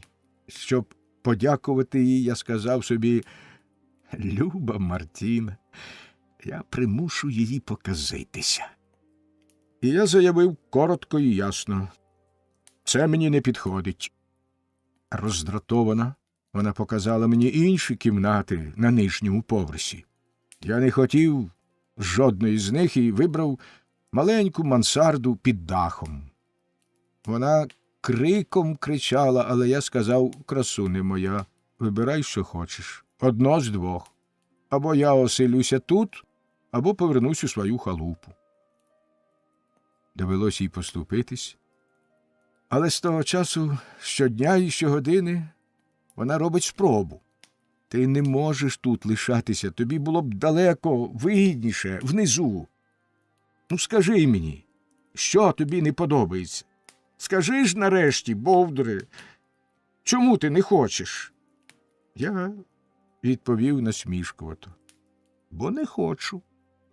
«Мені ввірветься терпець», – репетувала вона обурено. «Але я знаю твої причини. Гордію, Гордію, ти не хочеш бути винний дітям своїм. Мені, я ладно побити тебе». Отже, сказав я, примусити мене прийняти від тебе хоча б штурхана? «Ти не маєш серця», – сказала вона. «Моє дівчатко». «Так, хитруне, ти такий. Геть лапи, огиднику». «Моя ти люба, моя кохана, моя душенько, серденько. Ти що ж, признаєшся мені в коханні, чи що? Медова пелько, підлесник, балакун, брехун. Коли ти перестанеш, скажи, сміятися мені просто у вічі, скрививши свій величезний рот? Подивись на мене. А чи ти теж смієшся? Ні. Смієшся? Ні. Але ж я це бачу, оздечки тут. І я пальцем торкнувся її щічки, напруженої від стримуваного сміху. І вона пирхнула. «Хоч що скажи, то все півтора людського», – сказала вона. «Я на тебе гніваюсь, я тебе ненавиджу і не маю навіть права сердитись. Ця стара мавпа ще смішить мене проти моєї волі своїми гримасами. Але, далебі, я тебе не зношу. Гидкий, зруйнований жебрак, ти вдаєш Артабана, Гордія перед своїми дітьми. Ти не маєш права цього робити». Це єдине, що мені лишилось. Вона вирекла ще кілька гострих словечок, і я їй презентував не менш гострі. У нас обох язики, як у точильника. Ми гостримо слова на бруску. На щастя, в ту мить, коли найбільш розлютуєшся, пустиш якийсь веселий дотип і починаєш реготатися. Не можна вдержатись, і доводиться розпочинати знову. Коли вона всмак надзвонила язиком, деякий час я вже її не слухав, я їй сказав: «А тепер час відпочити. Ми відновимо цю розмову завтра». Вона відповіла: «На добраніч. Ти Отже, не згоджуєшся? Мовчанка. Гордію, Гордію, повторила вона. Слухай, моя зіронько, я Гордій, Артабан, Павич, усе, що тобі завгодно, але скажи мені щиро, якби ти була на моєму місці, що б ти вдіяла? Вона подумала і сказала, я зробила б те саме. От бачиш. А тепер поцілуй мене на добраніч. Вона поцілувала мене, насупившись, і пішла, бубонячи. Ото лихо, коли Бог створить такі дві однакові макітри. Правильно, сказав я. Дорікай йому, красуне моє, йому, а не мені. І дорікатиму, відповіла вона. Але ти цим не відбудешся. І я справді не відбувся. Другого ранку вона заспівала своєї.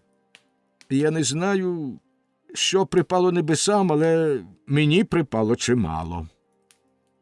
Перші дні я розкошував, як ведмідь у пасіці. Усі впадали коло мене, панькалися зі мною. Навіть Флорімон намагався догоджати мені і був уважніший, ніж мені треба було. Мартіна пильно стежила за ним, турбуючись мною більш, ніж я сам. Глоді розважала мене своїм цвіріньканням. Я мав найвигідніше крісло. За столом мені подавали першому. Коли я говорив, усі мене слухали. Я почував себе чудово, чудово. Не сила. Мені було нудно, я не знаходив собі місця, я вештався сходами, що вели на моє горище, туди-сюди 20 раз протягом однієї години.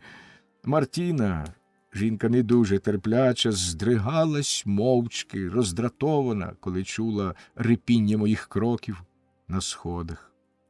Коли б це було влітку, я блукав би по полях та лісах, а тепер я блукав по квартирі.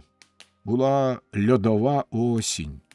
Густі тумани стояли на лугах, і дощ ішов і вдень, і вночі.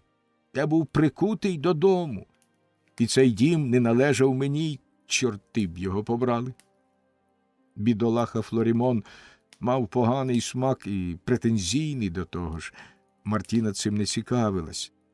І все в цьому домі, меблі, речі, все мене обурювало. Я страждав. Мені хотілося все змінити, переробити або переставити. У мене свербіли руки. Але господар цього пильнував. Тільки торкався я пальцем якої-небудь з його речей, як знімалася ціла буча.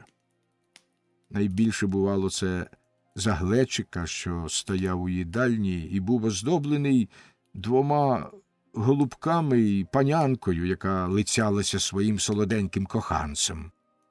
Мене з цього нудило, я просив Флорімона забирати його зі столу, хоча б поки я їв.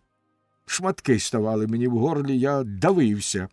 Але той осел, він мав на це право, відмовився це зробити. Він пишався своїм солодким печивом, оздоблений пиріг він вважав за найвищий витвір мистецтва, і мої гримаси смішили всю родину. Що ж мені зоставалось? Посміятися з самого себе. Я дурень, це безперечно. Але вночі я крутився на ліжку, як котлета на сковороді, а дощ пиріщив по печі, цебто по даху, і я не смів ходити по своєму горищі, бо все тремтіло від моїх важких кроків.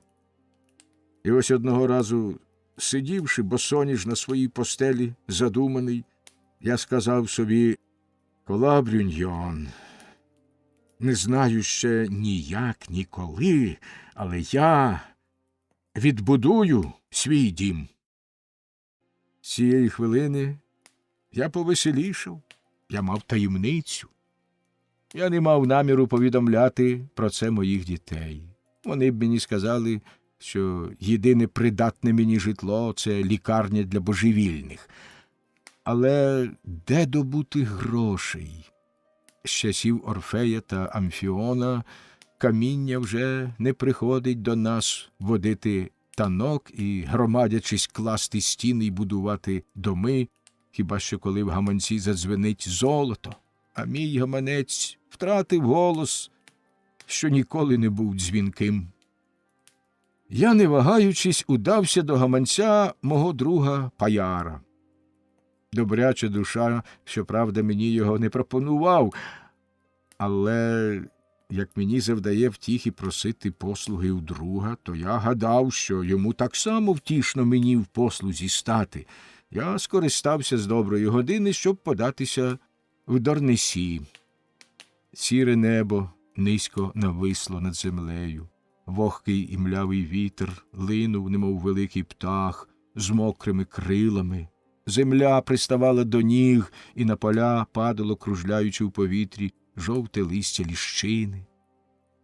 З першим моїм словом стурбований Паяр перебив мене, скаржачись на застій у справах, на поганих клієнтів, на те, що платежі не надходять, бракує грошей, аж поки я йому сказав: ось що, Паяр, хочеш, я позичу тобі ліар? Мене дійняло до живого, а його ще більше. Ми супились, холодно розмовляючи про се, про те. Я розлючений, а він засоромлений. Йому було ніяково за свою скупість. Бідний дідуган не зла людина, він мене любить, і я це знаю 100 чортів. Він радо віддав би мені свої гроші, якби це йому нічого не коштувало. Якби я був настирливий, то одержав би від нього усе, що б схотів. Але він не винен, що предки його протягом 3 століть були лихварі.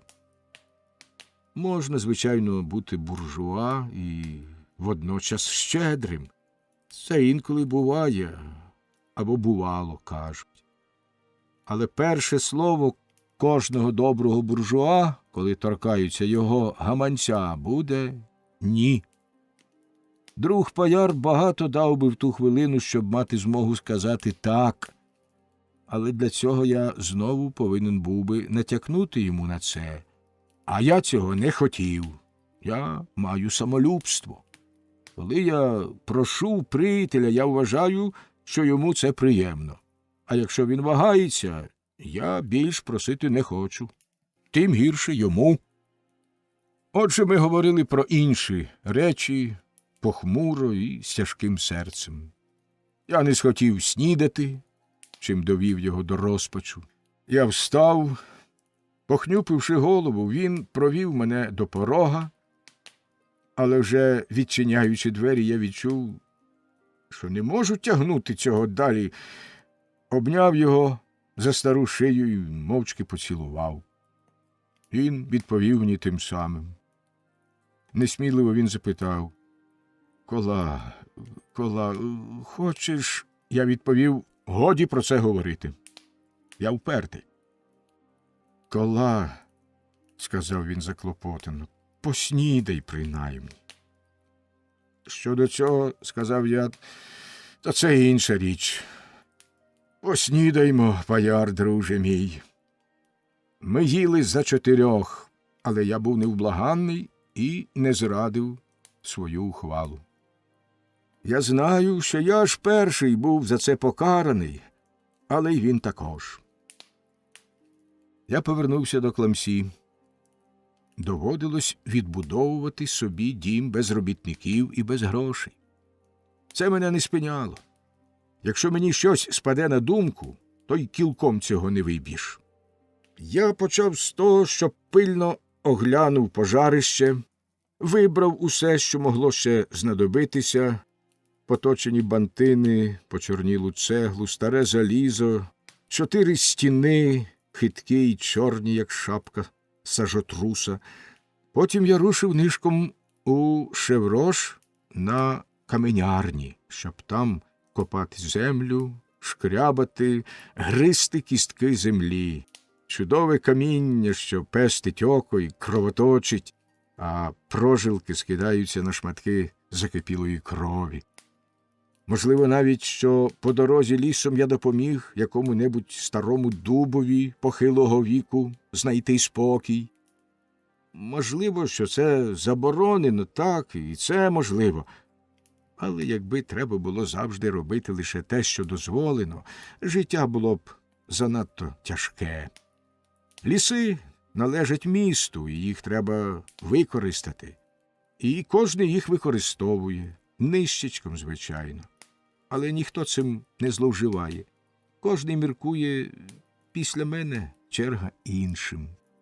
Взяти було легко, та нелегко було винести. Завдяки сусідам я з цим упорався. Один мені позичив візка, другий волів або інструменти, або ще з більшою охотою сам допоміг мені, бо це нічого не коштує. Можна все попросити у свого ближнього, навіть його дружину, аби йому не доводилось давати вам гроші. І я це розумію. Гроші – це те, що можна мати, що будеш мати, що можна було б мати за гроші. Одним словом, усе, про що мрієш. Решту маєш, вірніше, зовсім його не маєш. Під той час, коли ми нарешті змогли, я й мій Робіне, він же Біне, спорудити перше рештування, настав холод. Усі вважали мене за божевільного. Діти мої щодня робили мені сцени, а найпоблажливіші з людей радили мені принаймні до весни зачекати. Але я нікого не хотів слухати, ніщо мене так не втішає, як дратувати звичайних смертних і сильних світу цього. Та я чудово знав, що не зможу сам, та ще й узимку, збудувати дім. Але мені досить було халупи, покрівлі, кролячої клітки. Я радо товаришую із сусідами, так, але з умовою, що можу це робити з свого бажання і не робити, коли мені так заманеться. Я балакун, люблю побазікати з іншими, так, але я хочу мати змогу балакати з самим собою на самоті, коли мені цього заманеться. З усіх моїх друзів це найкращий, я до нього найбільш прихиляюся, і на побачення з ним я б вирушив зимою босий і без штанів. Отже, для того тільки, щоб базікати самим собою, на волі, я вперто будував собі дім, незважаючи на всі поговори і сміючись з чудових проповідей, що мені читали мої діти. Гай-гай! Я сміявся не останній. Одного ранку, наприкінці жовтня, коли місто взялося паморозю і на вулицях блищав срібний лосняк ожеледі, я, видираючись на рештування, послизнувся на одній з поперечок і бух! Опинився внизу далеко швидше, ніж видерся вгору. Біне закричав: «Він убився!» Збіглися люди, щоб мене підняти. Роздратований я сказав: я це зробив навмисне. Я хотів підвестись без чужої допомоги. Ой! Щиколоток! Щиколоток! Я знов упав. Зламав щиколоток. Мене понесли на ношах. Мартіна, йдучи поруч, зводила руки до небес. Сусідки супроводили мене, голосячи й обмірковуючи пригоду. Це була свята картина. Сина Божого кладуть у гроб. І всі ці Марії не стримували ні зойків, ні жестів, ні кроків. Вони здатні були збудити мерця. Я не був мрець, але вдавав мертвого. Це було єдине, що лишалось, щоб не підставляти свою спину під град отих слів. І з лагідним виглядом, із закинутою назад головою й борідкою, що стриміла догори, я казився в душі, намагаючись триматись молодцем. Читання Плутарха. Кінець жовтня. І от мене прив'язано за лапку. За лапку. Боже милий, хіба не міг ти переламати мені ребро або руку і лишити мені мої підпори, якщо це тебе тішило? Я б стогнав з цього не менше, але принаймні не стогнав би лежачи. А злий проклятий, хай буде благословенне ім'я його святе. Можна подумати, що він тільки про те й дбає, щоб дратувати нас. Він знає, що мені дорожче над усі земні блага, роботу, багатства, кохання і дружбу. Та, що я її завоював, дочка не богів, а людей, моя воля. І ось тому він прив'язав мене за ногу. Він, напевне, сміється, бестія, в моєму закапелку. І я розглядаю, лежачи горілиць, немов жук, павутиння і бантини мого горища. Ось де моя воля. Але ти мене ще не зловив, друже. Зв'яжи мій кістяк, обвий мене мотуззям, прив'яжи міцніше, оберни його ще раз, як це роблять з курчатами, коли смажать на рожні. Ну що ж, тепер я в твоїй владі? А дух? Що ти з ним зробиш? Ага, ось він полинув на крилах моєї фантазії. Ану, злови його! Тобі доведеться добре цибати. Моя кумася фантазія не кульгає. Ну що ж, біжи, друже мій. Мушу зауважити, що спочатку я був у поганому настрої. Язик у мене лишався, і я використовував його, щоб сипати прокляття. Цими днями до мене небезпечно було наближатися. Але я добре знав, що мав винуватити лише самого себе за своє падіння. Ох, я це дуже добре знав. Усі, хто мене відвідував, товкли мені це. Адже ж тобі це говорили. Навіщо тобі треба було видиратися, немов кішці? Дідові твого віку. Тебе попереджали. Але ти не хочеш нічого слухати. Тобі треба завжди бігати. Ну що ж, побігай тепер, Катюзі, по заслузі. Добра втіха, коли людина нещасна. Намагатись їй довести, щоб її підбадьорити, що вона до всього іншого ще й дурень. Мартіна, зять мій, друзі, сторонні, усі, що приходили мене відвідувати, неначе змовилися. А я мусив вислухувати всі їхні докори, не рухаючись, прищикнутий пасткою і ладний луснути зі злості. Навіть малятко Глоді мені сказала: «Ти не слухався, дідуню, так тобі й треба». Я кинув у неї свій ковпак і гукнув: «Забирайтесь під 3 чорти!» І ось я лишився сам, але мені не повеселішало. Мартіна, добра душа, вимагала, щоб мою постіль перенесли вниз у кімнату за крамницею, але я признаю, що мені це було б дуже приємно. Але я, якщо сказав раз «ні», матері його чорт, це значить «ні». І потім неприємно, почуваючи себе немічним, з'являтись на люди. Мартіна невтомно відновляла свої спроби, надокучливо, як бувають тільки мухи й жінки. Якби вона менш говорила, я, може, й поступився б. Але вона була занадто настирлива. І якби я згодився, вона сурмила б зранку й до вечора про свою перемогу. Я їй радив піти прогулятись. І, звичайно, це зробили всі, окрім мене, а я нудьгував на своєму горищі. Не скаржся, Коля, ти сам цього хотів. Але справжньої причини, з якої я так завзявся, я не говорив. Коли не живеш у себе, коли живеш у інших, боїшся заважати їм, не хочеш їм бути зобов'язаним нічим. Але так не слід міркувати, якщо хочеш, щоб тебе любили. Що найбезглуздіше, то це дозволити про себе забути. А про мене забулись. Мене не бачили, бо ніхто не приходив подивитись. Навіть Глоді мене покинула. Я чув, як вона сміялась унизу, і нишком сміявся і я, чувши її сміх. Але я зітхав при цьому.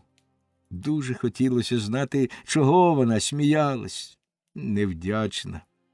Я її винуватив і водночас думав, що на її місці зробив би так само. Веселись, красуне моя, але щоб знайти собі якусь роботу, коли ти прикутий до ліжка, доводиться трошки наслідувати Іова, що лається на своєму гноїщі. Одного разу, коли я лежав похмурий на своїй постелі, прийшов паяр. Признаюсь, я його не дуже добре прийняв. Він сидів передо мною в ногах моєї постелі. У руках він тримав старанно загорнену книжку. Він намагався зняти розмову і марно переходив від однієї теми до іншої, але я їх одним словом люто розбивав на скалки. І не знав, що ще сказати, кахикав, барабанив по ліжку. Я попросив його перестати.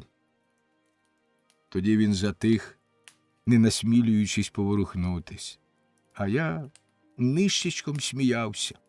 Я міркував: любий друже, тепер тебе гризе сумління.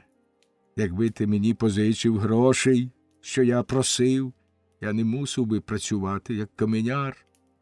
Я зломив собі ногу, маєш, так тобі й треба. Адже ж це твоя скупість виною всьому. Отже, він не наважувався сказати мені більше жодного слова, а я, намагаючись припнути язика й умираючи з бажання розпустити його, вигукнув: «Кажи ж врешті, ти що думаєш, що сидиш біля ліжка людини, яка конає? У гості не ходять, щоб мовчати, матері його чорт. Ну ж, заговори або забирайся. Чого витріщив очі? Не шарпай книжку. Що це в тебе таке?» Бідолаха встав. «Я бачу, що дратую тебе, Кола. Я йду. Я приніс цю книжку. Оце, бачиш, Плутарх. Життя славетних людей. Її переклав французькою мовою єпископ Оксерський, Жак Аміо. Я гадав, він іще не відважився остаточно, що ти, може, вважатимеш це за... Господи, як йому було тяжко. Розвагу, втіху, хочу я сказати, перебувати в його товаристві.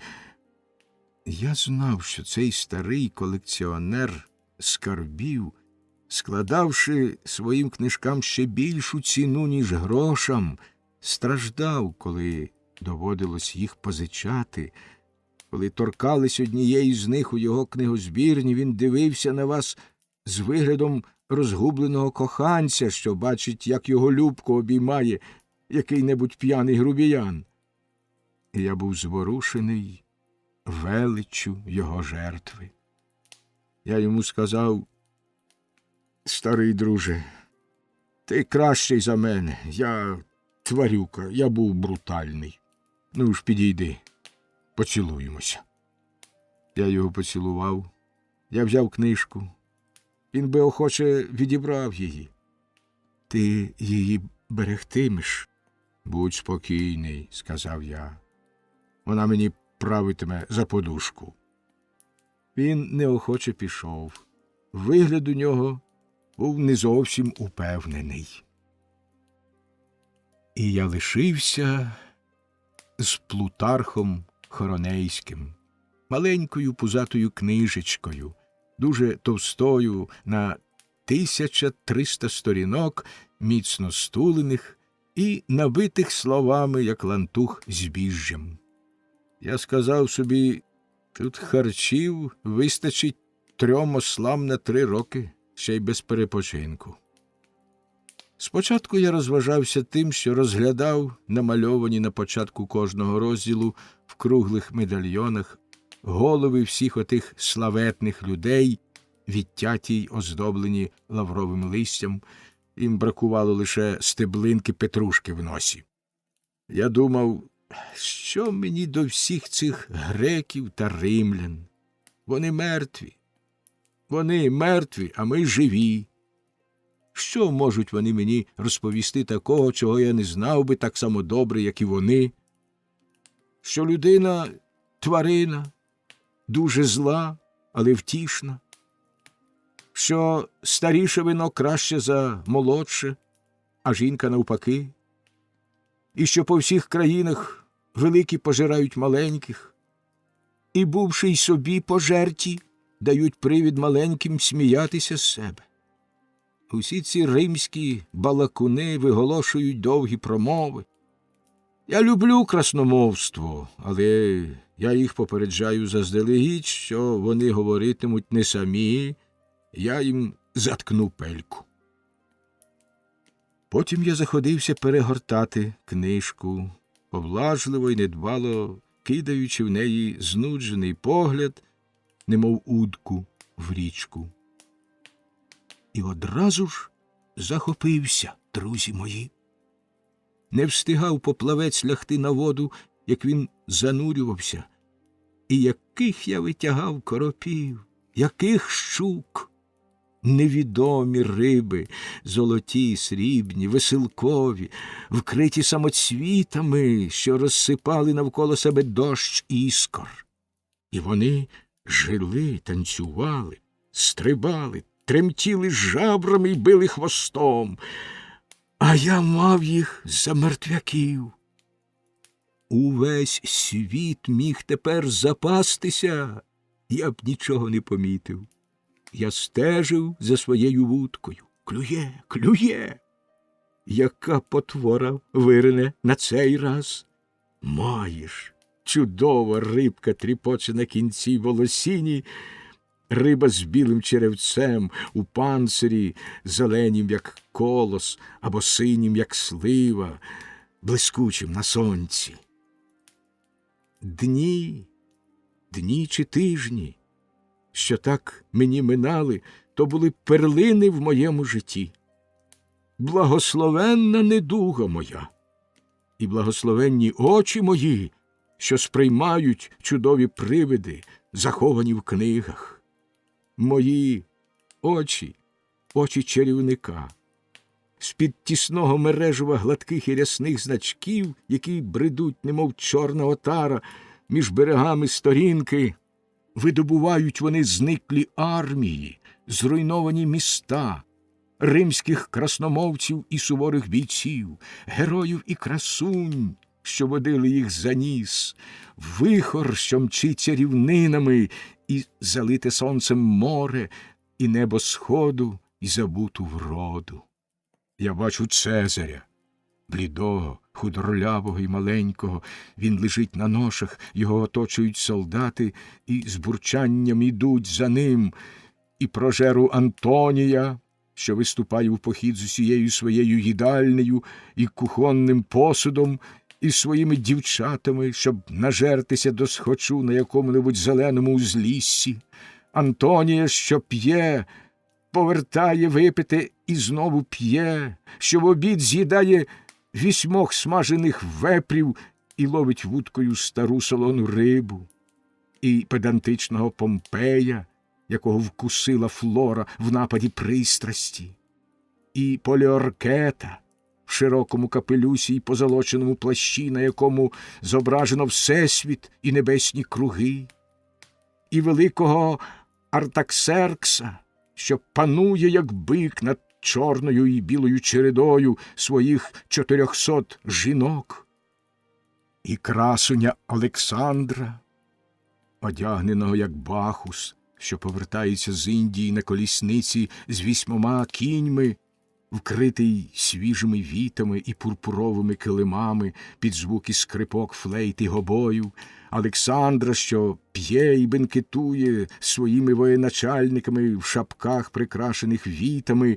і своєю армією, що, стукаючись кубками, супроводить його, і жінками, що скачуть, як кози. Хіба це не чудо? Цариця Клеопатра, флейтистка Ламія і Статіра, така блискуче чарівна, що очам боляче на неї дивитись, з-під самісінького носа в Антонія Олександра чи Артаксеркса беру я їх, утішаюсь, володію ними, якщо мені цього хочеться. Я входжу в Екбатану, п'ю стаїс, перебуваю ніч з Роксоланою, виношу на своїх плечах Клеопатру, закутану в тканини, разом з Антіохом, що червоніє й палає коханням до Стратоніки, я палаю жагою до моєї мачухи. Сміховинна історія. Нищу Галлів, приходжу, бачу й перемагаю. І це мені найприємніше. Все те мені не коштує і краплини крові. Я багач. Кожне оповідання — це каравела, що привозить мені з Індії чи з Берберії дорогоцінні метали, старе вино в міхах, дивних звірів і рабів полонених. Які чудові вояки, які груди, які спини — все це належить мені. Імперії існували, звеличувались і вмерли мені на втіху. Що за карнавал! Мені здається, ніби я по черзі втілююсь у кожну з тих машкар. Я лізу в їхню шкуру, привласнюю собі їхнє тіло, їхні пристрасті. Я танцюю. Воднораз я диригент танців, керую музикантами, я добрий Плутарх. Це я, так, це я записав, на мене зійшло натхнення цього дня. Чи правда? Усі ці забавні маленькі історії. Як приємно почувати, що музика слів і плетениця фраз, танцюючи і сміючись, несуть тебе у простір вільного від пут тіла, недуг та старості. Дух, та це ж Бог, хай благословен буде Святий Дух. Часом, зупинившись посередині оповідання, я вигадую продовження. Потім я порівнюю утвори моєї фантазії з тим, що вирізблене життям або мистецтвом. Якщо мистецтвом, то я часто-густо відгадую загадку, бо я старий лис, я знаю всі хитрощі, а його фантазія далеко багатша за нашу. Ах, божевільне бабисько! В одному лише пункті воно не намагається різноманітити своє оповідання в кінці своїх історій. Війни, кохання, жарти — все кінчається цим відомим вам стрибком на дно ями.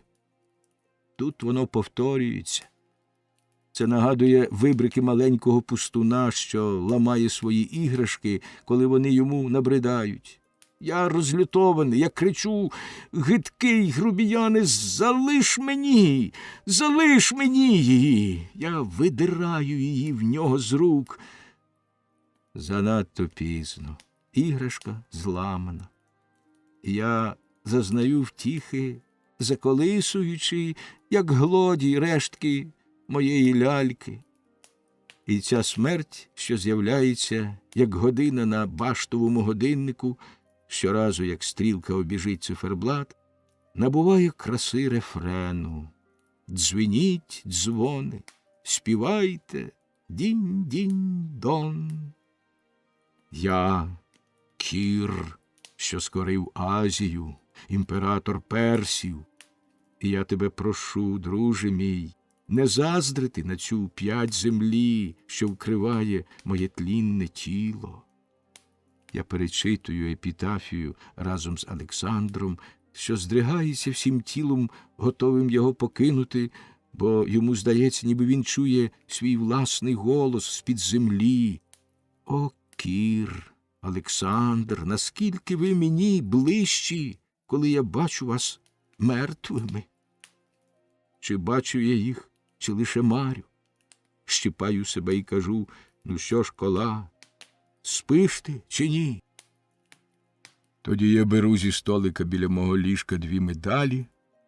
Я викопав їх торік у своєму винограднику, де відбиток кудлатого комода в убранні Геркулеса і Кріспіну Августу з гладким підборіддям і хижим носом. Я кажу собі: я не марю, очі мої широко відкриті.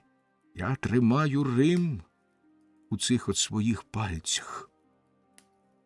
Як утішно поринати в думки про мораль, сперечатися з самим собою, знову сумніватись у світових проблемах, розв'язаних силою, переходити Рубікон, ні, залишатись на березі, перейдемо чи ні, битися з Брутом або з Цезарем, приєднуючись до думки одного з них, а потім другого, і до того з таким красномовством, і так заплутавшись кінець кінцем, що сам не знаєш, на чиєму боці. Це найкумедніше. Захоплюєшся питанням, вдаєшся в розумування, доводиш, сперечаєшся, відповідаєш, заперечуєш, схопишся тіло з тілом, ану, відбий цей удар, і кінець кінцем сам потрапиш на лезо. Розбити самого себе. Я обурений цим. Виною цьому Плутарх. Дякуючи золотій мові його і добродушному виглядові, з яким він говорить вам: друже мій, він завжди змушує вас приєднатися до його думки, а в нього їх стільки, скільки оповідань.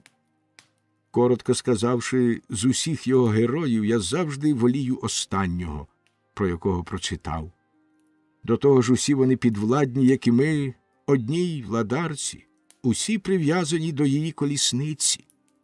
Що проти неї тріумфи Помпея?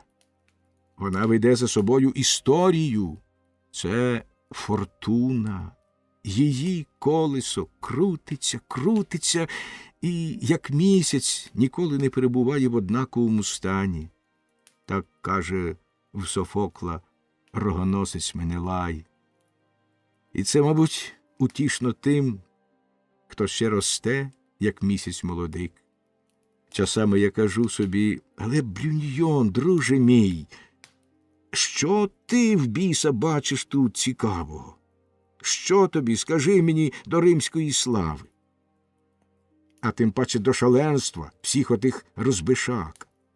Вистачить тобі свого шаленства. Його в тебе досить. Тобі, мабуть, нічого робити, якщо ти береш на оберемок усі гріхи, усі страждання людей, померлих 1800 років тому. Бо кінець кінцем, друже мій, це проповідує пан Брюньйон, поважний, розсудливий буржуа, житель Кламсії. Признайся, що твій Цезар, твій Антоній і коханка їх, розпусна Клео, твої перські царі, що вбивають своїх синів і одружуються своїми дочками, справжні пройдисвіти. Вони померли, за все своє життя вони не зробили нічого кращого. Дай спокій тлінові їх. Як може літня людина втішатися таким божевіллям? Глянь на свого Олександра. Чи не обурює тебе те, що на похорон свого улюбленця Гефестіона він витратив багатство цілого народу? Убивати нехай так. Людське насіння – погане насіння, але викидати гроші в багнюку. Зразу видно, що цим негідникам не довелося їх вирощувати. І ти вважаєш це за цікаве? Ти вирячуєш очі, ти сяєш так, немов усі ці гроші вийшли з твоїх рук. Якби це було так, ти був би великий дурень. А тепер ти двічі дурень, якщо втішаєшся безумствами, що вчинив не ти, а інші. Я відповідаю: Брюньйон, ти вирікаєш золоті слова, ти завжди правий. Проте я дав би себе побити за всі ці дурості і в усіх цих тінях, безплотних уже протягом 2000 років, для мене більше крові, ніж у живих. Я їх знаю і люблю. Ради того, щоб Олександр плакав наді мною, як над клітом, я з щирого серця згоджуюся на те, щоб він мене вбив. Мені стискається горло, коли я бачу, як Цезар у сенаті пручається під наставленими на нього кинджалами, немов зацькований звір між псами і мисливцями. Я стою, роззявивши рот, коли повз мене пропливає в позолоченому човні Клеопатра з своїми нереїдами, що спираються на снасті, і чудесними маленькими пажами, голими, як амури. І я широко роздуваю великі свої ніздрі, щоб повніше вдихнути запашний вітерець. Я реву, як теля, коли Антонія, скривавленого, напівмертвого, в'яже мотузками й тягне догори його красуня, що вихиляється з вікна своєї башти, тягне з усієї сили. Тільки б, адже він такий важкий, тільки б вона його не впустила. Тягне бідолаху, що простягає до неї руки. Що ж мене хвилює і прив'язує до них, як до членів своєї родини? Адже вони моя родина, вони – це я, вони – людство. Як шкода мені покривджених долею бідолах, що не можуть тішитися з книжок. Є серед них такі, що із зарозумілою погордою ставляться до минулого, цікавлячись лише сучасністю. Невігласи вони не бачать далі від свого носа. Так, сучасність прекрасна, але все прекрасне, чорти б його вхопили. Я все беру повними жменями і не ловлю гав перед накритим столом. І ви не говорили б за нього нічого поганого, якби знали його. Хіба що у вас, друзі мої, недобрий шлунок. Я розумію, обіймаєш те, що можеш обійняти. Але ви нічого не обіймаєте, а ваша подружка занадто худорлява. Доброго потроху – це надто мало. Я волію і доброго, і багатого. Цікавитись лише сьогоднішнім можна було, друзі мої, при давньому Адамі, що був голий, бо не мав одежі і, нічого не бачивши, не міг кохати нікого, крім самиці, з його ребра створеної. Але ми мали щастя з'явитися після нього в багатий дім, де наші батьки, діди і прадіди нагромадили, знесли вкупу все своє надбане добро. Ми були б божевільні, якби попалили наші комори тому тільки, що поля наші й тепер дають нам хліб. Давній Адам, адже це справжня дитина. Давній Адам – це я. Я, бо та сама людина, але я виріс відтоді. Ми одне дерево, але я виріс вищий. Кожний удар, що влучає в одну з його гілок, віддається в моєму листі. Болі й радості Всесвіту мої. Коли хтось мучиться, я страждаю. Коли хто-небудь щасливий, радію. У книжках далеко краще, ніж у житті. Я відчуваю той братерський зв'язок, що існує між усіма нами, між тими, хто носить вантажі, і тими, хто носить корони. Бо як від перших, так і від других нічого не залишається, крім попелу й полум'я. Це полум'я, вигодоване найкращим, що є в наших душах, здіймається єдине і багатолике, до неба, співаючи тисячами язиків свого кривавого рота хвалу всемогутньому. Так мрію я на своєму горищі. Вітер ущухає, вогонь гасне, сніг кінчиками своїх крил торкається вікна, прокрадається темрява, в очах у мене все плутається.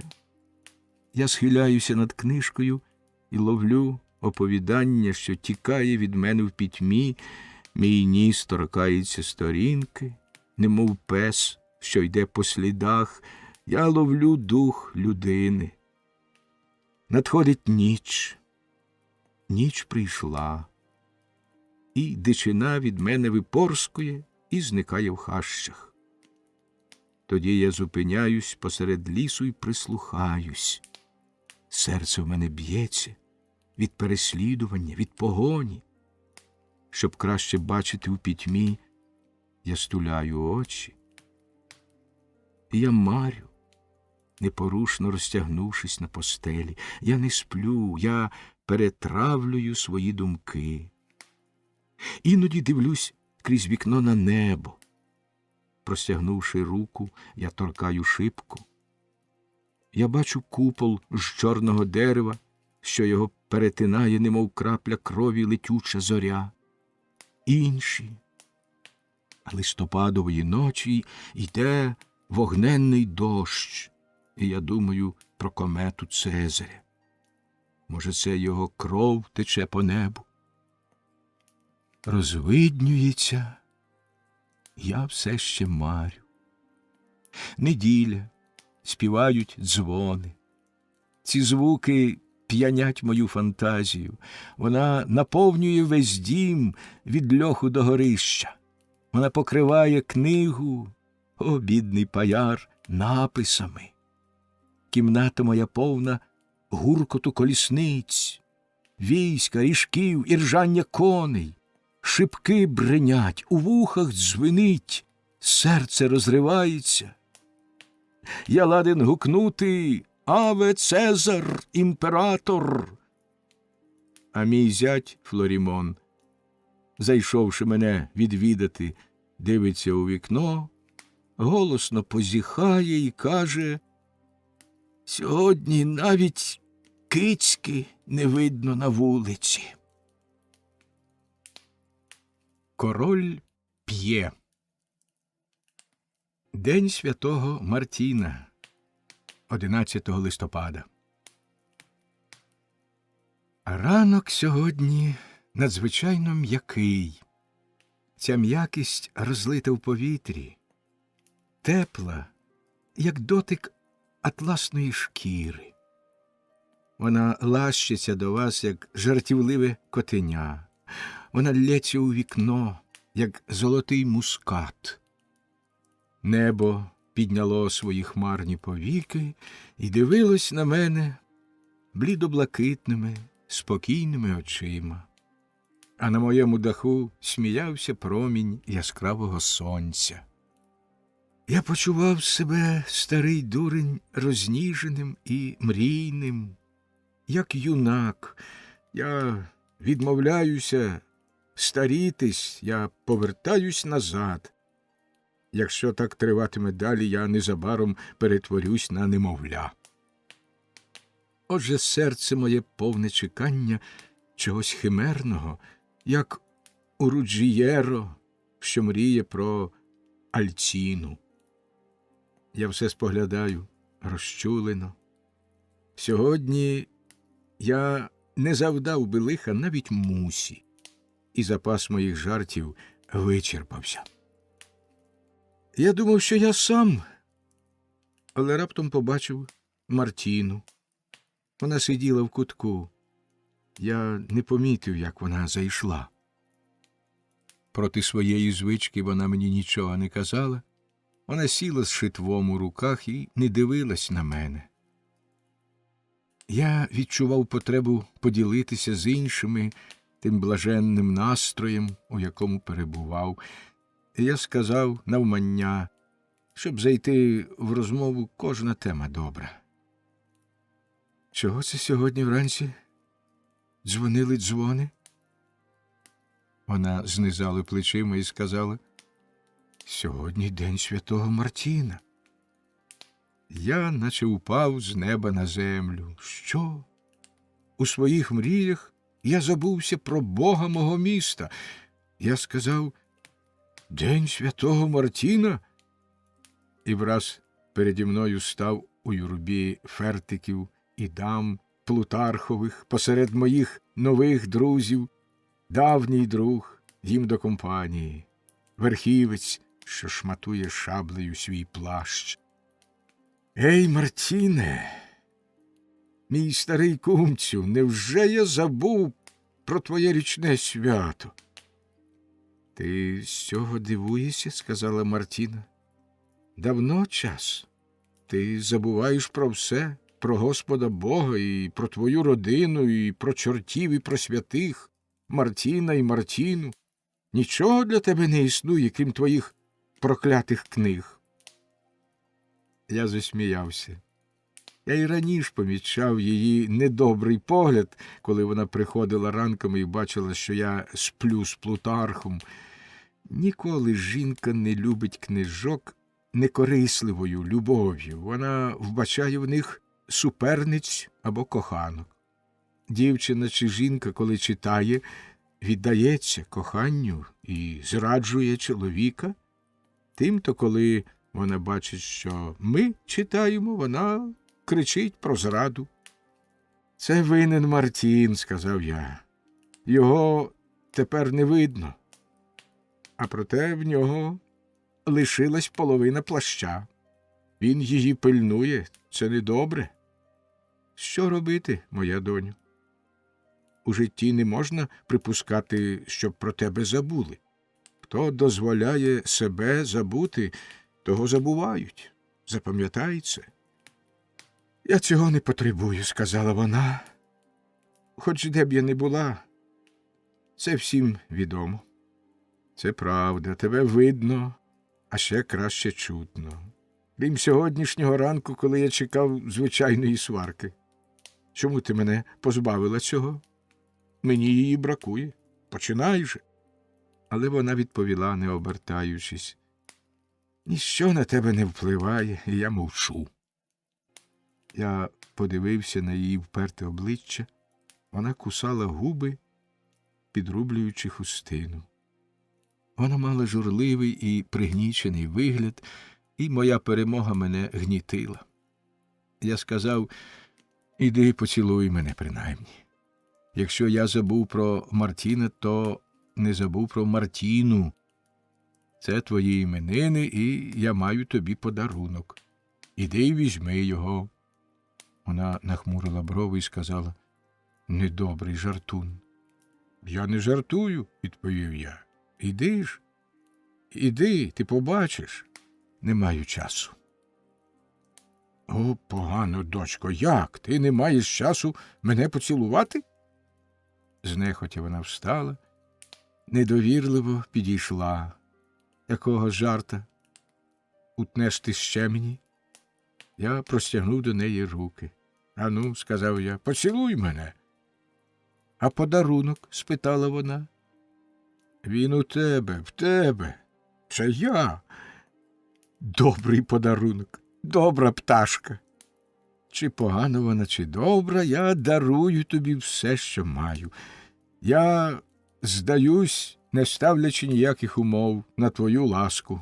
Роби зі мною все, що хочеш. Ти згоден зійти вниз? Я здаюсь, зв'язаний по руках і по ногах. І ти слухатимешся? Дозволиш тебе любити, давати тобі вказівки, лаяти тебе, пестити, поглядати на тебе, зневажати тебе? Я зрікся своєї волі. Ой, як же я буду мститися! Ой, дорогий мій стариганчику, злюка, який ти добрий, старе убоїще, скільки ти примусив мене казитися. Вона мене цілувала, трусила, немов якийсь клунок, притиснула мене до грудей, як немовлятко. Вона не хотіла чекати й хвилини.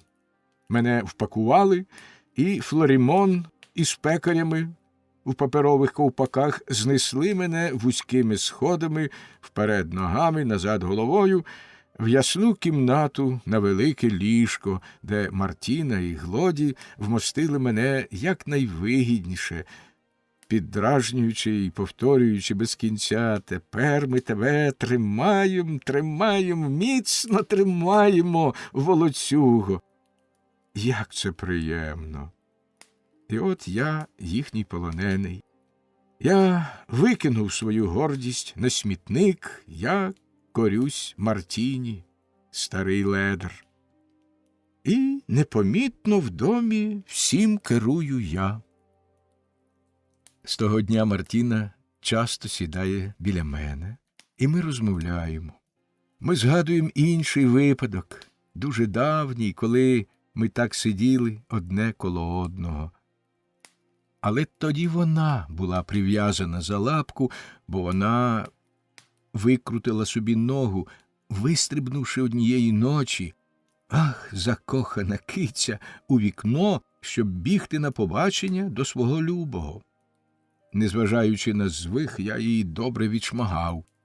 Тепер вона з цього сміється і каже, що я не досить сильно бив її. Але тоді, дарма що я і бив, і вартував її, і хоч я досить хитрий, вона, шельма, була вдесятеро хитріша за мене і вислизала в мене з рук. Кінцем вона була не така дурна, як я гадав. Вона вміла зберегти голову на в'язах, якщо не зберегла нічого іншого. А втратив голову, як видно, її кавалер, бо він тепер її чоловік. Вона сміялася разом зі мною з своїх безумств і сказала, тяжко зітхнувши, що сміхові кінець, лаври зрізано, і ми більше до лісу не підемо. І ми заговорили про її чоловіка. Мила жінка, вона його вважає за чесного, загалом зносного, але далеко не втішного. Шлюб не для розваги. Кожен це знає, сказала вона. А ти краще, ніж хтось інший. Це так. І з цим треба помиритись. Шукати кохання в чоловікові так само безглуздо, як черпати воду решетом. Я не божевільна, я не журитимусь, плакавши за тим, чого не маю. Тим, що я маю, я задовольняюсь. Усе добре так, як воно є. Ніякого жалю. А все ж тепер я бачу, як далеко те, чого хочеш, від того, що можеш мати, про що мариш в юних літах, від того, чим задовольняєшся, коли старієшся або наближаєшся до старості, і не знаєш, чи це зворушливо, чи смішно. Усі ці надії, розчарування, увесь пристрасний захват і млість, усі ці палкі бажання і жар у крові – все це для того, щоб варити суп і хвалити крупник. І крупник той добрий, далебі. Він для нас досить добрий. Ми не заслуговуємо на краще. Але якби мені це сказали колись... Ну що ж, нам лишається, щоб надати доброго смаку їжі, наш сміх. А це чудесна засмажка. Вона може примусити ковтати каміння. Добрий засіб, що мені його ніколи не бракувало, та й тобі також. Посміятися з себе самого, коли поводишся по-дурному. І бачиш це. Ми не відмовляли собі в цьому, а ще менше в тім, щоб поглузувати з інших. Часами ми мовчимо, мріємо, міркуємо. Я, ткнувши ніс у книжку, вона в свою роботу, але язики потихеньку рухаються, як два струмки, що біжать під землею і раптом виходять на поверхню, на сонце. Мартіна порушує мовчанку вибухом реготу, і язики знову йдуть у танець. Я намагався ввести до нашої компанії Плутарха. Я хотів, щоб Мартіна розважилась його чудовими оповіданнями і моєю патетичною манерою читати їх, але ми не мали жодного успіху. Греція і Рим її цікавили не більше, як рибу яблуко. Навіть коли вона ввічливо силувала себе слухати, вона за хвилину вже опинялась далеко, і думки її пурхали десь, або, вірніше, вони оббігали всю господу згори донизу.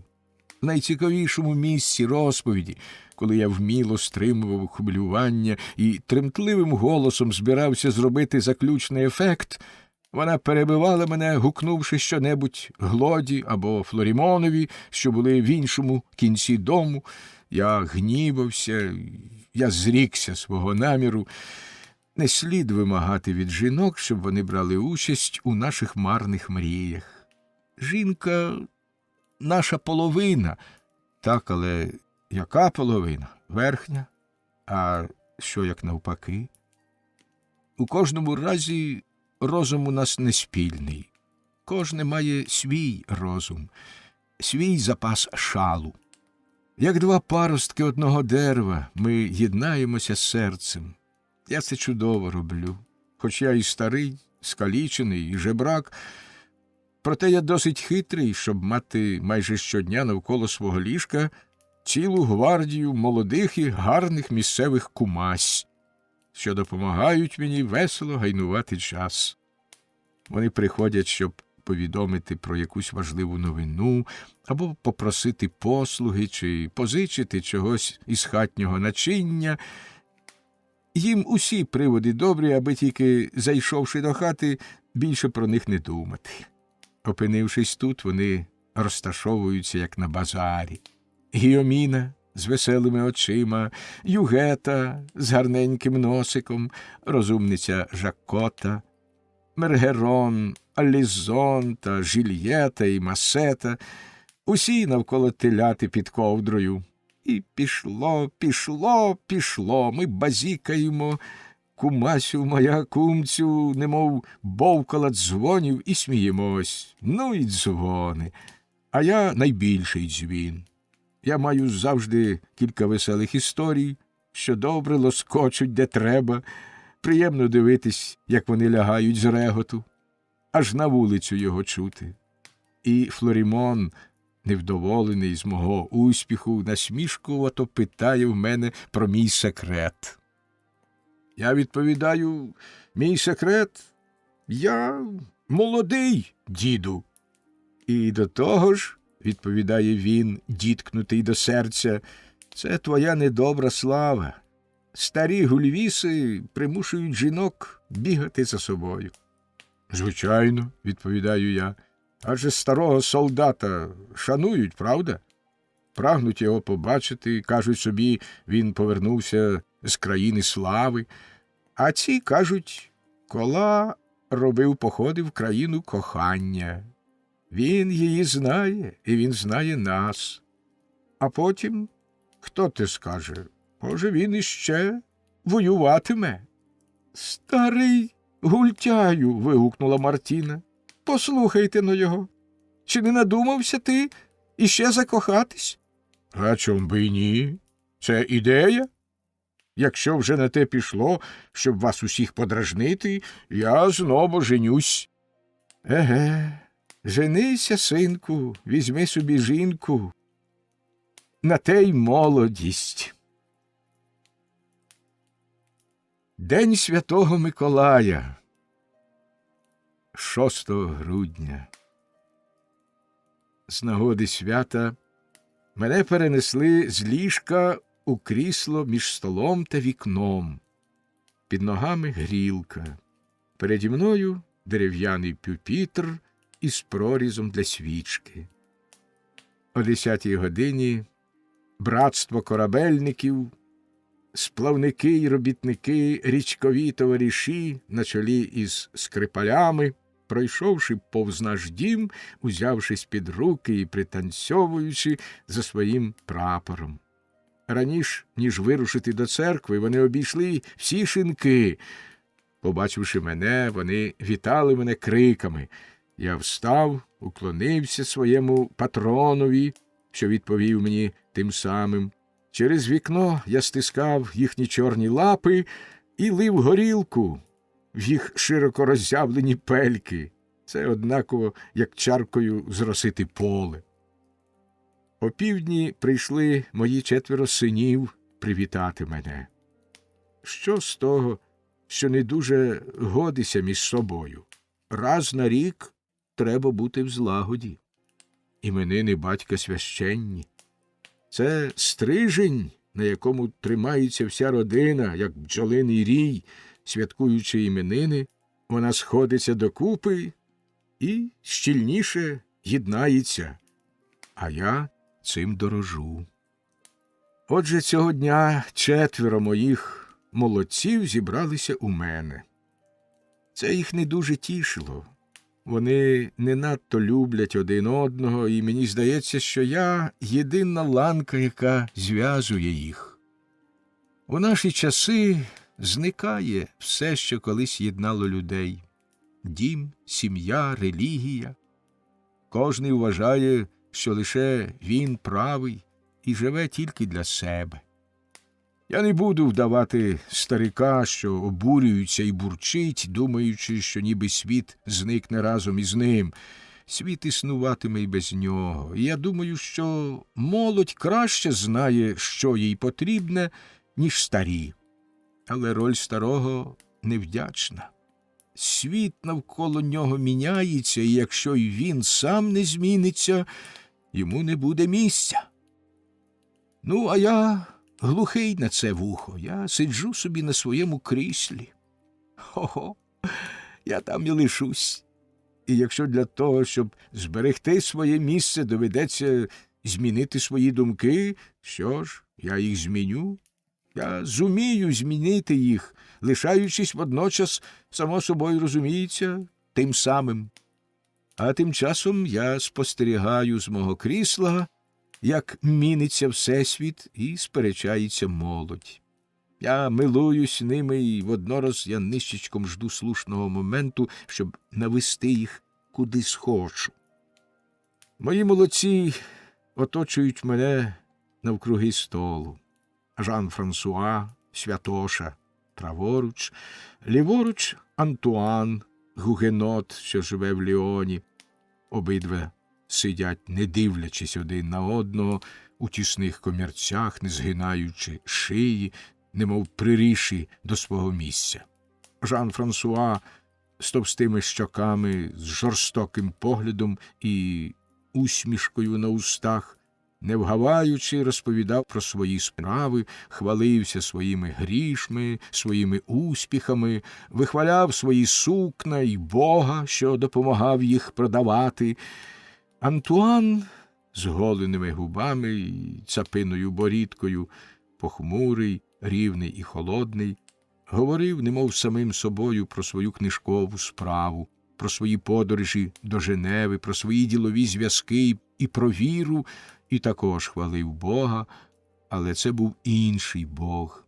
Кожний говорив по черзі, не слухаючи того, що співав інший, і знову заводив своєї.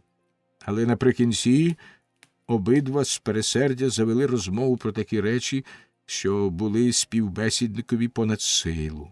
Один про досягнення релігії істинної, другий про успіхи істинної релігії. А проте вони й далі вперто ігнорували один одного. Непорушні, немов корчі, зводили їм шию, розгнівані, вони кричали верескливими голосами про зневагу до Бога свого супротивника. Між ними стояв, розглядаючи їх, знизуючи плечима і посміхаючись, мій син Емон Мішель, сержант Сасерморського полку, Гульвіса, непоганий хлопець. Він не міг устояти на одному місці і крутився по кімнаті, як вовк за ґратами, тарабанив по вікнах, наспівував, зупинявся, щоб зиркнути на своїх старших братів, які сварились, вибухав сміхом їм просто у вічі або брутально перебивав їх, заявляючи, що 2 барани, чи вони тавровані червоним чи синім хрестом, якщо тільки вони досить гладкі, завжди добрі, і що це можна їм довести. Аніс, молодший син мій, дивився на нього з жахом. Аніс дістав ім'я по заслузі, він пороху не вигадає. Суперечки його тривожать, ніщо в світі не цікавить його. Він щасливий тільки тоді, коли має змогу цілий Божий день безтурботно позіхати і нудьгувати, і тому він вважає за диявольські вигадки політику та релігію, створений для того, щоб бентежити сон людей розумних або ж розум людей, що запали в сон. Чи погане, чи добре те, що я маю, але якщо вже я його маю, навіщо міняти? На постелі лишилась ямка від мого тіла. Це я зробив її для себе. Я не хочу нового простирадла. Але хотів він цього чи ні, матрац його все-таки перетрушували, і в своїм обуренні, щоб забезпечити собі спокій, цей лагідний чоловік віддавав би до катових рук усіх, хто його сон порушує. Тепер він злякано слухав, що кажуть інші, і скоро вони підвищували тон, він вбирав шию між плечі. Я ж, настороживши очі й вуха, потішався, намагаючись зрозуміти, в чому виявилось, що ці 4 походили від мене, були мої. А проте вони мої сини, за це я відповідаю. Та якщо вони виходять від мене, вони з мене вийшли. Але як же, матері його чорт, вони в мене ввійшли? Я обмацую себе. Як міг я виносити в своєму череві цього проповідника, цього папіста і цього скаженого барана? Не кажу вже про шукача авантюр. О, натура зрадниця! Вони, значить, були в мені? Так. У мені були їхні зародки. Я пізнаю деякі жести, манеру розмовляти і навіть думки. Я знаходжу себе в них під маскою. Маска дивує, але під нею та сама людина. Та сама, єдина і багатолика. Кожна людина носить у собі 20 різних людей.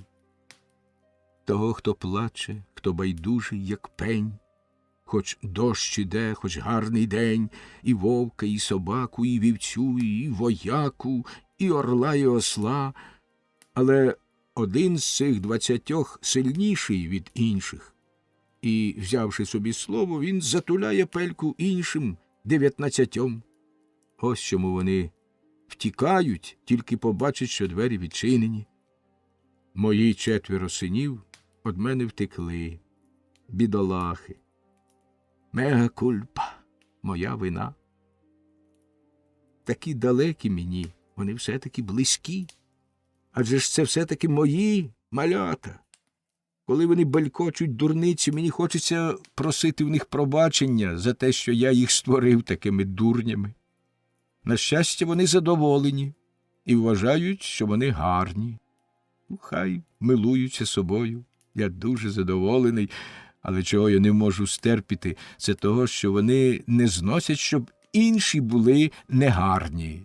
Скільки їм хочеться, скільки душа забажає. Вони індичились, загрожували один одному лобом і дзьобом. Вони всі 4 мали вигляд розгніваних півнів, готових стрибнути. Я спокійно спостерігав їх, а потім сказав: «Браво! Браво, мої ягнята! Я бачу, що вам не пострижуть шерсті. Кров добра, а бить тебе, сила Божа, це ж моя кров, а голоси ще кращі. Тепер, коли я вас вислухав, черга моя, мені свербить язик, а ви відпочиньте». Але вони не квапились мене послухатись. Чиєсь слово зняло бурю, Жан-Франсуа зірвався, схопив стілець, Емон Мішель витягнув свою довгу шпагу, Антуан свій ніж, а Аніс, він здатний лише ревти, як теля, гукав «Пожежа! Повідь!». Я бачив, що надходить момент, коли ці 4 тварин переріжуть одна одній горло. Я схопив першу річ, що потрапили мені до рук. Це був саме глечик з 2 голубками, що завдавав мені відчаю і був гордістю Флорімона, і, не думавши довго, розбив його об стіл на 3 шматки. Мартіна, прибігши, трясла казанком з окропом і загрожувала облити їх. Вони кричали, як череда ослів, але коли закричу я, немає осла, що не здався б переді мною. Я сказав: «Я тут хазяїн, я наказую. Чи ви подуріли? Хіба ми зібралися тут обмірковувати нікейський символ віри? Я люблю суперечки, це так, але вибирайте, друзі мої, теми новіші. Від цих я втомився, вони мені набридли. Сперечайтеся 100 чортів, якщо це вам приписано для здоров'я. Про це бургундське вино або про цю мішкову ковбасу, про те, що можна бачити, випити, торкнути або з'їсти. Щоб перевірити, ми з'їмо чи вип'ємо. Але сперечатися про Бога, Боже милосердий, про мудрість Всевишнього — це доводить, друзі мої, що самі ви мудрості не маєте. Я не кажу нічого лихого про тих, хто вірить. Я вірю, ми віримо, ви вірите. Всьому, що вам завгодно. Але поговоримо про інші речі. Хіба в світі немає нічого іншого? Кожен з нас певен того, що потрапить у рай. Чудово, знаменито. Вас чекають там, на горі. Кожному з обраних залишене місце.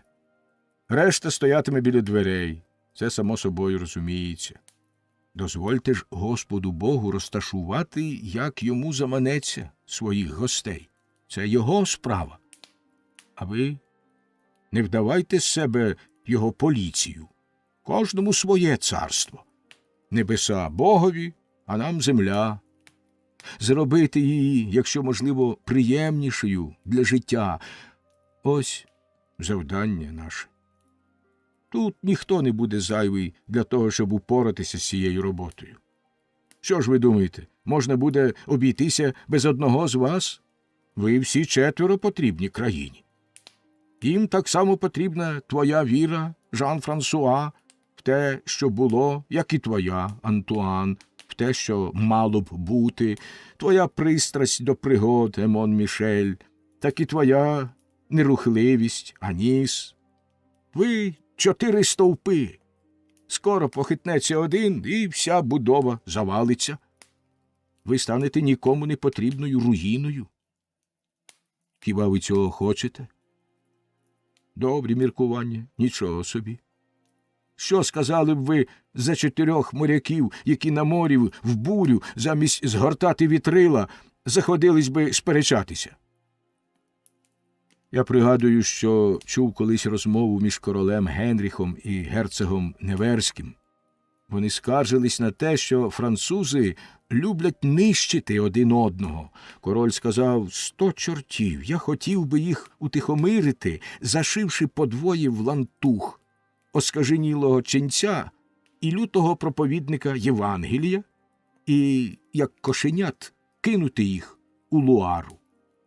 А герцог відповідав, сміючись: щодо мене, то я задовольнився б тим, що послав би запакованих на той острівець, куди, як кажуть, пани з Берна посилають чоловіків і жінок, що сваряться, і коли за місяць по них приїздить корабель, вони воркують, як голуби. І вам не пошкодило б таке лікування. Ви бурчите, хлопчики. Ви повертаєтесь один до одного спиною. Та гляньте ж бо один на одного, діти. Дарма кожний з вас гадає, що його зроблено з іншого тіста і краще за його братів. Усі ви четверо з одного борошна, усі ви викопані брюньйони, усі запеклі бургунці. Гляньте на цей нахабний великий ніс, що перетинає навкоси обличчя, на цей рот, широко прорізаний у корі, немов лійка на вино, ці очі під кострубатими бровами, що хотіли б видаватися злими, а проте сміються. Та ви ж усі тавровані. Хіба ви не бачите, що, завдаючи лиха один одному, ви самих себе нищите? І чи не краще було б подати один одному руку? Ви не згоджуєтесь у поглядах, дурниці, тим краще. Хіба ви хотіли б зорати всі одне поле? Що більш матиме родина і полів, і думок, то щасливіші і міцніші ми будемо. Ширтесь, множтеся, хапайте якнайбільше і землі, і думок. Кожному своє, і всім разом.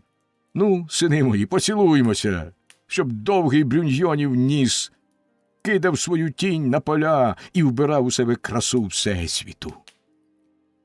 Вони мовчали, надуті, закопиливши губи, але видно було, що вони ледве втримувалися від сміху.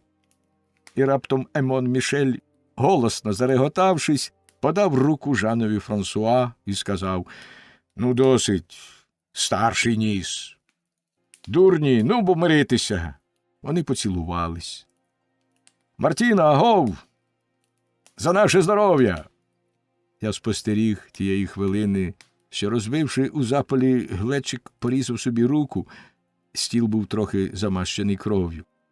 Антуан, усе ще урочистий, як завжди, підніс мою руку, підставив під неї свою склянку і, зібравши червоний сік моїх вен, сказав з пафосом: «Щоб зміцнити нашу спілку, випиймо всі четверо з однієї склянки». Що ти, Антуане, – сказав я, – псувати господнє вино, фе. Ти викликаєш у мені почуття огиди. Кинь цю мікстуру. Хто хоче пити мою чисту кров, хай п'є до дна своє вино. Тут ми цокнулись і не стали сперечатися про смак вина.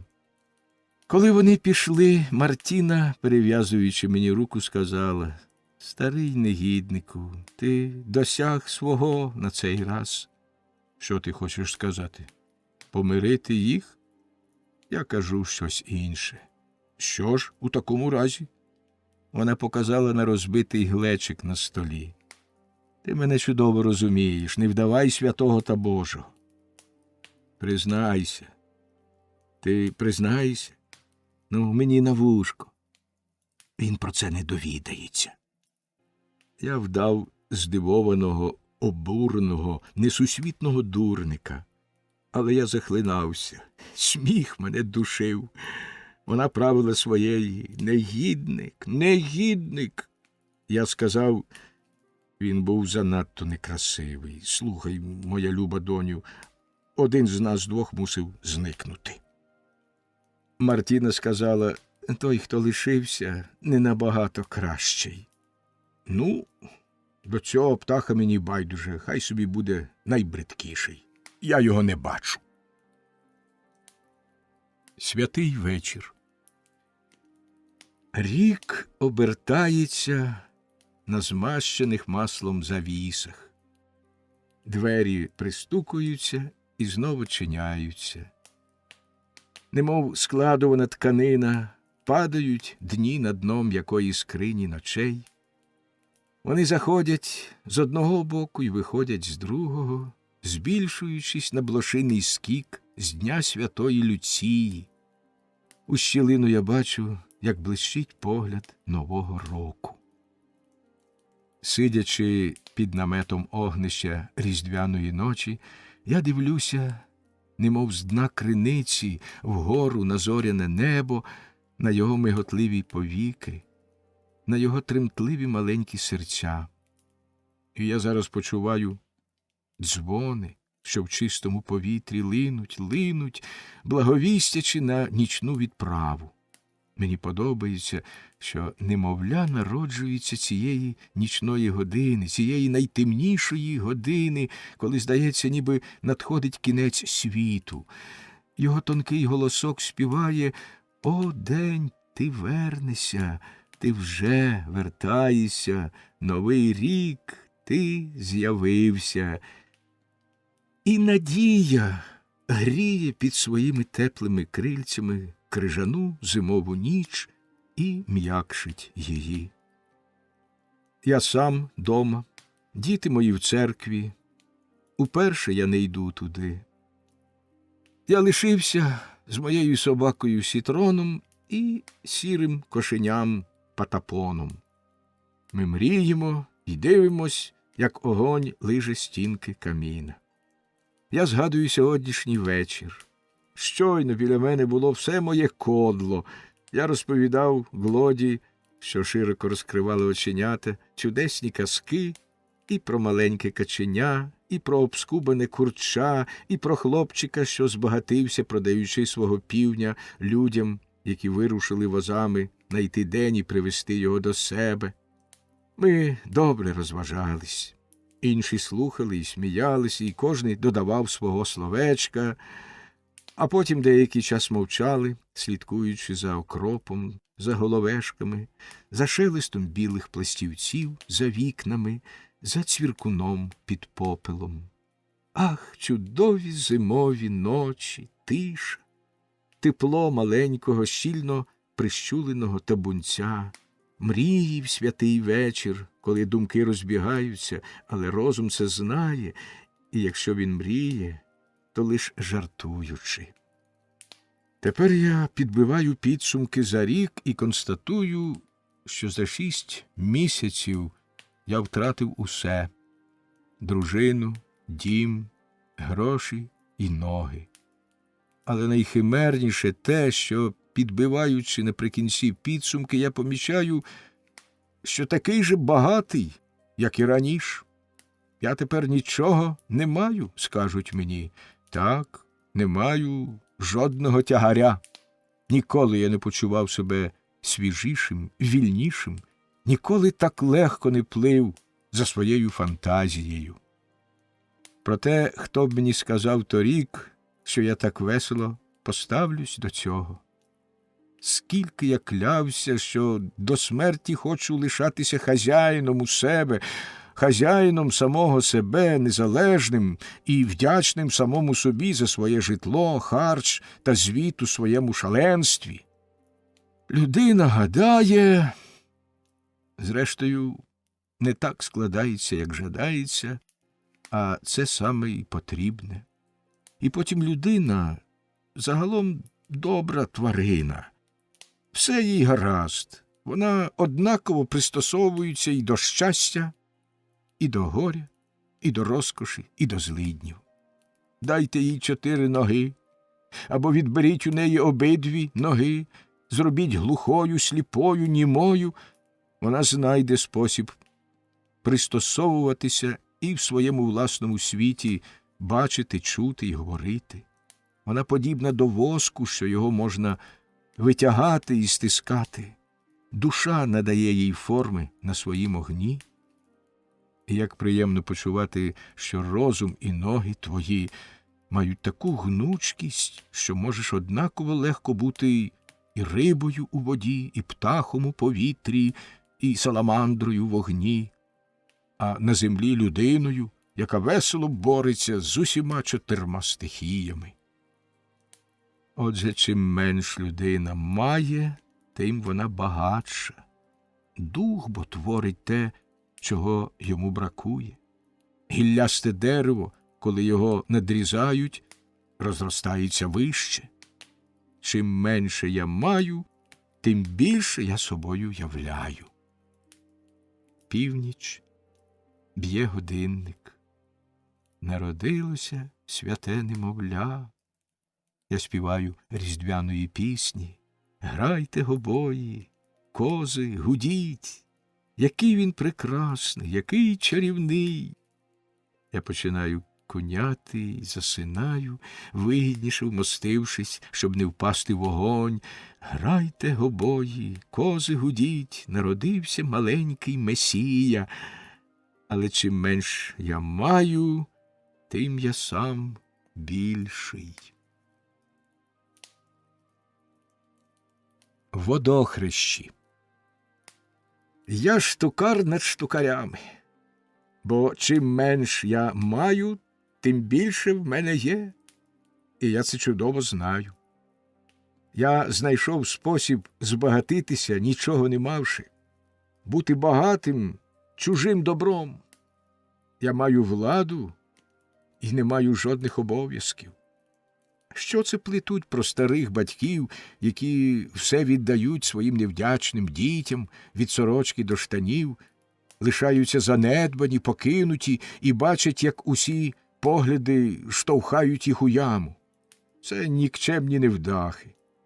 Мене, слово честі, ніколи так не любили і не пестили, як у злиднях. Це тому, що я не такий дурень, щоб позбавити себе всього, нічого не зберігши. Хіба гаманець – то єдине, що можна віддати? Віддавши все, я зберіг найкраще. Я зберіг свою веселість, усе, що зібрав протягом 50-літньої мандрівки вздовж і впоперек життя. Добрий настрій, і хитрість, і безпутну мудрість, і мудре безпутство. І мої запаси ще не вичерпані. Я даю їх усім, нехай усі з них черпають. Хіба це нічого не варто? Якщо я беру від своїх дітей, то я їм даю також. Ми квит. І якщо трапляється, що один дає трохи менше за другого, любов доповнює недостачу, і ніхто не скаржиться на розрахунок. Хто хоче бачити короля без королівства, Іоанна безземельного, веселого Гульвісу, Брюньйона Гальського, нехай подивиться на мене сьогодні ввечері, коли я сиджу на своєму троні й головую на бучній учті. Сьогодні водохрещі.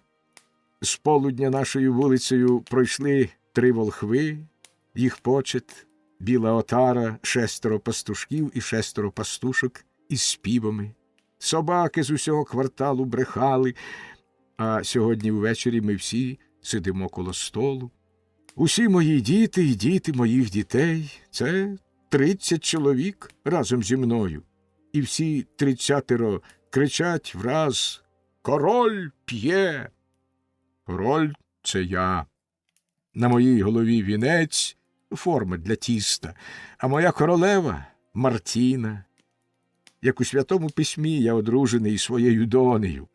Щоразу, як я несу склянку до вуст, мене вітають криками, я сміюсь, ковтаю, не завжди вдало, але так чи інакше я таки ковтаю і нічого не розливаю. Моя королева теж п'є і поїть із своїх оголених грудей, із червоного смочка свого червового синка, мого молодшого онука, що галасує, п'є, плює і напоказ виставляє свій задок. Пес під столом гарчить і п'є з миски, а кіт мурчить і, наїжившись, тікає з кісткою. І я думаю, вголос, я не люблю думати тихо, життя чудове, о, друзі мої. Єдина його вада в тому, що воно коротке, замало маєш на свої гроші. Ви мені скажете: будь задоволений, твоя пайка чимала, і ти її отримав. Я не перечу, але я хотів би мати 2 такі пайки. І хто знає, може, тишком-нишком я одержу другий шматок пирога.